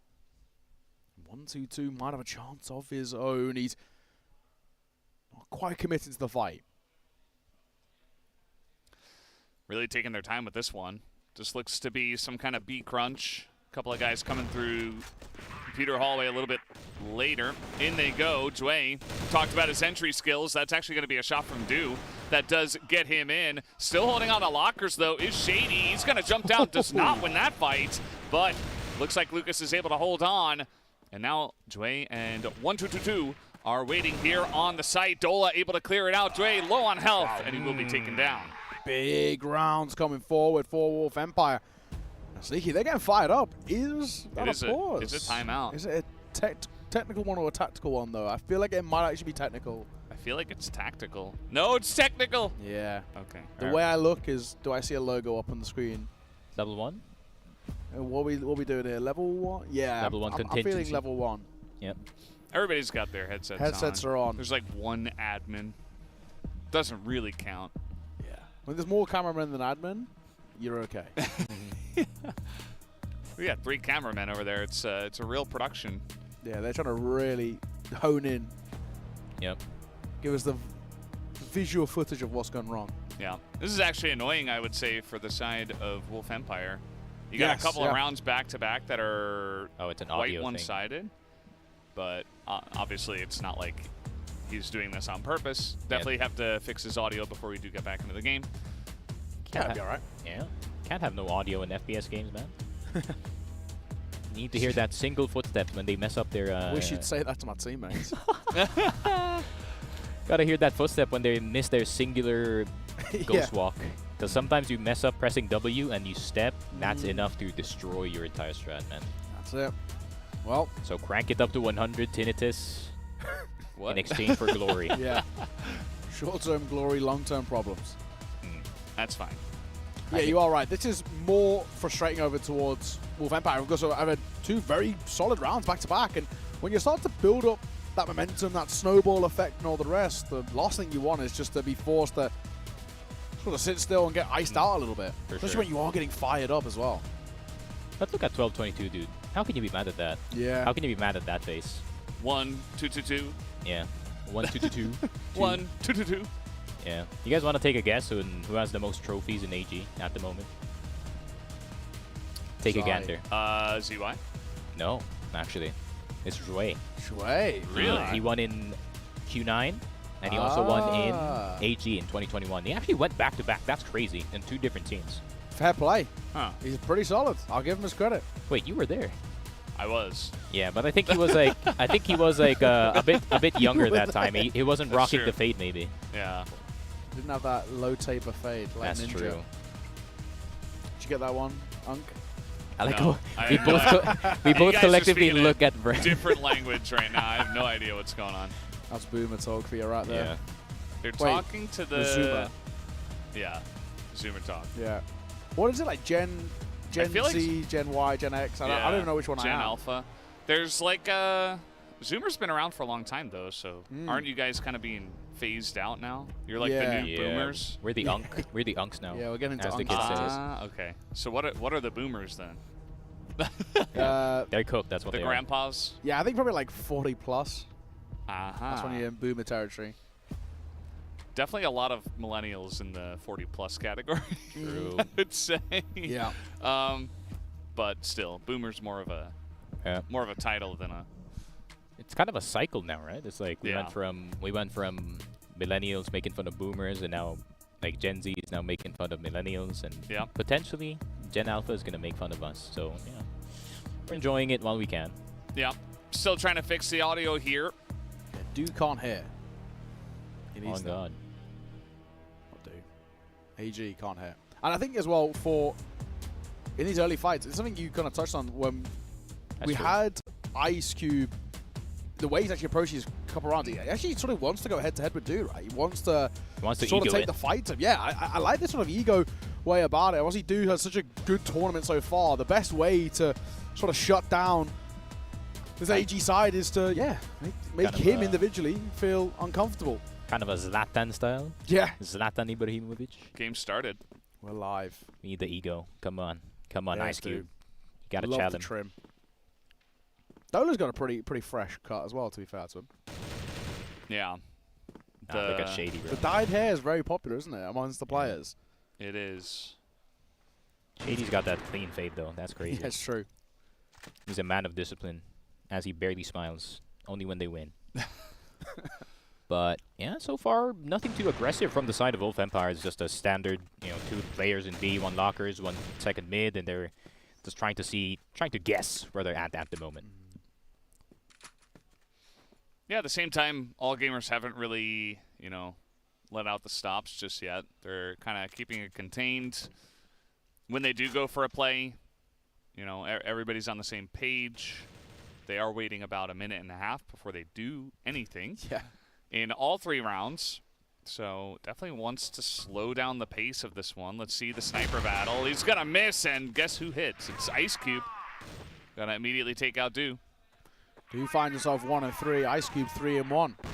Take it as you wish. His head-to-head is looking pretty favorable so far. Reposition stays up on high, though. Wants to cash what I'm assuming is going to be 1-2-2-2. Moving up. AG do just pump the brakes. Let's see, Shui trying to get into the site. 1-2-2-2 gets his headshot. Dola getting started on the AK-47 already, but Jue and ZY respond with 2. But Ice Cube gonna try to fight back, but here comes Jay coming in from behind, and Ice Cube does get the quick trade, and it's only ZY versus Ice Cube and Rambo. Means ZY a formidable man with the AK-47, but can he do it? Can he do it? Can he lead by example here? They need him. 1 versus 2. The C4 will get the plant as well, and got that luxury. He's got to do a good job of isolating fights, and it doesn't really feel like Wolf Empire are going to give him that luxury either. They're going to stick together, play this 1-2 setup, and play for trades. CY is pretty far forward, though. Are they going to expect him all the way in the dark room this far? Well, the grenade going to hit him right in the face. It's a flash, but he gets the headshot. Can he turn the corner? No, he cannot. Ice Cube with the M4. Ice cold. Picks up his 6th kill and picks up the 3rd round in a row now for Wolf Empire. Just kind of dunking on them, and now you'll see the real timeout. Real this time. Yeah, the other ones were fake. Yeah. Jeez, man. AG. I mean, they're getting down to those situations where it's like a 2v2 or like a 3v2. It's definitely winnable on their end, but it seems like Wolf Empire, this is a thing that actually also kind of won them summer, right? That even despite like the 3v4s, the 2v3s, despite being at the disadvantage, it seems like they still know what they're doing at that very moment, and I feel like they just kind of got used to it ever since summer happened.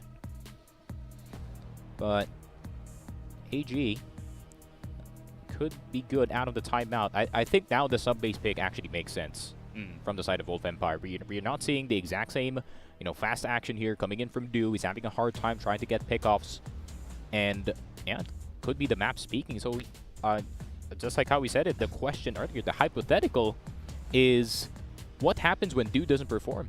When is ZY going to step up? When is 1222 going to step up? When is GA going to step up? What do they do when they don't get a Do?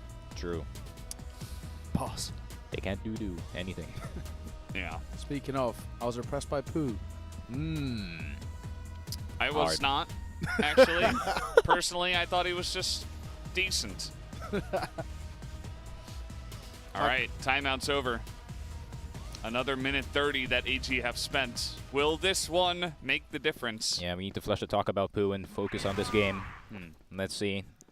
Honestly, nothing really has to change for Wolf Empire, right? If we're being honest. Look at this. This is quick. Ice Cube. 1. He's a lovely find as one to reposition. He wants to let them out. He wants this fight, but he misses it. And that could cost him his life. ZY doesn't trade, and it gives him the luxury of falling away. And same for Lucas. They can reposition. No. That's not exactly good, as Ice Cube's going to get clipped on the way out. I think Lucas actually sort of blocks him there too. C4 goes down. This could be where AG get them out of the board, and they just call for a little bit of a quicker play. Trading shots, they're ducking heading towards window, and Shady's taking a lot of damage. Yep.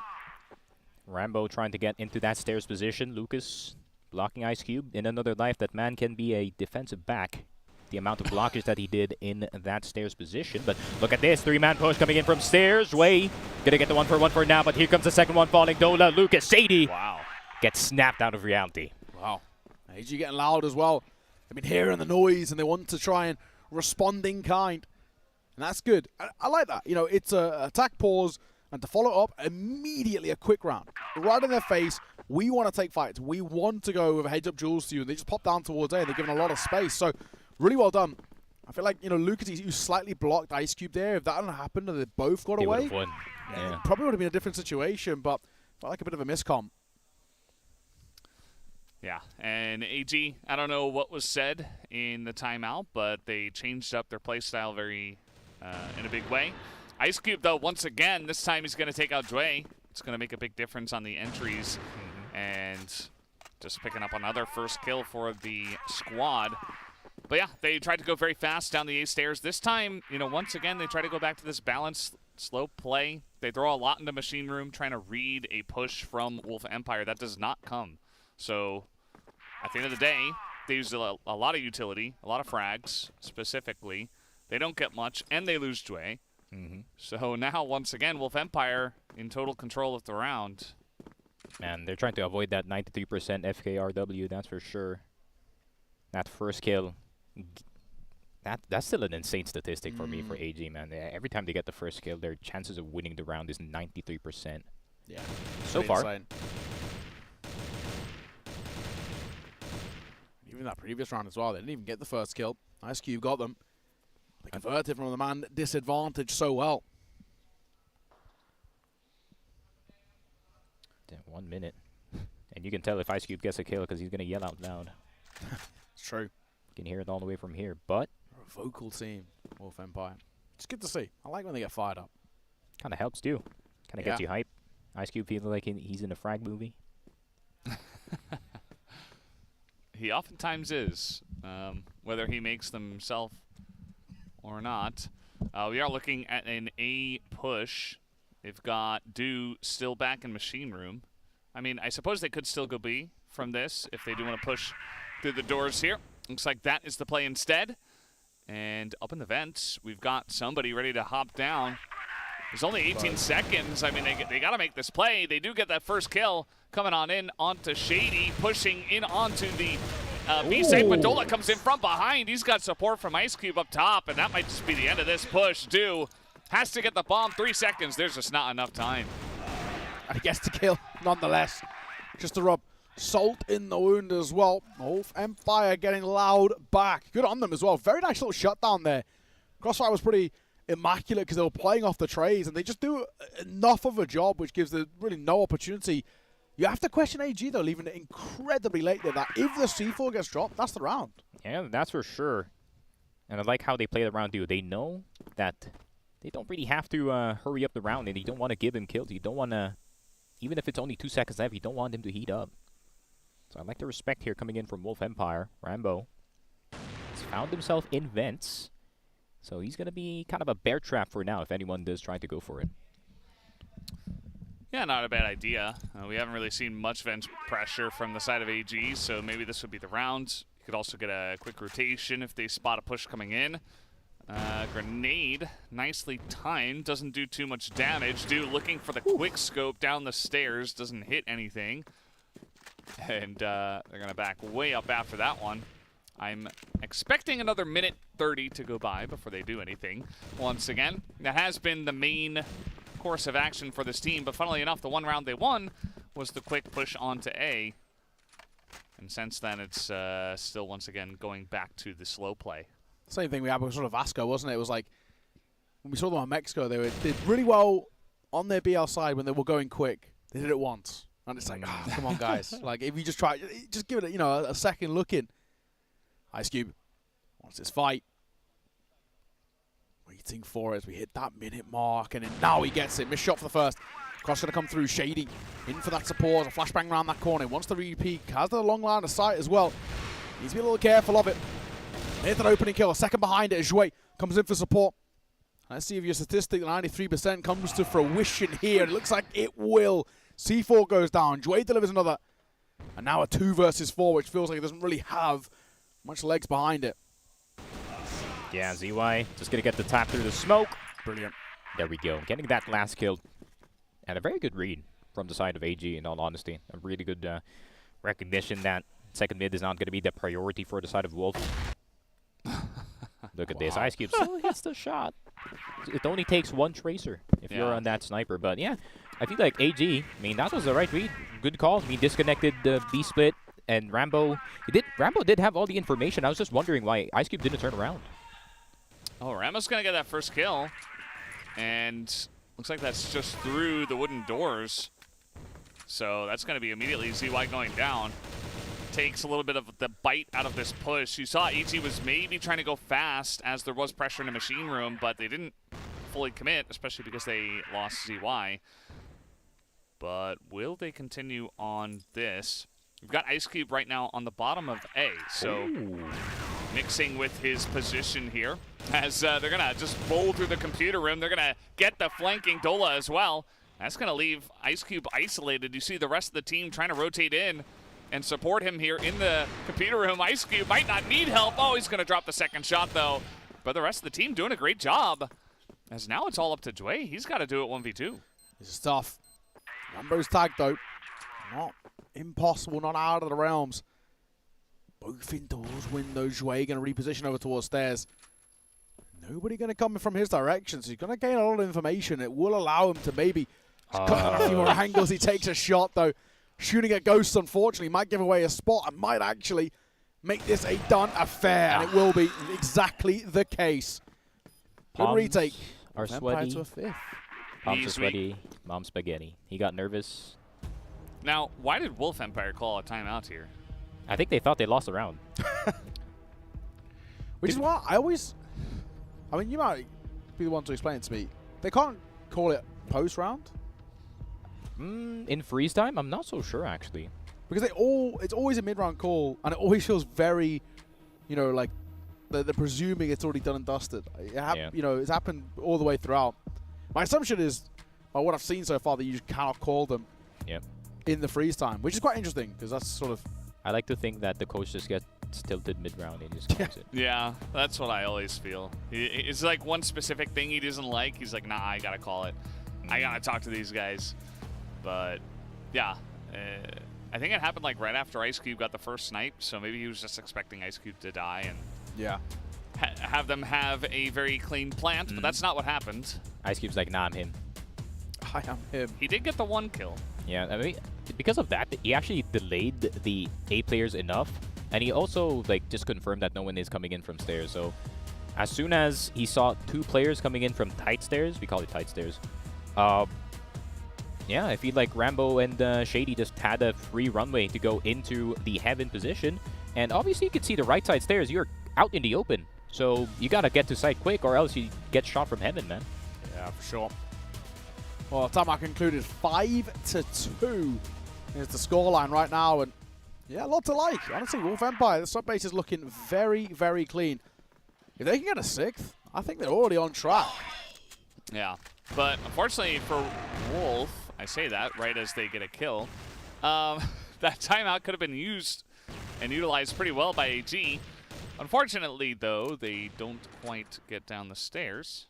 Yeah. Well, they do, and then they die. GA is out of the lobby for now. And now what are AG going to do? I do feel like, wow, okay, that's a very far push. Shady all the way through Machine Room by himself. They did not expect that. And that's a couple of kills now for Wolf Empire. Look at that Shady. The man of anger, taking it out on ZY. And now CHENGDU.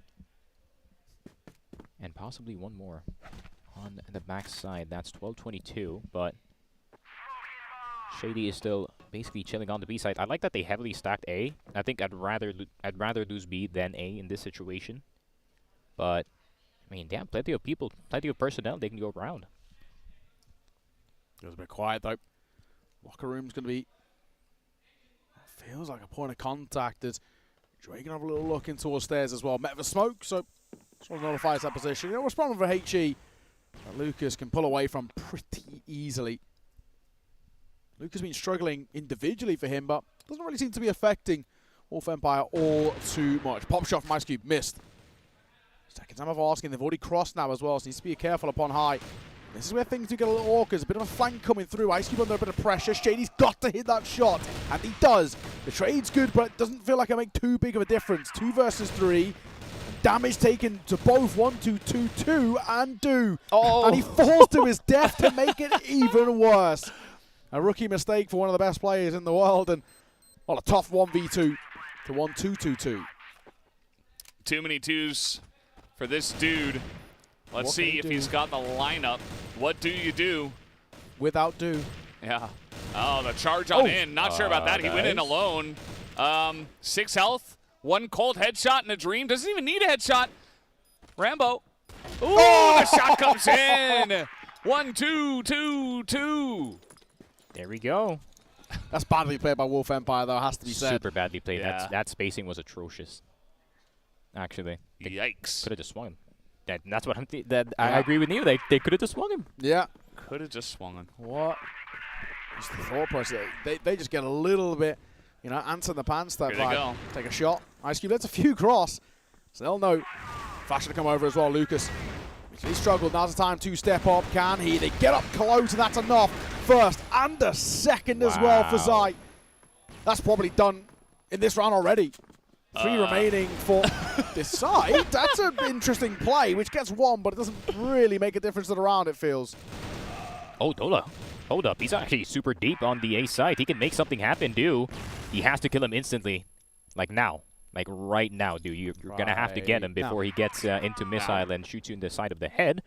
But Ice Cube is still going in towards that heaven position. He sees Du. He sees him. Oh, even with the pistol, man. Oh, played. That's just a bit of a Du special right there. Yeah. Du is like, just in case you forgot, Ice Cube, I'm also here. I am also him as well. Yeah, he wasn't really there for the majority of this map so far, but he showed up. That shot was just disgusting. And then follow up here. I mean, GA, people wonder why he has a 0.7 KD. Someone has to be the sacrificial lamb for this squad, especially AG. And I feel like Zhuai is too good of a player to be first sent. That's for sure. But someone has to be in, man. Someone has to go in first. It is true. Ice Cube. 10 for him.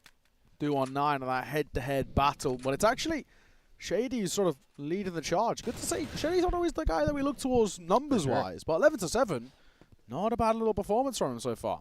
Yep. That's Wolf's hardest worker right then and there. 11 and 7 so far. I mean, if your captain's fragging, if Ice Cube's fragging, I mean, you're going to be inspired if you're Dola, Rambo. I mean, Lucas, you're just living the life of the entry at the moment, so it's fine to be 1 and 8. Yeah. And, I mean, we'll see how that looks now moving over to the BL side for them. If you can get some good entries down, it's going to feel even better. But is Ice Cube going to have the same impact here from the Blacklist side? I feel like on sub-base, certainly a map that a lot of teams are feeling comfortable on the Blacklist side nowadays. And that's not going to hit, but he is going to see Ice Cube moving on over. Might expect this pressure to come on in. There are multiple members over towards the A site. The flash is going to catch them right as they hit the bottom of the stairs. Let's see if GA's got the angle. Yes, he does. GA with the arm, looking for a second one. Doesn't get the flick, but he stays alive and buys some time. As now they're trying to come on in. Dre moving down the stairs as well. Wow. Oh, the one tap is just gross. And now a 1v2, but 12-22 is alone. Shady, man. What a performance. How has he not died to the nade? 9 points of HP. Surely impossible. There's another HE actually that can be thrown in, and it doesn't actually do the remainder of the damage required. On to 12-22. They don't need to peek him here, though, honestly. And they do anyway. That's just a confidence peak all day. But after reiterating the point, I'm still super impressed by Shady. He's on it. He's on it. That is for sure. I mean, Shady, before LDX did depart, he was in the IGL, actually. So he's kind of fresh on the roll, but it did work for summer. So he still has the mechanics. It hasn't waned yet, as is tradition for IGLs, except for N9, apparently. True. Yeah, he's just everything. That's an anomaly. The IGL, the carry, the entry, the sniper. My go. 4 rings. Can't argue that. Just like Sneaky for real. Yeah. Not the rings, but, you know, maybe the entry. In my heart, you've got those rings, Sneaky. That's true. That's a dub for me. Shady gonna do it again?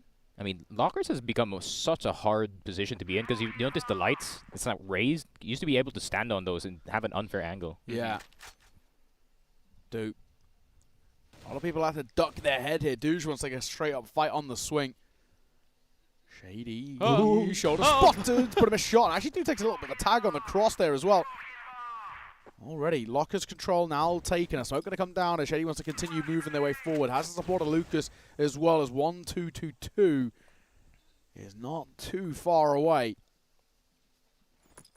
1,222, you mean? Yes, of course. Yeah. Man.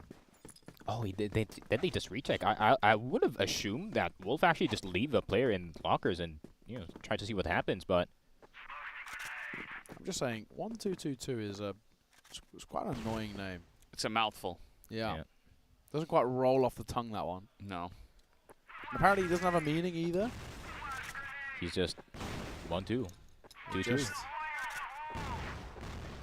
Had to pick a username and it was the only one available. Maybe it's his angel number or something. What the hell is an angel number? Yes, his angel number. All right, okay. We're showing different For You pages here. All right. Well, We thought maybe they were going to do something in the lockers. That didn't happen. They rotate over to A. They don't actually send it until just now. The timing of Dre's push is questionable. And now Wolf Empire on the bottom of the stairs. They get another, and all of a sudden, it might be up to ZY and 1222 lining up a couple of grenade kill. Can they get another? Shady super low, and the player up in computers was left all alone. Shady goes down, and that is going to be huge from the side of AG. Kind of a slower round from Wolf Empire doesn't pay off. Yeah, I feel like Jue gonna slow them down there going into stairs. I don't think they were expecting Jue to be that far forward. 28 seconds left on the clock. And it seems like Wolf Empire were taken aback by that. They were like, whoa, why is this guy here? Which means someone else might be deep. So didn't notice then. Gave a lot of time for AG to rotate and get a few pot shots on the player on the A side. Tragic. Yeah, interesting move from Jue, but it ends up not being too problematic later down the line. Wolf Empire really don't give themselves a lot of time, though. Sub 30 seconds of the popping on towards the A site. It's a lot to do with not a lot on that clock, and puts a lot of pressure on making sure that those fights go initially quite well. And if anybody over towards AG, which is exactly what they did, which is just stay alive and wait and bait in a bit of time, that makes all the difference. A one-round game. Wolf Empire, who's started quite well and were looking pretty strong, and I think slipped just a little bit. We go and B here. Could just be. They've got Lucas alone, playing over by Wood, throwing in a flash, trying to delay the rotation, but they're pushed all the way in. Behind Du, he has no idea. They just snuck on in, and it's an absolute massacre. And, I mean, what even can you say? That was just a masterclass. Everybody's full health. It's almost like AG just kind of blinked and missed everything. That was the most beautiful thing I've ever seen. Actually. Wow. That was peak Crossfire right there. Oh, my God, the smoke in jail.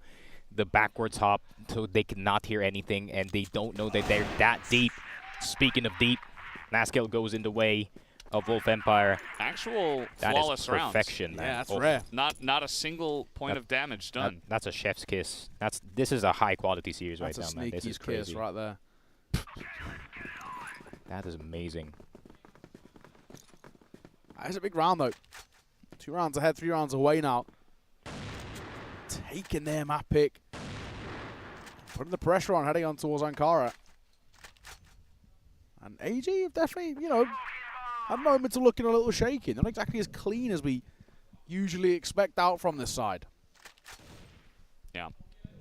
It's easy to look great against a team that you're heavily favored against, but obviously Wolf Empire is a real competitor on a very similar level, maybe even a higher level. We'll see how this develops in this series and at this tournament.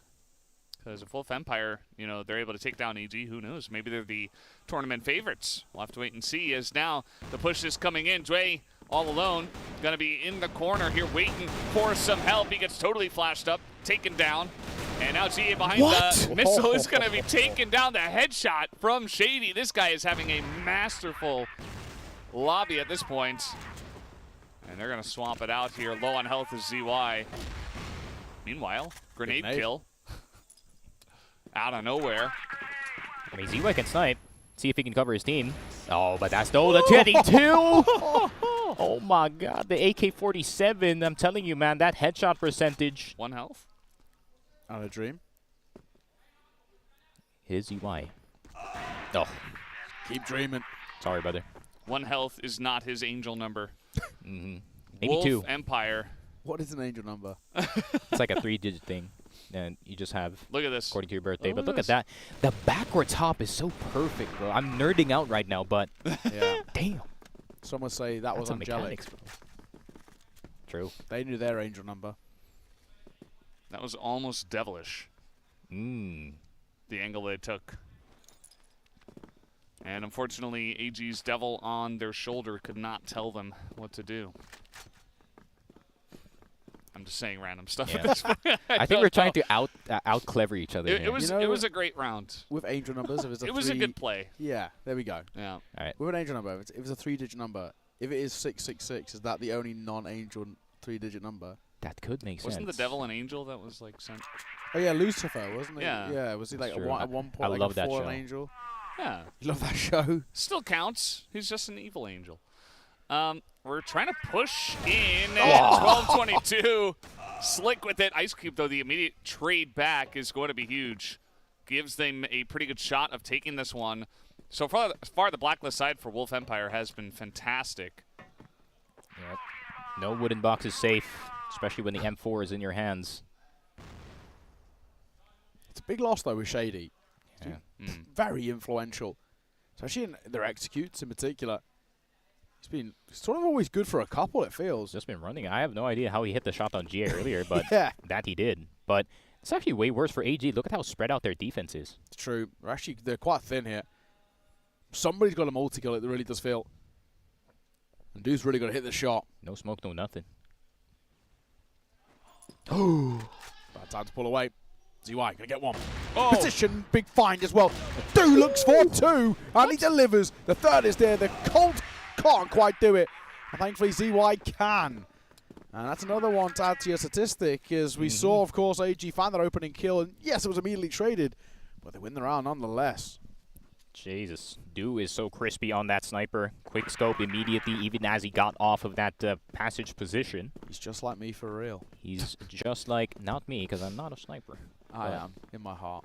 Yeah. Yeah. You can definitely be the next Shao. You're sniping my heart. When was the last British player we've ever seen? In CROSSFIRE? Yep. Did we ever have one? I don't even know if we've ever had one. Did we ever have one? I don't know if we've ever had one. I actually asked. I don't think that's an activity that you guys do. It's like, you guys want to play some cheeky CROSSFIRE? What is activities we do, Sneaky? As a guy, as a knower. Go to the footy game. Go to the footy game, beans and toast. Eating Oh. Beans and toast. Oh, beans on toast. I was eating ghosts. Fish and chips. I did see beans on toast earlier. I had it this morning. I've had it every morning. Was it good? I mean, I've had hash browns and beans and sausage, which is like basically like my makeshift full English breakfast. God tier combo. Yeah, it kind of slaps. Are they gonna do the same thing? Yes, sir. But the double smoke, little backwards hop. Why not? But they got a couple. Maybe they're faking it. Because they're not sending that, but the smokes are similar, right? Yeah, Rambo is in vents. Maybe a play to A? I feel like it's baited a lot in towards lockers, right? There's 3 of them over there. Yeah, they've really fallen. Hook, line, and sinker for this. And Jay's could have got huge here. Arm in hand.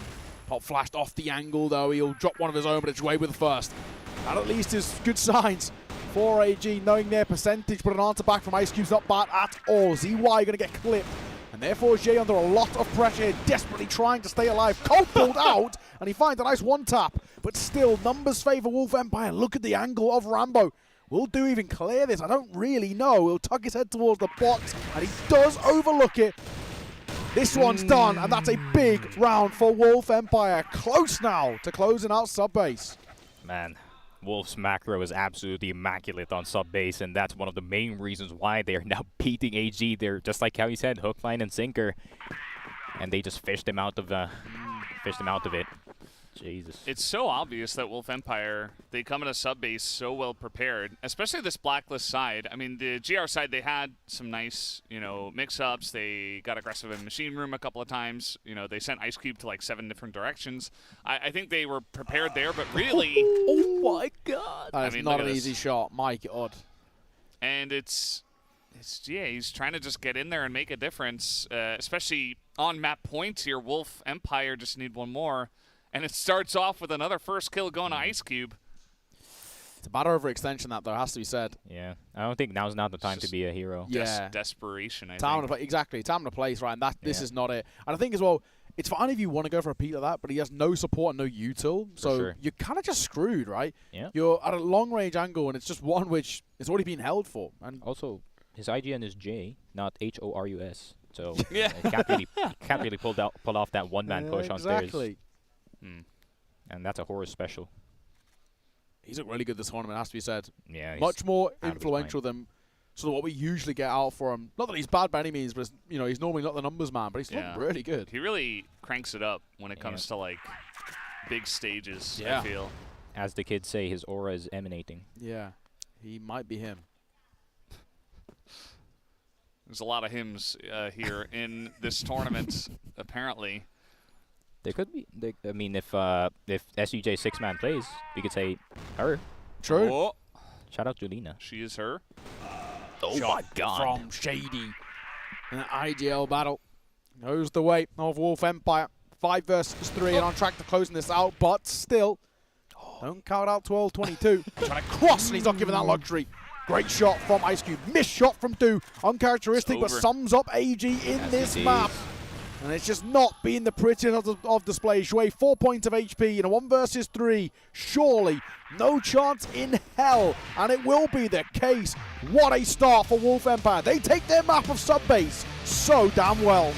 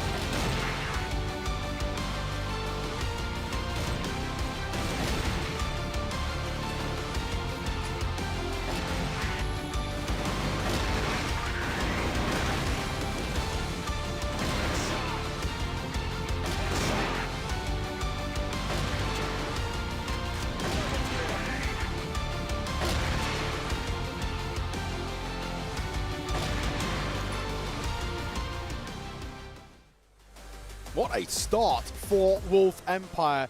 We all sort of question this sub-base pick, and I guess we're left with our pants on our ankles. What a showing from them. They were incredible all the way throughout.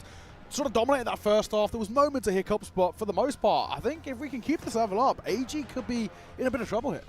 Yeah, I mean, obviously, I was not a big believer in this happening prior to it happening, but I did say, you know, you can see the angles, you can try to figure out exactly what Wolf Empire is trying to do with the sub-base pick, and it's so obvious when you watch the gameplay that they were just so well prepared. They had multiple set plays, they had multiple defaults, and it just seemed like AEG kind of fell flat from their BL side, and then after the half, it was just all Wolf Empire, so they even fell flatter.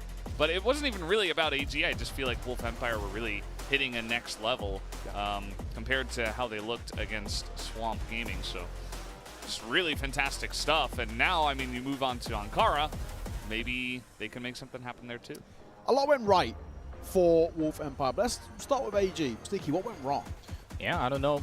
Like GA just had another bad go at it, and we kind of expect Shui to have a kind of higher numbers, right? But this is what Wolf Empire does really well, where they just deny opportunities time and time again. Sometimes they wait at the start of the round, but then when AG tries to make it play, all of a sudden they're actually responding.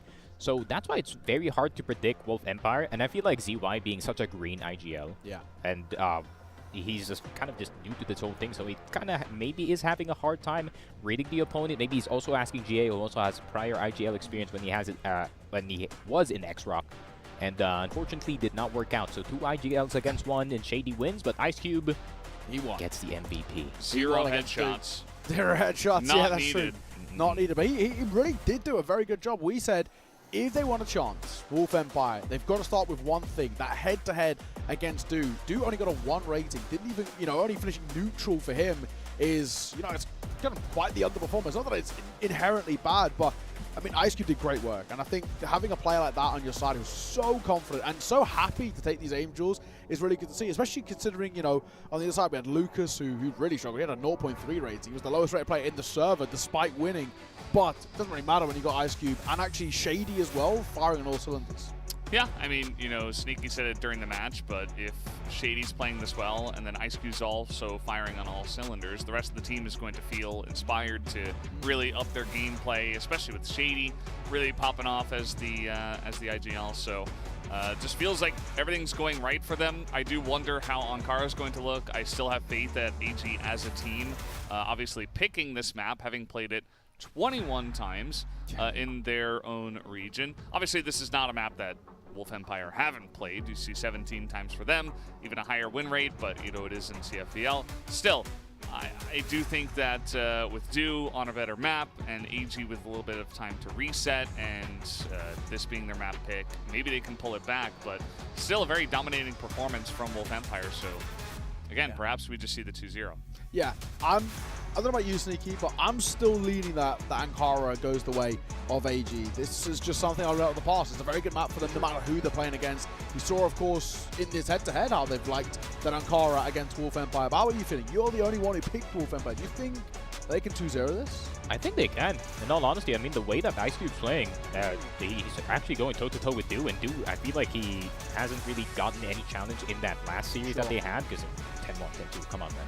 I mean, now he's like, oh, I'm getting challenged this time. Oh, I'm actually getting denied some of these angles, and I feel like maybe it's gotten him a bit more uncomfortable. You know, sometimes you get a bit too comfortable, man. You think you're going to win every angle, and then Ice Cube appears and ices you down. And that's just how it happened. And I feel like the rest of the squad can also step up here on Ankara. I feel like this could be a really good Dola map, considering it's more open, more space to play the AK-47. Lucas could have more opportunities, didn't have too much in sub-base, but to be fair, sub-base is an entry's nightmare.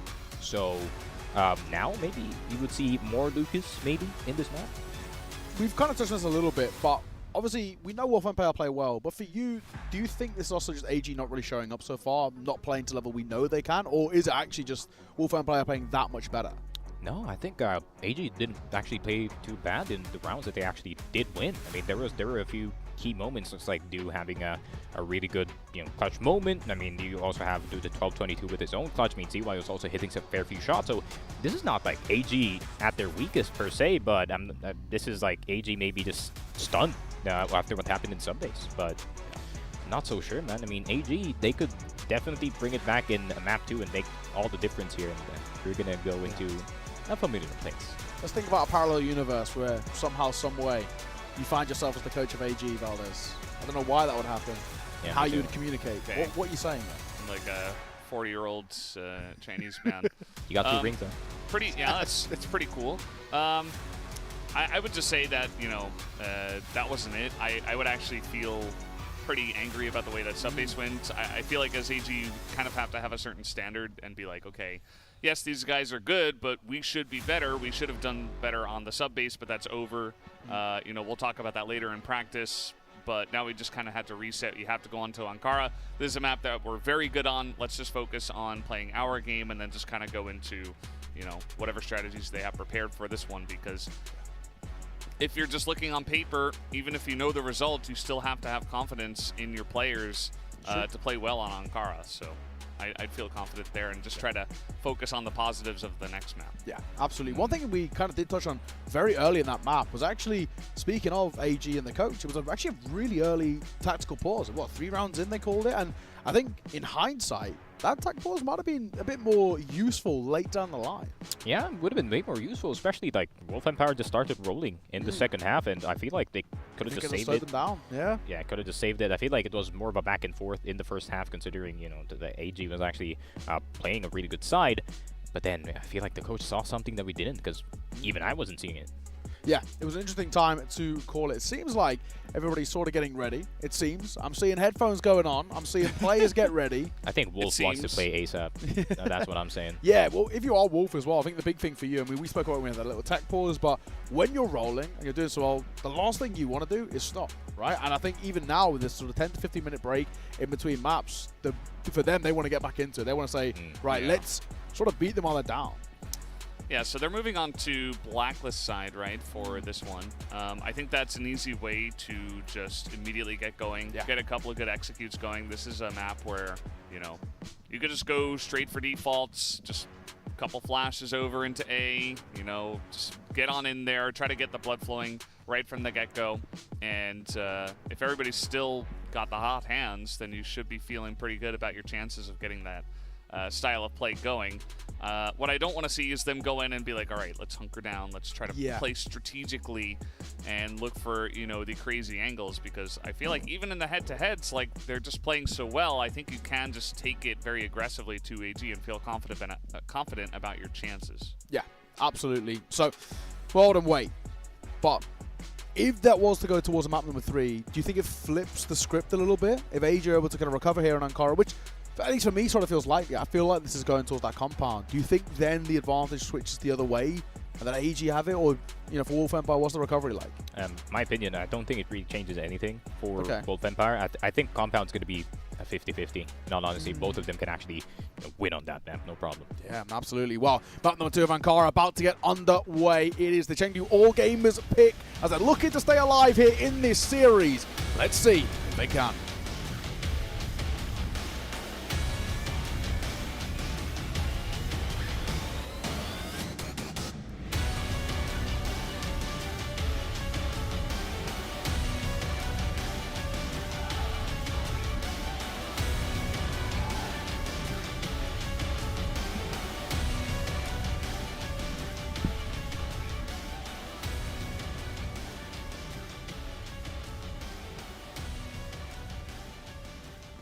Well, we're live. Let's get Ankara underway here.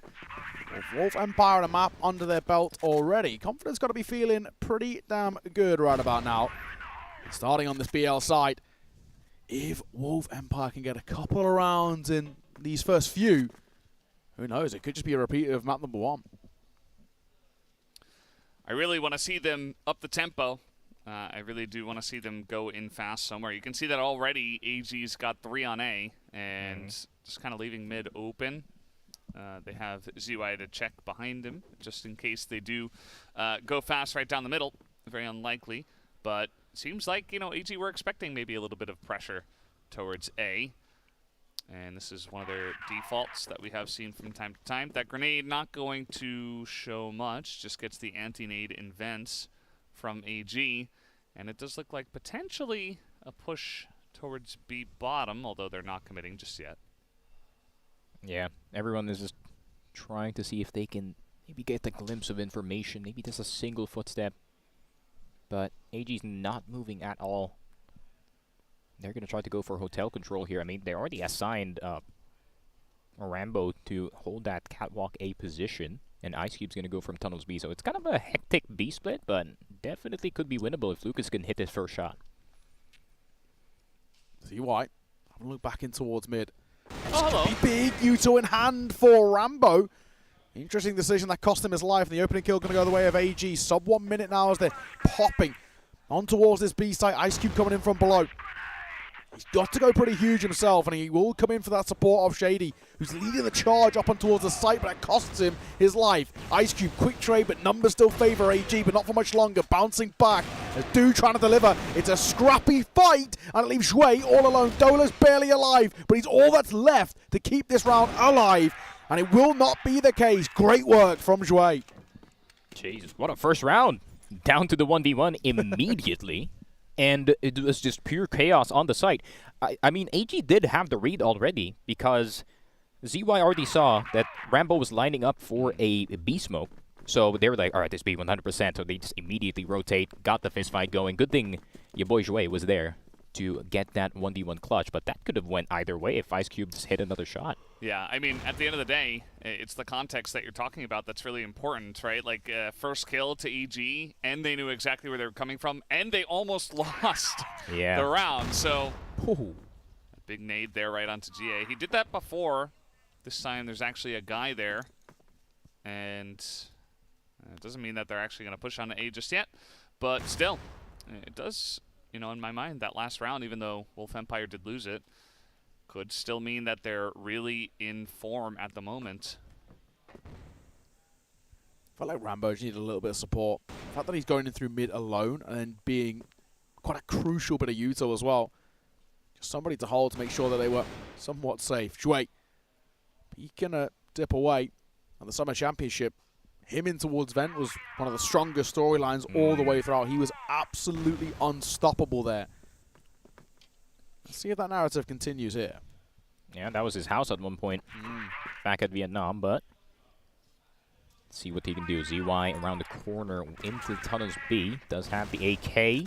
GA already getting the read. They already get all the information now. Everyone is on high mid. GA missing every single player 1 minute left, but Ice Cube will get GA. That's a good start, but do they check ZY? ZY with the one tap, of course. It is him. He gets a second. He gets a third. And the master of the AK responds.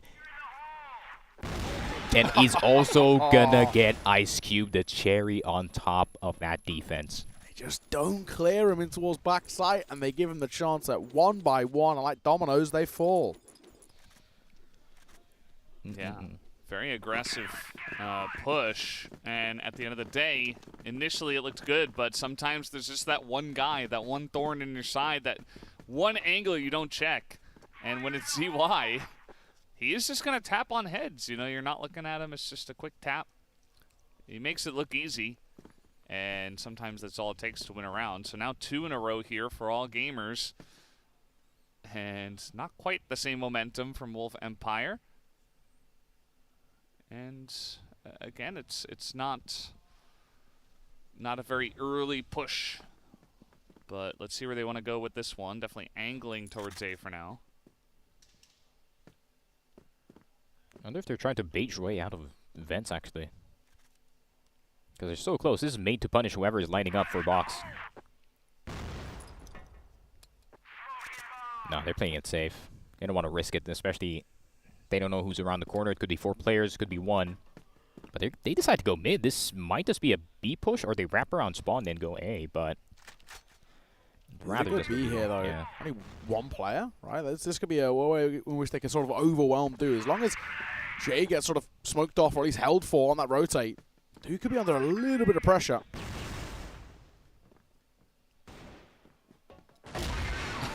Okay. This angle for GA is just very difficult to clear out, and he's just going to hold it there with the sniper. Do as well, not even killed from behind. He's going to stay alive.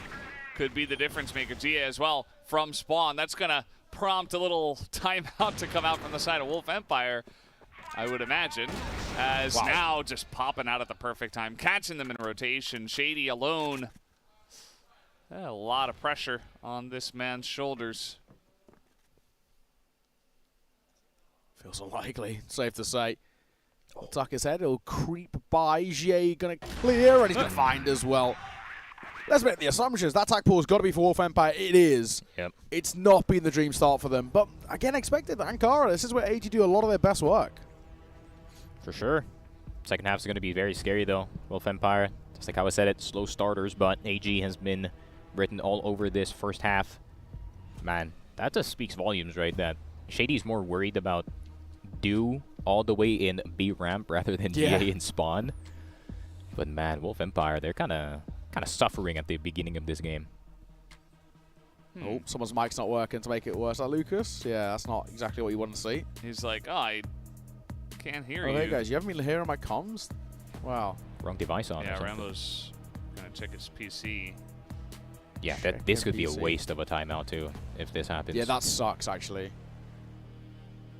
Give it him back. Yeah. We were at 53 seconds when we realized his mic wasn't working. Yeah. 53 seconds back in the timeout bank. We also give AG a bit of a freebie of one as well. And that you can't take the words back. You can't take the vibes back. Mm-hmm. Vibes are all that matter for sure. It's true. I wonder whether this does end up turning technical off the back of it. It seems like, judging by the lack of admin presence, the Wolf Empire should be okay. Maybe it was just a little bit quiet. Just went into the settings, turned it up. Speak up, fella. Yeah. Be confident, King. They need him. They kind of do need... Say it with their chest. Yeah, exactly. They sort of needed to step up a little bit. Wasn't a great map number 1. This is a great round, though. You can see why. Beautiful isolation of the fights. Gets 4 in total. I'm going to do Ice Cube right at the end. Fantastic work. Yeah. That's that 2021 ZY, man. Yeah, exactly. 3-0 stop for AG. Arguably as expected, but this is just what AG do best. A really clean start for them. And a double stack once again in towards vents.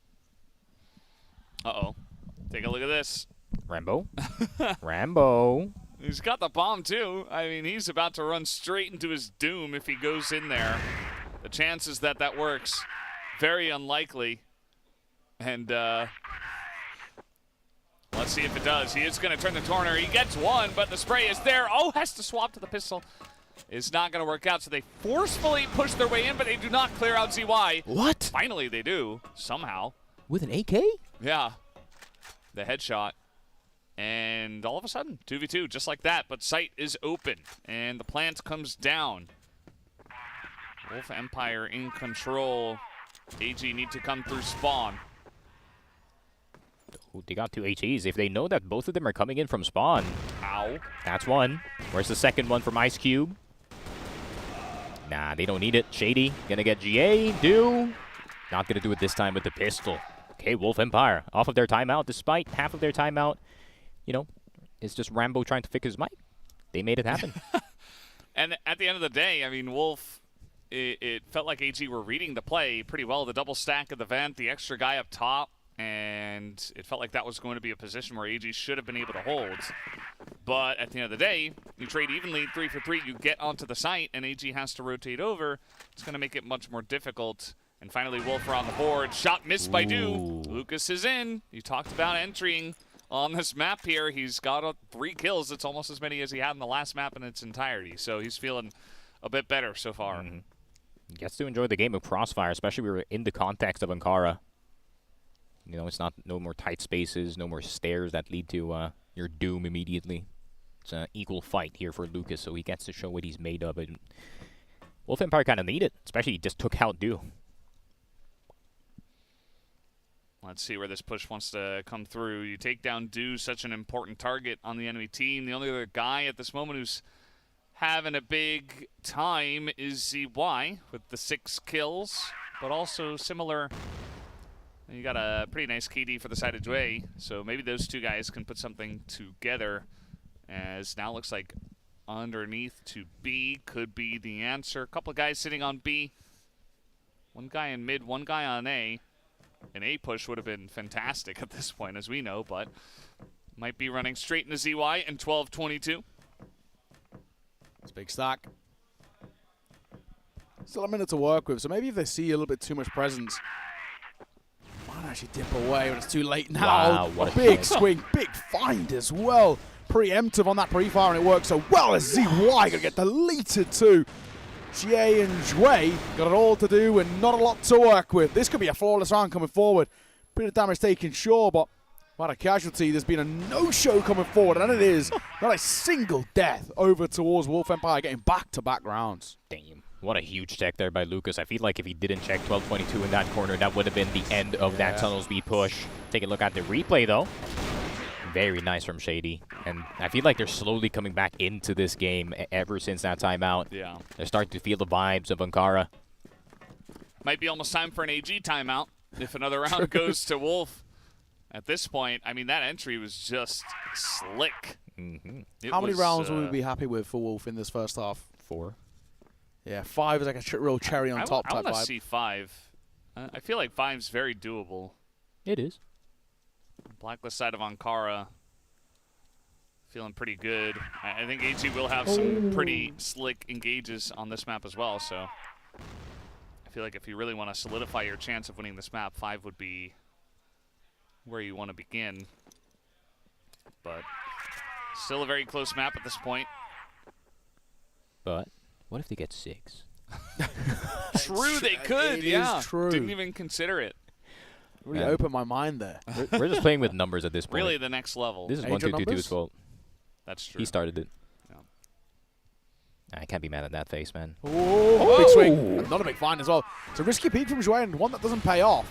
Opening goal for Wolf Empire is massive, but they still have 12-22 in support. Round that corner, he might reclaim some vent space here. And he sees nobody's, made that commit, so that information will be relayed over. So, from what I've heard from Shady, for at least what he screamed, I think I assume that he said back off, because I feel like this is not the strat for it yet. Do you speak Vietnamese? No, I just assumed. He speaks vibes. he speaks vibes. Aura. He can feel Shady's I understood aura his from aura. here. Mental connection. He just gets it. Yeah, yeah. When you have a great IGL minds. I mean, like look Shady at this. and Sneaky, the double S. Look at this timing, though. I mean, there's 3 guys that rotated over to A.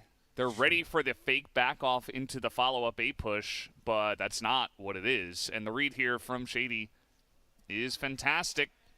AG are not going to be in position. It's only Do and spawn. Yeah, he's in a real tough spot here. Big fight though, big find on towards Ice Cube and a big person to drop too, but the presence already been made on towards the B site itself. C4 goes down. There's nothing really can do about it. They got smokes. I mean, finally they've smoked this spawn position. One of the bigger problems. I think Wolf should not let go of Hotel. If you let go of Hotel here, you lose the round 100%. Well, looks like AG might not even go that way. Rambo coming around. The timing of this is just... What? He just went down. Somebody was covering the flank. No. And just like that, they've got a great chance to push on in. It's up to Shady in a 1v2. And they know exactly where he is. Notafuse just there's the tap, the double swing. When he buys he's on it. Gets the kill. And he buys the time. Unreal from Shady. What a guy. He's having an absolute amazing day today. He knows, you know, when it's time to turn the jets on. And it's against AG. Some of his best work we've seen from him. And this was masterfully played in the 1 versus 2. He knows the clock, the timer is his best friend. And my God, does he utilize it well. Fantastic work from Shady there. Yeah. Shady saying to ZY, you're not the only captain who's very, very good on the AK-47. I can do that too. You can, Sneaky, I believe. I mean, I remember doing Look at this. Oh my God! They did, what? Look at this. No. Okay, they're punishing the no mid default. Yeah, the reads are just Bye-bye, incredible. GA about to hit some serious back shots. He weren't ready for it. They didn't even shoot at him first. Like, no, let's get Do first. Masterful. Not Do, but yeah, this is they're just tearing them apart. Where's that timeout? Dude, Zway's just making sure he gets one, and I respect that. Yeah, Do got no chance here, really. Dola doesn't need to peek, but he's just sticking around the edge of that smoke. But he makes the wrong decision to push through. In trouble, but they got no chance. No chance in hell. What a round from Wolf Empire. This streak from them off the back of the attack pause is immaculate. Oh, I was kidding about the 6-3. They're taking it seriously. Oh my God. But man, like ever since that timeout, just like you said, Dola finding up more opportunities. Lucas with the entries. And it's not even Ice Cube who's actually exploding in this game. I mean, it's been Dola, Lucas, and Shady, the old big three of Wolf. Yeah, and at the end of the day, you might see Ice Cube begin to pop off a little bit later on when they do move over to GR. For now, their entry fraggers are getting the job done. And even besides that, it's just the way they're executing and the calls from Shady and the play from Shady. Look at this. It's the big difference maker. Lot of information. There is nobody towards A. However, the A push is coming late. A's open. They're committing towards B because they've wrapped through. This mid hole has got a huge by 12-22. He's got to get at least a couple. And he does get one. Yes, okay, second behind it. So it's okay. But they still get the A site. It's a foot race towards the site. It's one in which it's sort of won out here by Wolf Empire. They'll at least get the smokes down. Are they just playing full retake? I mean, it's not a bad idea, but you don't have anyone wrapped around behind him. So, not so sure if retaking is the way to go here. Yeah, this is going to be difficult if they just try to force 3 people through the fence. Big flash. Yeah, that's one. Ice Cube. Oh, does go down to ZY. Rambo, Lucas on the bottom side. ZY once again, the AK. Relentless with it. Diffuse is going to start. Is he going to check the stairs? Rambo on the other side. Gets one. Oh, ZY crouches in time. You absolute genius. That's spatial awareness from ZY, man. He doesn't look too happy about it. It's like he just got away with murder right there. He's like, oh, wow. I can't believe we won that one. Because his buddy was not able to protect him, really. He just barely got that off. But still the right play. You know, just hold it. You're 2v1. You've got position. Nice try from Wolf, but not meant to be. AG, nice retake with the flash over the top. Ice Cube reloading with 4 bullets. Just in case. One Still mag early. ace. You never know. It's a good efficiency, too. He was fixing his glasses. True. That's how you... Multitasking right there. Multitasking right there. Oh! Damage dealt towards Ye. Not enough for the kill, but at least make him a little nervy. And again, Wolf as a team, you know, a little bit of noise outside of A. But here for the last round on Blacklist, they have had a decent amount of luck trying to go down mid. There hasn't been a lot of coverage here from AG. but maybe just to play on to B. They're not committing anywhere at this point in time, but certainly something brewing around the middle of the map. Oh, but Do is here, sniper in hand. ZY, this is a pretty powerful defense if I've ever say so myself, but Do misses his first attempt at a shot. ZY, though, here to cover his teammate. See if ZY can keep on going. Shady, Lucas, Ice Cube can U-turn back into Hotel, but it seems like they don't want to stay. It seems like Rambo, he's here for the B site. And Shui does take him down, but look at the response from the side of AG. ZY is doing so good just to keep them locked in. He knows he doesn't need to fight. He's buying time for the rotations. They come through Hotel. Oh, Do. Shady's in a lot of trouble here, and Do sees it off. AG take a lead at the half, but my God, they're made to work for it. Yeah. Do does as he does do. True. Yeah, I mean, take a look at this play once again. ZY, you know, he gets the first kill. Taps on to Lucas. Lucas expecting him on the stairs, and here Rambo, he gets two. It's not looking the right way, but then a little crouch Reno, and he gets out of the way. AG now, they get a couple of big, actually huge rounds at the end of the half, and they move on to Blacklist side with the lead. You gotta like their chances at this point in time. Mm-hmm. You know what I realized, Neo? Go on, man. Wolf play the exact same way in Compound as they do in Ankara BL side. Okay. They take A first, and then they go mid, and then they go decide from there. Vibes crossfire, we call that. Kind of interesting. But that's just a default thing, man. I mean, 3-2. No mid control, though. This could be risky. Yeah, we saw AG doing this a couple of times. Came back to bite them one round. In terms of just losing the site. I think they actually won that round, but still didn't feel very good about it strategically. We got the grenade thrown through the A door, and there's 3 people on A right now for Wolf. Might not be ready for this aggression onto B, although there are 2 guys looking at this tunnel. Well, there were. Ooh.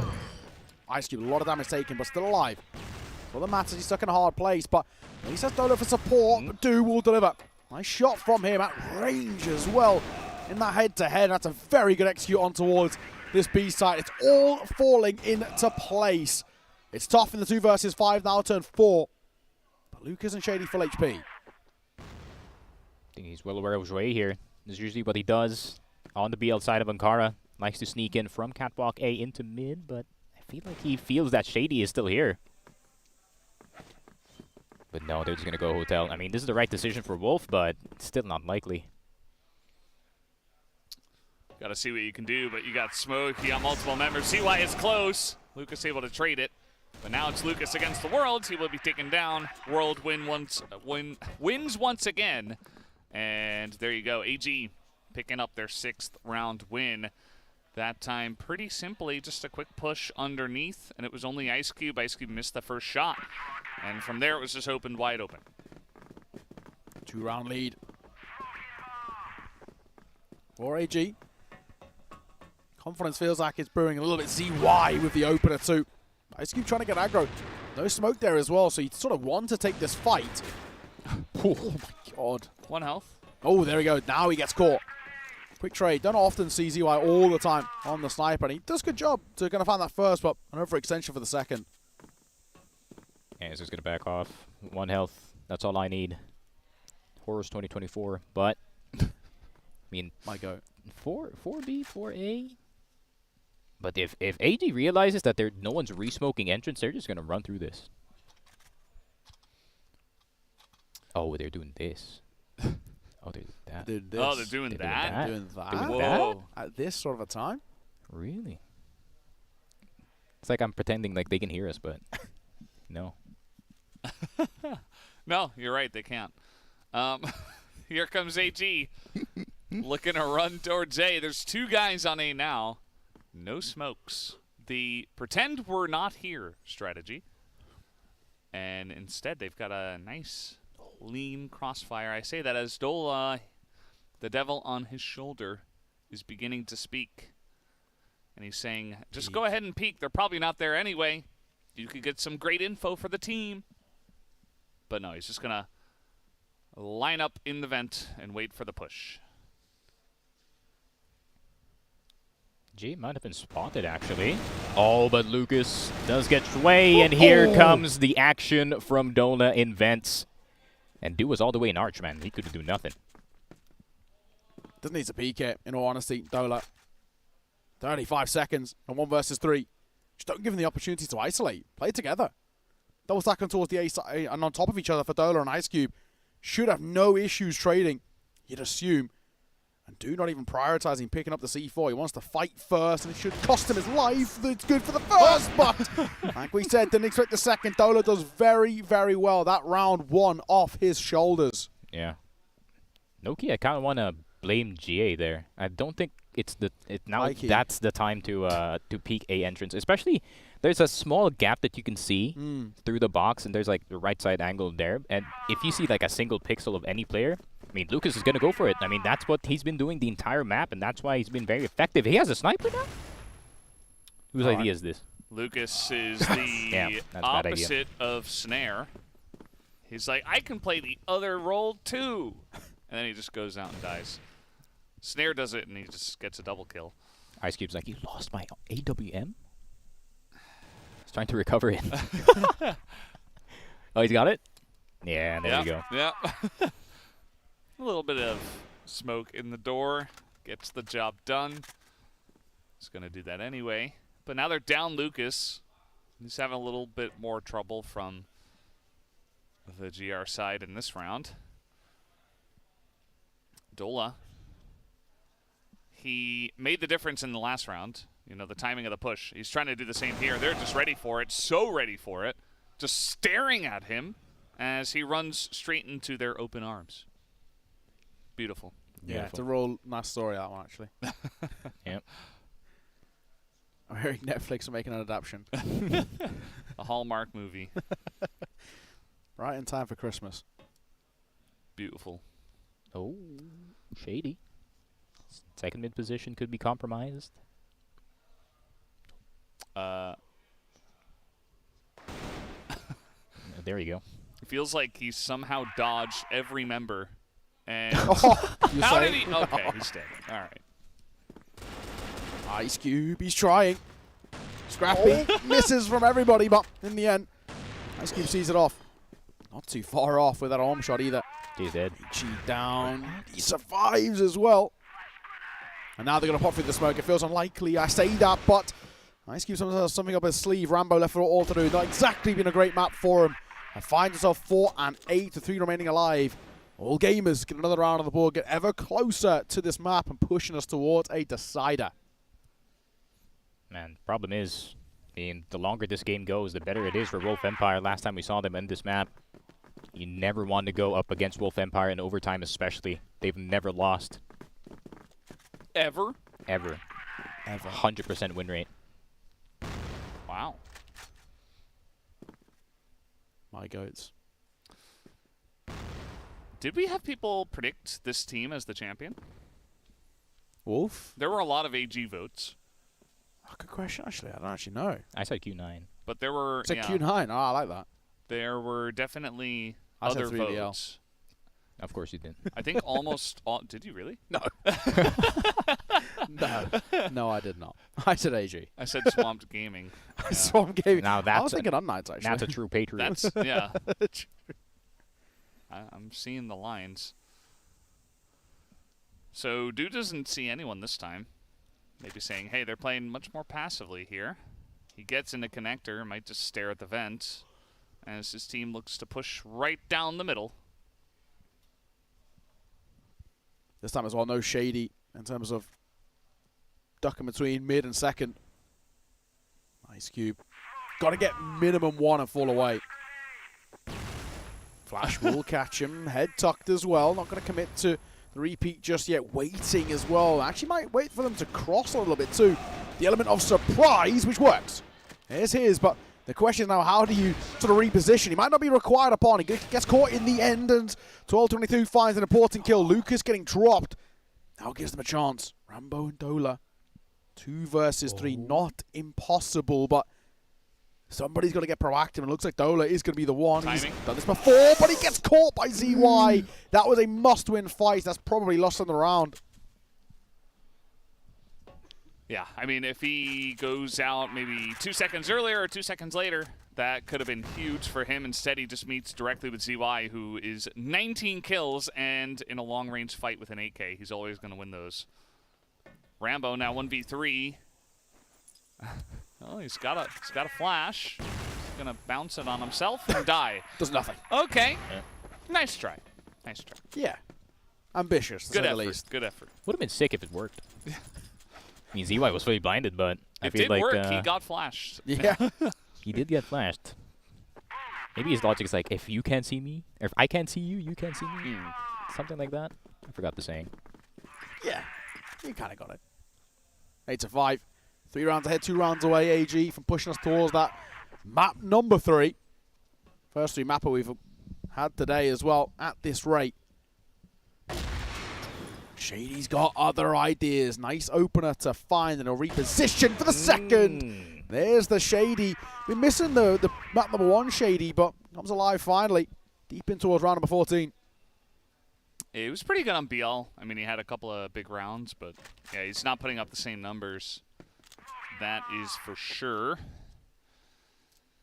But able to do it now once again in this round. Give themselves a chance. You know, if AG hit 9, you're probably just thinking about compound. So try to keep it close as long as you possibly can. That's why I feel like I really needed that extra. Wow. That's quick. Good pre-aim. ZY is just having a bit of a night out on this one. He's looking really crisp, isn't he? This round far from over in the 3 versus 4. Especially in the format ZY is in. Just unfortunate, but he's really struggled.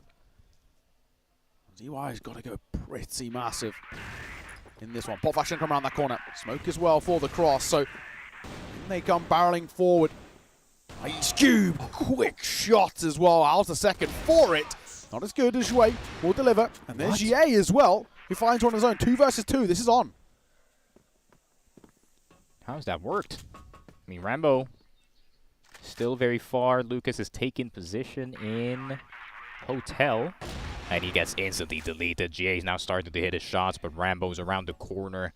Are they going to notice him in time? Rambo out in the open does get one, but will he get Sway? 1 HP on Sway. Who's going to hit first? Pistol is out. Rambo makes sure that he's going to get that dub. 8-6, Rambo.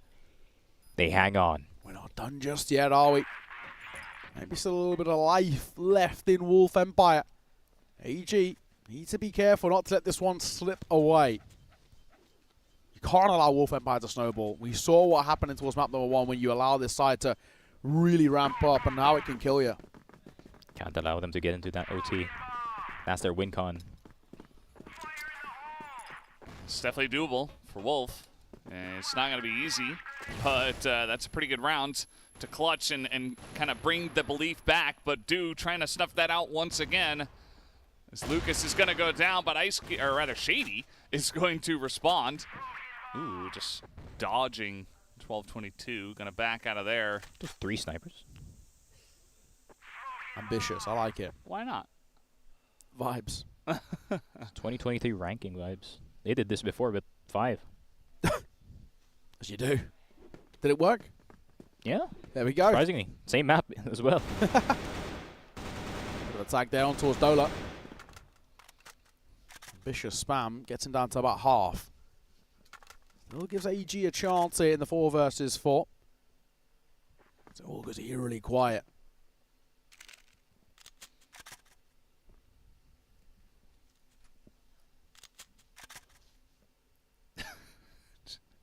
We just all stayed quiet after you said that. I love it.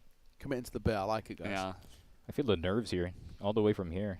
Like, you can feel how tense the game is, right? Yeah.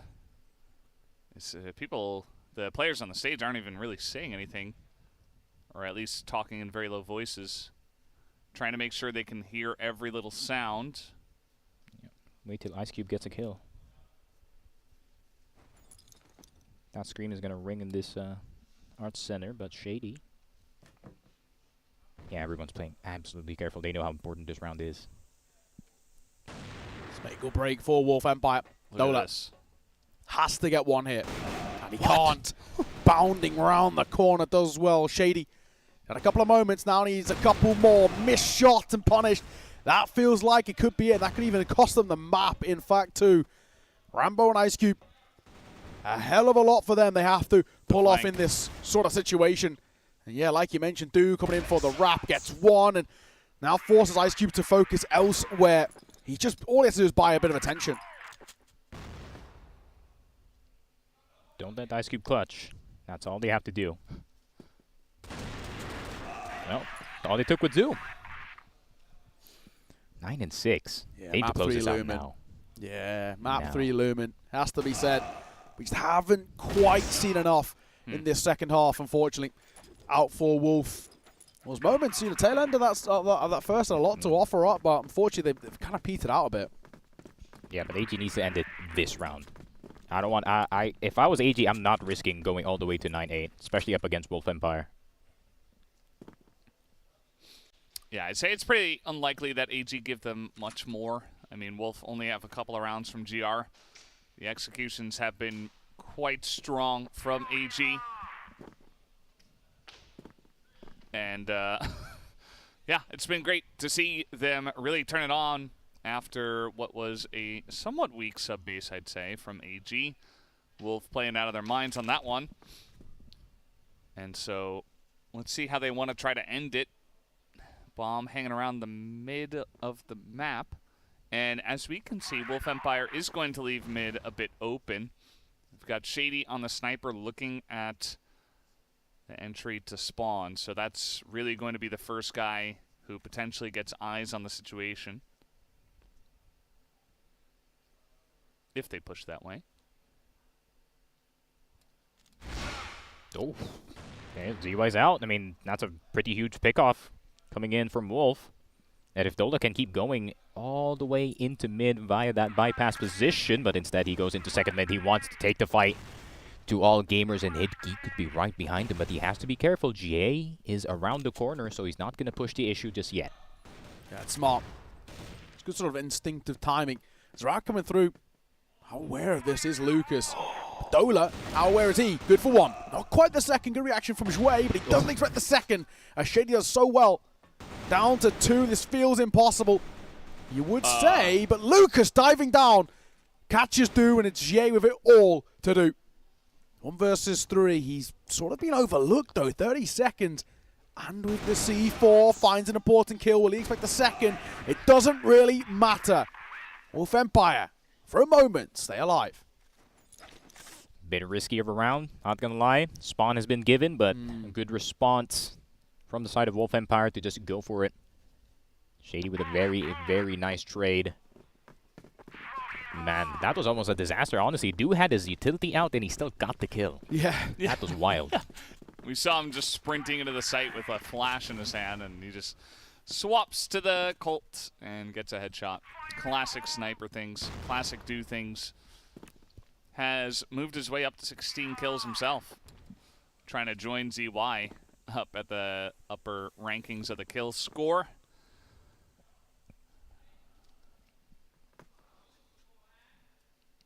Just taking these early rounds very slowly, and Wolf, outside of Dola looking for early peaks, they've just been waiting. Just waiting for the push to come in. I just re-smoke out towards A main as well. Slow him down for a bit, and there it is. Whoa. How can I say? They call me the prophet. It's like you spoke it into existence. Oh, Du. Do not go into tunnels B. There is a sniper waiting for you. To do or not to do? That is the question. 1-2. Setting up a Utah now. It feels like it's a ruse as well. They're sort of angling like they want to sort of double back, in fact. Over towards A. I mean, we'll see. Not fully committed, but a U-turn response as well. Oh, Shady up on high. He could be in the thick of it as well. Has to try and support, does well with Dola. Both of them trying to get in towards that fight. Is Shady all trying to respond from low, and he catches CY. It's an important kill. He then gets dropped himself, and the numbers advantage still favour that of Wolf Empire. Time starting to tick to, and Rambo on for the flank. He could catch one. He will catch one. And not only that as well, C4 dropped. Yeah, I mean, he's stuck between two different angles, and he has no idea about the timing of their peaks.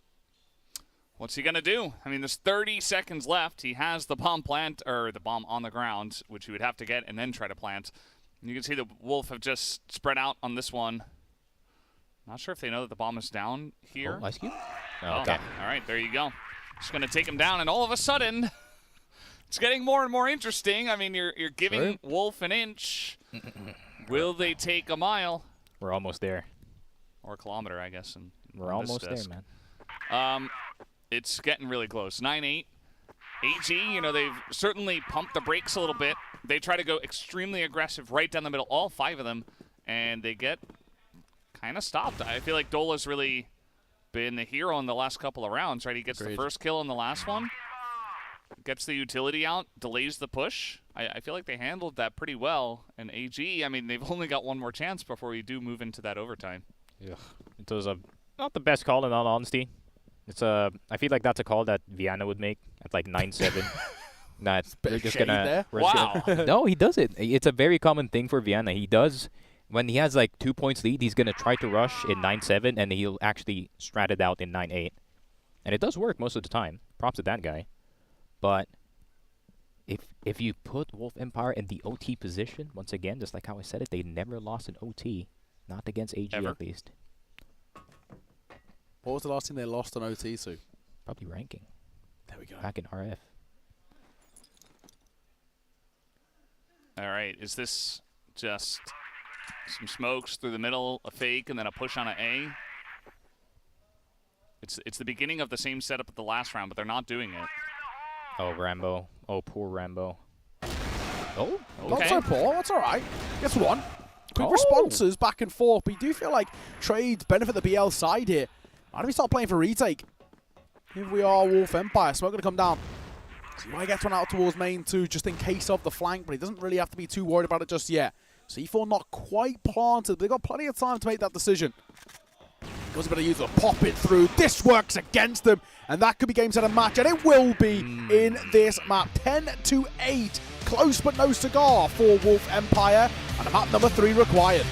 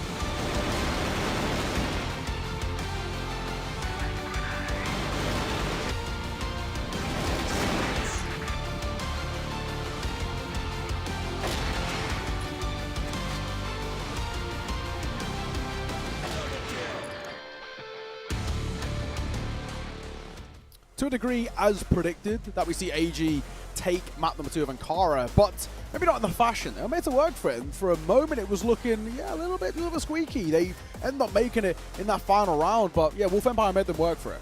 Yeah, I mean, it's pretty clear that, you know, this map, very strong for the side of AG. You know, they were able to have a couple of really clutch rounds at the end of their GR side that gave them the slight advantage moving into Blacklist, and then they looked great at the beginning of their Blacklist. They were really pummeling Wolf. We thought maybe it was going to be like a 10-5 at some point, but props to Wolf Empire for showing a lot of resilience towards the end, nearly able to pull that one back, but at the end of the day, AG barely get across the line. And now we got Compound for map 3. Yeah, there might have been a bit more of a conversation there, even potentially that overtime, if you just had a little bit of a better start for Wolf Empire and towards that second half, only getting kind of one of the first 4 rounds of play, arguably not good enough. And when you look across the board as well, ratings aren't exactly flying there, but for one man in particular, ZY, they were incredible. Yeah, I mean, ZY and Do absolutely carried the AG squad in some of these rounds. And Jue did have some good moments. I mean, GA did get some good kills, but the conversation mostly revolves around ZY and Do and how capable they are, especially up against a formidable team that relies more on their teamwork rather than their individual star power. And yeah, they just absolutely wiped them, man. Put the crown on King. I respect that. But, you know, as well, it's unfortunate that just as we get Lucas back online, we sort of lose a little bit of Shady and lose a little bit of Ice Cube as well. Both of them kind of subpar for their standards too. And I think that's a pretty unfortunate thing. We had a slow start second half, and those guys not finding their form too. It was pretty costly. Man, that's for sure. I mean, Ice Cube, with him, I mean, if he was there, man, I feel like they could have actually won map number 2. I agree. I mean, someone just had to be going toe-to-toe against Do at that point. I feel like they could handle ZY, they could kind of throw 2 bodies at him, the rest of the squad can just fall down, but man, it's just a tragic performance here for Ice Cube for map number 2, a map that he usually does well on. Yeah, very true. What's the vibes feeling in towards map number 3? Compound coming up next. Where you leaning? Still AG? Yeah, just a little thought though. It was funny though, you were talking about Ice Cube trying to go up against Do. It kind of felt like Lucas almost took that into his own hands. He was like, I'm going to be the guy who goes up against him. But that didn't work, as we saw. Yeah, I don't know. I think Compound is going to be really close. I'm not really sure to say for this one. It should be close. We'll have to wait and see. We're going to touch on to a little bit of a break before we get underway in towards all the prep for map number 3. Sit tight. We'll see you soon.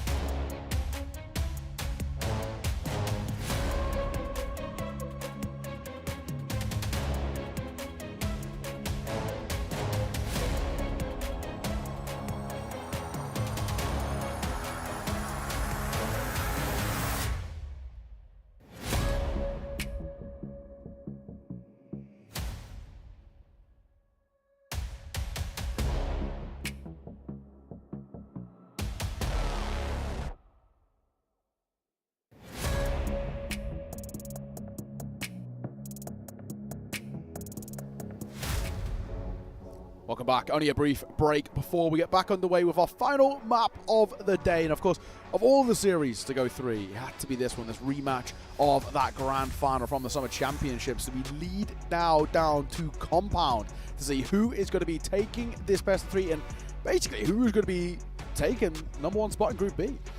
I want to hear memories of this map from the Summer Championship. I want to hear the memories. I was on a flight, so. Oh yeah, yeah. He actually left early. It was me, Laz, and Jordan on the broadcast. My flight was booked literally 2 maps in or something like that. Wow. Yeah, interesting. That was an absolute story in the CFS Summer Championship. I feel like AG had the gist of it in the first half, and then Wolf Empire just made a miracle comeback happen in the second half, and overtime happened, and that's where the Wolf doesn't lose it. Overtime started, Yeah, and you can see statistically there as well from the Summer Championship where things really did struggle for AG, in particular in one side, that of the GR, right? So the hope is that it's not sort of the same for them, really, and that they can sort of replace. I feel like they should be fine. It felt very much like a one-off there anyway at that event, and the Rosario obviously, I think, had their instabilities in that final, but for the most part, we expect coming towards Compound, they've got sort of a lot to offer up. They've got a map under their belt now, a bit of confidence to work with. A little shaky at the tail end, sure, of Ankara, but a win's a win all the same, and sort of that's all they'll be caring about. Certainly it is. I mean, they buy themselves another map. I think that for AG, like I said at the top of the series, they should feel like they are one of the big favorites to win this whole tournament. It's here in China. There's a lot of pride on the line. They want to come in and take down Wolf and get revenge. And then they lose the first map, and all of a sudden it has to be like, okay, reset, we're going on Ankara. They barely get across the line. It's hard to really predict how they're feeling or really understand what it feels like to be in their situation where, they should feel like big favorites in their own minds, and then they just barely went on Ankara, and now you're going on to Compound, a map that you just lost in the biggest championship that we've had since the last Grand Finals. So it's got to be hard for them. If they can keep it together, I'm sure that they should be able to get some good work done on Compound, but a lot of credit has to be given over to Wolf Empire. They are really making it difficult for AG, and if they win this, I mean, there's a very legitimate case to be made for this team to potentially take the whole thing this year. Yeah, even be #1 as well. But I think to be #1, Sneaky, we need to see a little bit more out of, in particular, Ice Cube and Shady. We need to see more like map 1 from them, as we unfortunately sort of lost it a little bit in towards map #2, and that was pretty costly. But map #3 Compound is about to begin. Essentially a best of 1 to decide who is taking the series and who is taking Group B.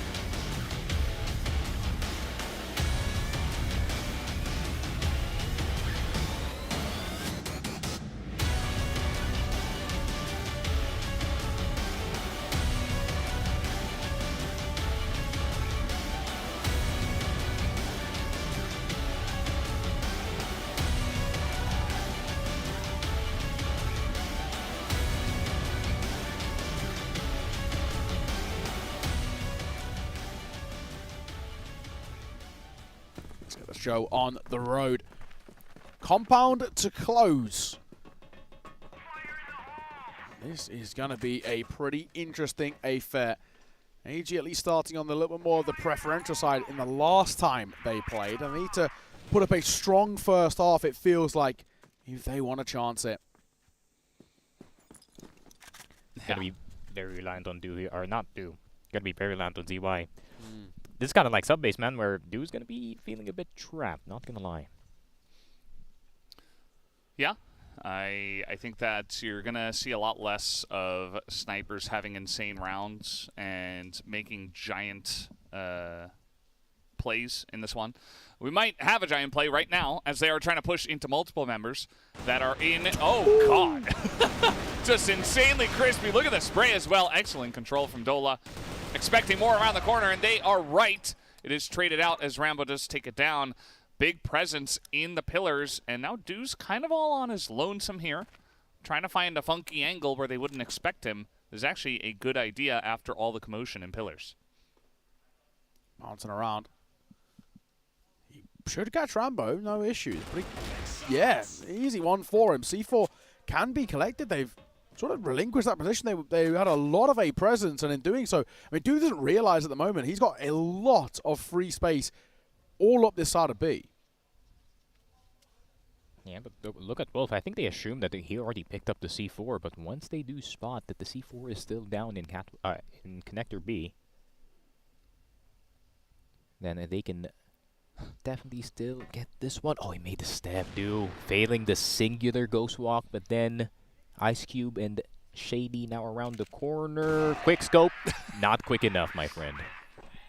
Good to see. Shady seeing it off there as well. Starting well for Wolf Empire. We needed that. It was a very aggressive fighting towards pillars, and one of which now for Wolf Empire, that's going to sort of reignite the flame a little bit, give you that confidence to start off in towards this GR side. And of course, if they can build up a really strong one, they're actually going to give themselves a massive advantage if we're going off last time out. This time, Rambo, swing and a miss, but Lucas and Dola still want to stick around for the fight. It will work out in Dola's favor. It will work out in all of their favors. Wolf Empire, this aggression towards pillars is masterful.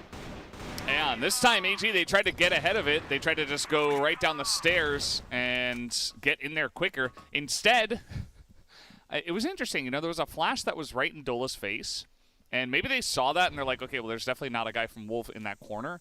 And it felt like Dola just got so much value in that corner. Like, they just didn't seem to check it. He was just tapping on heads, and that ended up being the big difference maker on that push into pillars. And now all of a sudden, AG, very similar position, almost worse this time, with 5 members left alive on Wolf. It's a hard angle to check as well. You don't know if he's coming in from the right door or the left door, but both are occupied at the moment. So if ZY gets Dola, he's still going to be dead. And he's dead either way. Doesn't even get the trade ongoing. Dude, the last one left alive with a sniper, and this is a rough situation to be in. The flash in his face. And Wolf said, hey, that worked last round. Let's do it again. Run it back. Interesting as well, the call on the other side for ZY, right? And saying, we've just failed that. Let's sort of be relentlessly aggressive and go back for it again. And it ends up sort of working against them. And yeah, tough. I mean, mentally as well, for kind of your calling, you're sort of subconsciously going to just be pulling away from that B site a little bit. It's more of like a call that KLB would make, honestly. Like, oh, that's an UBEC call, 1000%. Is that shade? They're learning from, you know, the best region in CROSSFIRE. Yeah. That's true. UBECMANIAC. Bright future for those kids, by the way. Jokes aside. Look at this. AG going to do a little bit of wolfing around. Going to clear a bit in A. Move in the center. Maybe head over towards pillars. Well, this is what Wolf does from BL side. They just kind of... very often. You know, clear out all the corners, really try to prevent any big rotations or... Oh, I thought you meant like an actual wolf. Like what? Well, yeah, you know, prowling around. Prowling around, yeah. As a team. As a pack, yeah. Yeah, wolf pack. There we go. Except they're facing Wolf Empire, so not really... True. Not really the same level. It's a big pack. Yeah. Lots of packs make an empire. Multiple packs, exactly. They have like their own buildings and stuff. That's what makes an empire. Heading down towards A here. And they're actually given a lot of space in the early part. Ice Cube's got to hit a couple of nutty shots, in all fairness. He's not completely isolated, but he does have to buy time for this rotation, which that in itself he does have to be a little bit careful of. They pull away, though. Just thankfully, he won't be called upon. They're going to head towards mid. There's 3 players here as well. 2 of which playing anti, like you mentioned, right? First fight. Line up as well. Shady, Lucas, Dola, all getting involved in some way, shape, or form. My God, Wolf Empire, this is an incredible start in towards map number 3. Like you mentioned, the pause is out, but it won't affect this round. Duke, down you go. What a few rounds from Wolf Empire. My God.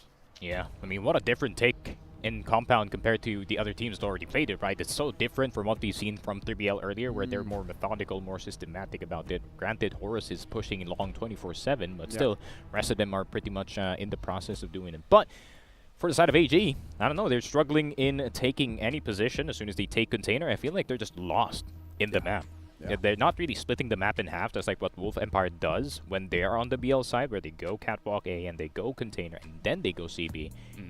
But AG's like, they're missing step 3 for some reason. Yeah, it's kind of like they cut corners a little bit, and their entry into the center of the map was not very clean. And it just feels like Wolf Empire 3 times in a row, they've got a very nice setup defensively, and AG are like just running straight into the bear trap. And they're getting caught and slaughtered, and served up for dinner. And so the AG coach is like, yeah, that's not okay. This is not a good Blacklist side. You guys need a little talking to. Definitely a good time to stop it before Wolf, who... I mean, we talked a lot about momentum for them and trying to keep warm, but it doesn't seem like they really go cold that often. They just keep going. Very consistent. Yeah, I think it's about the mindset as well from the side of Wolf Empire, right? They're not the type of team, or they're not the type of players to, you know, give up or get tilted after they lose one gunfight. They're like, all right, there's another way to successfully do this, and I'm going to find it within this game. And I kind of like that. I kind of like that from the side of Wolf. It seems like they're kind of like tilt-proof to a point. That's good. Container control taken by Lucas earlier. Some teams completely opt to take no mid controls, a pretty common thing. Lucas does well. Oh, Lucas does so well. Pistol pulled out as he wants to catch the head of Do here. Tucked in towards window, finally falls, but arguably job done, and it most definitely is Do once again. Left all alone and deleted with ease. So, fellas, that tag pause did absolutely nothing. Yep. I'm glad that Lucas is finally validating everyone pushing container mid. It does work, fellas. It does work in the international stage, and the amount of pressure that you can put on that default against AG, because they still have to take mid, is absolutely insane. Especially, it was kind of quiet in mid, and no one was really checking Lucas behind the box, and now they're going to be forced to take mid, take some damage from the nades. Dola's 9-1 with 171 ADR in the first 4 rounds. Ridiculous. Ooh. Yeah, he's had a lot of great angles just on some of the aggression from AG. That last round, definitely a Lucas masterpiece. It's good to put on that pressure and then actually be able to follow up on it and get a bunch of kills, but he went beyond that as well, just picking up 3. Oh, yeah. Jay is so lucky. Yeah, he got headshot through the wall. Yeah, that doesn't one-shot because AWM is different. Give me a car 98, man. Built different. And now Rambo's going to feel the pressure, backs away. Says, okay, this is a legitimate push into B main. But they've got a nice setup, especially Rambo just able to get away. Actually backing way up, trying to see the angle. Doesn't quite land the shot. But he sees there's still some people lurking around in there. Big rotation coming out, as we can see. All gamers moving back into mid.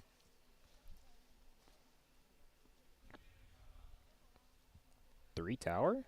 I'm not a fan of this. I love the way you go about it. Like, what the hell are they doing? But hey, it works. It's worked. How? Next Shady, level. Lucas, both going to get caught, but with Dola still alive, I'm still a believer. Very good start to this map number 3 so far. 9-1. Even get double digits on the card. Ice Cube going to be in for the first as Xue going to get dropped with how low Xue is, and well, 1-2's not exactly that much better. Still not completely out of the count. Rambo going to get clipped though. That makes things incredibly difficult. They've lost B control. Yeah, that is going to be huge, and yeah, Do perfect timing. Able to get in as well. Just avoids Ice Cube, and Ice Cube alone. Ice Cube in this map so far 1-0. Just not really part of the action. Just kind of enjoying himself on the bus. Just stay alive here. Just do it for the cause. How long can we go without a death? Has to keep the morale He high. might actually, yeah, he's out of there. Yeah, just going to talk about the next round. I mean, little you're not entering. Pause, I guess. Yeah, Fei timeout. Not going to go 1v4 through the smoke on a B. Yeah, it's kind of worth it, honestly. If you're Ice Cube here, just get a bit of time, discuss what you did wrong. To be fair, I think Shady's, he was thinking, it's like, no, wait, this is triple tower drop down. Then it was. I was so confused. Usually that doesn't work, but I feel like AG is now starting to pull out the unexpected places to try and just put Wolf Empire off of their, you know, usual rhythm. Yeah.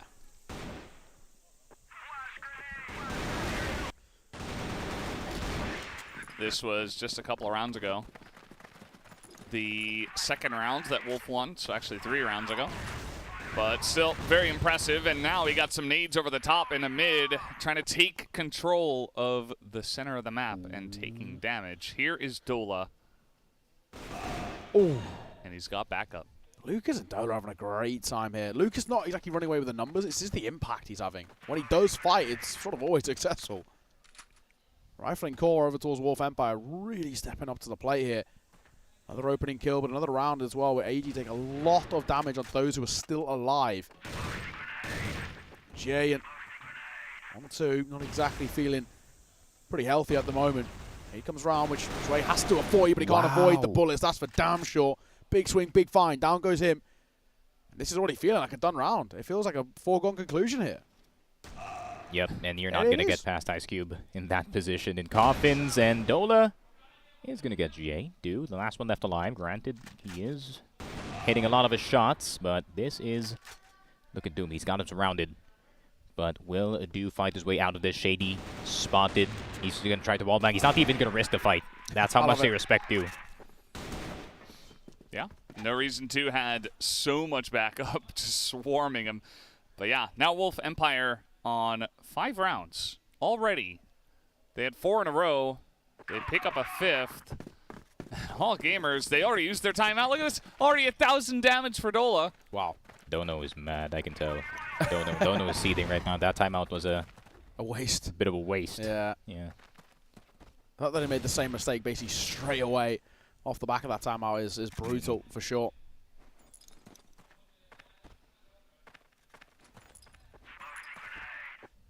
They really are just focusing on mid fully. I can understand it because, yeah, just like how I said earlier in this tournament, the curve has been more of the priority more than mid.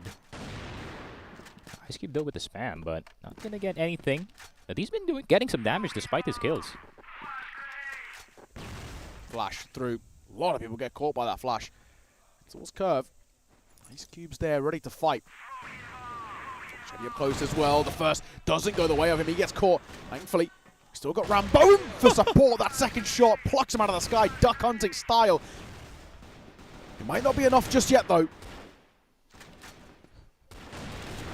Well, he went a little too far, but oh, a little fadeaway there from Dola. Only 11 kills in 7 rounds. Just putting up huge numbers so far. Ice Cube here holding down. Hey, he's going to get the quick scope. There's one more, though. Do coming on. Oh! Feed me, nasty. He says. That was just disgusting. That is crazy. I am horrified. Aura diff right there. Yeah. Mogged him. Just like me for real. Absolutely mogged him, actually, with that sniper.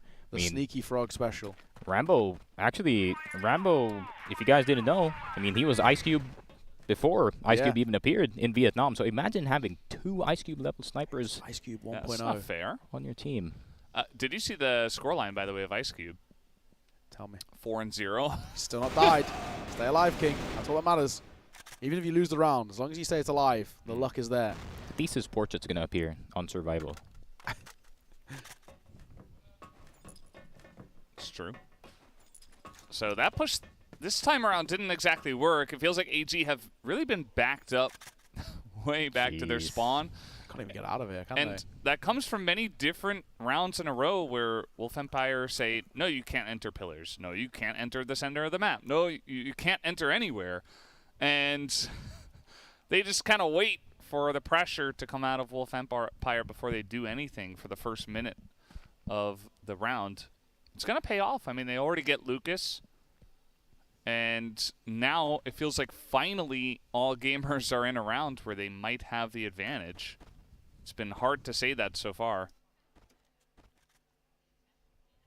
Also said as well, you know, we touched on that statistic of where when they found the opening kills, like 93% chance of them finding the round. So for AG, good spot that they're in. The fact that they haven't taken any damage either is pretty important too. And again, with Dola still alive, you always sort of believe, and everybody still alive has also had their moments. I'm not going to discount this round at all.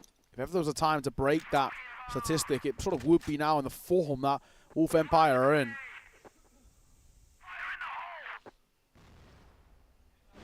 No, 35 seconds. Smoke's kind of iffy on the B site. Rambo has to be careful. GA. Right behind that smoke. It's a very late thrown smoke as well, but he's going to get away in time, but he has to be careful right behind them. The people in curve are coming, and he missed twice. And that is the B site sold. AG, now the owner of it. Shady, the only one left alive. Not much he can do. Ice Cube died. Straight up rushed.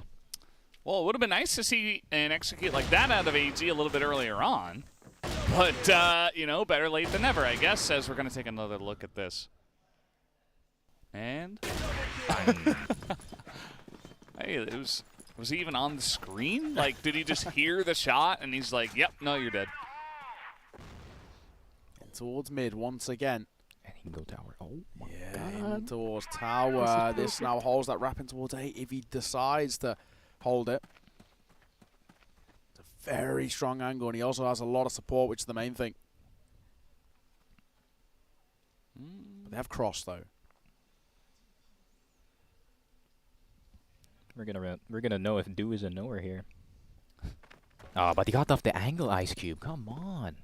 I want to see that fight.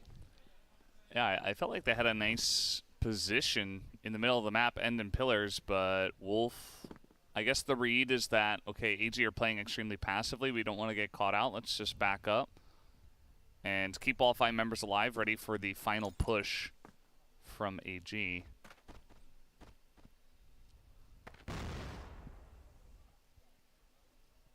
Quiet one here, Rambo. Not really opting for too much contact in this. It's just about getting information on that pixel peak. It's very small, kind of fine margins, it has to be said. Sneaky looks like one of the players right now. He's got his face so close to the monitor. I'm trying to see if he can actually see 1222 cross. Probably saw him, but he's still there. Yeah, it looks like he's waiting. 3 long. Yeah, yes, he definitely saw that. That's sick. Drops the smoke, and actually drops the smoke really late in towards the round as well, which might nullify 1222 for a while. Oh, no, they're going A long. Look at the bomb. A is open.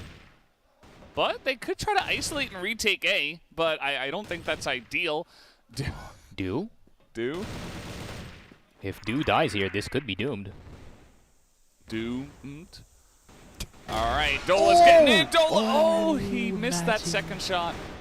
That's potentially round losing.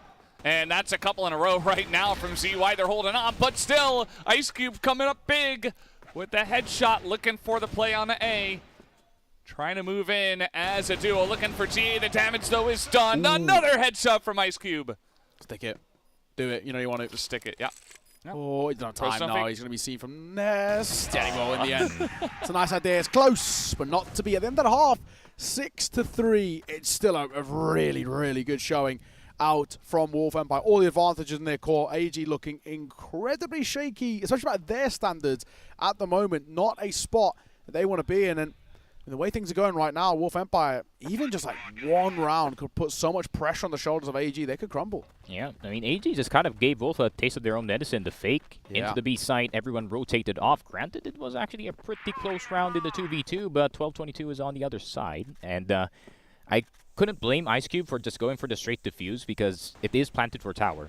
So we didn't expect him to be wrapping around all the way into the second floor. And if he did, he could have just crouched or could have just looked down, just like how ZY did earlier.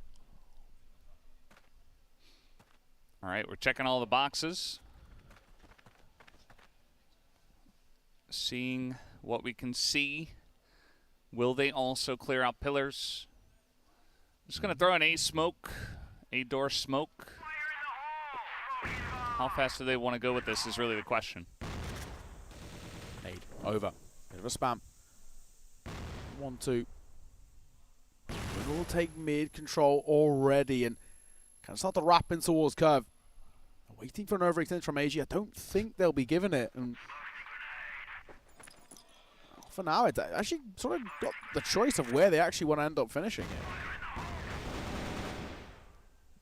Are they going to go for the curve position? Could be possible. I mean, curve 50-50 isn't too bad here. But man, look at where AG, they're just staying. They're not budging. Oh, you see him. Oh. J-Way, you shall not pass on this A site, says him. 1222 getting Rambo. Ice Cube, the only one with a kill, but taking A site with a singular sniper is not really the way to go.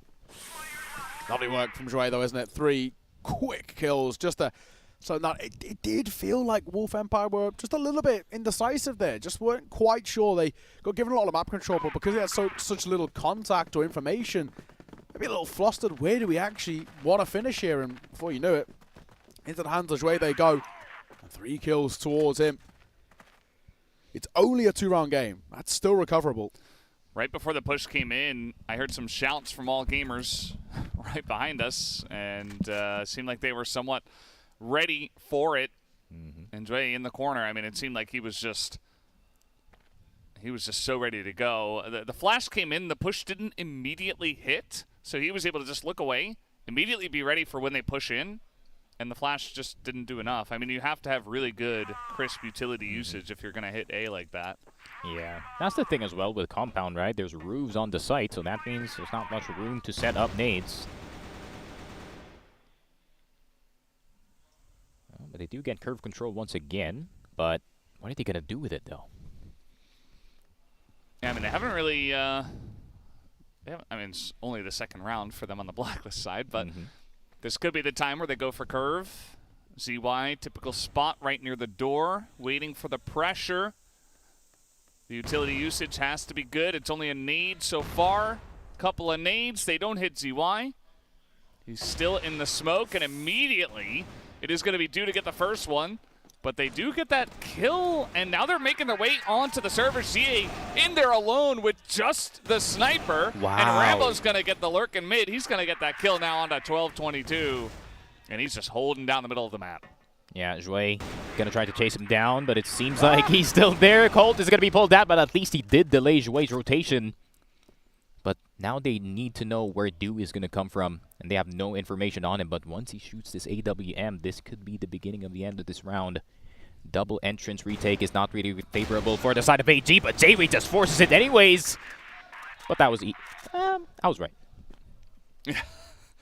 I mean, the two of them just able to, once they identified where the push was coming in, able to immediately shut that down. A couple of headshots, as it's just the Dola, the Dola line until you get survival, and that's where Ice Cube. He's a survivor. He is a survivor. Still lowest on deaths, even if it's not literally 0 anymore.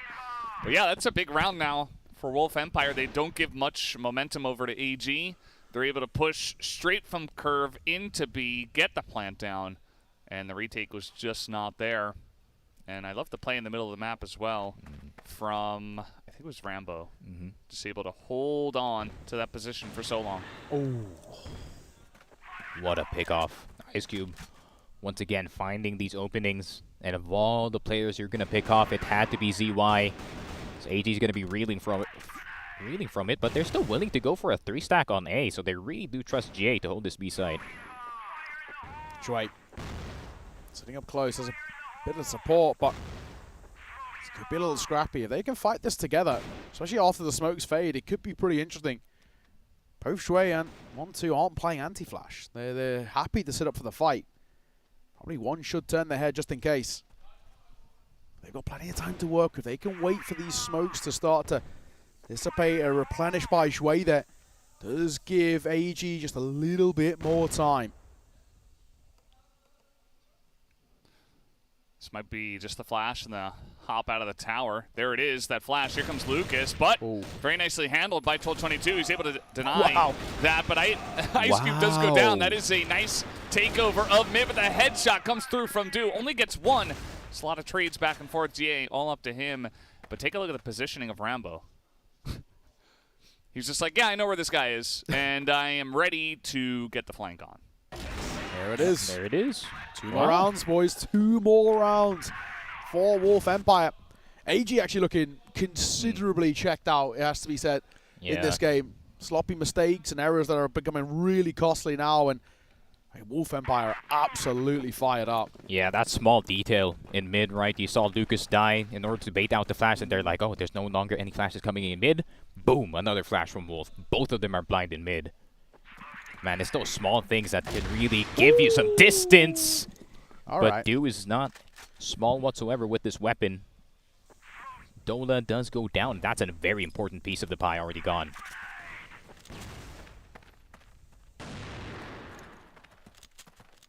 Yeah, it's pretty huge. I mean, we haven't seen it feels like a lot of rounds where EG are actually getting first kills, and they can utilize that great first kill into round secure percentage. But this time around, it's going to feel very good. Can really take a lot of the bite out of some of the pushes, especially with Dola down, who's really the guy who's having the biggest day out on the compound. So all of a sudden, Wolf Empire still... Oh, Ice Cube looks for it. Doesn't quite land it. GA's going to stay alive. He's got a pretty nice angle here to watch just in case they're coming in through B.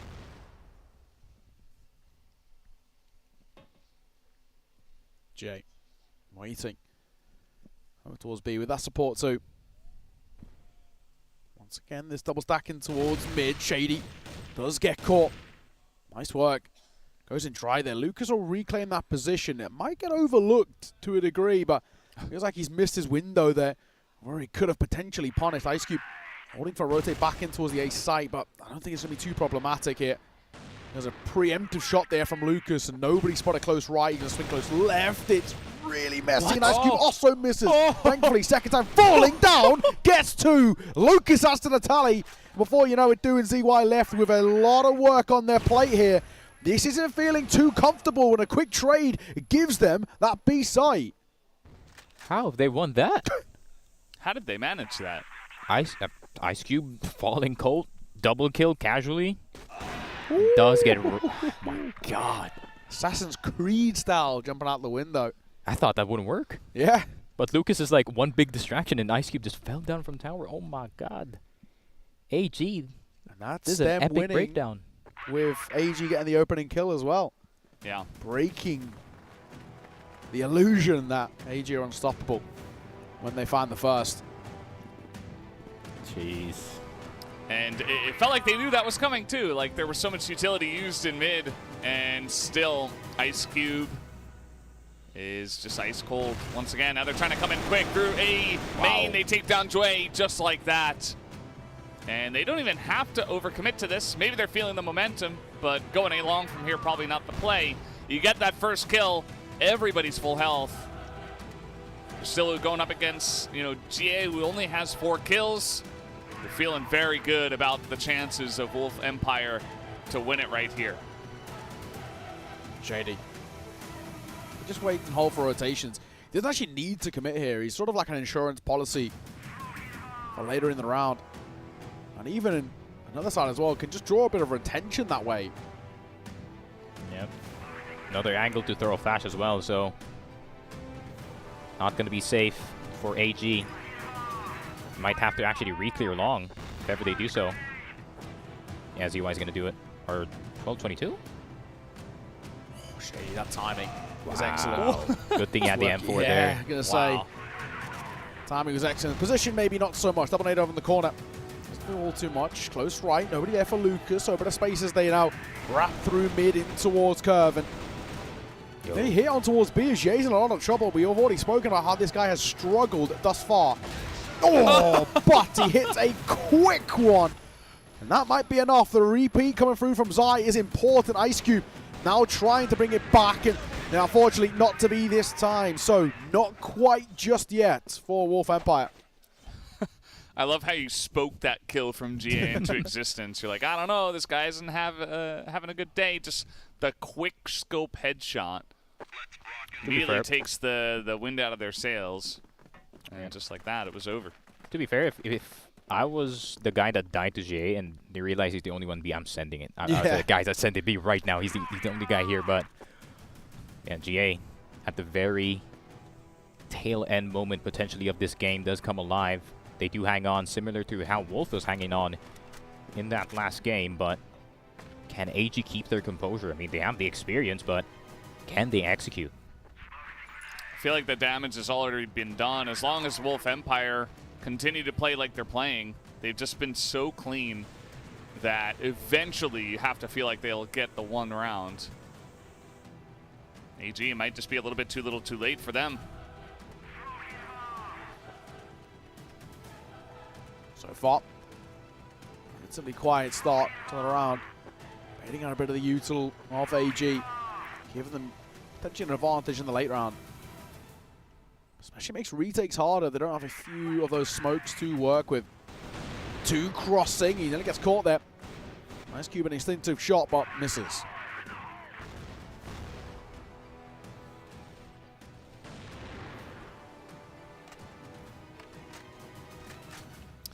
You can see after a couple of crosses through the smoke and mid, they're just going to back all the way up. A couple of guys on B. They have one in spawn. And a couple just looking towards the A entrances. But this is looking like a curve hit from Wolf Empire if they do commit this direction. Pop round. Shady. Not committing either. Trying to bait them out. Yeah, it seems like he's trying to draw attention. Need to go though. Time starting to be of the essence. Big flash there as well from 1-2. Slows them down for a brief moment. 30 seconds. We've got to make a decision about where we want to go here. It still feels like they can wrap through if they want to. The opener goes the way of Shady, which is all the more important. And Shui also going to get caught as well. They weren't expecting a second, so 1-2 still remains here, but can't do enough. A-site open, might be round, map, and match. Done here, as Zai's got to do it all alone. The IGL got to lead by example, and it's not to be. Wolf Empire proved that the Summer Championship was not a fluke.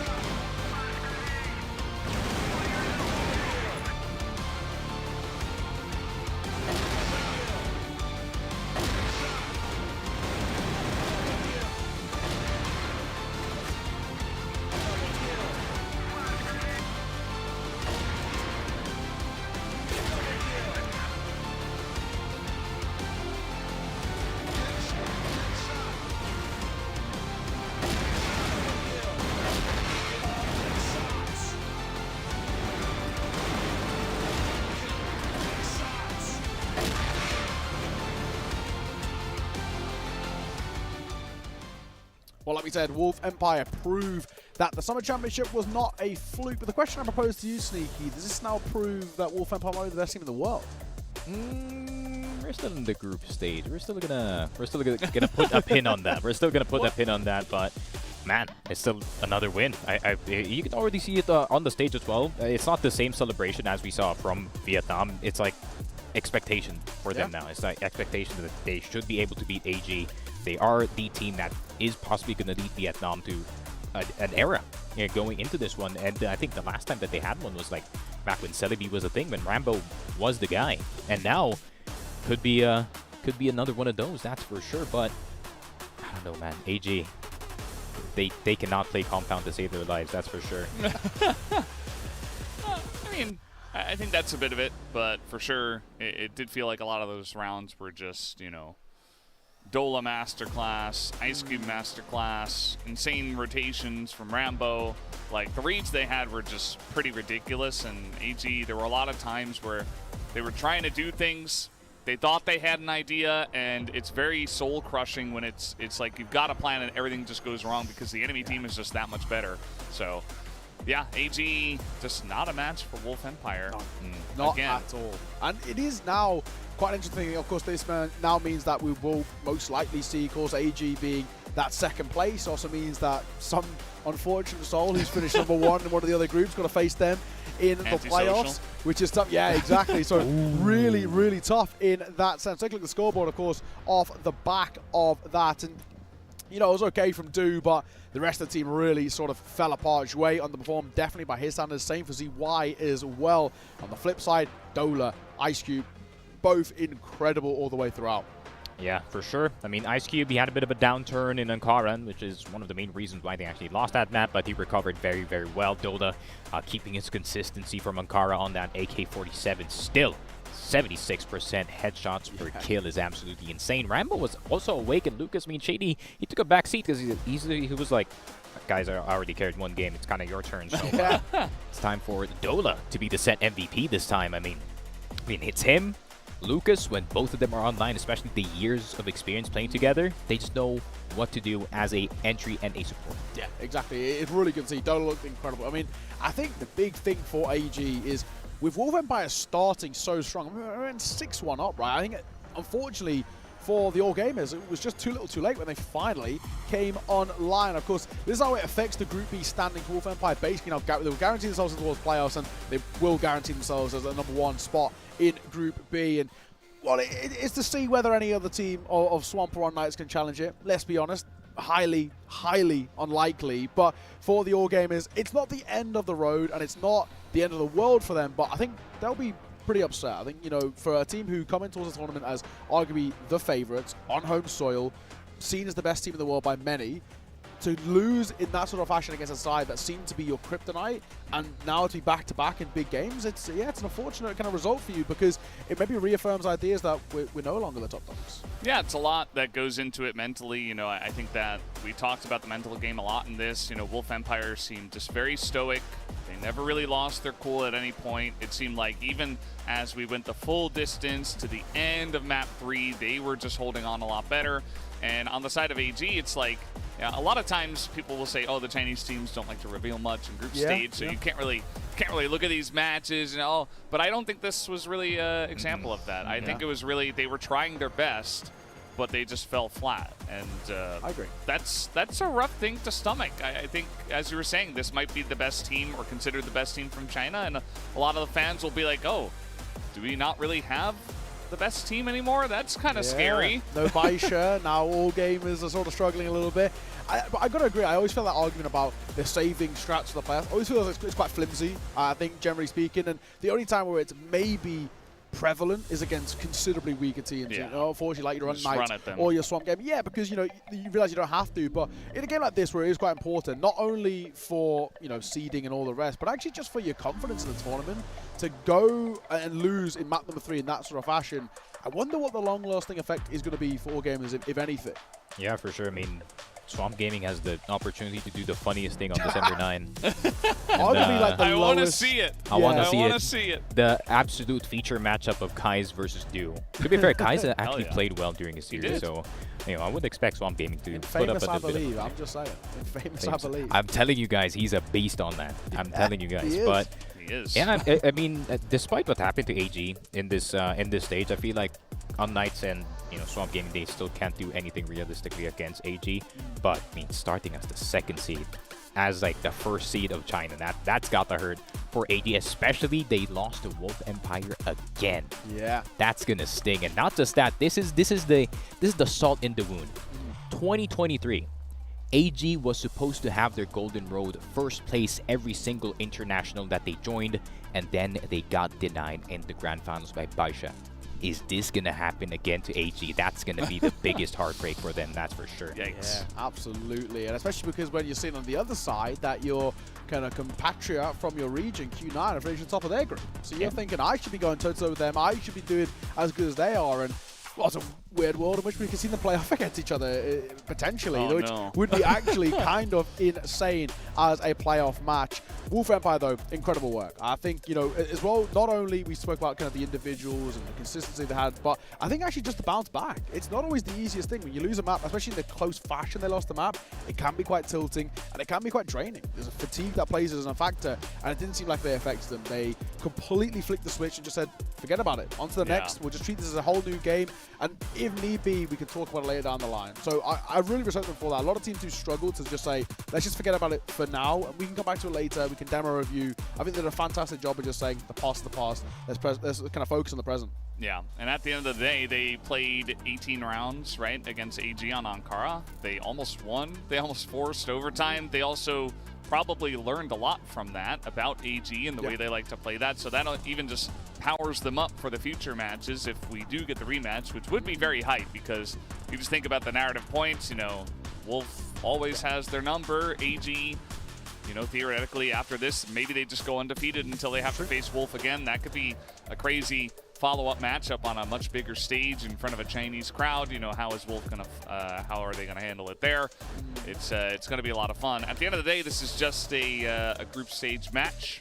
This might not have a huge effect on the way things play out. We might just see AG and Wolf end up in the semifinals, both of these teams. And I do feel like from this group, the reason why there is such a big gap between top and bottom of this one is not that Swamp and Unknights aren't good teams. It's more just that Wolf and AG are so incredibly strong that you would expect these two. The fact that they're in the same group makes it a group of death, and we could easily see them have another follow-up fight later on in the tournament. Yeah, it's just quite hilarious that the number 1 and 2 team right now, kind of currently, especially off the back of recent national tournaments, are in the same group. So yeah, it is, you know, it's one of those where you've got to feel bad, really, unfortunately, for Swamp and Unknights. But Sneaky, like you said, Swamp do have the opportunity to do the funniest thing, and that would be, first of all, probably one of the biggest upsets maybe in CrossFire history. I'd say that. I'd probably say what? I think Swamp probably coming as the, unfortunately, you know, no offense to the lowest ranked team at this event. Would be the second time actually that NA would make it in the playoffs. I think Brendan does remember this when you know, X-Famous back in 2014. They did make it to top 4, and 10 years later. 10 years later. The angel number. The angel right? number, 10 years. 10 years. It's a very nice round number. Yeah, it might be. Maybe every 10 years, you know. NA gets their one tournament, and there's just 10 years of gets nothing. their wings. I'm down for it, honestly. I'm down for it. I mean, just like how I said, ever since I arrived on the English broadcast, like, all the expectations are now gone. Like, Vietnam started winning, you know, China started, you know, getting slightly weaker. Yeah. You know, we're still rebuilding in the Philippines, so, you know, we're going to take a while. But, yeah, I mean, Goken's back. I mean, what a time to be alive if you're a CrossFire fan, man. Yeah. Does this mean that UBECMANIAC stocks go up? Do you have any effect on that? Like, should I be predicting them for the future matches, or? Maybe not. Maybe, actually. All right. Not against Imperial. That's a hard one. I mean, they never lose group stage matches, but, I mean, you can invest for next year. Who are you going to predict for that match? Imperial versus UBEC? I'm going to test out my curse, actually. I'm going to predict Imperial just to see what happens. But then again, you know, you predicted Wolf, and they did pretty well. And it seems like you are sort of the all-gamers kryptonite, it feels, and, you know, the blessing, maybe, for Wolf Empire. And he has the deep understanding of the Chinese teams, too, because he went for Q9 as well. Like, he knew he was the one guy on our English side that went for Q9. Everybody else went for Vasco. Yeah. He just gets it. He is him. He might be a no or a ball. I'm just thinking, like, I hope I still make it there tomorrow, because, I mean, I don't want to be in the way of AG and or Q9. But, I mean, kind of still depends on them. I feel like AG still has plenty of fight in them, honestly. Still would never doubt ZY, still would never doubt Dew. I feel like I've seen better from GA. I mean, we've already seen it from X-Rock way back then, but then, you know, it's not the same effective GA. I mean, the sniper got from X-Rock that got them all the way to 4th. I mean, 1222 was actually, he played okay-ish. Yeah. I'm not too impressed. Wei played really well, but this is not the level I expect from the side of AG. But at the same time, I feel like Wolf just kind of played them like a fiddle. I feel like they're proving that strategy is better than, you know, just raw aim itself. But at the same time, I'm not saying that ZY is a bad strategist, but I feel like being a green IGL is really kind of messing them up a bit. Yeah, I gotta agree. I you know, touching your point with GA, I really did feel like he struggled all the way throughout the series. I think he was someone who really never got going, and it was a tough time. We have an into ready on the stage. I think it might even be Dola joining Matt over there, so we're gonna throw it over towards him.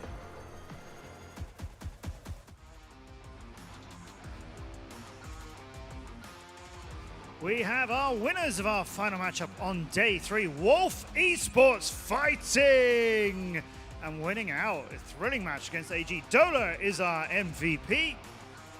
You obviously played Chengdu All Gamers and beat them in the Summer Championship. Did you expect to beat them today? Chúc mừng về đội hôm nay đã chiến thắng là AG, và em có nghĩ là nếu mà lần nữa gặp lại AG thì đội em sẽ giành chiến thắng lần nữa không? Thì em nghĩ là bọn em chỉ cố gắng hết sức thôi. Còn gặp lại hay không thì phải vào vòng trong mới biết được. 我们只是觉得会尽力去战斗，然后能不能胜利 do our best, and we didn't think about the win or lose. Okay, you told me just now, lucky. You said lucky. So, how did you prepare for this match, and why do you think you were lucky? Trong cái lần này thì bọn em có một cái chuẩn bị chiến thuật gì không, và tại sao em lại nghĩ đấy là sự may mắn? Bọn em chỉ cố gắng hết sức thôi. Còn đâu là vào trận anh em có hô hào cổ vũ nhau và tin tưởng nhau thì là sức mạnh là tất cả. 我们只是觉得用 We 100% thought 的 that 精 we 力 just 去战斗，然后 put in 队友 100% 之 of the 间我 spirit, 们会 and 一起 inside 鼓 the 励 team 吧。 we 我们 will 觉得 cheer 就 each other 是 up 能 among 力 all 力 our 量就 teammates, 是绝对的那 and 个 we 办 think 法。 that the strength is the priority.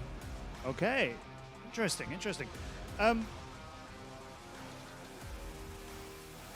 curious how to put this. Wait, so you were behind on, sorry, you won sub-base, then you lost Ankara. What did you do? Were you worried, and how did you change things around to eventually win?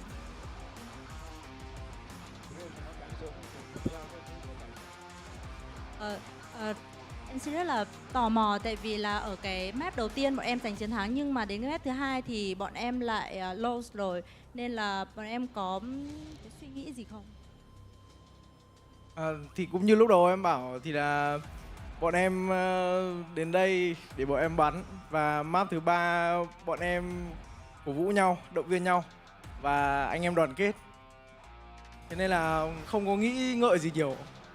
就我们确实没有想那么多，只是 We 来这里 didn't 了，就 think 是 too much. 会 We 一 think 起战 since 斗， we are 然 here, 后 we will fight 团 together, 结，一起把 and 这 we 这 will 场比赛拿下 work 来。 in solidarity.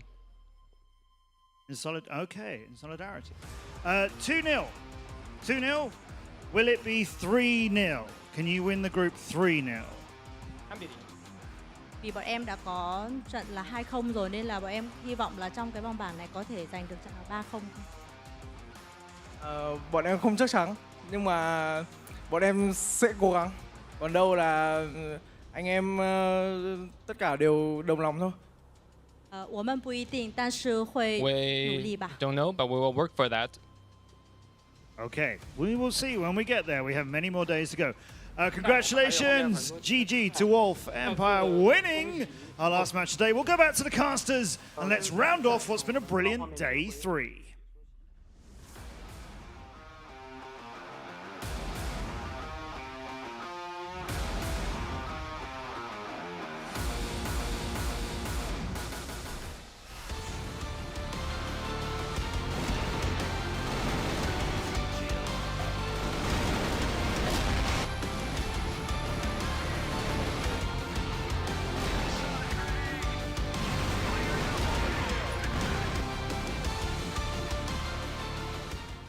Absolutely spot on, Matt. It has been a brilliant day of crossfire action here in the grand finals in He's Guangzhou. just so smart. Look, isn't he just knows it. He just gets it. And it was, you know, we had some really cool games and some very important games here, which ultimately could even end up deciding their respective groups. We spoke already kind of to death a little bit about this kind of Group B, the Group of Death, but the Group A one as well, right? I mean, especially for first spot for Q9, we'll have to see how things pan out with that Vasco ranking game too. As you can see, they're on a bit of a knife's edge there. Could get a little bit spicy if ranking can do something a little bit special. But we'll, of course, have to keep an eye out for that one. This is how Group A looks at the moment. Q9 with that win over Vasco have booked their spot in towards that next stage as top of Group A, which, you know, for them is absolutely great. And we move towards Group B, and, you know, we've touched on that Wolf Empire. Top spot for them. An upset to some, but not to Sneaky. Yeah, for sure. I feel like Wolf Empire, they really, especially they didn't get to play AG in their first match, so they do know already, okay, we might be a bit cold in our last series. We need to go all the way in against AG. And it seems like it actually benefited them here. Yeah, Group C moving on over there. Imperial and Evolution Power at the top of their game. But we did see UBECMANIAC take down Team Alotus. It does set up a very spicy Imperial Evolution Power game tomorrow, though. Yeah, it definitely does. At that point, it's going to be, you know, whoever wins that one, very big favorites to get first out of the group. And then it's really going to be up to UBECMANIAC to try to make some waves.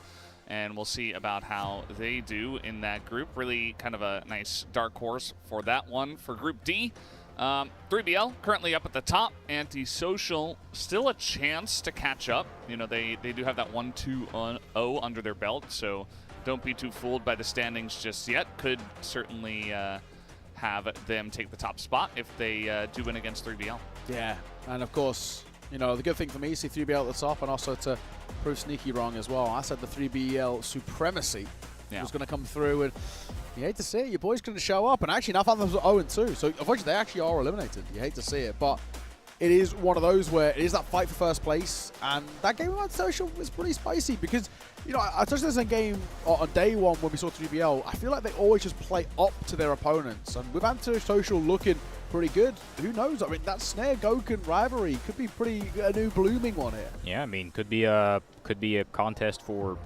who is the best third seed of all time in Antisocial. They can definitely go for it. Yeah, I'm looking forward to it as well. Of course, we're all the way through the groups at about, what, halfway point now, I think we're getting towards. And then, of course, we've got the elims to follow that.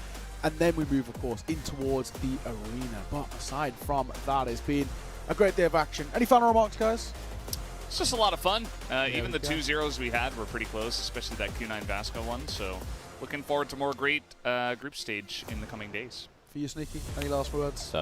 It's been a roller coaster, you know, heartbreak and happiness, but, you know, at the end of the day, it's CROSSFIRE, and I'm having fun. And that's why we're here. Well, ladies and gents, thank you very much for joining us. It's been an absolute pleasure here on the English broadcast. We're back, same place, same time, tomorrow, and hopefully we'll see you there for more action. But for now, good night.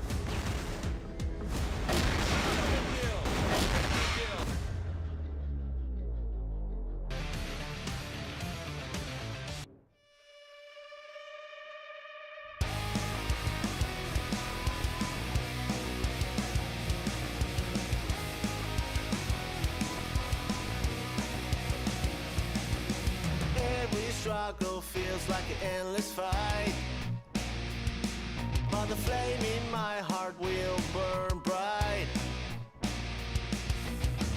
In this fight, we'll rise. No fear, no retreat, no back way. Stay together, locked and loaded. Be the